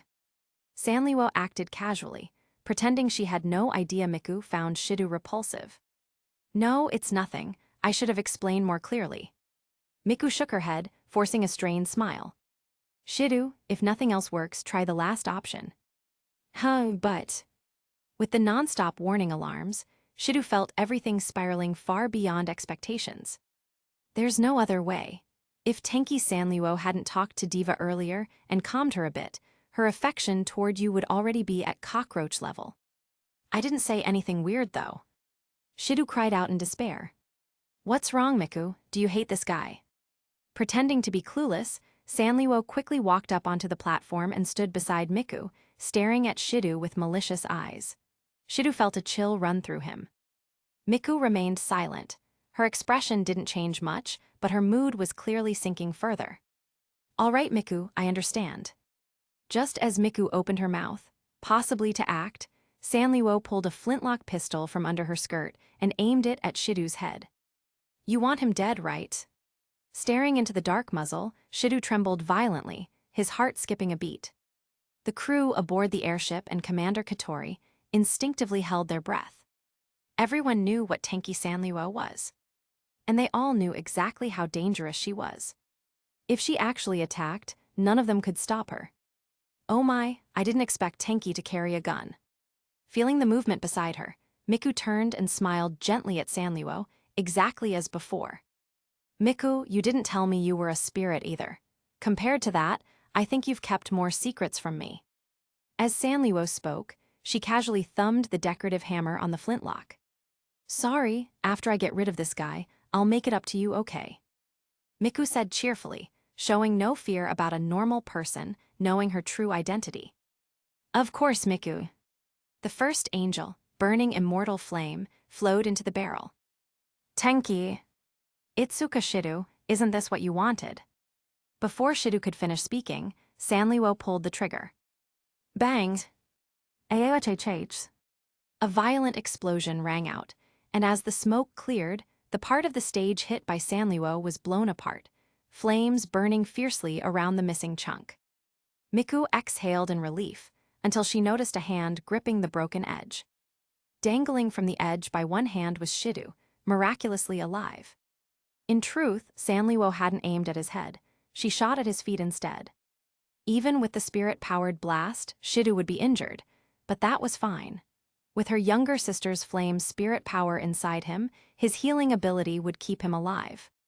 As expected, once the dust settled, his legs and feet, charred by the blast, were already regenerating under healing flames. His clothes couldn't be repaired, but thankfully the damage wasn't enough to leave him indecent. Tenki. Even Shidu realized Sanliwo had held back. This attack was only a warning. One look down told Shidu the stage was very high, falling would leave him shattered. He wouldn't die, but it would hurt terribly. Miku slowly approached the dangling Shidu. When she reached him, she smiled gently again, just as she had at Sanliwo. But, hey, why are you still hanging on? Why won't you fall? Why won't you just die? Hi. The mismatch between her expression and words left Shidu stunned. What right do you have to speak to me? Please shut your mouth. Oh, and don't make any sound, and don't spit while you talk. Actually, don't even breathe. Don't you know your mere existence contaminates the air? Do you really not understand? Wait, you're... Shidu was completely overwhelmed, emotionally and mentally. You really don't listen, do you? Could you disappear already? Do you know why I don't step on your hand to knock you off? Because I don't want my shoe soles touching trash like you. I don't even want my Tenki getting involved with garbage like you, understand? You're Tenki. Sanliwo, originally ready to finish Shidu off, froze at that line. Was I wrong? Miku tilted her head innocently. Chapter 72, The Spirit with the Strange Reaction, Part 2. Forget it, nothing's wrong. Tanki Sanliwo looked at Yuzuru Miku's smiling face and felt she ought to say something, but didn't know where to begin, so she gave up. In contrast, she raised her flintlock pistol and aimed it at the hand Itsuka Shidawu had hooked on the edge of the high stage. Miss Miku, if you truly hate this guy, there's no need to show any courtesy to this crawling insect. If you want to insult him, you can be far harsher. Even if you want to keep up appearances, you can at least use more degrading wording. At that, Tianqi Sanliwo intentionally paused. Tianqi-san. Shidu swallowed hard, his eyes darting nervously between Tianqi Sanliwo and Yuzuru Miku. No matter what, Tianqi-san, I don't want my image to be affected because of some ugly man. Miku said this with a disgusted glance at Shidu. If only Tianqi-san had just killed him outright a moment ago. It's fine, it's not too late now. Tianqi Sanliwo placed her finger on the flintlock's trigger, channeling her spiritual power into it once more. Well then, Itsuka Shidawu, goodbye. W8 Tianqi-san. At that critical moment, in an instant, the theater ceiling caved in. A massive explosion and shockwave followed, and the enormous lighting fixtures mounted above came crashing down. Yuwa. A slight tremor shook the air. Shidu clung desperately to the edge of the stage to avoid falling. What on earth? Struggling, Shidu looked upward. The ceiling was no longer there, only a night sky decorated with moonlight and drifting clouds. And not just that. Mixed into the darkness were several figures wearing mechanical armored suits. ASD. Shidu shuddered as he shouted. They finally arrived. On the side of her face that Miku could not see, Tianqi Sanliwo's lips curled upward slightly. A shot rang out. The hand Shidu used to cling to the platform was blown apart, but the attack wasn't lethal. GH. Pain surged through his body, making him convulse violently. The platform was high. If he fell without landing headfirst, he would likely survive. But accidents happen. To cushion the fall, Tianqi Sanliwo fired another shot at the spot where Shidu would land. The explosion's recoil softened Shidu's impact on the ground. She didn't want Shidu dying before he provided her with entertainment. From the interaction between Miku and Shidu moments ago, Tianqi Sanliwo sensed a treasure trove of potential amusement. So she went with the flow. Now that the ASD had arrived and things were getting more chaotic, she kicked Shidu out of the battlefield. Tianqi Sanliwo had noticed the ASD long ago. She'd simply been stalling for time, chatting idly with the nearby spirit. Once the ASD arrived, Tianqi Sanliwo used the intrusion as an excuse to lose focus, deliberately shooting off target so that Shidu fell but wasn't killed, leaving him to be retrieved by the others. Then, Tianqi Sanliwo slipped away through the smoke and dust, heading out a side door before the ASD could notice her. Though CR units weren't suited for indoor combat, the space here was large enough that it shouldn't cause problems. Soon, several magicians armed with weapons surrounded Yuzuru Miku's stage. But Shidu sensed something off. Judging by their equipment, they were definitely ASD. But among them were many foreigners, Europeans and Americans, whom he had never seen before. Normally, as a unit attached to the Japanese Self-Defense Forces, the ASD should not have foreign personnel. Shidu. When Shidu hit the ground, most of his consciousness faded. But thanks to the healing flame, his wounds were visibly mending. Shidu, are you okay? As he regained partial awareness, he vaguely heard Katori's voice. Katori, I think I'm okay. Don't say something so unlucky. I'm retrieving you right away. Oh, Shidu shook his head and suddenly sensed something was odd. Unlike before, the spirit now clasped her hands together, eyes sparkling with excitement, as if she were extremely thrilled. This is wonderful, truly wonderful. Yes, now this is how guests should behave. Leaving behind her delighted exclamation, Yuzuru Miku vanished. The next moment, she silently appeared behind one ASD member, Toka Origami, placing her hands overly affectionately on Origami's shoulders, whispering in her ear like an intimate lover. Seeing Miku's reaction, Tgthegood would certainly have felt déjà vu. Wasn't this exactly what Miku did to her during tea earlier?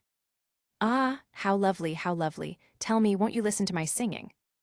Origami jerked her shoulder and swung her laser blade. Oh my, no need for that. Miku dodged gracefully, her sweet voice floating through the air. Origami grew increasingly irritated and kept up the pursuit. This will never end, move aside. A red-haired woman floating opposite the stage spoke, turning her gaze toward Shidu. That's...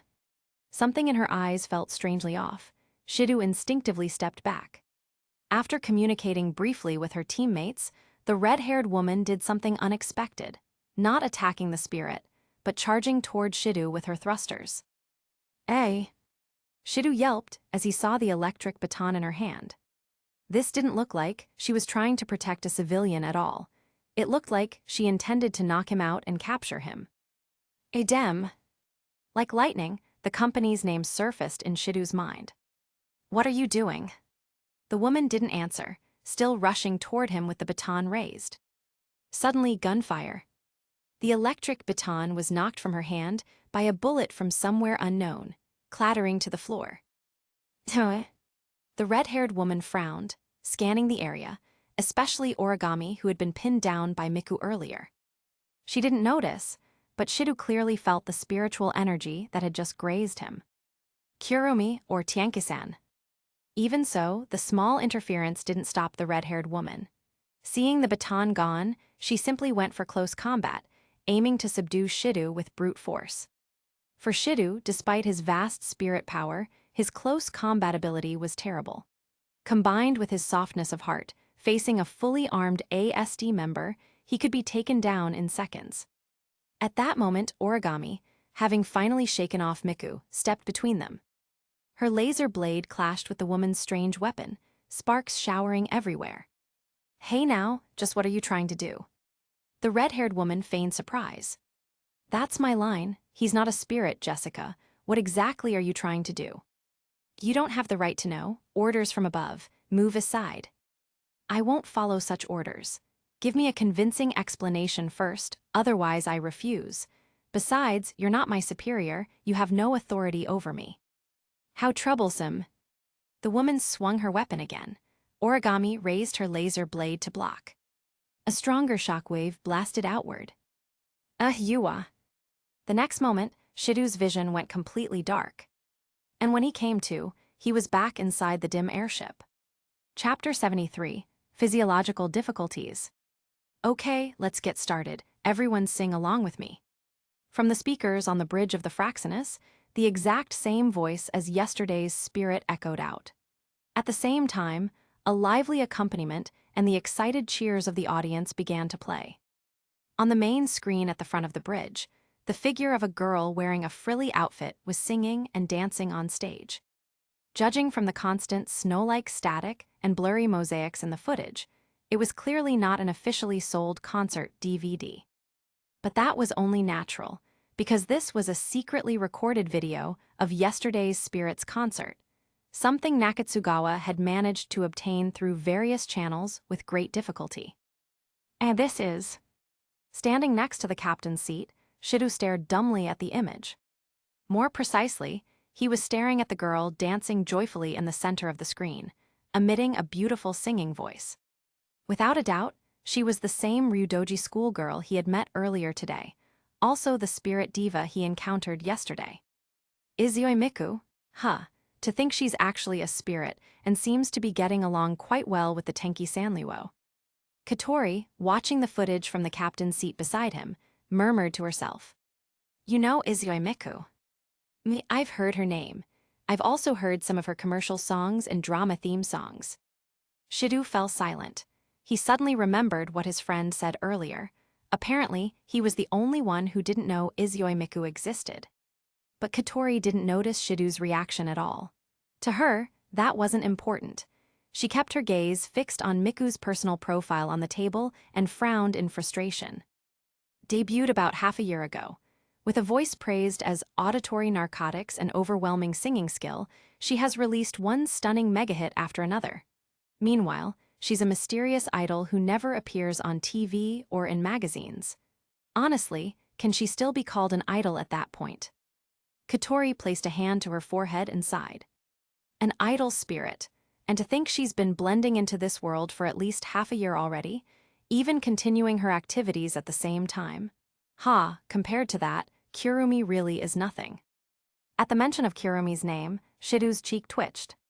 Whenever he thought of her, he involuntarily recalled the blood-red figure who had stood in front of him on the rooftop. For some reason, even though he had interacted with her the least, that image was carved deepest into his soul. But now was not the time to discuss how to deal with the Tenki Sanriwo. It was about Izuyoi Miku. Hey, could she be like you, Katori, a human granted spirit powers by Phantom? Hearing Shido's words, Katori's brow twitched, and she removed the lollipop from her mouth. That is possible, and not a small possibility either. If that were the case, it wouldn't be strange for her to remain in this world. However, if so, it wouldn't explain why a spatial quake occurred yesterday. That's true. Shido's expression dimmed. A spatial quake was the shockwave produced when a spirit appeared in this world from the neighboring realm. Although there were spirits like Kurumi who could cause spatial quakes at will, Miku, who had supposedly been living here all along, shouldn't have had any reason to do so. At least from Shido's perspective. But that wasn't the main issue. In the end, we still don't know why her affection level plummeted so suddenly. Indeed, staying up all night discussing had turned out to be pointless. They still hadn't found the reason. However, Katori shook her head lightly at Shido's concern. In fact, regarding that matter, we've basically arrived at an answer. Really? That's right. When watching the surveillance footage yesterday, something kept bothering me. According to the Tenki Sanriwo, they merely ran into each other by chance, but they seemed to be getting along quite well. Meanwhile, you, the stranger who suddenly appeared, were immediately despised. Putting that together with what we learned today about Izuyoi Miku, I can pretty much conclude the reason. What is it? Shido asked nervously. This might be a bit complicated, Rioni. Right, please look. As soon as Rioni spoke, a diagram appeared over the concert footage of Miku on the screen. It's a graph of Miku's emotional state yesterday. Up to the center point is the data from when she was talking to you. Shido looked at the spot Rioni indicated. The line plunged downward like a roller coaster, nearly dropping below the scale. If he remembered correctly, even when he was almost killed by the Tenki Sanriwo in the park, the graph hadn't looked this tragic. Worse than expected, I really was completely hated. Yes, please look further. Following her instruction, Shido examined the second half of the graph. Amid the general decline, two small spikes appeared. The first was when she spoke with the Tenki Sanriwo. The second was when they fired the first shot at you. The unpleasant memory made Shido clutch his chest, his face twisting. Even knowing they were holding back, the feeling of his hand being blown apart had been agonizing. Katori gave him a sympathetic glance and motioned for Rioni to continue. And afterward, her emotional level rose sharply. Shido snapped out of his painful memories. Judging by the time, that was when ASD appeared. And the peak here was the moment Izuyoi Miku touched Origami Tobiichi. Shido's face paled, clearly he had realized something. At that moment, Katori removed her candy and pointed downward. Nakatsugawa. Yes, allow me to introduce the dazzling, comet-like revolutionary idol, Izuyoi Miku. Clearing his throat, he continued excitedly. Izuyoi Miku has never shown her true appearance publicly. Her activities are limited to releasing CDs and holding secret concerts for select fans. Although she's one of the biggest celebrities in Japan, the number of people who have actually seen her face is extremely small. She really goes that far. This isn't just far. Even with the Fraxinus capabilities, it's nearly impossible to find a proper photo of her on the market. Getting this concert footage alone cost me a ton of effort. Nakatsugawa spoke passionately. But she's an idol, right? Why hide so much? I found an online rumor. Apparently, Miku extremely hates men. The secret concerts I mentioned, supposedly only female fans are allowed in. Only female fans. Nakatsugawa, now so excited his breathing was rough, continued. Yes, and rumor has it that sometimes, after the concert ends, she takes home certain female fans she likes and enjoys them. As meaning. Shidu desperately wished his conclusion was wrong, but reality slapped him hard. Katori popped her candy back into her mouth and held up a finger. In other words, Izoi Miku most likely prefers girls. She's what you'd call Yuri. What? How could something like this? Shidu felt like his world was collapsing. As a mature second-year high schooler, he didn't want to judge someone's sexual orientation. But if a spirit only liked girls, it was a huge problem. To seal a spirit's powers, he had to raise her affection enough that she wouldn't reject kissing him. But if Izoi Miku only liked girls, then Itsuka Shidu was completely useless. What are we supposed to do? He cried out in despair. Other obstacles could be overcome with effort, but this biological factor, how was he supposed to deal with it? If it were the Tenki, what would she do? Shidu tried to recall the behavior of the Tenki Sanriwo and combine it with his own analysis. And then capture Izoi Miku, and by gentle or forceful means, forcibly change her sexual orientation back, then proceed with the strategy to conquer it. It was as if the Tenki themselves had injected some strange idea into his mind. Shidu immediately grabbed his head, overwhelmed. That sadistic and violent method was absolutely out of the question for him. But if he didn't use that method, what was he supposed to do? Chapter 74, An Invitation from Kurumi. However, upon seeing Shidu's reaction, Katori widened her eyes in surprise. What are you talking about? You're an executive committee member of the Tengu Festival, right? Which means that during the time leading up to the festival, you'll have plenty of chances to talk with Miku. Even if you say that, Miku isn't interested in boys. No, to be more accurate, she downright hates me. Shidu shouted hysterically. Katori shrugged helplessly in response. Did you think I said all that without a plan? We've already come up with a countermeasure. A countermeasure. Katori nodded and snapped her fingers. At that moment, Kanazuki suddenly appeared out of nowhere. Mr. Kanazuki. Shidu-kun, let me show you something good. As he spoke, Kanazuki swiftly thrust something that had been hidden behind him toward Shidu's face. The moment Shidu saw what he was holding, he turned to stone. In Kanazuki's hands was a uniform Shidu knew extremely well. The Raisin High School uniform. Only, it was the girls' version. And not only that, it was brand new and very large in size. Judging from appearance, if a girl about the same size as Shidu were to wear it, it would probably fit perfectly. Katori, don't tell me this countermeasure is. A bad premonition surged in his mind, and Shidu took a step back. If his guess was correct, this girl's uniform. But the next second, Shidu's arms were restrained. He turned around to find two of the excellent crew members of the Fraxinus, Kawago and Kannon, holding him in place. Wait, let me go. As Shidu desperately struggled to escape this place of doom, Shiozaki appeared with various cosmetics wedged between her fingers like throwing weapons, and Minowa emerged holding an assortment of wigs in different colors. This is. Shidu couldn't help but scream. He had a feeling that if he let this continue, his chastity would shatter into pieces. But Kanazuki completely ignored his wails, and along with the other two, closed in with a perverted grin. It's okay, don't be afraid, Shidu-kun. At first you might feel a little chilly down there, but you'll get used to it soon enough. Trust me, your senior would never lie to you. Only an idiot would trust a senior like you. Shidu shouted while continuing to struggle, but obviously, an ordinary high school student couldn't overpower two fully grown adults. Katori, why are you just standing there watching? Hearing Shidu's unusually accusatory tone, Katori didn't get angry. She simply smiled sweetly like a cute little sister and gave him a thumbs up. Good luck, sis. Nuo. A few hours later, on the other side of Tengu City. Standing on the rooftop of the tallest building nearby, Apocalypse Sanliwo narrowed her eyes as she surveyed the bustling streets below. Her stay in this world was unusually long this time. Was it because she hadn't used her angel at all? If that was truly the case, then this was quite an interesting revelation.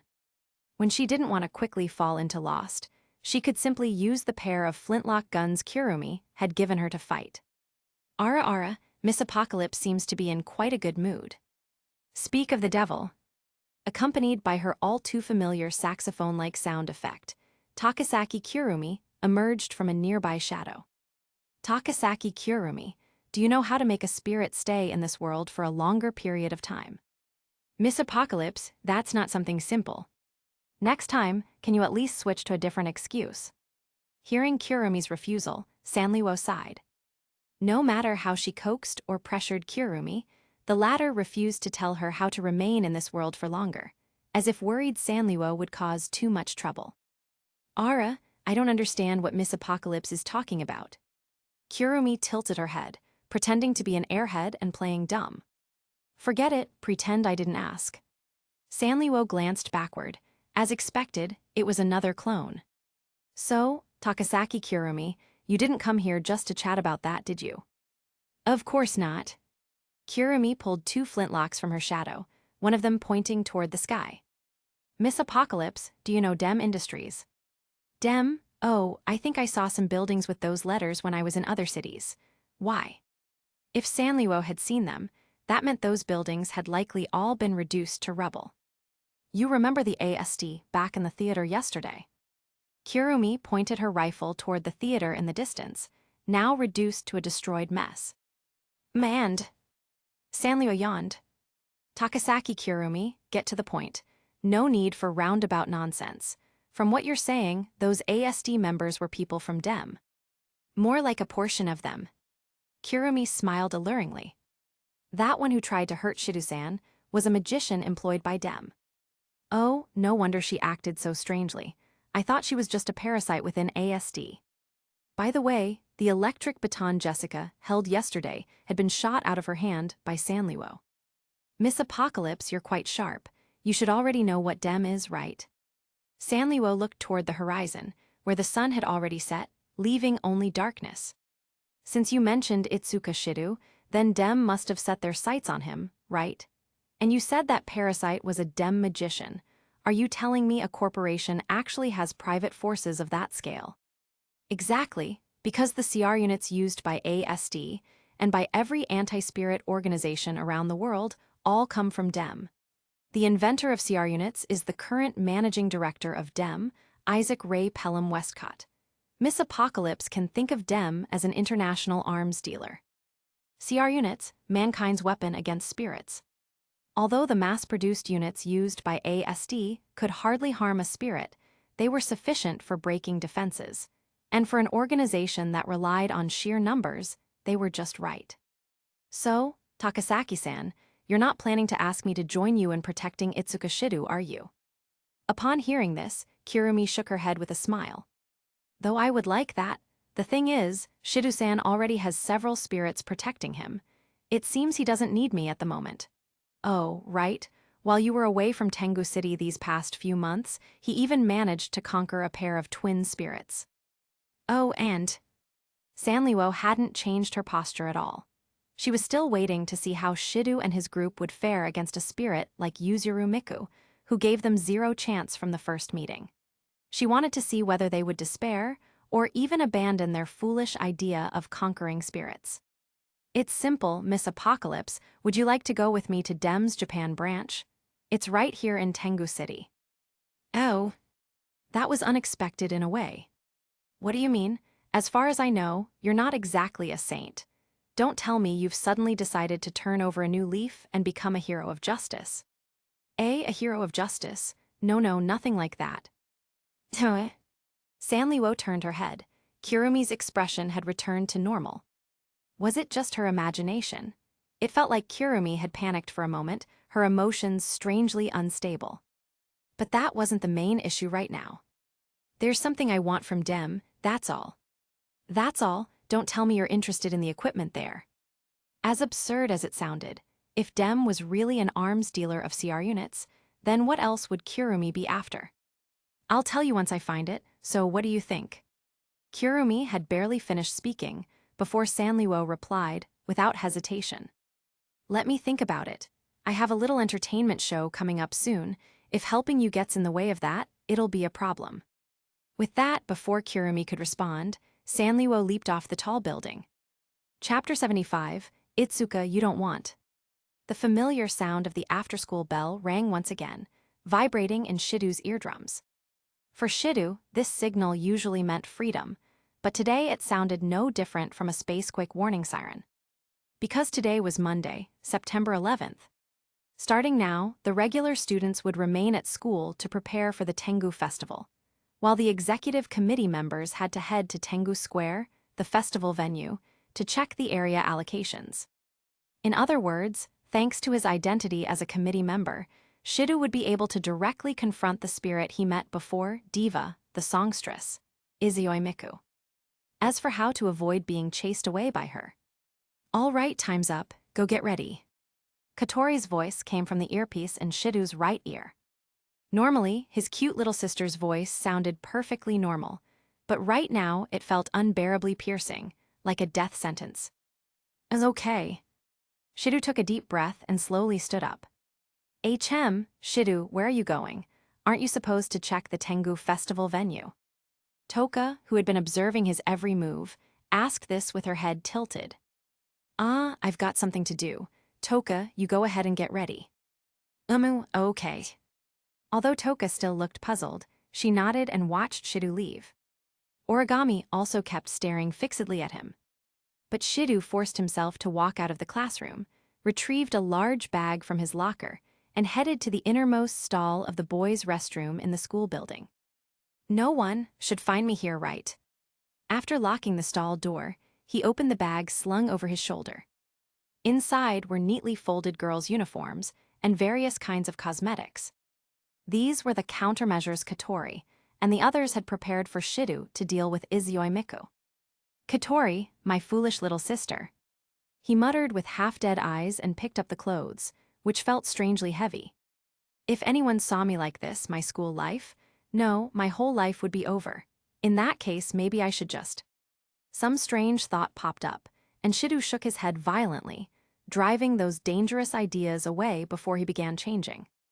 Although he had already been taught step by step earlier, actually wearing the outfit and preparing to capture, a spirit made him far more nervous than he expected. Once he finished changing, Shidu took out a mirror and applied the makeup techniques he had learned to his own face. He had thought he might never touch such things in his entire life, yet his first time using them was on himself. Life is tough, Shidu sighed. Finally, Shidu put on the blue wig and the voice changer patch, completing his transformation from a boy into an adorable girl. That should do it. He packed his previous clothes into the bag and unlocked the stall door. At that moment he saw someone, his friend Tanamachi. Shidu nearly collapsed on the spot. Why is this guy here? Tanamachi. For some reason, perhaps his brain short-circuited, Shidu greeted Tanamachi with his usual casual tone and walked past him as naturally as he could. Wait, you're... Tanamachi, only just processing the situation, froze, and his face instantly turned beet red. Why are you in the boys' restroom? I went into the wrong one, sorry. Shidu yelled something random and sprinted out of the restroom. Confirming that Tanamachi wasn't chasing him, he slowed down. Running made the skirt flutter, and the sensation felt very uncomfortable. Well, unfamiliar. Fortunately, although Tanamachi saw him, he didn't seem to recognize Shidu, only shocked that a girl was in the boys' restroom. If he hadn't been wearing a voice changer, and Tanamachi had found out his true identity. Itsuka, so that's what this is. Oh, I get it. Itsuka, you don't want your cross-dressing to be known by the whole class, no, the whole school, do you? If that happened, he might as well wash himself clean and serve himself to Kurumi to end his life. Steadying his breath, Shidu put on a look of one resigned to his fate and walked toward the staircase. The pantyhose trinity, Ai, Mai, and Meh, were already gathered there, chatting away. Shidu swallowed hard, pressed a hand against his chest to calm his nerves, and felt a soft, squishy sensation. Come to think of it, these things feel a little too real. Why did Katori go out of her way to prepare them, yet not use them herself? Shido, I feel like you're thinking something very rude. No, I'm not. He said this while wiping the cold sweat from his forehead. Honestly, fine, whatever. Get it together and go. Yeah, got it. Shido shook his head to refocus, then walked toward the trio and called out to their backs. Excuse me. Hearing an unfamiliar voice, the three turned around and stared at Shido. Shido waited anxiously for their reaction, terrified they would see through his disguise. If that happened... Itsuka, I didn't expect this from you. Toka, come here. Itsuka, you don't want the whole school to know about your cross-dressing, right? Not again. Shido nearly screamed. His strange behavior only made the trio more suspicious, so he hurriedly said. No, we're cousins. Cousins, which class are you in? Caught off guard, Shido forced himself to stay calm.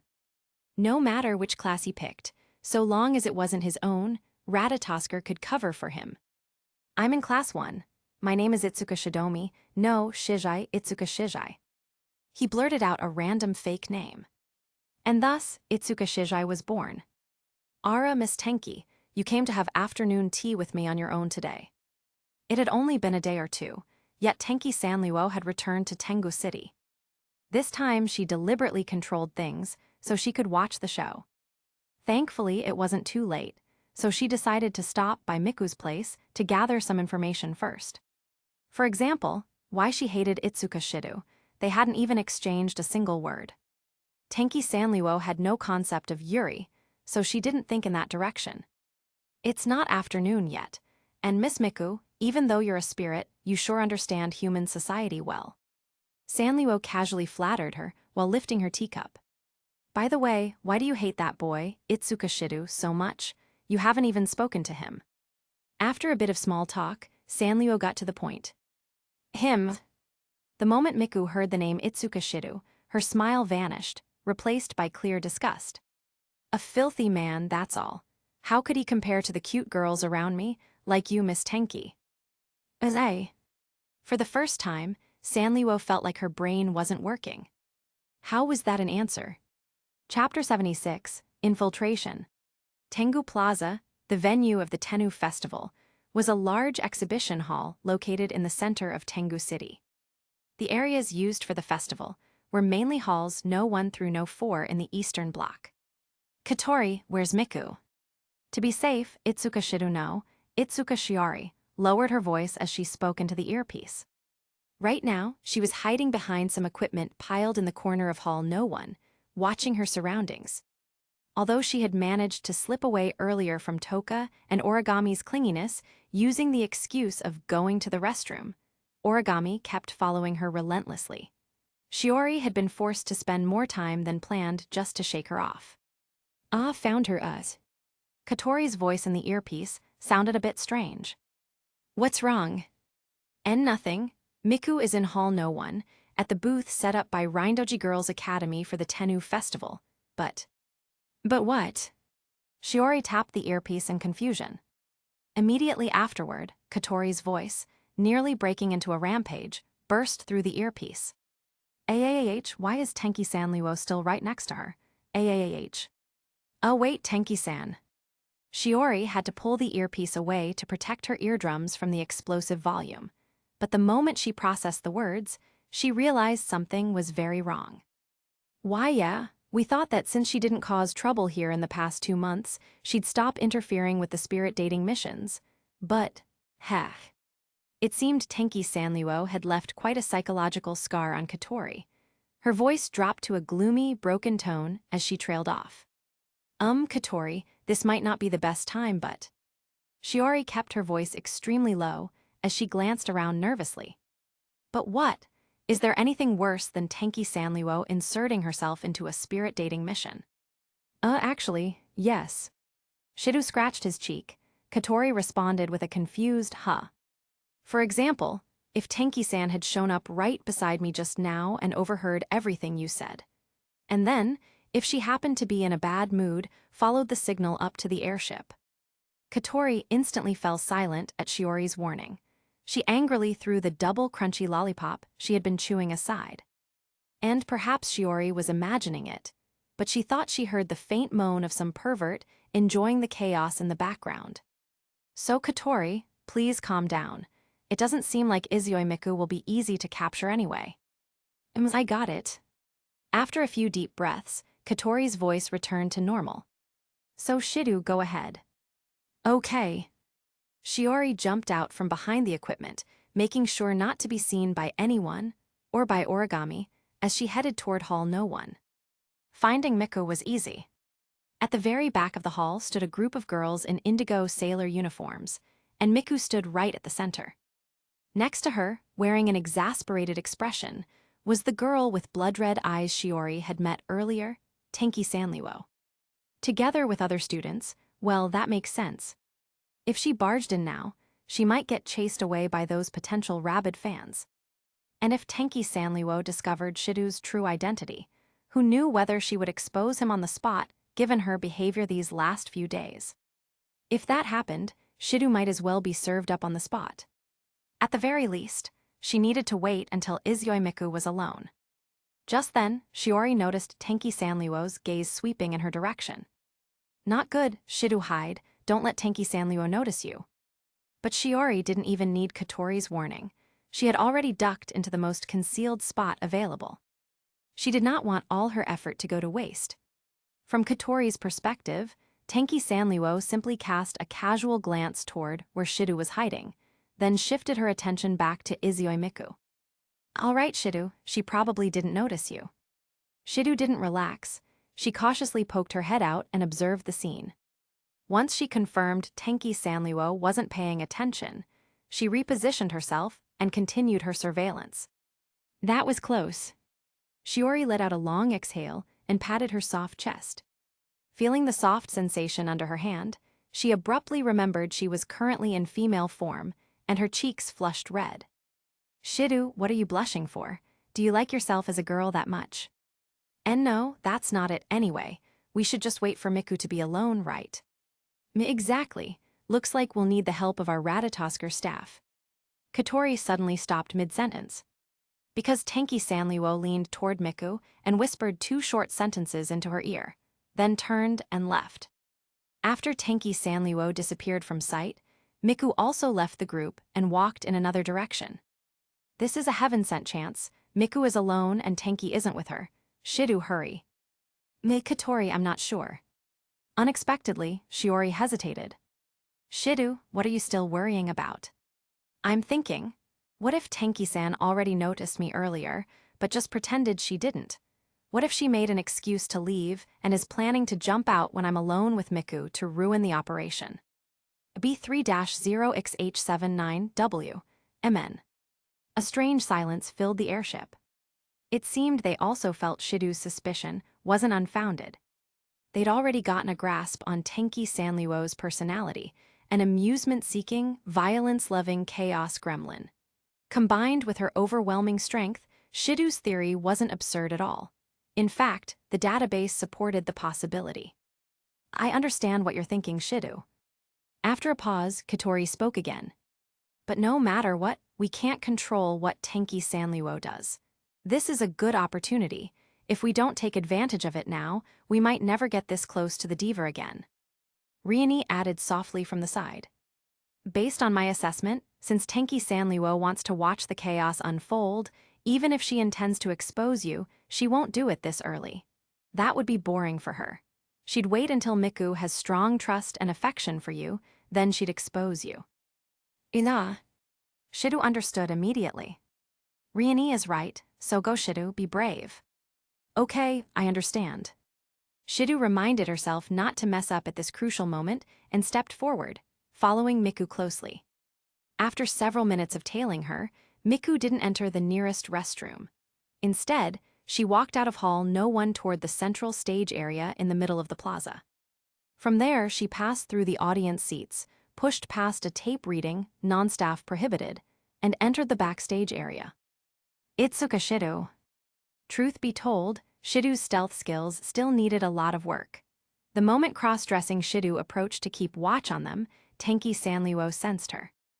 In her previous life, she had often been stared at with malicious intent. Because of that, she possessed a keen sense for anyone watching her. As expected, this Shido still hadn't given up and wanted to capture Izoi Miku. Earlier, during their tea party conversation, the blank spot in Tenki Sanluo's mind labeled Yuri had gradually been filled in. Naturally, she also understood why. At first meeting, Miku held such high affection for her but despised Shido. Thinking back to Miku touching her here and there earlier, Tenki trembled slightly, as if her body had somehow been tainted. But what was with this Shido anyway? Even she could tell from talking to Miku that Miku disliked men. Didn't the Ratatosker behind Shido know this? With that thought, Tenki Sanluo simply made an excuse to use the restroom and left. If Shido wanted to seek death, she wasn't going to stop her. In fact, letting Izoi Miku twist Shido's head off might be amusing. And perhaps she could use the opportunity to flush out the mysterious presence who kept protecting Shido from the shadows. Itsuka Shido, you'd better show me just how many secrets you're still hiding. Chapter 77, The Girl's Date Part 1. Go after her, Shido. I know. After slipping past the curtain strips, Shiori walked straight into the backstage area. Unlike the splendid stage, this place was cluttered and messy. Both sides of the dim passage were packed with all kinds of objects, making the already narrow walkway feel even tighter. Well, that was normal. After all, the more glamorous something looked on the outside, the more likely its insides were to be filthy. Careful not to trip, Shiori followed the passage until she reached a door and peeked inside. Shido accidentally stepped on a soft wooden plank on the floor, producing a faint creak. And right now, Miku was standing at the center of the stage, apparently about to sing. The sight was déjà vu, identical to what had happened just a few days ago. Back then, Shido had watched the same scene in an empty theater, and the way things unfolded now was almost exactly the same. Perhaps noticing Shido's actions, his little sister's exasperated sigh came through the earpiece. I mean, you haven't even met her yet. Why are you already nervous? I know that. It's just that this development is. Relax, you're a cute girl right now, okay? Big sis Tilda. Hearing Katori call him Big Sis, in such an adorable tone, made Shido feel like his chastity might genuinely be in danger. Katori, are you sure this will really work? Don't worry. If our assumption is correct, Izoi Miku shouldn't react to you like she did before. And what if it's wrong? I'll try my best to leave you with a complete corpse. Hey. Anyway, Miku shouldn't dislike you because of your gender. Whether my big sister can actually catch her eye is another matter. Can you please not call me that? Whatever, I'm going. Shiori took a deep breath, lightly slapped her cheeks, and stepped onto the stage. Hearing the footsteps behind her, Miku turned around. Oh my. Her eyes widened as she looked Shido up and down. Did she see through the disguise? Shiori felt her heart leap into her throat. Why you are? Oh, I'm nervous. Shiori almost slipped up, though it seemed Miku didn't notice. No need to be that tense. Seeing Shiori nervous, Izoi Miku waved her hand gently like a big sister, comforting a shy girl. Shiori opened her mouth to greet her. But Katori's voice suddenly cut in. Wait, a choice has appeared. A window popped up on the main screen, displaying Miku and Shido's live feed. 1. You're Izoi Miku, right? Please sign this for me. 2. May I ask what you're doing here? 3. Excuse me, could you sell me the panties you're wearing right now for 30,000 yen? All units vote.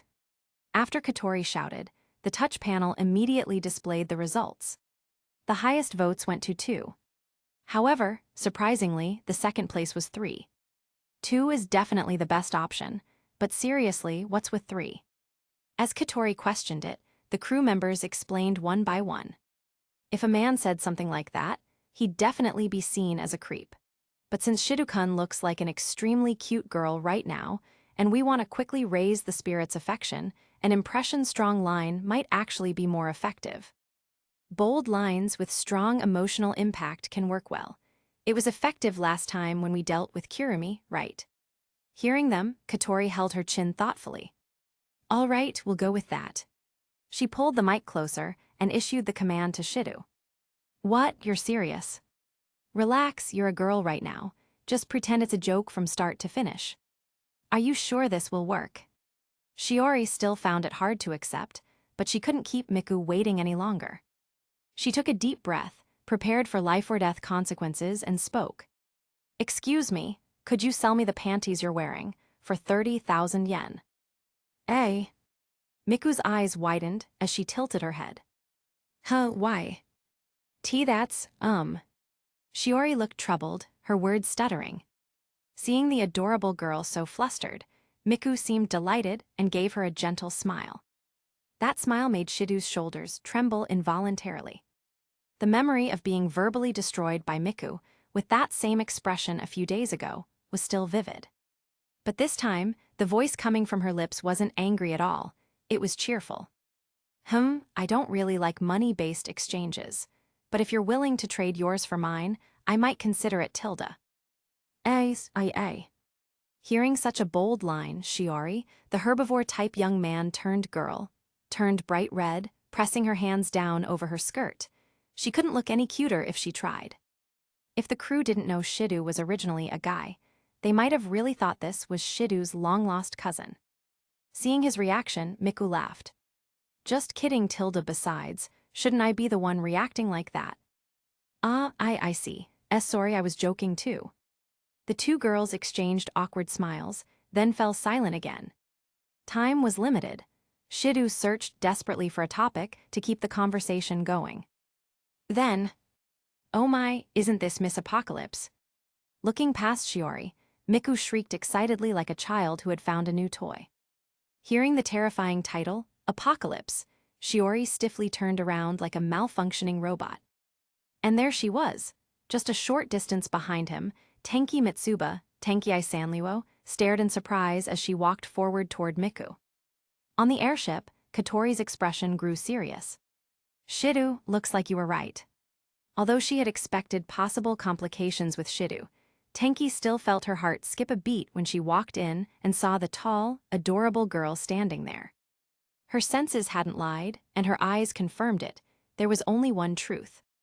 This blue-haired girl was indeed the useless Shidu Itsuka. From what she overheard earlier, Shidu must have gone all out, using a voice changer and fully acting the part. Tenki had seen such gadgets in the black market just days ago. Honestly, if she hadn't detected Shidu beforehand and confirmed through subtle facial traits, Tenki would never have guessed that this beautiful girl was Shidu in drag. This guy looked plain and unremarkable as a man, yet in women's clothes he was this striking. Tenki had no concept of trap or crossdresser, but today she learned. Who knew Shidu would go so far to capture a spirit's heart? Still, even with her sharp eyes, Tenki couldn't tell whether he was just cross-dressing or had actually been castrated. Judging from the performance, he was the very definition of a proper girl. If he had become a eunuch just to win over Miku, Tenki would at least respect his bravery. Though whether he survived to be honored later was another matter. Oh my, isn't this Miss Apocalypse? Miku's voice was as energetic as always. Ah yes, that's me, and this young lady is. Tenki stopped in front of Shiori, their eyes meeting. The overwhelming aura of the most brutal spirit made Shiori almost unable to breathe. While making small talk, Tenki's right hand suddenly slipped under the skirt of the girl before her, hidden from Miku's view, and grabbed. Eek! Caught off guard, the girl let out a completely feminine gasp, her face turning crimson. There's something there, so he hasn't actually become a girl, but that reaction. Tenki clicked her tongue internally, then stepped beside Miku as if nothing had happened. My, are you all right, miss? Miku noticed Shiori's strange reaction and asked with concern. I am fine. Shiori wiped the sweat from his forehead and forced a smile under Tenki's friendly gaze. Ongoing. This audiobook is in progress and stopped at chapter 77. Xuanhuan members can request an update in the following update request post or by sending me a message.